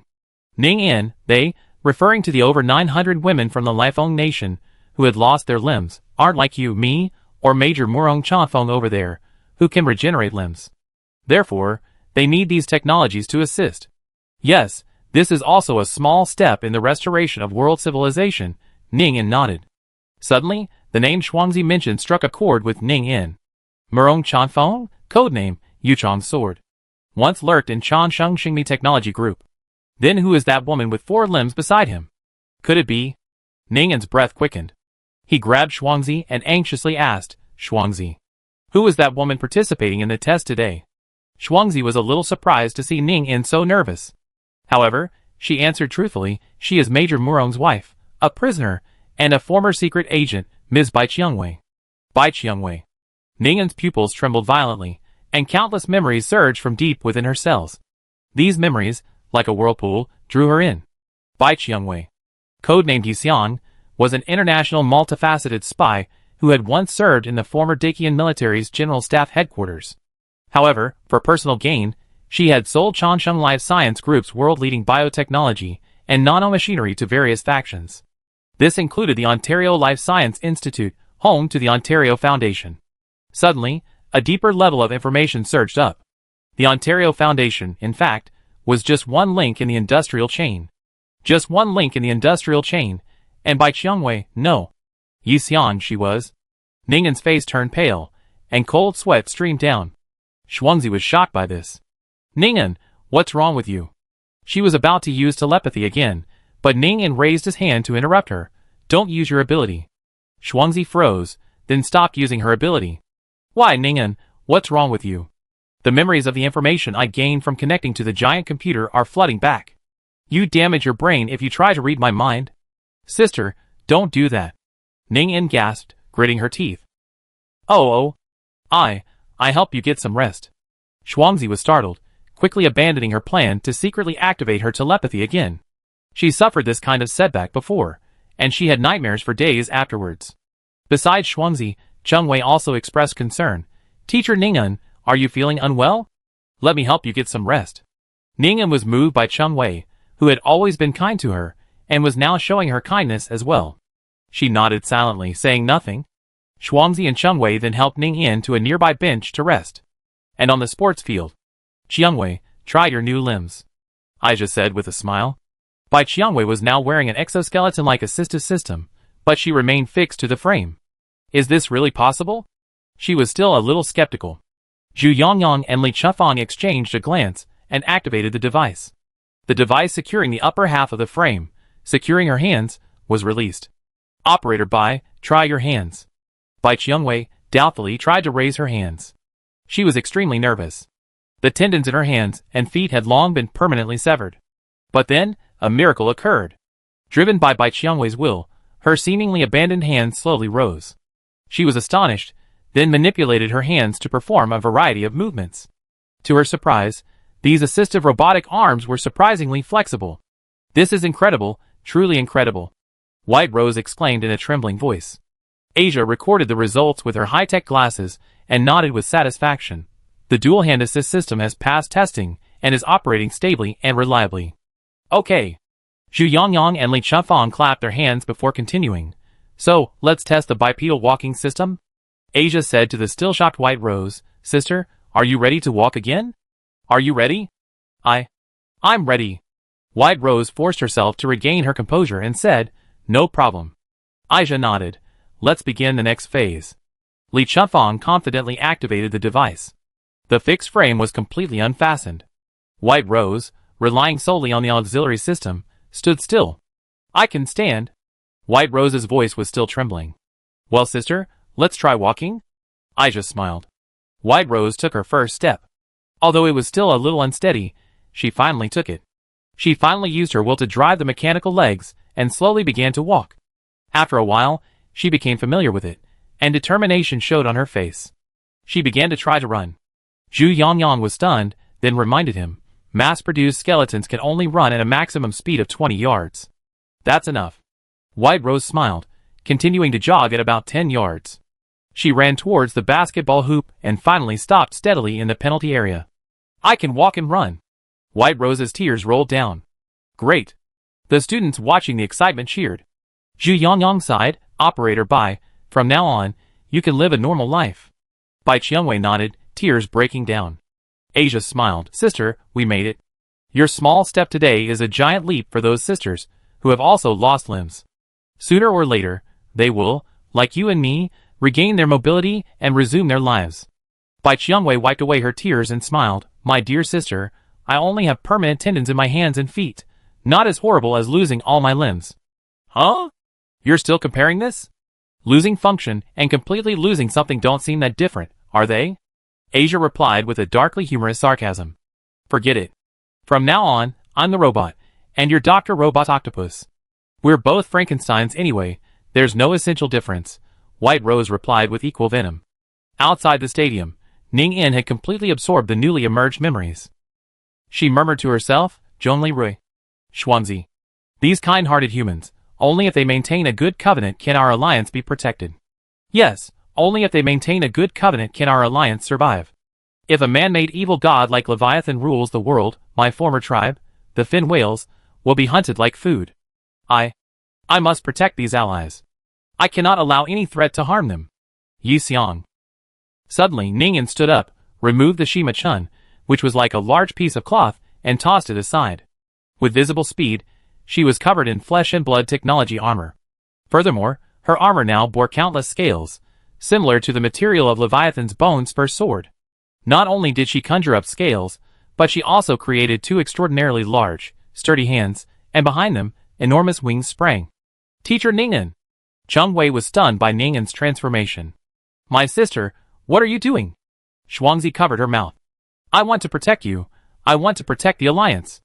Ning-In spread her wings and roared to the sky. Ah! The surrounding students were stunned by Ning-In's transformation. Ning-In suddenly spread her wings, stirring up a violent storm, and soared into the sky. The Wind Blade King, the surrounding guards, and Xiaofu were all astonished. Professor Ning-In, has he lost control? White Rose, still reveling in the joy of regaining her ability to walk and move, heard the noise behind her and turned in confusion.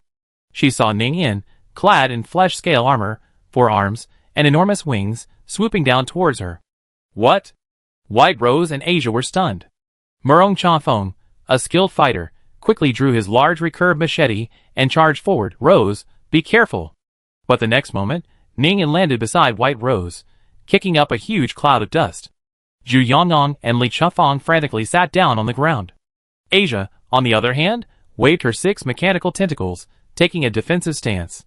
When the smoke and dust cleared, everyone discovered that in the center of the stadium, Ning-In, fully armed, had grabbed White Rose, who was wearing a mechanical exoskeleton, with a hand as large as Xinjie's.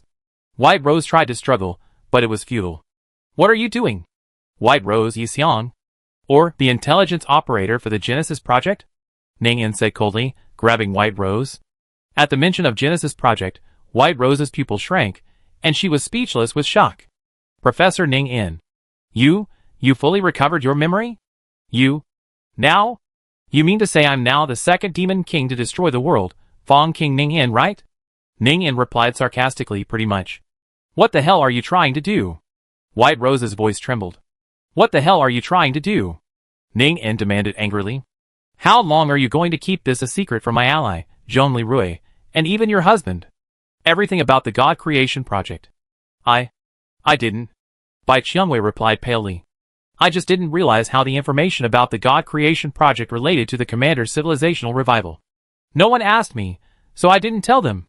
I'm telling the truth. Humph.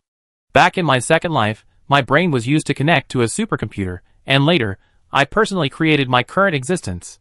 Actually, I'm also a semi-finished product of the God Creation Project, this demonic industrial chain, right? Ning-In squeezed Bai Qiangwei tightly. The auxiliary mechanical device on Bai Qiangwei's body was damaged, making a crackling sound. The damaged device also injured Bai Qiangwei. Ah! Bai Qiangwei wailed in pain. Let go of Qiangwei. Murong Chafeng swung his massive recurved machete, charging through the air. Clang! Ning-In unsheathed one of Leviathan's bioalloy bone spur swords, blocking Murong Chafeng's attack with a resounding, earth-shattering sound of metal clashing. Asia, temporarily avoiding the onslaught, immediately contacted Chen Xiaoyao. Xiaoyao, we're in big trouble. Chapter 410. Murong Chafeng? Or should I call you, the former Yuchong sword operator? Ning-In, who had been wrestling with Murong Chafeng, not only remained motionless, but also asked him in a steady tone. You? Murong Chafeng's single eye widened. Professor Ning-In, have you fully recovered your memory? Something. Ning-In did not deny it. Let Qiangwei go. She's suffered enough. Let her go. Murong Chafeng roared. Oh, really? Ning-In asked sarcastically. Do you know how much harm your wife has caused to this world? I know. Murong Chafeng replied loudly. Huh? Ning-In's eyes widened upon hearing this, And then a surge of anger rose. I originally thought you were innocent, but now it seems I was naive. So you deserve to die too. With this, Ning-in used his natural arm to produce a third natural alloy bone spur sword and stabbed Murong Chanfeng. Murong Chanfeng was horrified, but it was too late to block. Another sword pierced his thigh, sending blood gushing out like a waterfall. His thigh bone was broken. Ning-in's conjured arm had the same strength as Shinjia's C2 Earthshaker enhanced arm. Ah! Murong Chanfeng clutched his thigh in pain. Taking advantage of Murong Chanfeng's weakness, Ning-in delivered 2 swift slashes to his arm. The strength in Murong Chanfeng's arm vanished, and he lost his grip on the large recurved machete, sending it flying. His massive body collapsed to the ground. Ning-in held a white rose in one hand, and a natural alloy bone thorn sword in each of his other 2 hands, and stepped on Murong Chanfeng's chest. Cough, cough, cough. Murong Chanfeng spat out a mouthful of blood as he collapsed. Chanfeng! White Rose screamed. Then White Rose wailed at Ning-in, "Ye Wang, what are you going to do? Come after me. Spare my husband. He's innocent." Ning-in said coldly, "He admitted knowing everything you did. He knew, and he condoned you. He's not innocent. In that case, he must pay the price." "No. First, what he knew wasn't complete. As you said, he knew I was selling information to various parties, but he didn't know I was involved in the creation project. Second, even if he did know, it was only after I already done it, beyond redemption. Moreover, I dragged him down, turning him into the biological weapon he is today. He simply loved me, yet he paid such a price he shouldn't have to pay. Ye Wang, I beg you, you want the truth, the information, the revenge, come after me. I give it all to you. Spare my husband, he's innocent. Please." Rose. Murong Chanfeng struggled to get up from the ground, but couldn't. "Were you also transformed into this?" Ning-in looked at Murong Chanfeng with a complicated expression. "Yes." Bai Qianwei cried out, "It's all my fault. I haven't just harmed you, I harmed others too. My enemies, seeking revenge, have made me permanently disabled and turned my husband into this. All of this is my fault. I won't run away anymore, Ye Wang Ning-in, please, please. Please, spare my poor husband." Faced with Bai Qianwei's cries, Ning-in let go of the sword, aiming for Murong Chanfeng's throat. "What a pity for that poor crow." Ning-in said coldly to Murong Chanfeng, "I won't kill you. Ahem. Please, let Qianwei go. She knows she was wrong and has accepted the consequences. Now, she and I are atoning for our sins. Your Excellency, Fong King Ning-in, please. I won't kill her either." Ning-in's tone was still as cold as ice. "Kill her? That would cut off the clue." "Ah? Your Excellency Ning-in, what exactly are you going to do?" Murong Chanfeng looked confused. Bai Qianwei, who was in the know, now roughly understood what Ning-in was up to. A look of relief crossed her face. "Your Excellency, Fong King Ning-in, I'm willing to cooperate. When Commander Zhongli arrives, I tell you everything I know."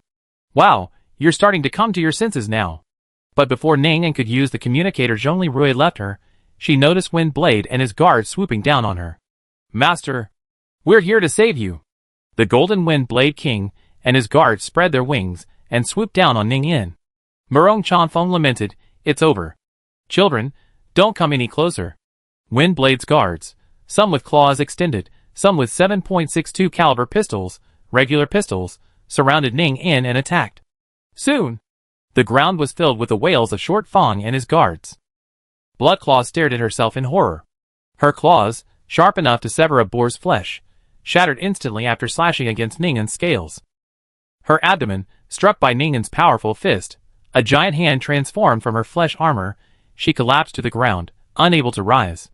At this moment, the students surrounding the playground screamed and fled in all directions. Fengren, holding his king's sword, panted as he looked at Ning-in. Ning-in lunged forward, grabbed Fengren's sword, and flung it away. The power disparity was enormous. Batman only had 1.35 times the normal human strength, while Ning-in's giant hand possessed approximately 2 tons of force. In the next instant, she grasped Fengren. Fengren was caught, unable to move. The next instant, Xiaofu spread his wings and flew towards Ning-in, launching a screaming attack. Ah!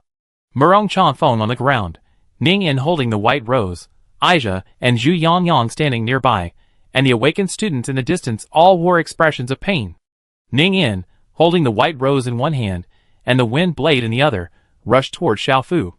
With her remaining hand, She covered Xiaofu's mouth with lightning speed. Nonsense! Little princess, your attack won't work on me. If you keep screaming, you kill those new humans. Xiaofu's eyes widened in horror. Ning-en ignored her and struck her in the back of the head, sending Xiaofu into a coma. Just as Ning-en was about to deal with Feng-ren, a telepathic message arrived. Sister, show some mercy. Feng-ren is the king. Don't beat him too hard. An image is hard to build, but it's easy to destroy.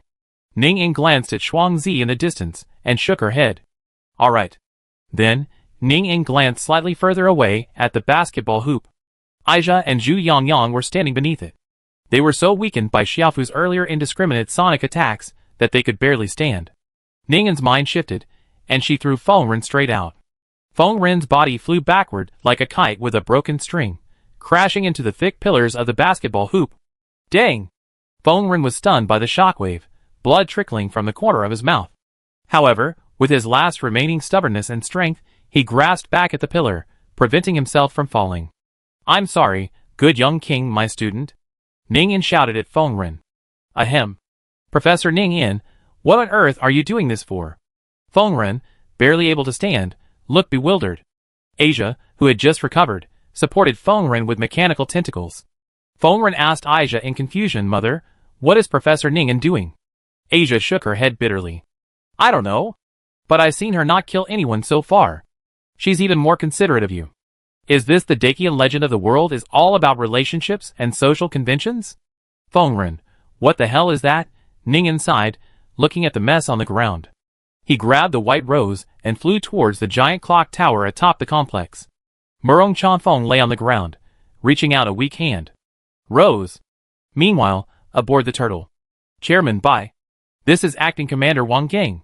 Just now, at Awakener University, Professor Ning-en suddenly went berserk. I saw it all. Bai Lingxin sighed.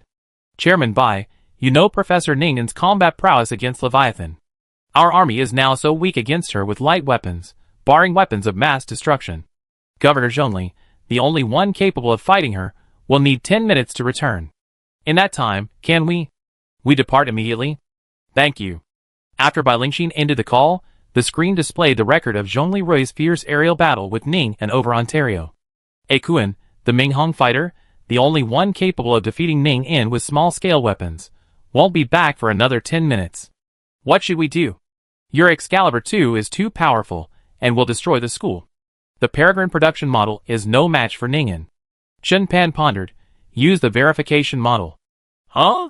That one's combat power isn't even as strong as the Golden Crow Wing 2. You're using that one? Bai Lingxin hesitated.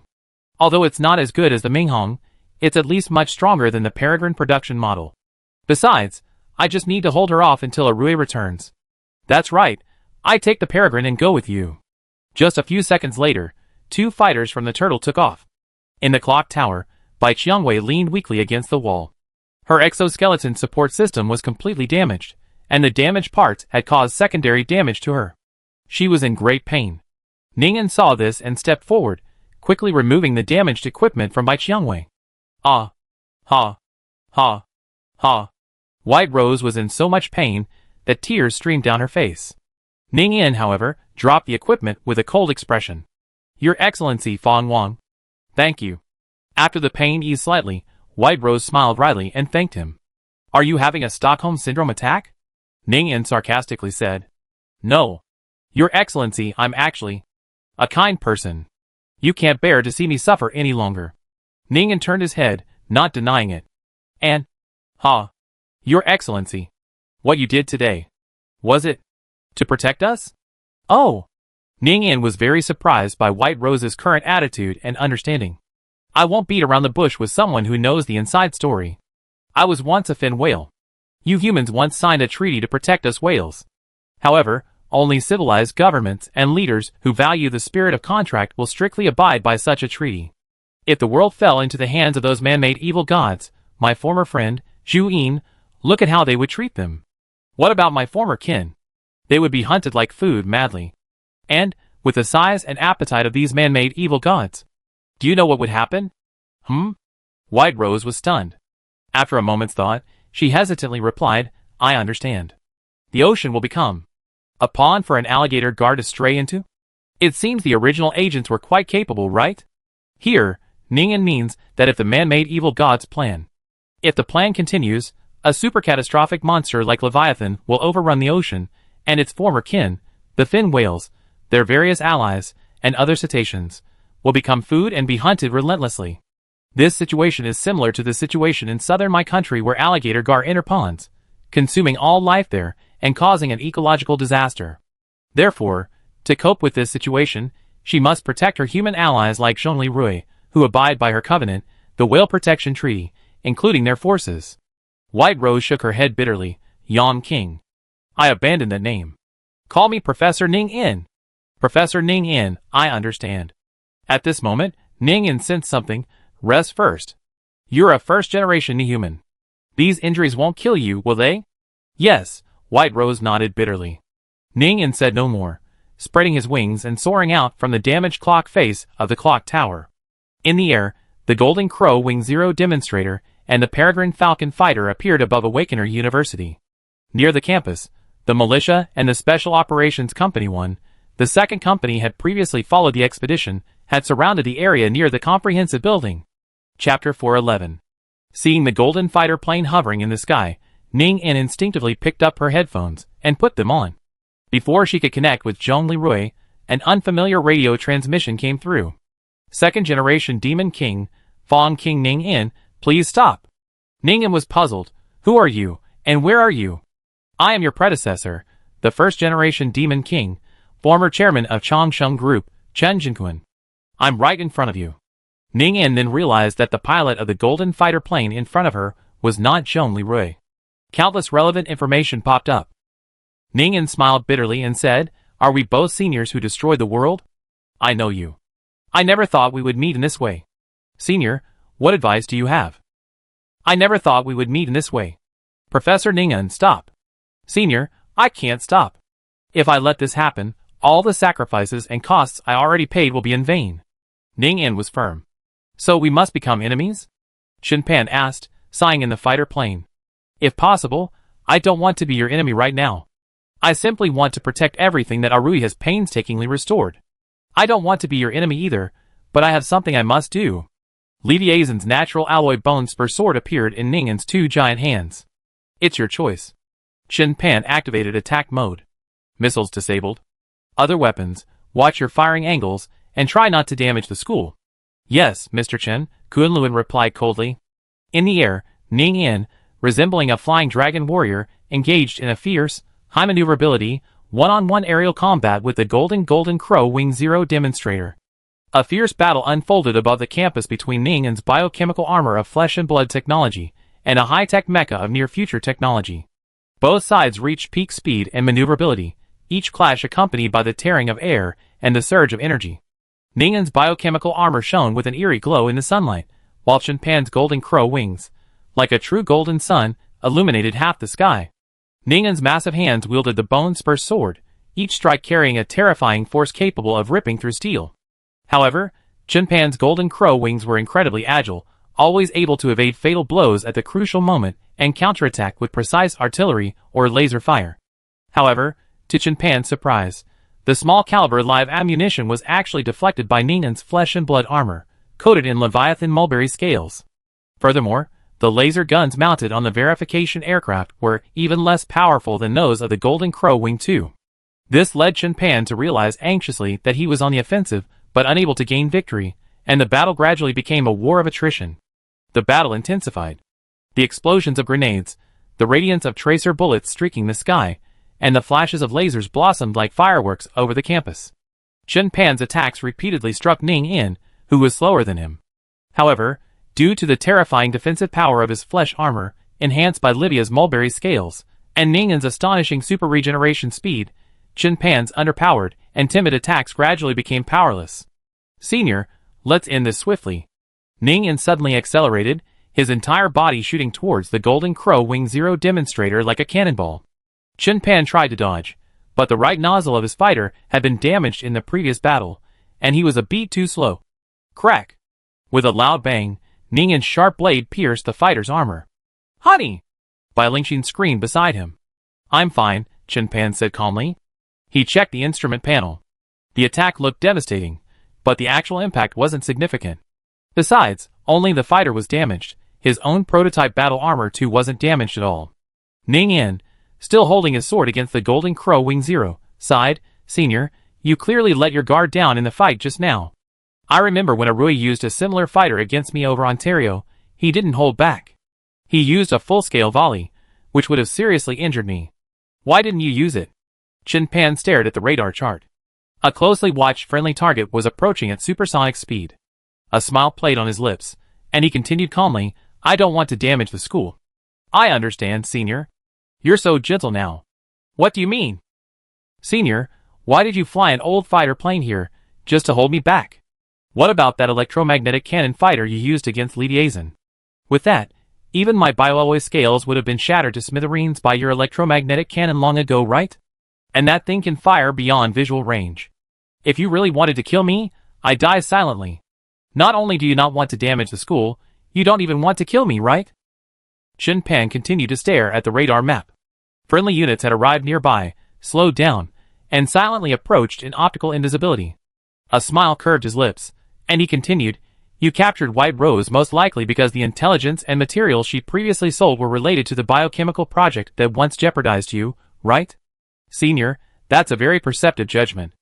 However, if you fought me for so long just to wait for Governor Zhongli to arrive, then I have to tell you that the battle was completely in vain."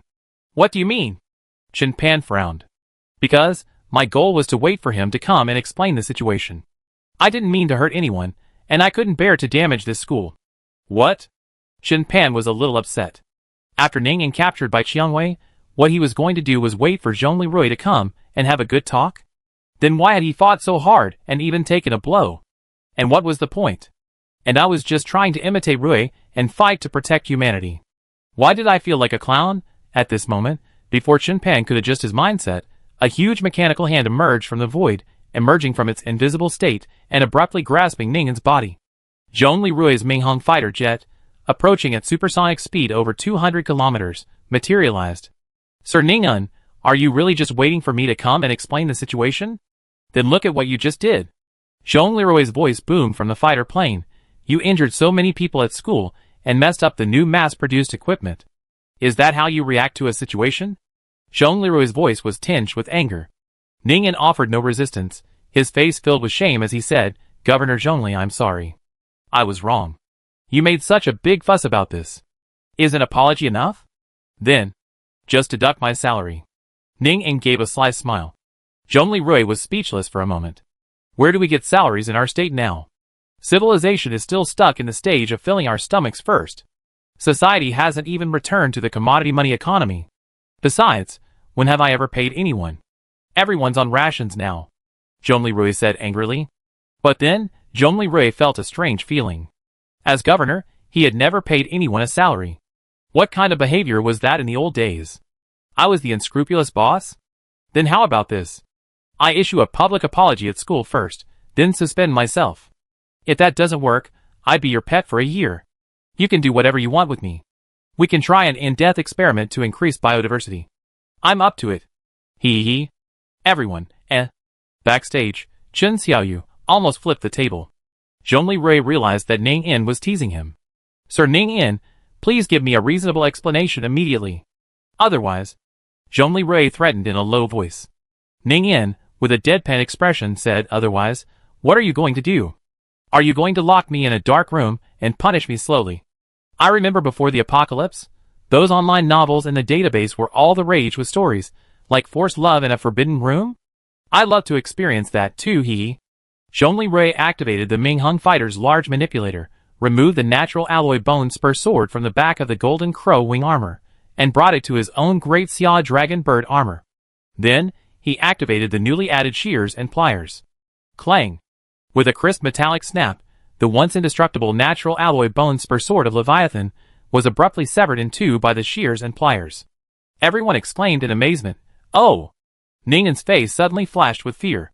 Previously, she had only been intimidated by the powerful weapons, like the large lasers, missiles, and electromagnetic cannons aboard Zhongli Rui's fighter. Now, seeing Zhongli Rui's terrifying melee weapon, she was naturally terrified. At this moment, Qin Xiaoyao, backstage, showed a proud expression. Sister, see, I told you, scissors and expanders are more reliable than chainsaw swords, right? Jin Xiaoyu nodded. My goodness, even Lydia San's natural biological sword was cut to pieces with one cut. That's truly impressive. Did you give Arue this extra thing because he and his friends were nearly trapped in Yoshida's Life Research Institute last time? Yes, this thing is originally used to break down doors. Only a genius like Arue would use it as a weapon. But breaking down doors is also breaking down, and breaking down armor, and weapons is also breaking down. Demolishing it, no problem. That's right. The scene. Zhongli Rui said sternly, Professor Ning In, for the last time, please stop joking. Speak properly. Yes. Ning In stopped joking and said seriously, today, when I saw White Rose at the university, I recalled a deeper memory. Mr. Zhongli, if you think that defeating my former Ontario Hive and wiping out the Yoshida Life Research Institute will bring world peace, such a thought is extremely naive and dangerous. Why? Zhongli Rui suddenly became alert. The Shadowman serpents defeated by the Northern 13 Tombs Fortress Army, like the Leviathan we just defeated, are all from different batches of mass-produced disaster-level monsters, just like the fleece-blooded hellhounds I once created and produced. Moreover, all the research institutes across Blue Star, including mine, that produce monsters at various stages, are actually serving a single project. The Creation Project? The Creation Project? Zhongli Rui repeated, emphasizing each word. Ningin's face was solemn.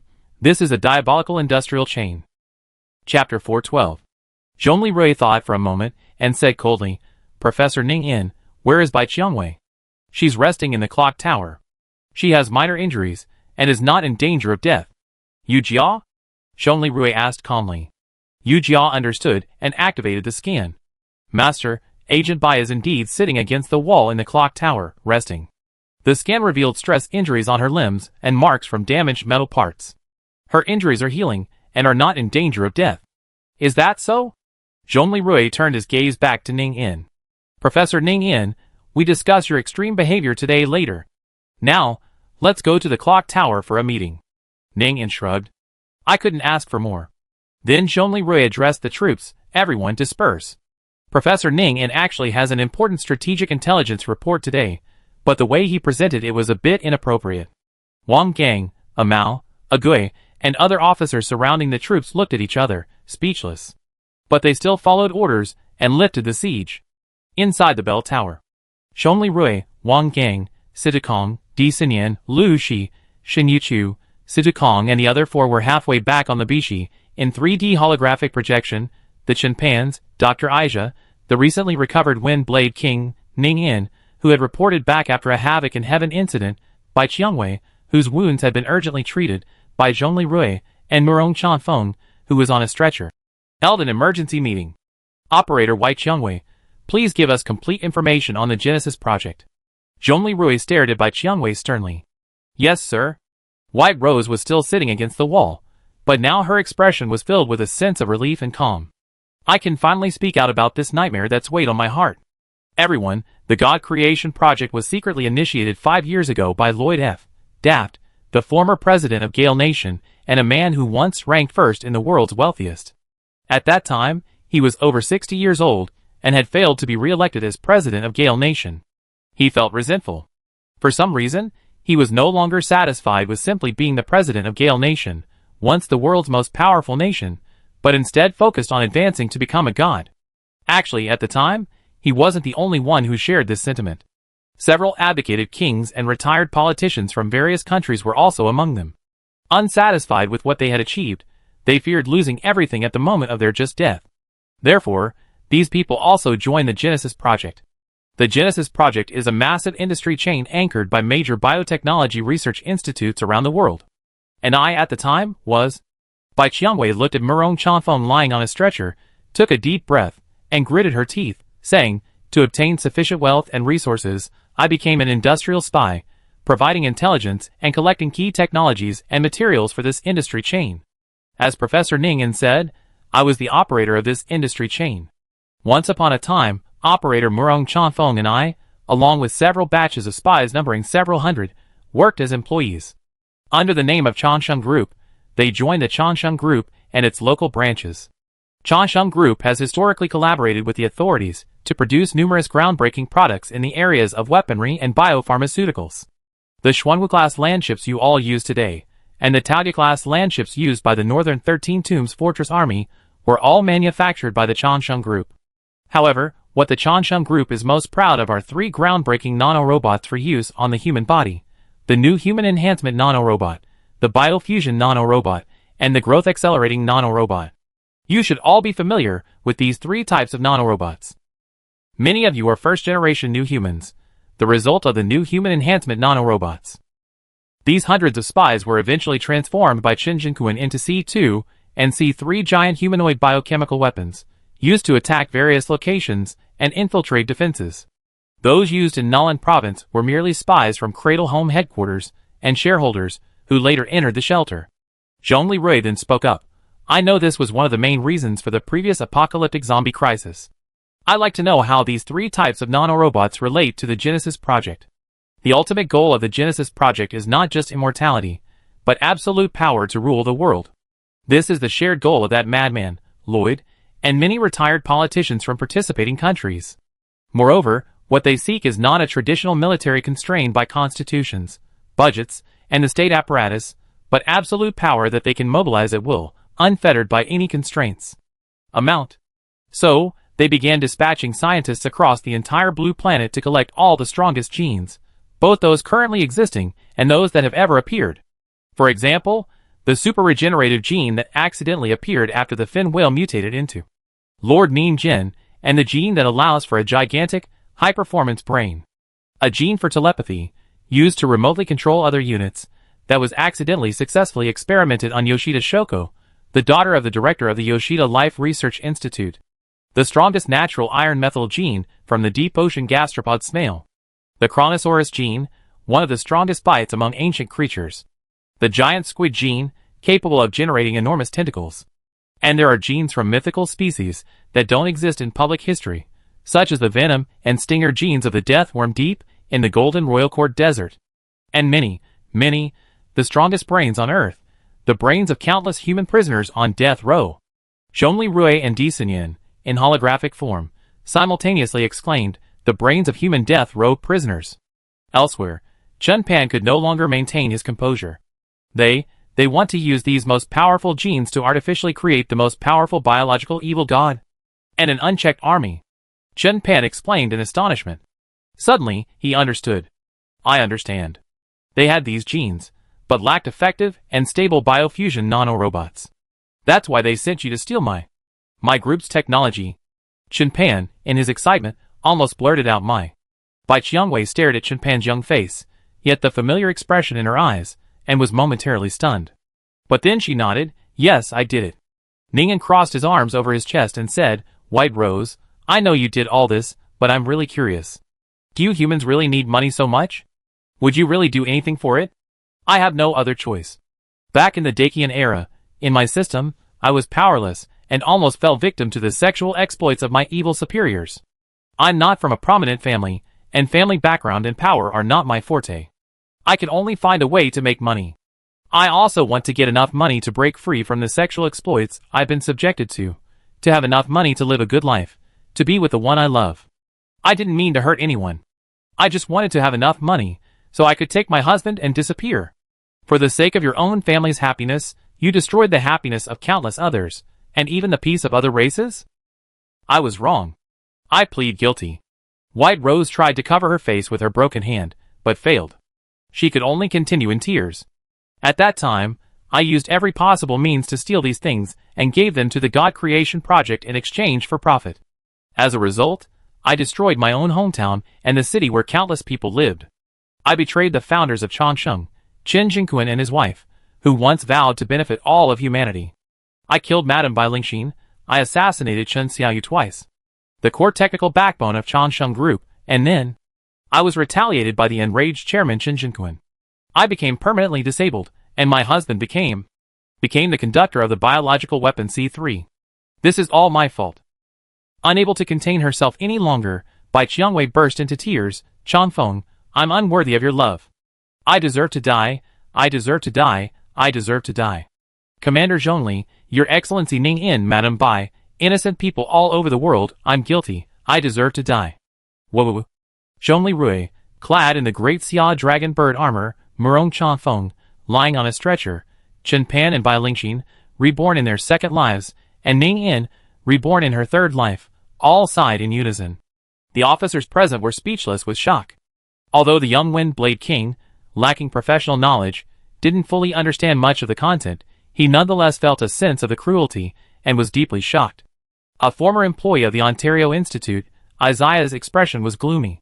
Di Xinyan and Xin Yuchu, who were not present at the moment, also wore grave expressions. Zhongli Rui clenched his fists. The former president of Gale Nation, Lloyd F. Daft, and all those retired politicians from around the world, they seek immortality and eternal power. They steal, they rob, and if they can't get it, they destroy it. They disregard the lives of all humanity, despise the value of life, and destroy our once civilized world. They deserve to die. Off to the side, Bai Lingxin looked at her husband, whose face now youthful but eyes etched with sorrow, and patted Chen Pan on the back. Think more positively, okay? Chen Pan nodded bitterly. Ning closed his eyes, then opened them again, his eyes filled with emotion. Humanity, my allies, your history has marched forward in waves of blood and fire. But this time, your civilization nearly perished, like the dinosaurs. Windblade asked Asia in disbelief. Mother, so your race also has such a bloody side? I thought. Such things only happened to our kind, before we became civilized. Suppressing the urge to cry, Asia trembled and grasped Windblade's hand. My son, please, please don't become like that. Never ever, do not become like that. Don't learn from those tyrants and lunatics. Okay. Mother, I swear on my name, King Windblade, that I will never become a tyrant like that. Thank you, son, Asia said with a reassuring smile. Elsewhere, watching Bai Qiangwei sob uncontrollably, Murong Chanfeng gritted his teeth, rising from the stretcher and offering solace. Qiangwei, don't cry. We will slowly pay for our sins together. I will be with you no matter what. Bai Qiangwei took a deep breath and stopped crying. A black-clad mechanical guard, manned by Yu Jia, handed her a handkerchief. Paper is a luxury these days, and the tissue production line hasn't been restored. So times have changed, everyone's using handkerchiefs again. And then washing them at home with natural detergents. Commander Zhongli, can I still call you Commander? Bai Qiangwei asked, feeling somewhat guilty. Zhongli Rui nodded. Yes, Operator Bai, continue. Everything about the creation project. Yes, Commander. Chapter 413. In the Genesis project, biofusion nanorobots are used to fuse the most powerful genes into the desired state. And after further debugging, the growth-accelerating nanorobots have successfully caused the experimental subjects to grow in size. By combining these two types of nanorobots, they are mass-producing various experimental biological weapons on a small scale in various secret research institutes. Professor Ningen, are you familiar with this production model? Ningen nodded, yes. Zhongli Rui understood the information contained in Ningen's yes.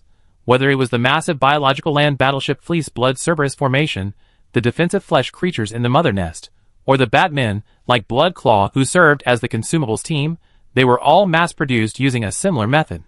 So, if that's the case, why would the Ontario Life Sciences Institute, a division of the Genesis Project, steal the new human-enhancing nanorobots? Doesn't this seem unrelated to the project? Zhongli Rui asked. Sir, I just said they wanted not only power, but also immortality. To this end, they briefly developed the Alpha virus, but its performance fell far short of expectations, and its stability was also poor. Therefore, they stole the new humans-enhanced nanorobots as a replacement to compensate for the lack of functionality in this sector. So that's how it is. So the apocalyptic zombie crisis across Blue Planet is actually a low-level, uncontrolled crisis directly or indirectly caused by the Genesis project. Zhongli Rui sighed deeply. I never imagined that biological life and flesh and blood technology could be divided into industrial chains, just like automobile or aircraft manufacturing. And, sir, it's exactly as you judged. What Professor Ningen said just now is completely true.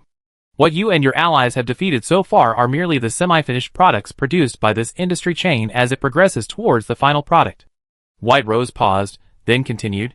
To date, 4 of the 6 sites involved in the Genesis project have been destroyed worldwide. Of these, you and your allies have personally eliminated 3. Oh! The source of the technology one stole, the Cradle No. 1 underground base of the Changsheng Life Science Group, the Yoshida Life Science Research Institute in Riyadh, where Ning'an's family, Shuangzi, Juin, and Quilv were created, and the Ontario Life Science Research Institute, where they were born. These are the ones you have already eliminated. Then where was the other one? The former Gale Nation, Area 51. Everyone was speechless.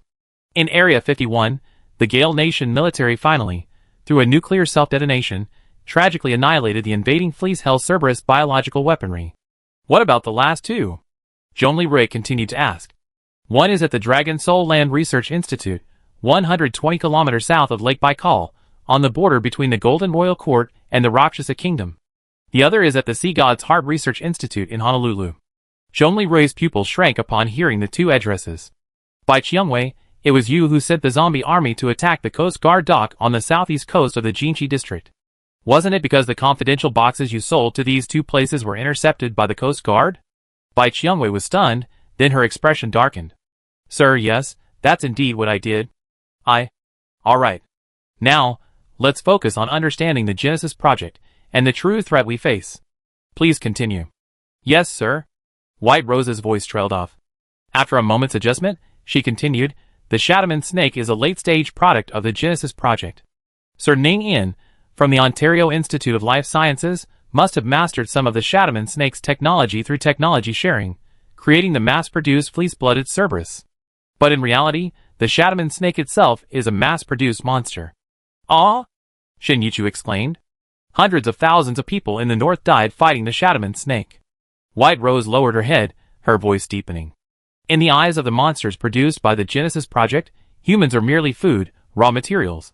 And I have an important piece of information I must share with you, sir. All disaster-level monsters possess human intelligence, and some can even speak. This even includes you and your family's second life, Sir Ning-in. Ning'an's expression suddenly darkened, and he turned his head away. Zhongli Rui was shocked. All disaster-level monsters possess human-level intelligence? Wait. Telepathy, brain transplants and networking, memory transfer and extraction. I get it. These disaster-level monsters have personalities within their heads. Except for Ning'an's family, who possess their own souls, and the mass-produced flesh-blooded Cerberus produced by Lord Ning-in later, which was controlled telepathically, the rest of the disaster-level monsters are simply human memories transferred from them, half-finished artificial evil gods. Qin Pan, Bai Lingxin, Bai Qiangwei, and Ning-in all stared at Zhongli Rui in amazement. The first to react was Bai Qiangwei. Sir, your judgment is absolutely correct. In fact, it's just as you said. Most of these catastrophic monsters are merely bodies and vessels created by those who want to become evil gods. What truly drives them is the memories, or rather, the souls, of the politicians behind the God Creation Project. Zhongli Rui was horrified. Stupefied, he contacted Chen Pan via telepathy for the first time, Uncle Chen Jinkun. Chen Pan's face changed drastically. This was the first time Zhongli Rui had contacted him via telepathy, and he actually used his real name.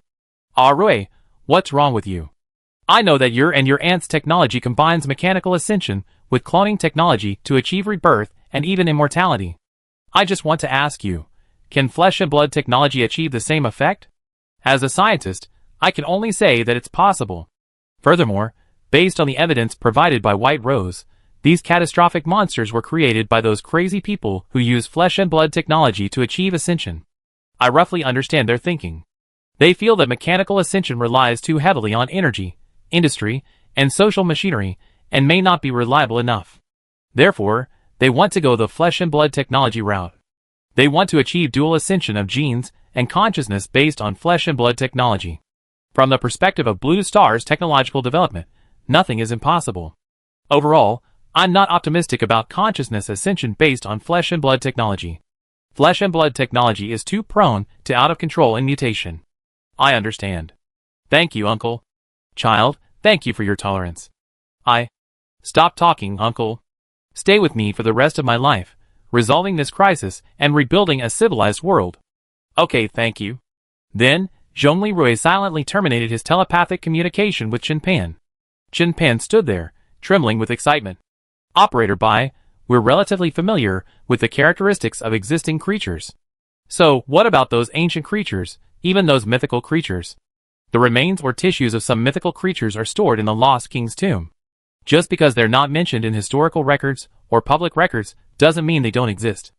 As for the genes of ancient creatures, The out-of-control giant lizard theme park island created by the fierce Wind Nation decades ago, using dinosaur blood trapped in amber, is no longer news.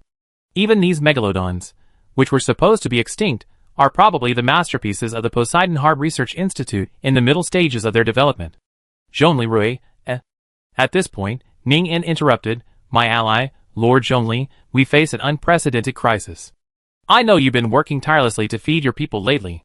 I'm racking my brains. However, the coordinates of your hometown have already been revealed to those man-made evil gods at the Honolulu Research Institute. Also exposed long ago were your predecessor, that old man Long's stronghold. The Xinjing 13 Tombs Fortress Special Zone, right? What do you mean? Why did you gather all the remaining human beings to destroy the Ontario Mother Nest?"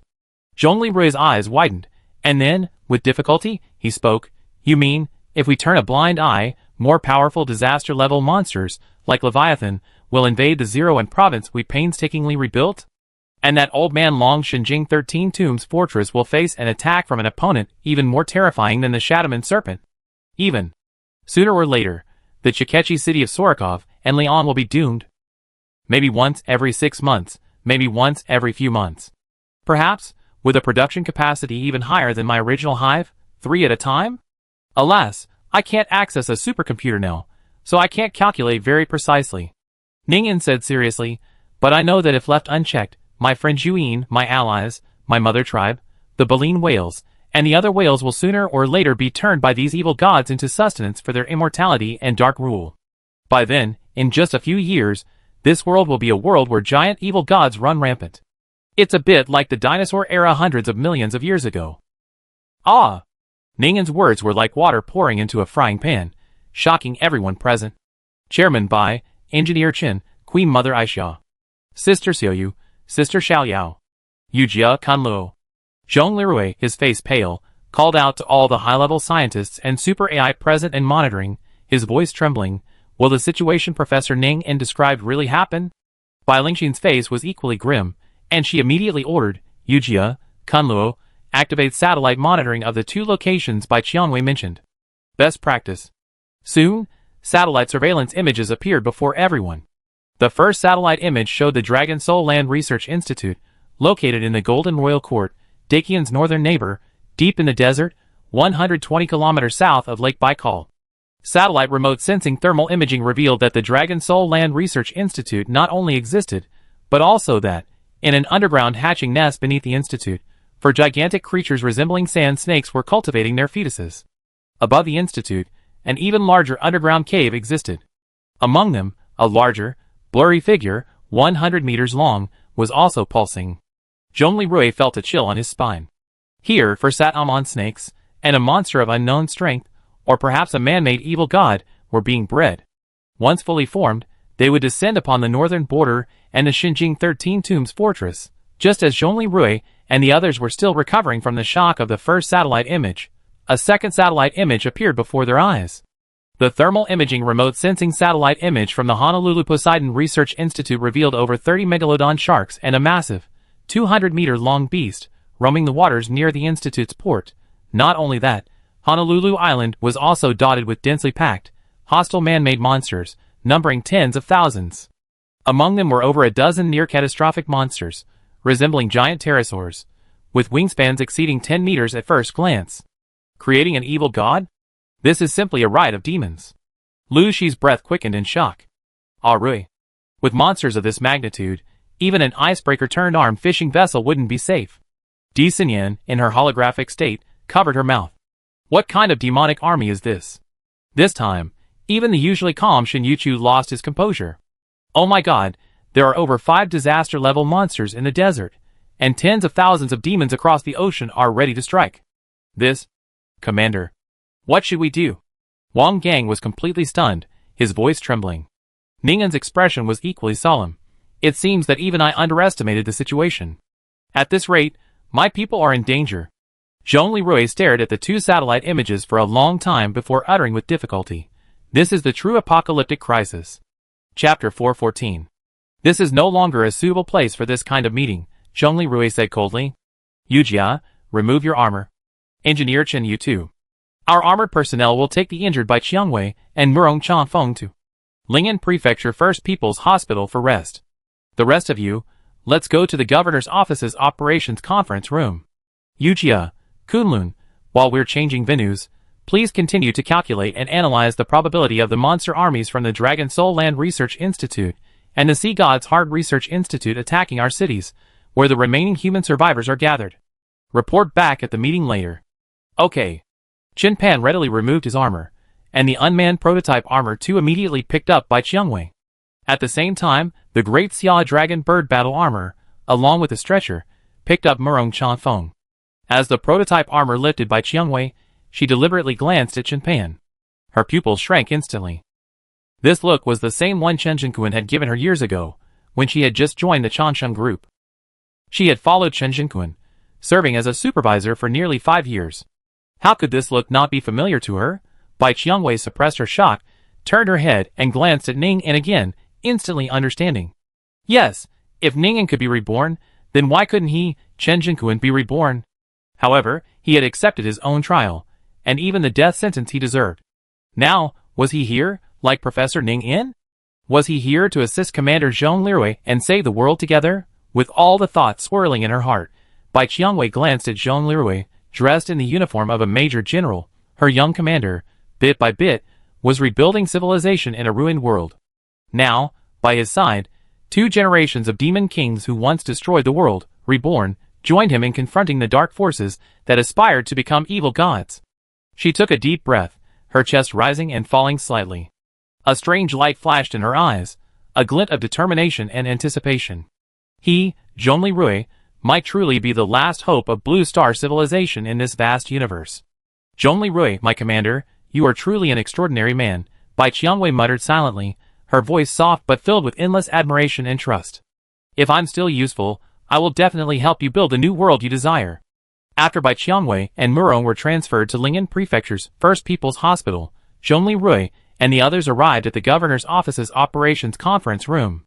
The connected personnel were also projected here. How much time do we have? The northern border 13 Tombs Fortress, and our Ling'an Prefecture Fortress? Zhong Lirui asked the 2 super AIs from a seat. The situation in the north is quite serious. We just taken a closer look at the situation within the Dragon Soul Hard Research Institute and the surrounding areas. First, the development speed of several catastrophic level Shadowman snake embryos in the southern crypts of the Dragon Soul Hard Research Institute is very high. Based on the development speed of the previously mass-produced flesh-blooded hellhounds, they are likely to be fully formed within the next 3 months. Experimental data from the northern crypts of the Institute also shows that the incubation period of the new monsters has been shortened, and they are expected to have attack capabilities within the next 3 months. Taking all these factors into consideration, there is a 60% to 80% probability that the Northern Territory 13 Tombs Fortress will be subjected to another large-scale attack by the monster army being developed within the Dragon Soul Hard Research Institute within the next 3 months. In fact, according to recent data, various creatures in the Northern Desert are in a state of agitation. There are traces of battle left by the Northern Territory 13 Tombs Fortress army on the ground. It is speculated that these traces are the result of the Northern Territory 13 Tombs Fortress army repelling multiple small-scale, harassing attacks, Kuan Lu reported coldly. So, it won't be long before the Northern Territory engages in a firefight with the Dragon Soul Heart's monster army. But, they might launch a large-scale attack in the next 3 months? Sidukong's face looked extremely ugly. Yes, Kuan Luan replied affirmatively. The officers in the conference room gasped again. Then, can we first use long-range weapons to attack the Dragon Soul Hard Research Institute? Just like we did when we attacked the Cradle of Home? Or, emulate the Ontario Hive attack and disable the base with electromagnetic pulse bombs? Wang Gang asked. I'm afraid not, Chen Pan sighed. I remember that our former Chansheng group, commissioned by the former Dacian authorities, produced an export version of an air-to-ground missile defense system. Satellite data shows that this equipment is also here. Moreover, later, the Golden Royal Court, under the pretext of showing goodwill to the Dacian authorities and offering to serve as an ally to contain the Lifeng nation's tentacles, purchased more defensive weapon systems, including high-performance laser defense systems. If it were just the air-to-ground missile system, General Zhongli's previous glide bomb tactics could have been used to eliminate targets. However, with the advent of laser air defense systems, glide bombs could be shot down by lasers as they approach their targets. Even hypersonic missiles traveling at Mach 8 or above would be shot down. Even electromagnetic pulse bombs would likely be shot down by laser air defense systems before they could be effective, rendering them ineffective. Chen Pan still admires Zhongli Rui's remarkable success in capturing his home base, the Cradle underground city, with such limited resources. Zhongli Rui's face suddenly turned bitter. Then, he asked Yu Jia, "Forget it. Let's put things north aside for now. What's the situation at the Poseidon Hard Research Institute?" "Master, the status of the man-made monsters in the ocean near the Poseidon Hard Research Institute and on the islands indicates that they haven't yet shown any signs of a targeted attack on Ling'an province. However, they appear to be gathering strength. It seems they're preparing to dominate the surrounding waters and islands in the Pacific. So, assuming that 200-meter-long giant beast, along with those megalodons, and any other flying monsters on the island, set out from Honolulu to attack Ling'an province, how long would it take? Based on Li Diazen's data, it would take this massive creature about 2 months to reach Ling'an province. However, only that 200-meter-long monster and those land-based and flying monsters would threaten the city. After all, the mutated megalodons can't come ashore, posing no threat to residents on land. The threat from the sea would take 2 months from departure to arrival. But there's no sign of a trend yet. The threat from the depths of the desert is more certain, as small-scale conflicts are ongoing, and a large-scale attack in 3 months is highly likely. If the 13 Tombs fortress collapses in 3 months, the Shizo Special District, the Central Plains Granary, will be doomed. Major General Tang's division's combat effectiveness is too weak. By then, our entire Dakian region would be in danger. Zhongli Rui clenched his fists. Indeed. Wang Gang shook his head. The Central Plains Special Zone is indefensible. Furthermore, Major General Tang's jurisdiction lacks any means to combat catastrophic monsters. Shin Yuchu projected now that I think about it, before General Zhongli became powerful, the remaining 4 war zones weren't devoured by those terrifying monsters from the northern border moving south. General Long and his men did a truly remarkable job. They shouldered the pressure for our other 4 zones. They're truly like the Great Wall. Zhongli Rui sighed. How about this? Intelligence, keep a close eye on the movements of the Honolulu Poseidon Hard Research Institute. As for the Dragon Soul Hard Research Institute, the threat is even more clear. I discussed this with General Long immediately after the meeting. Everyone agreed. In the subsequent meeting, Zhongli Rui and the officers made other arrangements. First, the ongoing reconstruction of the Coast Guard port in the southeastern coastal area of Jinshi District, Magic City, and the subsequent renovation and expansion of the Pioneer Corps would proceed as planned. Second, after the 7 2,500-ton ships were refueled, they would proceed to the northern dock for refitting as planned. The previous plan directly relates to the issue of food. Whether or not there's a war, food is essential. However, now that we know the situation in Honolulu, the firepower of the armed fishing boats may need to be further enhanced. We study this later, Zhongli Rui instructed. Zhongli Rui glanced at his wife in her 3D holographic form, remembering her previous warning. He also recalled the terrifying figure of the behemoth in Honolulu, and the large number of megalodon sharks in the surrounding waters. He knew that armed fishing boats, with increased armor, heavy machine guns, and sea monster harpoons alone would be insufficient to withstand a threat of this magnitude. He couldn't risk the lives of his crew. As you command. Sidu Kong, also in a 3D holographic projection, nodded. Okay, let's leave it at that for now. Zhongli Rui rubbed his brow wearily. I contact the Xinjing 13 Tombs fortress later. This meeting is adjourned. Chapter 415. After the meeting, Ning Yin approached Zhongli Rui. Sir Zhongli, I just apologize. Sir Ning Yin, I understand your feelings and the reasoning behind this extraordinary action. Although your methods today were certainly poor, the intelligence you forced by Qiangwei to report may have saved the entire blue planet. Thank you. Hearing Zhongli Rui's words, Ning Yin said frankly, to be honest, I did do this to protect you. At the same time, it was also to maintain our alliance. After all, only you and your companions will strictly adhere to the treaty that protects my former people. If you fail, the fate of my former people will be dire. I understand what you mean. If we can overcome this crisis together, that mutually beneficial alliance will naturally continue. Ning Yin's smile deepened. Sir, you truly are a man of your word. Zhongli Rui nodded. In fact, Yu Jia had already compiled and reported the record of Ning Yin and by Qiangwei's conversation in the bell tower to Zhongli Rui while they were halfway through the transfer. Zhongli Rui was deeply moved by Ning Yin's genuine, yet purposeful, cooperative attitude. But Zhongli Rui changed the subject. I understand why you did all this today for your people and the Alliance. But you are also a professor at Awakener University. During your time at Awakener University, you injured several teachers and students, disrupted the testing of new public welfare civilian equipment, and even injured King Fulmer of Stormwind Kingdom. How do you intend to address these issues? Ning In suddenly felt embarrassed. The situation was urgent at the time, and I didn't think about these trivial matters. Compared to the threat of apocalypse, these are indeed minor matters. However, the disruption to the laws of the special zone, and the order of the schools, and the harm to innocent people, are no small matters, Zhongli Rui said sternly. First of all, I hope your excellency will place more trust in my ally in the future. Your personal efforts to extract a confession today were completely unnecessary. If you had communicated fully with me then, we could have jointly sought information from Bai Qiangwei. Now, as an inmate, she already bears the responsibility. Wouldn't it be better to peacefully solicit her cooperation? Ning In felt a sudden wave of embarrassment. She then remembered that she had previously told Chen Pan this battle was fought in vain. Now, according to Zhongli Rui, her impulsive behavior was also somewhat unnecessary. She felt like she had followed in the footsteps of the previous Demon King, Chen Jingquan, another Demon King turned clown? I certainly did something wrong. I'm sorry. My ally, I hope you do a few things. First, you must go on Gu Anqi's livestream and apologize to everyone, both the students and King Fengwen. Second, after you apologize, tell the women of Lifeng Nation who have lost limbs and are listening that we, the Dacian authorities, have successfully tested assistive robotic limbs, allowing those who have lost limbs to resume their lives in the future.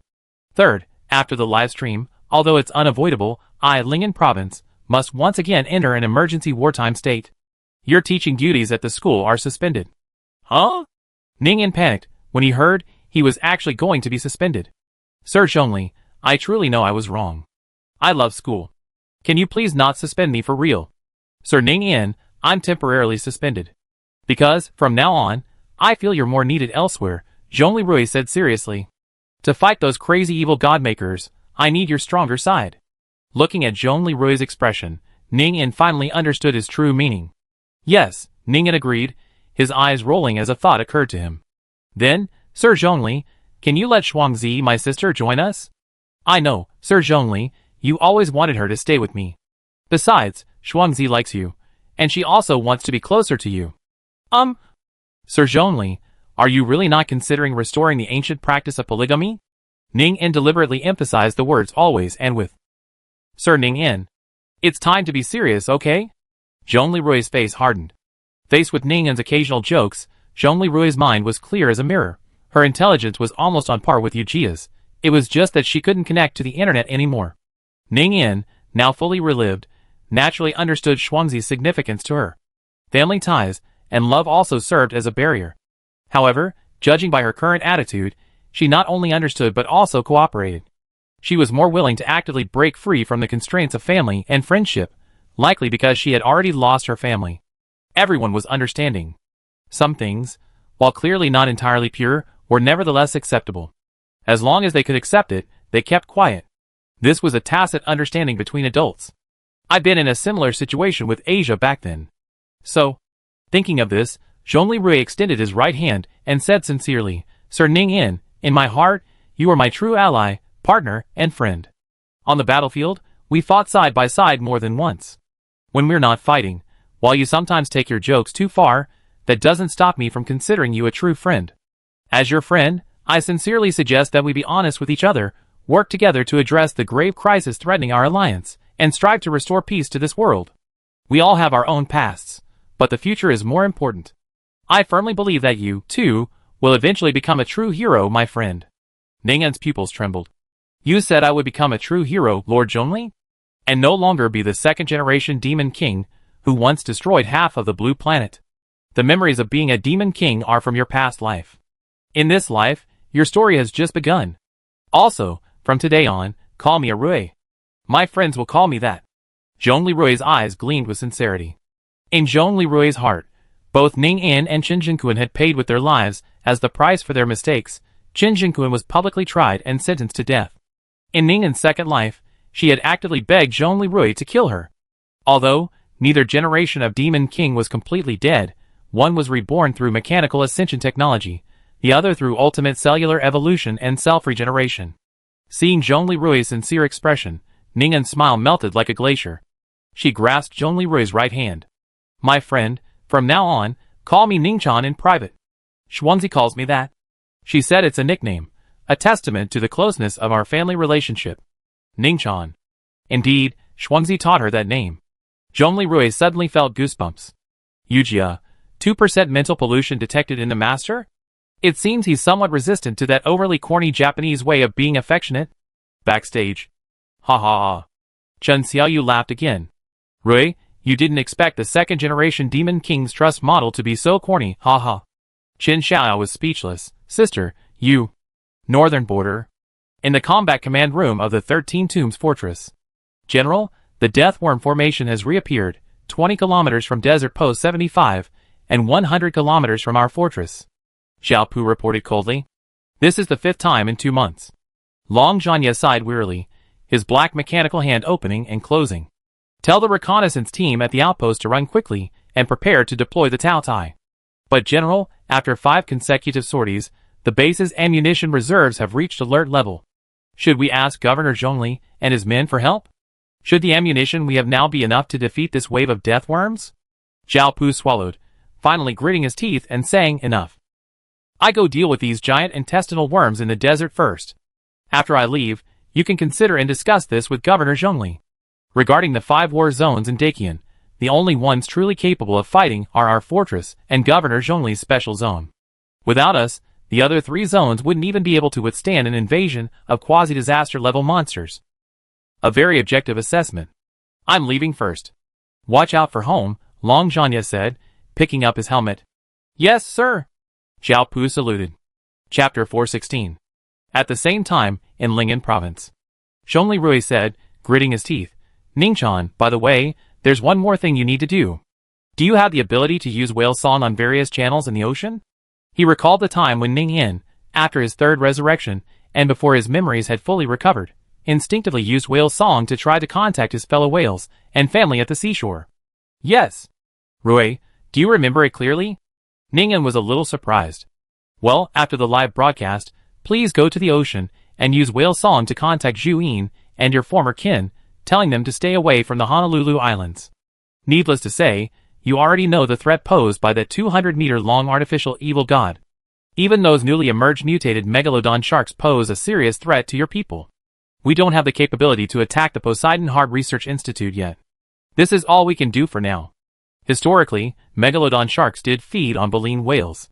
Ning'an agreed. Rui, you're right. And this is something only I can do. Okay, on behalf of my people and friends, thank you. Zhong Lirui nodded in satisfaction. Then, he picked up a spare Hema purse and said, Sir Ning'an, please? Why are you being so polite? You still call me sir? Ningchan, you should put this on first. Zhong Lirui handed over the Hema purse. Okay. After Ning'an left, Zhong Lirui immediately contacted the Ming Tomb's fortress. When Zhong Lirui saw the acting commander Xiao Pu on the screen, he couldn't help but be surprised. After not seeing him for a few months, Xiao Pu looked very tired. Lieutenant Colonel Xiao Pu, where are you? General Long? General Long is leading his troops to fight off the death worms again. The death worms are attacking the northern border again? What's going on? Xiao Pu reported bitterly, General Zhongli, this situation has been going on for 2 months straight. Every week or two, a wave of 4 or 5 death worms attacks. So far, our troops at the northern 13 Tombs Fortress have eliminated 25 death worms during this period. 2 months straight, a battle every week or two. Zhong Lirui's face was grim. Although Kun Lu and Yu Jia had previously reported a general overview of the situation in the north, judging by Xiao Pu's reaction, the actual situation in the northern border was even more serious than they had anticipated during the meeting. What's going on? Why are the death worms in the desert so frantic, continuously attacking the northern border? Zhong Lirui suddenly remembered something and asked, Xiao Pu, do the death worms always attack from the direction of Lake Baikal? Huh? General Zhongli, how do you know so much? Xiao Pu asked curiously. Indeed, the locations of the death worm legions each time they appear vary, but they're generally concentrated in the desert 120 to 150 kilometers southeast of Lake Baikal. How's the troops doing? We adjusted our tactics, so we haven't suffered any casualties in the past 2 months. However, the troop losses are immense. We don't have many weapons effective against the death worms. 107mm rockets and gas cannon shells are relatively easy to deal with. The fortress can produce them, but our stockpiles are reaching critical levels. However, we're running low on other high-powered weapons, such as the 191mm rockets and the even more powerful thermobaric missiles. We only have two of the Talia's most powerful weapon, the large thermobaric missiles. At this moment, Yujia whispered quietly, Master, something just caught my attention. Compared to when General Long last fought against the Shachuaman snake in the northern border, the density of all other creatures in the desert has dropped by almost 40%. This includes zombies, mutant ungulates, mutated wild cattle, sheep, horses, gazelles, and antelopes, and desert cannons, wolves, wild dogs, and foxes. This decline is abnormal. At this point, Zhao Pu said awkwardly, General Zhongli, I actually intended to ask for your assistance today. Our ammunition situation at the 13 Tombs fortress is already very poor. If this continues, we might not be able to withstand an attack from a monster of the Shachuaman snake's caliber. No matter how powerful the Taotai is, it still needs ammunition. Can you? I understand.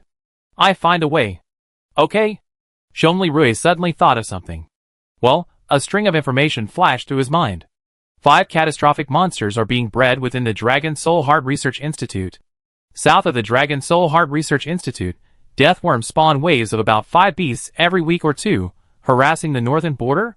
Since Long Zhanye's last battle against the Shadoman Serpent, the density of all creatures in the desert has dropped by 40%. The 13 Tombs Fortress Army has been fighting continuously for 2 months, and their weapons and ammunition reserves are running out. Adjutant Zhao, wait a moment.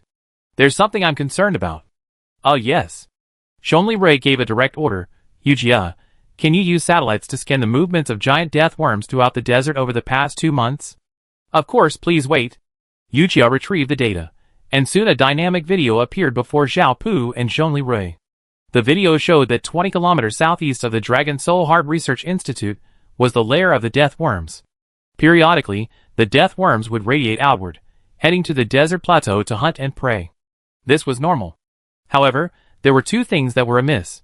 First, every 1 or 2 weeks, the death worm lair would spawn a wave of about 5 worms, attacking the northern border from the south. Second, every week, about 2 death worms would head north, mysteriously disappearing near the Dragon Soul Heart Research Institute. Zhongli Rui fell into deep thought. He clearly remembered the video Yujia had played of the previous battle between the dragon and the wild army. The Shadoman snakes fed on death worms. So, logically speaking, why would the death worms actively seek out the Shadoman snake's nest? Isn't that like a sheep walking into a tiger's mouth? Sheep? Into a tiger's mouth? Zhongli Rui subconsciously recalled that before the apocalypse, some zoos fed live sheep to tigers. Adjutant Zhao, the death worm's actions strike me as very strange. Commander, is there anything concerning you? Zhongli Rui thought for a moment, then informed Zhao Pu of the situation at the Dragon Soul Heart Research Institute and the death worm's movements and trajectory. From the satellite data I just obtained, the death worm's nest is located between your defenses and the Dragon Soul Heart Research Institute. It's not surprising that the death worms would spread from their nest across the desert, attacking and preying on all living creatures. However, the death worm's regular small-scale marches north to die, while larger groups are sent south to attack you. This is unnatural. It feels like they're being manipulated. Death worms, heading north to die? Zhao Pu was extremely puzzled. Had you forgotten? In the last battle, the Shadoman snakes fed on death worms. Zhao Pu was startled by this, and immediately noticed something strange. After a moment's contemplation, he said to Zhongli Rui, General Zhongli, what you're describing is truly suspicious. By the way, I once dispatched a pterodactyl drone to investigate the areas where the death worms were invading. The drone discovered that before each large-scale death worm invasion, a distinctive soprano-like howl, of unknown origin, would emanate from that area. That sound was incredibly penetrating, capable of traveling up to 12 kilometers. Soprano? Distinctive howl? Zhongli Rui said bitterly. Although I can't confirm it, I suspect the death worm's movements are being manipulated. Manipulated? Zhao Pu was puzzled. If the death worm's movements were manipulated, and they were directed to attack our northern border, I could understand that. But why were they directed north to their deaths? Adjutant Zhao, the death worm's movements are being manipulated to their deaths. Whether they're heading to the Northern Dragon Soul Heart Research Institute, or to the northern border you're defending. General, your humble servant is clueless. Why is this happening? Zhao Pu was a bit bewildered. The death worms are food and nourishment for the shadow snakes, and even unknown monsters. They're regularly controlled by mysterious forces to travel north to their deaths, providing food and nutrition for the shadow snakes and unknown monsters hatched by the Dragon Soul Hard Research Institute. And the death worms' regular southward invasions are intended to deplete the strength of your Northern 13 Tombs Fortress army, especially their weapons and ammunition. Although the Northern 13 Tombs Fortress has a reserve of weapons and ammunition due to its former garrison operations, it can't withstand continuous large-scale consumption. Remember, this is the end of the world. Ammunition and weapon production is far less than before. This is especially true for weapons of mass destruction. Zhao Pu's face paled. Oh no, General Zhongli, you're right. We've been tricked. This is a strategy to tire out the enemy, and it's an enhanced version of that. A strategy to tire out the enemy? Yes, General. I'm ashamed to say I learned this strategy in military academy, but I only discovered it now. Moreover, after your guidance, I realized that not only is the enemy using a strategy to tire out the enemy, but this strategy, whether it succeeds or not, is their ultimate goal. Oh, Adjutant Zhao, what do you think? Each batch of 5 quasi-disaster level death bugs they dispatched is only slightly less powerful than one Shadowman Serpent. With an attack this intense, our Northern Frontier Army has no choice but to fight. If we don't, the entire area surrounding the fortress will fall, and the lives of the people will be directly exposed to the insects. Moreover, if the Dragon Soul Hard Research Institute discovers our army is outmatched, they will immediately launch an attack with all their hidden combat power. Therefore, in the current situation, even though we know we've fallen into a trap, we still have to continue to bravely resist the regular enemy attacks, consuming precious ammunition reserves. We are like the Chu state, which has been continuously weakened by the strategy of exhausting Chu. The situation is not good. Zhao Pu almost gritted his teeth as he finished his analysis. Zhong Lirui's eyes grew more serious upon hearing this. This is a complete conspiracy. But we can't just sit there and wait for death. Zhao Pu's expression was bitter as he whispered, General, what can we do now? Our ammunition reserves are running low. If this continues, we'd be completely overwhelmed. We must find a way to break this deadlock. First, immediately gather the quartermasters and implement the strictest possible coordination and planning for ammunition management.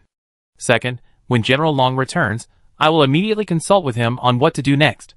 Yes, sir. Chapter 417.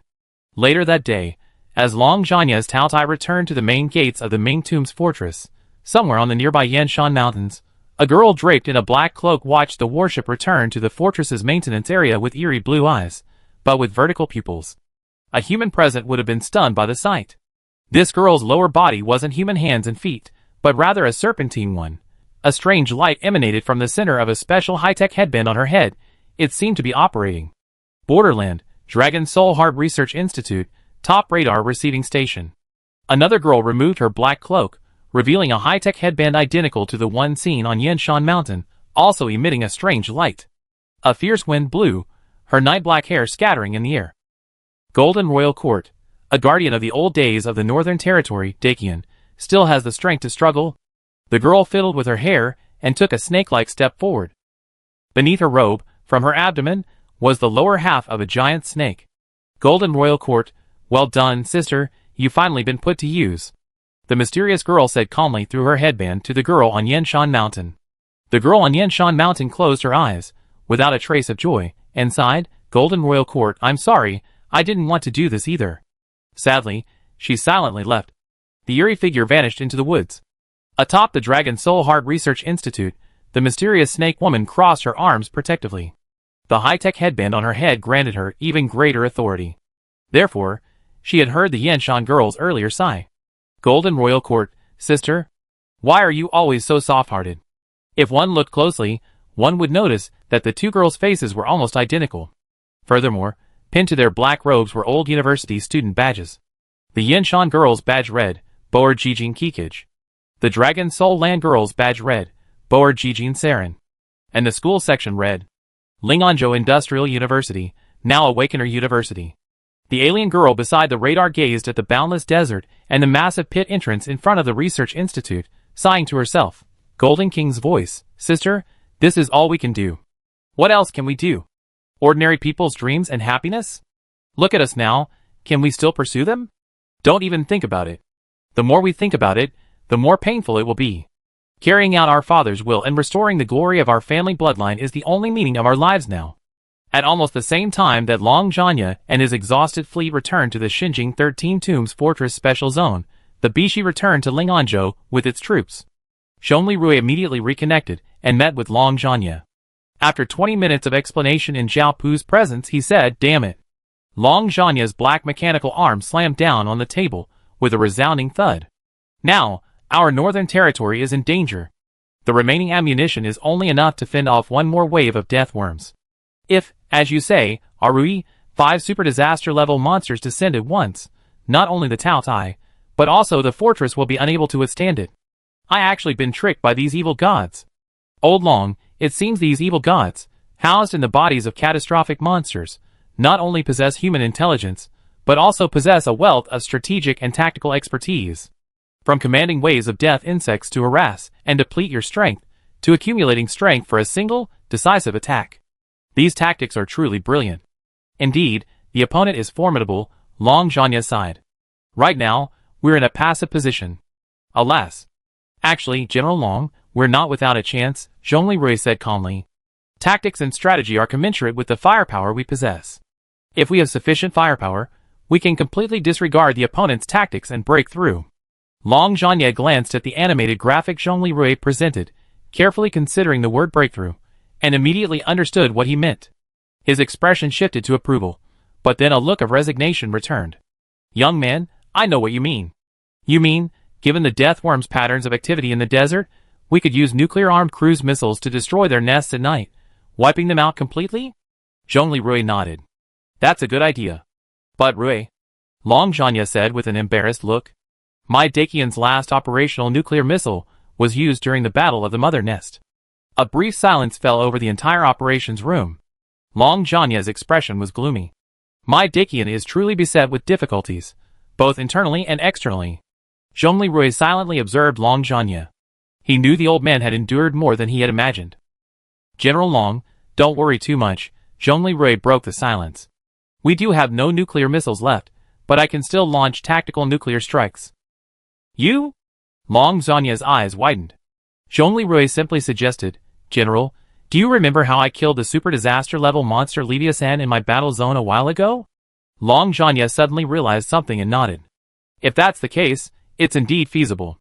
However, every time I use it, I lose an ace fighter, which is a bit wasteful." Zhongli Rui smiled. "Antbai has helped me improve it. Now this tactic doesn't require sacrificing fighters." Long Zhanya smiled for a moment. "Good boy, it seems I'm going to rely on you this time. However, this tactic alone is only a temporary solution to the Deathworm Nest. If we don't destroy the Dragon Soul Heart Research Institute, it will pose a huge threat to the remaining large human cities on the Eurasian continent. Rui, can you help me think of a solution? The 13 Tombs Fortress is currently short of ammunition, let alone assisting everyone in attacking the Dragon Soul Heart Research Institute. If another insect tide comes, we'd be in trouble. We're running low. Old Long, what ammunition do you need?" "I need thermobaric bombs and rockets, and those heavy mortar shells you're looking for. We still have a production line for large thermobaric bombs in the Ming Tombs Fortress. However, the reserves in the Xinjiang region have been almost depleted over the past few months. We now need the ethylene oxide and aluminum powder needed to produce thermobaric bombs. We also need to replenish high-powered rockets and heavy civilian mortar shells. There are still plenty of gas cylinders in Xinjiang's old city. I can send troops to collect them. But we're running low on military explosives." Hearing this, Zhongli Rui thought for a moment. The ethylene oxide issue is easy. Yelena's Modu industrial zone has partially resumed production, and can now produce it. As for military explosives, the ammonium salts produced in Lingnan Prefecture, combined with sugar produced in Hong Kong and Kowloon, can make up for it. But as for the aluminum powder, neither Modu nor Lingnan Prefecture produces aluminum powder. We have ethylene oxide, which has been a huge help. As for the aluminum powder, it was originally produced in the Shi'o Zhongyuan Special Zone. But I don't know how Major General Tang has recovered. Long Zhanya thought, stroking his chin. Actually, for the aluminum powder needed for thermobaric bombs, we can just remove the wheels of old cars, remove the paint, and grind them up, right? Zhongli Rui looked thoughtful. Great idea. Long Zhanya's eyes lit up. If that's the case, we can contact Major General Tang and have her collect scrapped cars from around the city, then grind them into the aluminum powder we need. This is much more practical than restarting chemical or high-voltage anode production methods. Long Zhanya immediately looked at Zhong Lirui with admiration. Good boy, you're so well versed in industrial production. Zhong Lirui said slightly embarrassedly, Master Long, I'm an engineering graduate. Long Zhanya was stunned, then burst into a hearty laugh. After discussing it, Zhong Lirui and Long Zhanya directly connected with Tang Xiaoning, Yelena, and Cheng Yonghua on the spot, convening an emergency meeting of the 5 military commandery. They explained the situation and requested assistance. Hearing that Dakian, and even Liu Sha, were once again facing such a dire crisis, the other three's expressions changed. After discussion, the other three pledged their support for sending supplies north to assist Zhong Lirui and Long Zhanya in combating the threat posed by the man-made evil god emanating from the depths of the desert. After discussion, Tang Xiaoning Xiao's Central Plains Special Zone provided grain and aluminum powder. Yelena provided a convoy to transport chemical raw materials for thermobaric bomb production. Cheng Yonghua provided some recycled metal materials and used chips for artillery shells and missiles, as well as sugar, also a strategic material used in rocket propulsion and some military explosives. Master Long, Governor Zhongli, Dakian relies on you too for protection, Tang Xiaoning sighed. My Shizhou's combat effectiveness is too low. Alas, I'm ashamed. Yes, truly. Without your help, how can we safely resume production and social development? Please, both of you, Cheng Yonghua said. Master Long, hold on. By the way, this time, in addition to providing the materials for the thermobaric bombs, I'll also be bringing along 12 newly refurbished attack helicopters from the Magic City Air Show to assist. Yelena thought for a moment, and stepped forward. Zhong Lirui frowned. Yelena, the attack helicopter's anti-tank missiles are somewhat effective against the death worm, but they seem a bit underpowered against the Shadowman snake. Furthermore, they're easily shot down by the beast's stinger. Yelena nodded. I know. The engineers and I have researched the rocket cells of the Type 21 heavy helicopter, and we found that they can accommodate 122 caliber S-13DF air-launched thermobaric rockets. While their power is certainly inferior to the TOS ones and the thermobaric missiles on the Dragon Elder battleship, it won't be enough to just scrape the enemy. Shaw. And don't worry, we won't be rushing to the front lines. Instead, we conduct long-range strikes from a distance of approximately 3 or 4 kilometers. The S-13DF is a honeycomb rocket, 122 caliber, equipped with a thermobaric warhead. It's much more powerful than the standard armor-piercing version, and is also a weapon that focuses on range damage. In reality, both Chinese and Russian attack helicopters are equipped with it. Old Long smiled and said, Good, good. Yelena, you've grown up too. That's great. Seeing you, the younger generation, grow stronger, brings me joy. Zhong Lirui also praised, Yelena, you really improved. Very good. Not at all, Yelena said a little embarrassedly.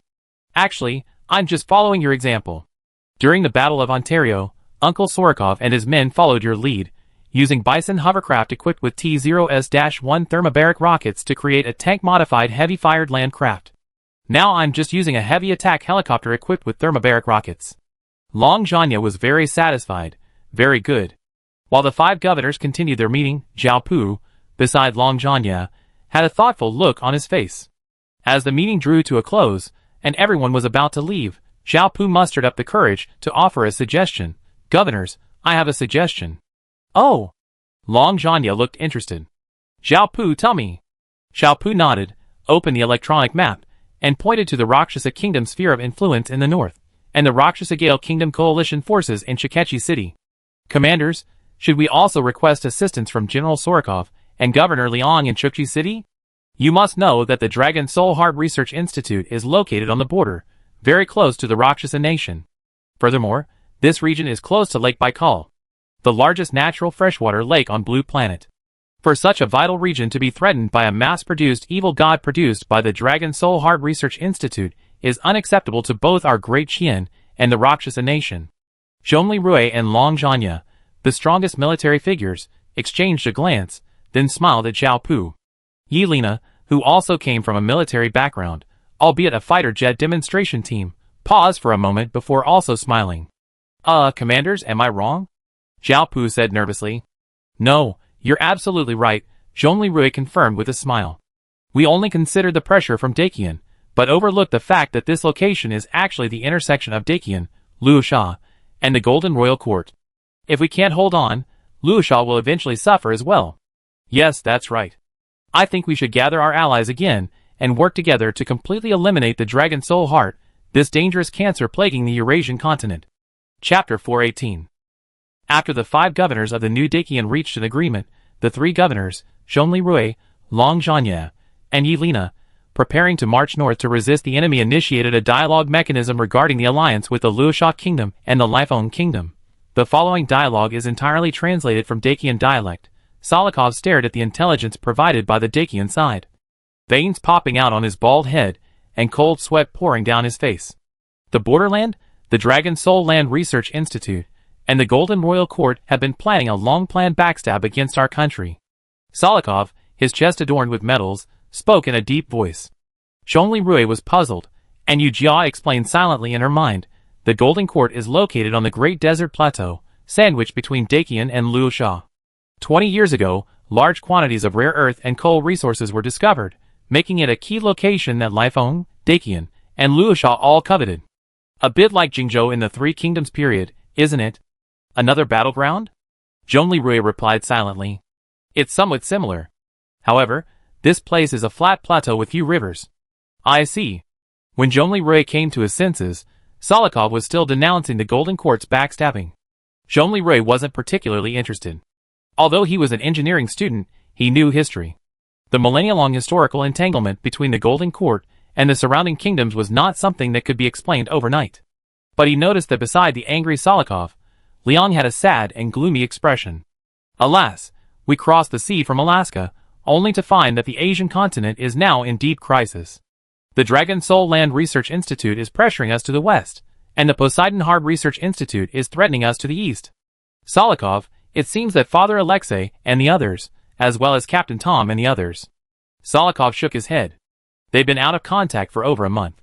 Their ships are only about 200 tons. If they were besieged by several megalodon sharks, they'd be in grave danger. Moreover, they've been out of contact for a month near Middle Island. Governor Zhongli and his fishing boats have encountered megalodon sharks in the eastern seas, not to mention the waters near Middle Island, which are even closer to Honolulu. Alas, we were really careless back then. Although we called back most of the fishing boats, it was too late for these two. Zhongli Rui's eyes widened at these words, and he immediately recalled Cheng Yong was howling as he clutched the illegitimate harpoon. Long Zhanya and Yelena also understood immediately that the undersized, outdated fishing boats that had departed from Chukchi City had met with misfortune after being attacked by the megalodon sharks manufactured by the Poseidon's Hard Research Institute. The 3 of them fell silent. After a long moment, Zhongli Rui was the first to break the silence. Everyone, we are currently under attack from both sides, trapped both internally and externally. However, in my opinion, the Dragon Soul Land Research Institute on land poses the greater threat. This is because it threatens Dacian to the south, and Shikechi City to the far east. Liang nodded in agreement. Yes, the Dragon Soul Land Research Institute south of Lake Baikal, according to intelligence, not only possesses the power to drive the death worm, but is also hatching a supergiant monster army even more powerful than the Ontario Mother Nest. This is truly a hot potato. Salikov's expression was tense. Yes. The Lake Baikal region is of great significance to the future revival of our Rakshasa nation. It contains 20% of Blue Planet's high-quality freshwater resources. Moreover, the area surrounding Lake Baikal is rich in resources. After hearing Salikov's words, Zhongli Rui asked, General Salikov, will your country cooperate with our army in attacking the Dragon Soul Land Research Institute and eliminating the greatest remaining threat from the Genesis project on the Eurasian continent? Salikov was silent for a moment, then replied, Governor Zhongli, this matter is of great importance. We are certainly willing to send troops. However, our Rakshasa army suffered heavy losses in the last battle for the Ontario Hive. We are willing to go all out in this attack. However, our Rakshasa army will need time to prepare. How long will it take? About 2 months. Even then, our attack force will only be able to reach 70% of the strength of our last attack on the Ontario Hive. We damaged a Bison 3 last time. To date, it has not been fully repaired. Is that so?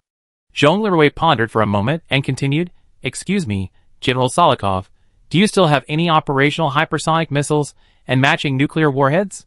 No. Salikov looked embarrassed.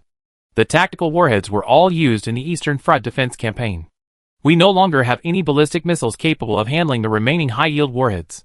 Your Excellency doesn't want us to use the N602S from the museum, do you? That would affect Xinjiang. Forget it. If a high-yield strategic nuclear missile were to attack that area, Lake Baikal would inevitably be severely contaminated. The cost would outweigh the benefits, so let it go. Zhong Lirui sighed. Suddenly, Zhong Lirui remembered Yelena's previous deployment plan and asked Sokolov, General Sokolov, can your K-52 heavy attack helicopters launch S-13DF Honeycomb rockets? Sokolov was stunned at first, then smiled admiringly. Mr. Zhongli, you're quite familiar with our Rakshasa army. The proposal you just proposed is excellent. The K-52 is generally used for anti-tank operations, primarily armed with anti-tank missiles and standard Honeycomb rockets. However, as you mentioned, switching to S-13DF thermobaric rounds would be more than adequate for the firepower requirements of combating monsters. At the very least, it wouldn't be as ineffective as AP, armor-piercing, and high-explosive rounds. Leon then expressed interest. Can the S-13DF also be used on the AC-130 gunship? Sokolov nodded. Yes, it's a single-shot missile, and slower. Leon nodded. Slower speed is better than no armor penetration. The last artillery-launched missile had really poor lethality. Okay, I equip you with this thing when the time comes. It's not a new weapon, we have it in stock. Leon said excitedly, all right. Zhong Lirui's eyes were firm. That's settled. The three of us will join forces to first resolve the issue at the Dragon Soul Land Research Institute. Now, our two fronts need to do two things within the next 2 months. Everyone held their breath as Zhong Lirui spoke. First, we need to prepare for war. Our Great Xian faction's 13 Tombs fortress was previously attacked by the Golden Royal Court's Tiring Chu strategy, and now our ammunition supply is nearing the critical point. Our 4 war zones will concentrate our existing production capacity to fully support the 13 Tombs fortress's recovery and combat effectiveness. This will also take approximately 2 months. So what General Long and General Sokolov will do next is essentially the same. Sokolov and Long Zhanya's 3D holographic projection exchanged glances, then nodded in agreement. Second, we must reverse the current unfavorable situation. A hint of ruthlessness flashed in Zhong Lirui's eyes. The decisive battle with the Dragon Soul Land Research Institute will take place in 2 months. But before then, we must wipe out the death worms in the desert. Leon was stunned, then asked, Arue, do you still have nuclear warheads? If it's just thermobaric bombs, even the most powerful bomb wouldn't be able to eliminate a whole nest of death worms in one fell swoop. Zhong Lirui said confidently, I don't have any tactical nuclear bombs. But I can pull off a tactical nuclear strike. Sokolov was stunned. Then, he exchanged glances with Alyosha beside him, and they both nodded slightly. Sir Zhongli, my comrades, our Rakshasa army will mobilize within the next 2 months. I await good news on your destruction of the Death Bug Hive. 2 months from now, we will fight side by side again to defend Blue Planet. Long Zhanya looked at Sokolov, who had been hesitant before, now passionate, and a fleeting smile crossed his face. Even Zhong Lirui understood by now that Sokolov, despite his seemingly passionate nature, was actually a man who wouldn't take any losses. He would only declare his willingness to send troops to jointly combat this threat once he was certain that Dakian had the strength to eliminate the death bugs at the Dragon Soul Land Research Institute. After all, the Rakshasa nation had just suffered the devastation of the Ontario Hive battle and urgently needed to recover. Zhong Lirui understood, but didn't point it out. He simply smiled and said, General Sokolov, rest assured. Our Dakian army will live up to your expectations. After we defeat the Deathworm, we will join forces to attack the Dragon Soul Land Research Institute, and we will surely succeed. Upon hearing this, Sokolov smiled with satisfaction and said, okay. Then it's settled. Leon also stated, Rui, don't worry. In 2 months, General Solokov's troops, and I will join you in the battle at the Dragon Soul Land. Zhong Lirui nodded. Next, we each prepare. We meet again in 2 months. After the 3 parties reached an agreement, the call ended. Zhong Lirui watched the holographic projection gradually dissipate, his heart heavy. He knew that the next 2 months would be a crucial moment in determining the fate of Dakian, and even Blue Star.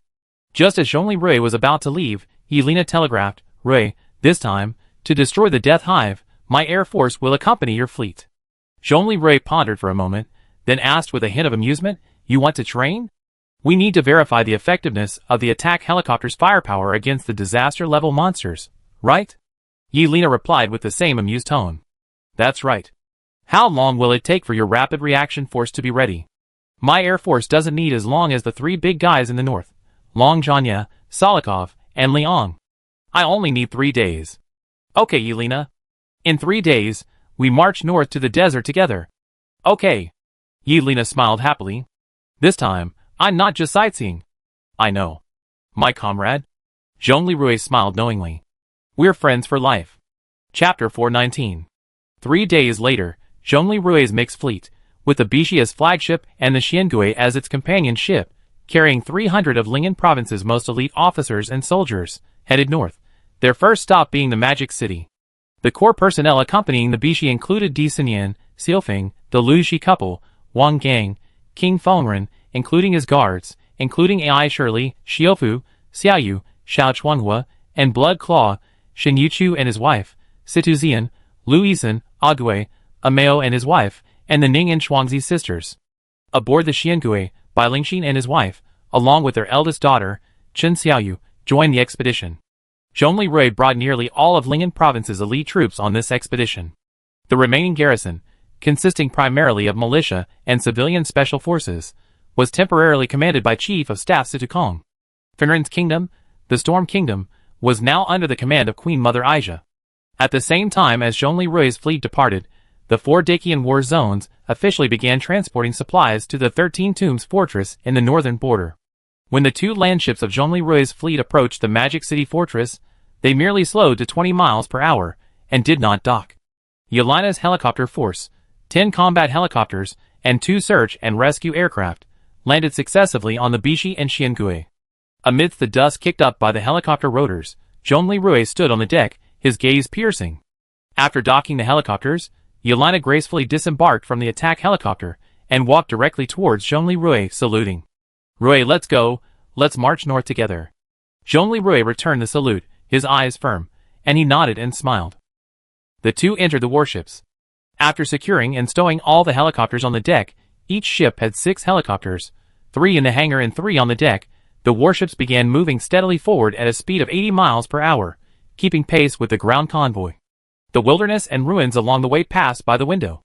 In the lounge, Yelena looked at Zhong Lixiao, who was held in Di Xinyan's arms, and softly asked, "Master, is this Shower?" Di Xinyan gently stroked the child's face, and replied with a smile, "Shower, call me Auntie Yelena." Zhong Lixiao opened his eyes, and looked at Yelena curiously, an innocent smile on his face. Yelena's heart warmed, and she squatted down to gently caress his little face. But the next moment, Yelena was stunned. Zhong Lixiao spoke. "Auntie Yelena, you are so beautiful." Yelena was stunned for a moment, and asked Di Xinyan in surprise, "Master, this Shower is only a few months old." Then, the child's tender voice echoed in Yelena's mind. "Hey, beautiful, fair-skinned auntie? Do you like my dad too?" Yelena said in disbelief, "This is Shower's voice in my head?" At this moment, Di Xinyan patted Yelena's shoulder and softly explained, "Shower has been born with a heart." Telepathy. "Oh, so young, a child already has this ability?" Di Xinyan smiled unsurprisedly. "Actually, Ning In and Shuangzi also have this ability. I probably forced Shower to activate his singer power several times when I was pregnant with him. As a result, not only did his brain develop prematurely, becoming like an 8-year-old, but he also awakened this ability. I don't know whether this is a good thing or a bad thing. When you become a mother, be sure to pay attention." Yelena nodded thoughtfully, inwardly amazed. She looked at Zhong Lixiao, her eyes gleaming with curiosity. The child's innocent smile seemed to silently speak of the infinite possibilities of the future. What about having my own child someday? But I wouldn't be interested in ordinary men. Should I ask Arui for help? Yelena's heart stirred, a strange fire ignited. Arui's child might be as special as Xiao. Besides, I'm mixed blood, so when the time comes, the child will only be even better. Zhong Lixiao's eyes gleamed with a clever glint, and he thought, "Dad, why do so many aunts and grandma like you?" The mixed team continued its advance. The next morning, at dawn, the observation posts at the Xinjing 13 Tombs fortress spotted the Northern Expedition Support mixed fleet, appearing with the morning glow. Illuminated by the rosy glow, the fleet looked particularly majestic and imposing. The sentries, excited, quickly reported to their superiors. The fortress suddenly became bustling with activity. Soon, Long Zhanya and his adjutant, Zhao Pu, stood on the command platform, telescopes clutched tightly in their hands, smiles of satisfaction on their faces. Watching the approaching combined support fleet, Long Zhanya took a deep breath and whispered to Zhao Pu with deep emotion, "Zhongli and Yelena have finally arrived. Finally coming to save us, old man." Zhao Pu nodded, his eyes gleaming with determination yet a hint of joy. "Yes, General. Now, there's hope that the unfavorable situation can be reversed. Indeed. I'm truly glad to have reliable young men like you." Long Zhanya gazed at the fleet with a sharp gaze, a warm feeling welling in his heart. He spoke gently to Zhao Pu. "General, Major General Zhongli and Major General Yekaterina are truly outstanding young talents of our new Dakian." Zhao Pu and Yelena weren't close enough to use nicknames, but Long Zhanya and Yelena were close, so he used a shortened name. "You too." "Ah? General, I'm terrified. I'm not as talented as Commander Zhongli and the others." "Don't be so modest. I know you, my child. You're also quite capable." "General, you're too kind." A flicker of emotion flashed in Zhao Pu's eyes. He straightened his back, his gaze resolute. "I will not let you down." Long Zhanya patted Zhao Pu's shoulder, his eyes filled with trust and expectation. "Now, it's up to you.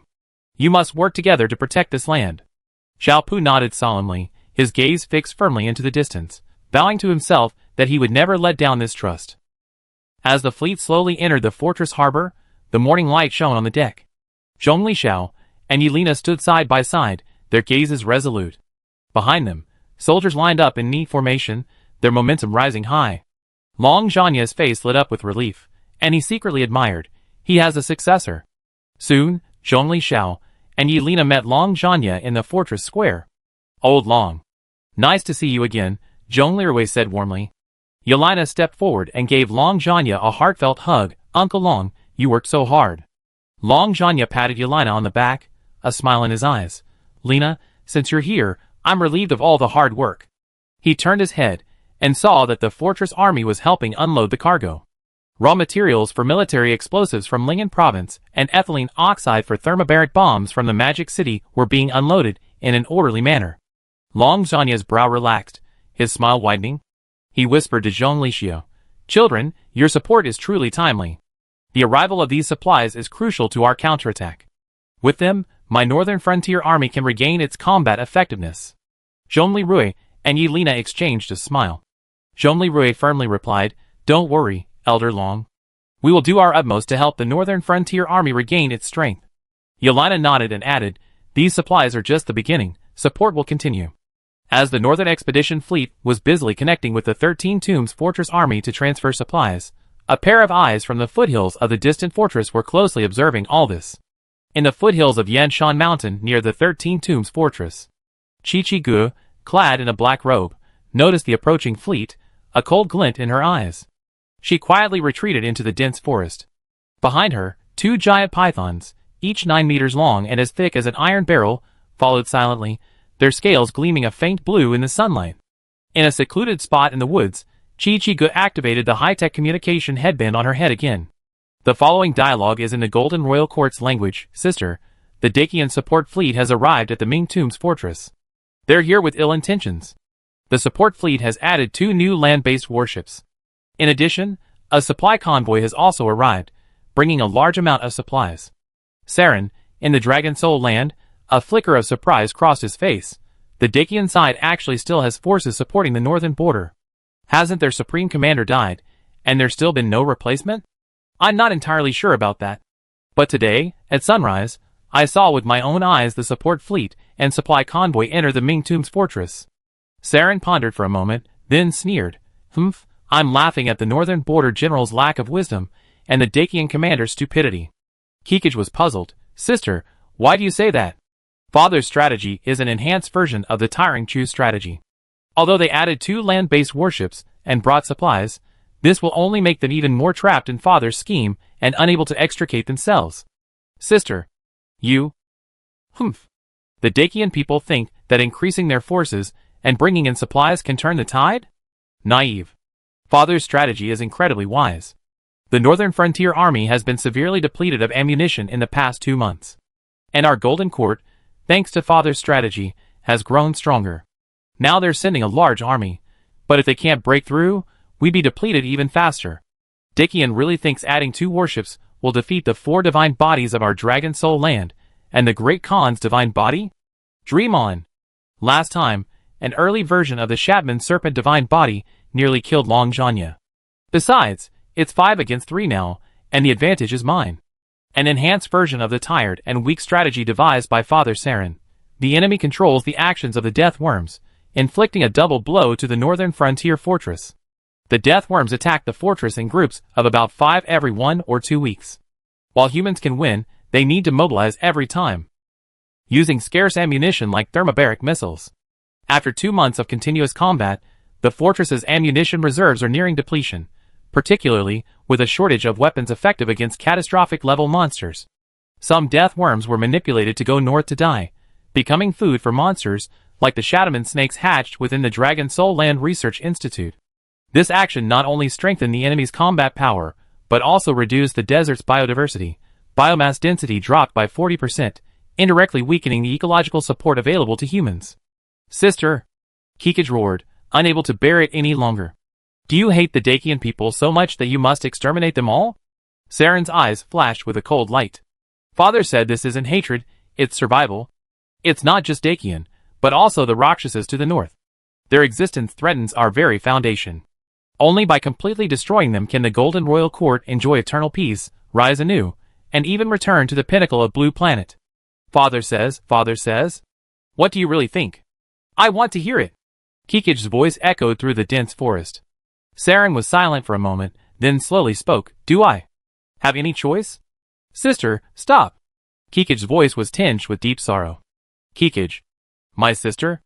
Saren lowered her head, looking at her lower body, which was a giant snake. A hint of helplessness flashed in her eyes. I'm not trying to provoke you, but look at your lower body. Do you have any choice? Kikij lowered her head, tears streaming down her face. As she gazed at her snake tail, she felt an endless sense of sadness and helplessness. Kikij, I know you regret it now, right? That day in college a few years ago, when you gave Celia that advice.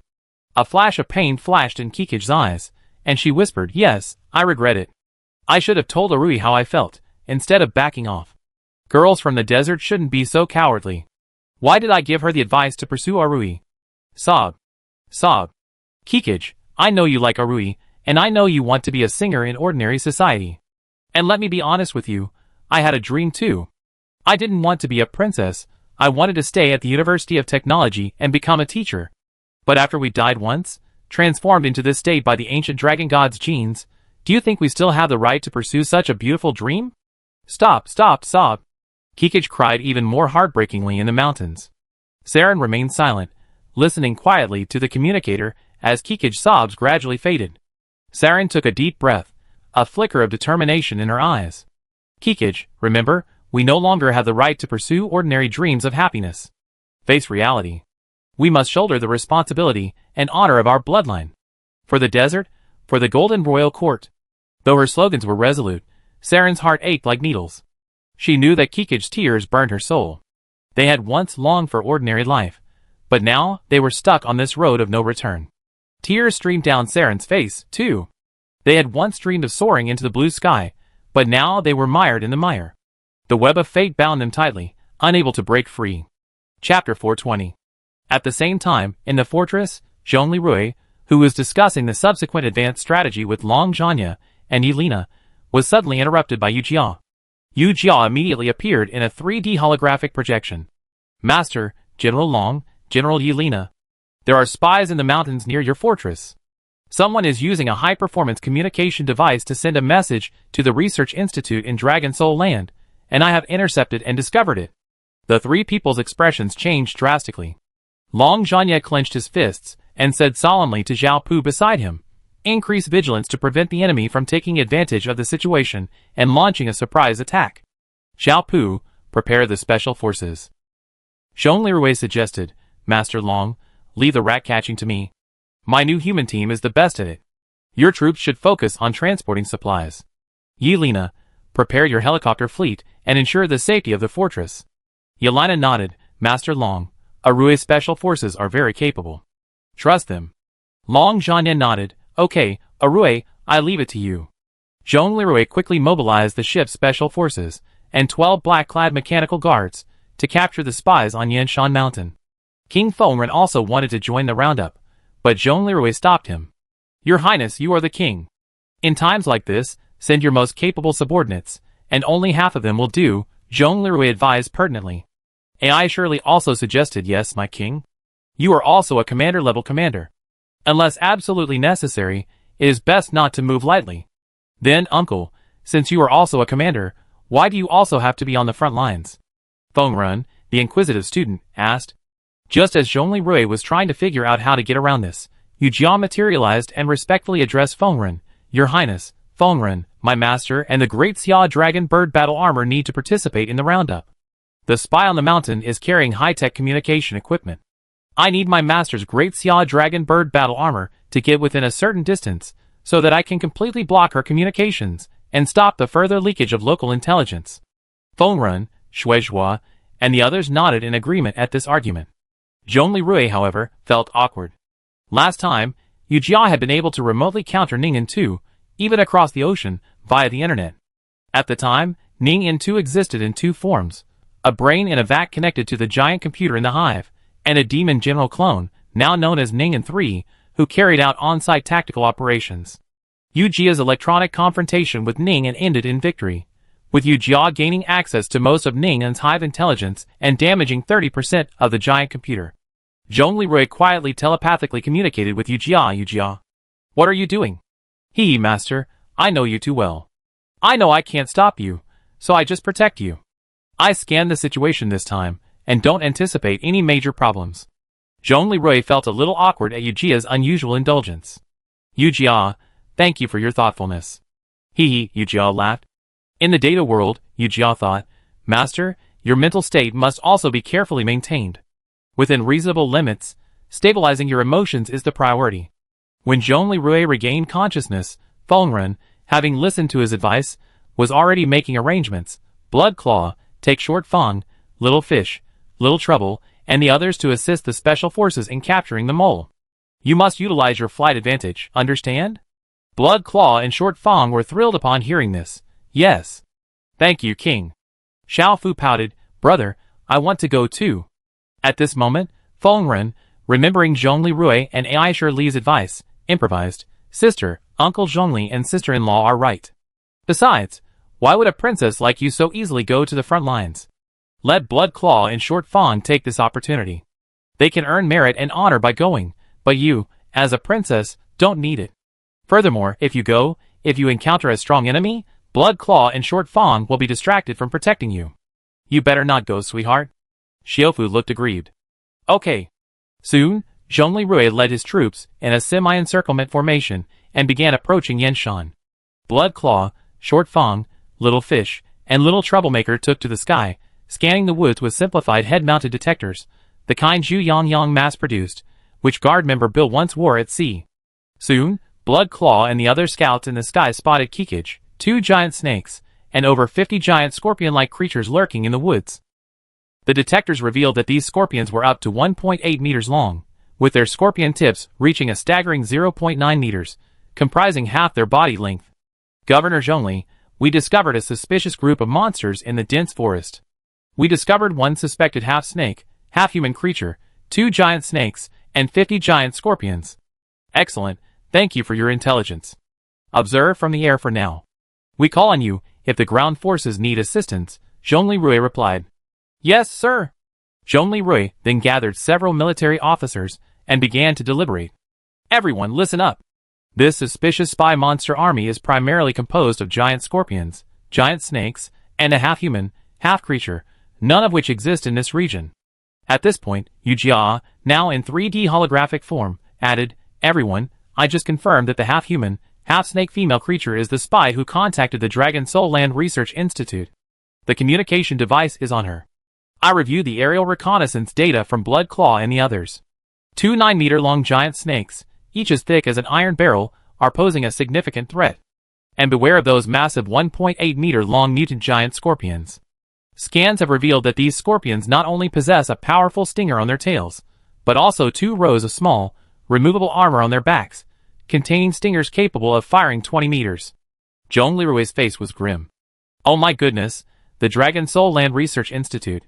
They miniaturized the stinger gene from the death worm and applied it to this giant scorpion, using it as a long-range weapon. Lu Yixin's face paled. Snakes and scorpions. I'm terrified of them, especially when they're this big. Zhong Lirui shook his head. Counselor Yixin, let me take you back. No, no, no. I want to stay, Lu Yixin said stubbornly. Zhong Lirui, don't force it. At this point, Mao raised a point. Hiss, Commander A. Rui, you said these are snakes and giant scorpions? Is that a problem? Then, if our ground forces were to go and encircle them, it would be very easy to alert them. Mao pondered. When we were doing outdoor sports, my friend told me that snakes and scorpions are very sensitive to ground vibrations, even the slightest. With so many of us approaching to capture them, I'm worried they escape. Lu Shi agreed. Mao is right. That's right. The instructor also discussed this during our field training. At this point, Ning Yin, who had been accompanying them, said casually, well, it's no big deal. Isn't it just catching that half-human snake woman spy? Are you afraid people will gather around and alert them? It's easy. I fly over, grab that snake woman, give her a good beating, knock her unconscious, and bring her back. That's it, right? The expressions on everyone's faces were like a group of ordinary players in an online game discussing how to fight, while a high-level VIP cheater nonchalantly claims to be able to take on the Demon King alone. However, Ning Yin was indeed once a second-generation Demon King. Looking at everyone's reactions, Ning Yin was puzzled. What? Was I wrong? Zhong Lirui smiled wryly and said, Ning. Ningchan, I know your one-on-one combat abilities are exceptional here. I'm also confident that if you charge in and single-handedly defeat that snake woman, you definitely win. But, with those 50 scorpions here, they fire long-range stingers. If you charge in like this, you'd be shot like a hedgehog. Huh? Now that I have scale armor mode, you're not afraid? Ning Yin said nonchalantly. I imagine this stinger is a miniature version of the ones fired by the Death Worm and the Shadowman. If it were a large stinger, it would corrode and penetrate even the armor of the Bishi and Tao Tai. Well, the sting of this scorpion isn't as powerful as the stingers used against battleships and fortresses, but it still poses a threat to a light unit like you. Ningchan, everyone's here today, there's no need for you to risk it alone. Zhong Lirui considered the matter, and tactfully advised from a technical perspective. After hearing Zhong Lirui's words, Ning Yin's demeanor softened considerably. He then crossed his arms over his chest and said, Haha, you're really concerned about me. Yeah, alright, let's keep our tactics conservative. So does anyone have any good ideas? At this moment, the former military king Shen Yuqiu glanced at Lu Shi, saw the weapons, and stun grenades at his waist, then glanced at the flying Ning Yin, his eyes lighting up. Listen everyone, I have an idea. We can catch them off guard. In the dense forest, Chi-Chi-Gu once again gazed toward the fortress. Suddenly, in the sky, 5 humanoid monsters with enormous bat wings, resembling flying demons, appeared, 30 meters above Chi-Chi-Gu and the army of giant snakes and scorpion monsters guarding them. Chi-Chi-Gu, with his exceptional perception, quickly noticed the movement above. Golden Court, my guards, engage the air. Kikid shouted. Giant scorpions rustled out of the darkness, unfolding their bony plates and preparing to fire into the air. These 5 were none other than Ning Yin, Blood Claw, and the other 4 bad men. They didn't swoop down to attack, but instead coldly dropped several cans. Kikid stared at the falling cans, lost in thought. Suddenly, her communicator activated urgently. Kikid, open your mouth, close your eyes. Quick! Zizizizi. Saren's roar echoed through the communicator, then faded to a sudden, interrupted Zizizi sound. Inside the great Xia Dragon Bird battle armor, Yujia, who had just cut off the communication, snorted coldly, Is this the level of technology at the Golden Royal Court? As Kikij instinctively opened her mouth and closed her eyes, a powerful white light flashed around her. Simultaneously, a powerful shockwave shook all the snakes and scorpions present. Although Kikij opened her mouth and closed her eyes, a vast golden shadow, caused by the intense light, still shone before her eyes. And a fierce buzzing sound echoed in her middle ear. When her vision barely returned and the buzzing in her middle ear subsided to a level she could tolerate, she was horrified to see that the giant snake guarding her was foaming at the mouth, its eyes white, and twitching on the ground. And the giant scorpions were all lying on their backs. Snakes and scorpions are extremely sensitive to bright light and strong vibrations. The bright light from a flashbang and the shockwaves from a stun grenade can cause them to faint. The tactic suggested by Soldier Master Shen Yuqiu exploits this characteristic. She tried to steady herself, holding onto the tree to stand, but she was met with a terrifying sight. A 2.5-meter tall giant, wielding a massive pistol, slowly approached her. Behind him trailed 100 or so Special Forces soldiers, each wearing military exoskeletons and full bulletproof gear, armed with weapons. Whether it was the giants or the Special Forces, as they passed the giant scorpions, their bellies turned upward, they would fire back shots, blasting the scorpions' heads apart.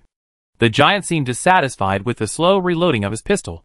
He sheathed his pistol and drew a large, strange-looking dagger. With a swift movement, he began to slash the scorpions one by one. Lu Mingqi observed this and laughed. TSK, TSK, TSK, Corporal Shinjie truly loves to kill his enemies. A mouse shrugged, he's a killer. But this time, I think he's right. This is great. It saves ammunition.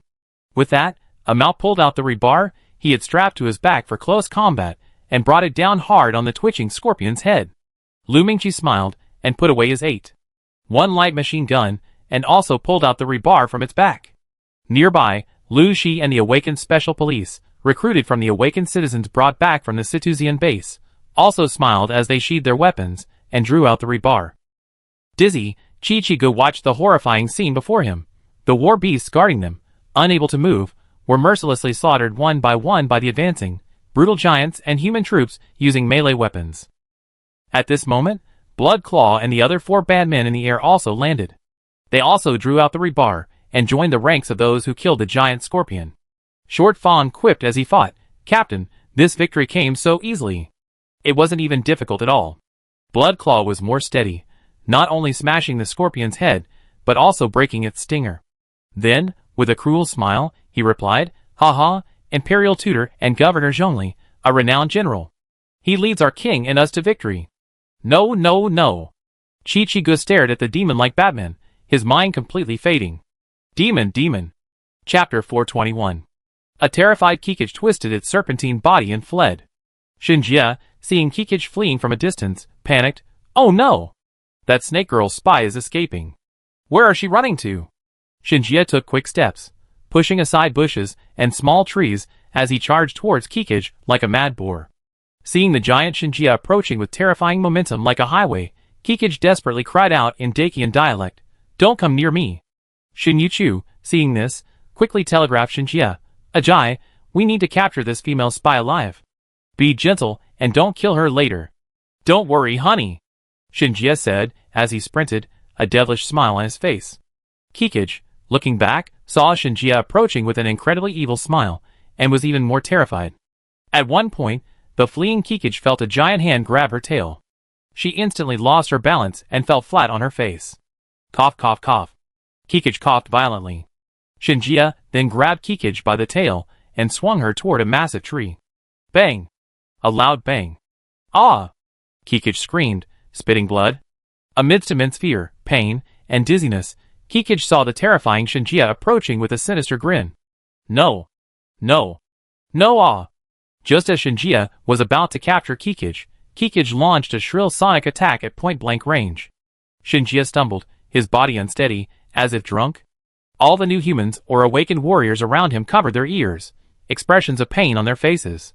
Amao covered his ears and said dejectedly, "This snake girl can do this." Chi-Chi-Gu, seeing Shinjie's condition was off, retracted his massive snake tail and unleashed a sweeping blow.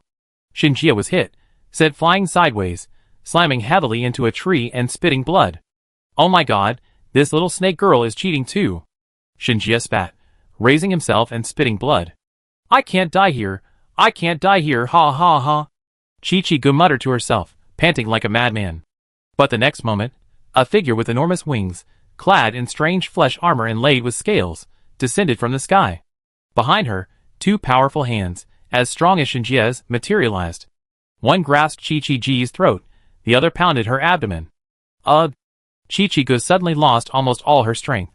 "Snake girl, stop playing around," Ning-In said in a playful tone. Kikich's pupils barely focused, taking in the beautiful face before her. Her pupils dilated, a look of disbelief looming.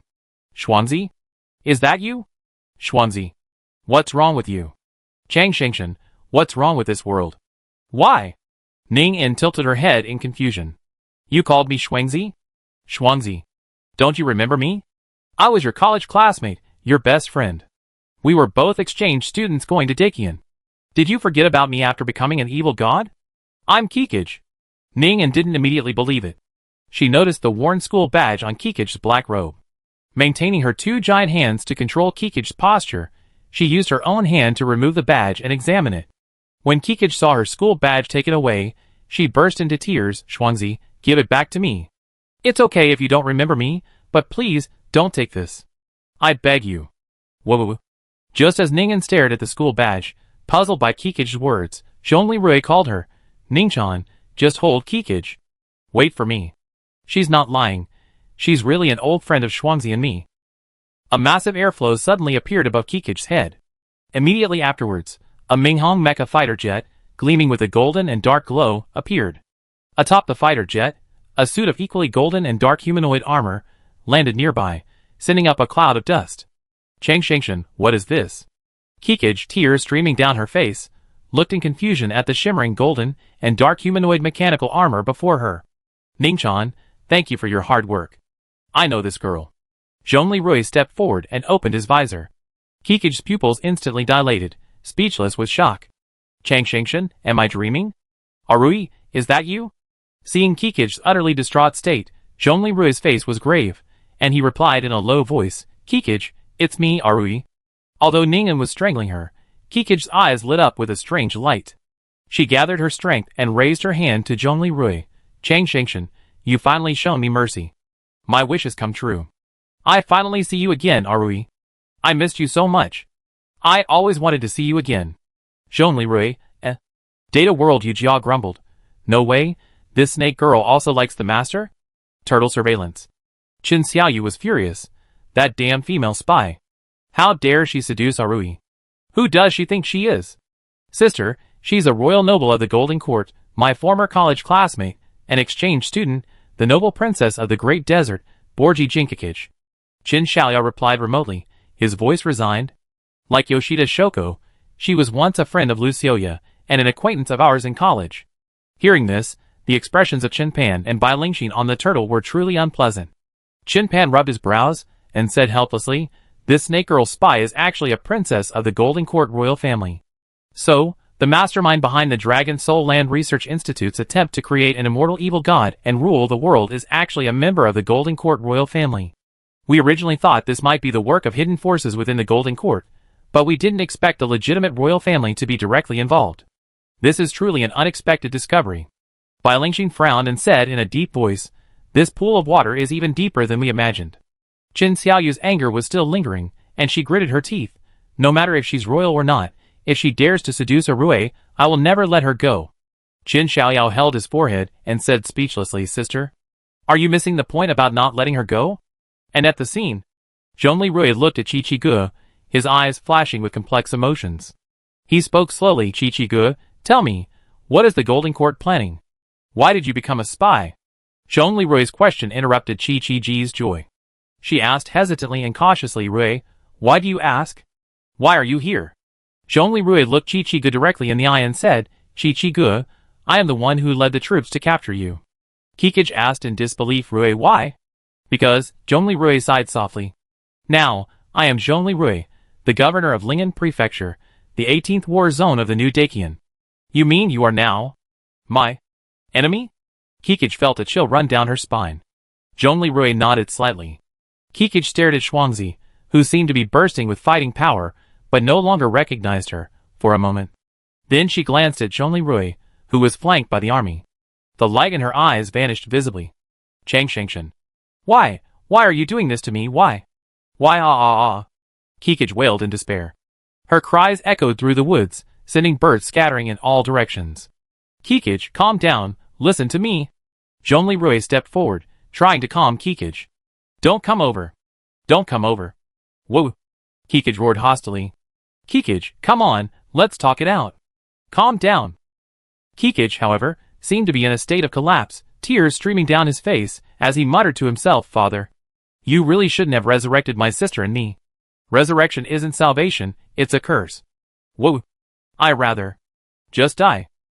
Suddenly, Kikij unleashed an astonishing burst of strength, using his tail to bind his own neck, attempting to strangle himself.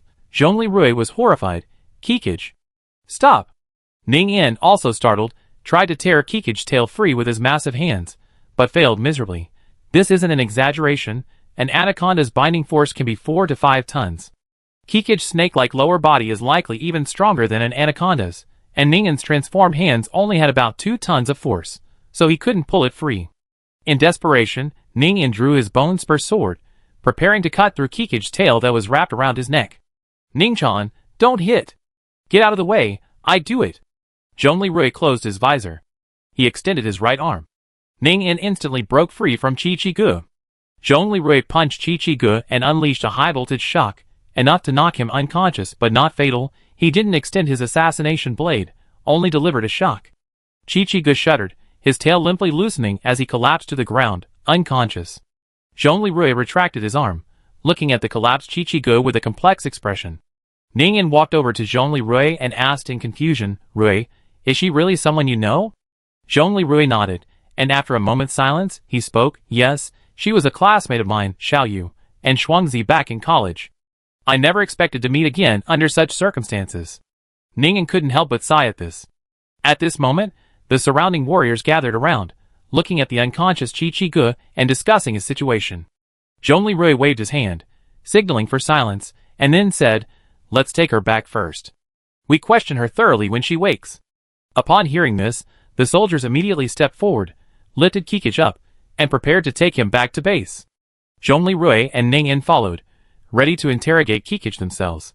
On the way back to the fortress, Zhongli felt a mixture of emotions. He hadn't expected to see his old friend again in this way.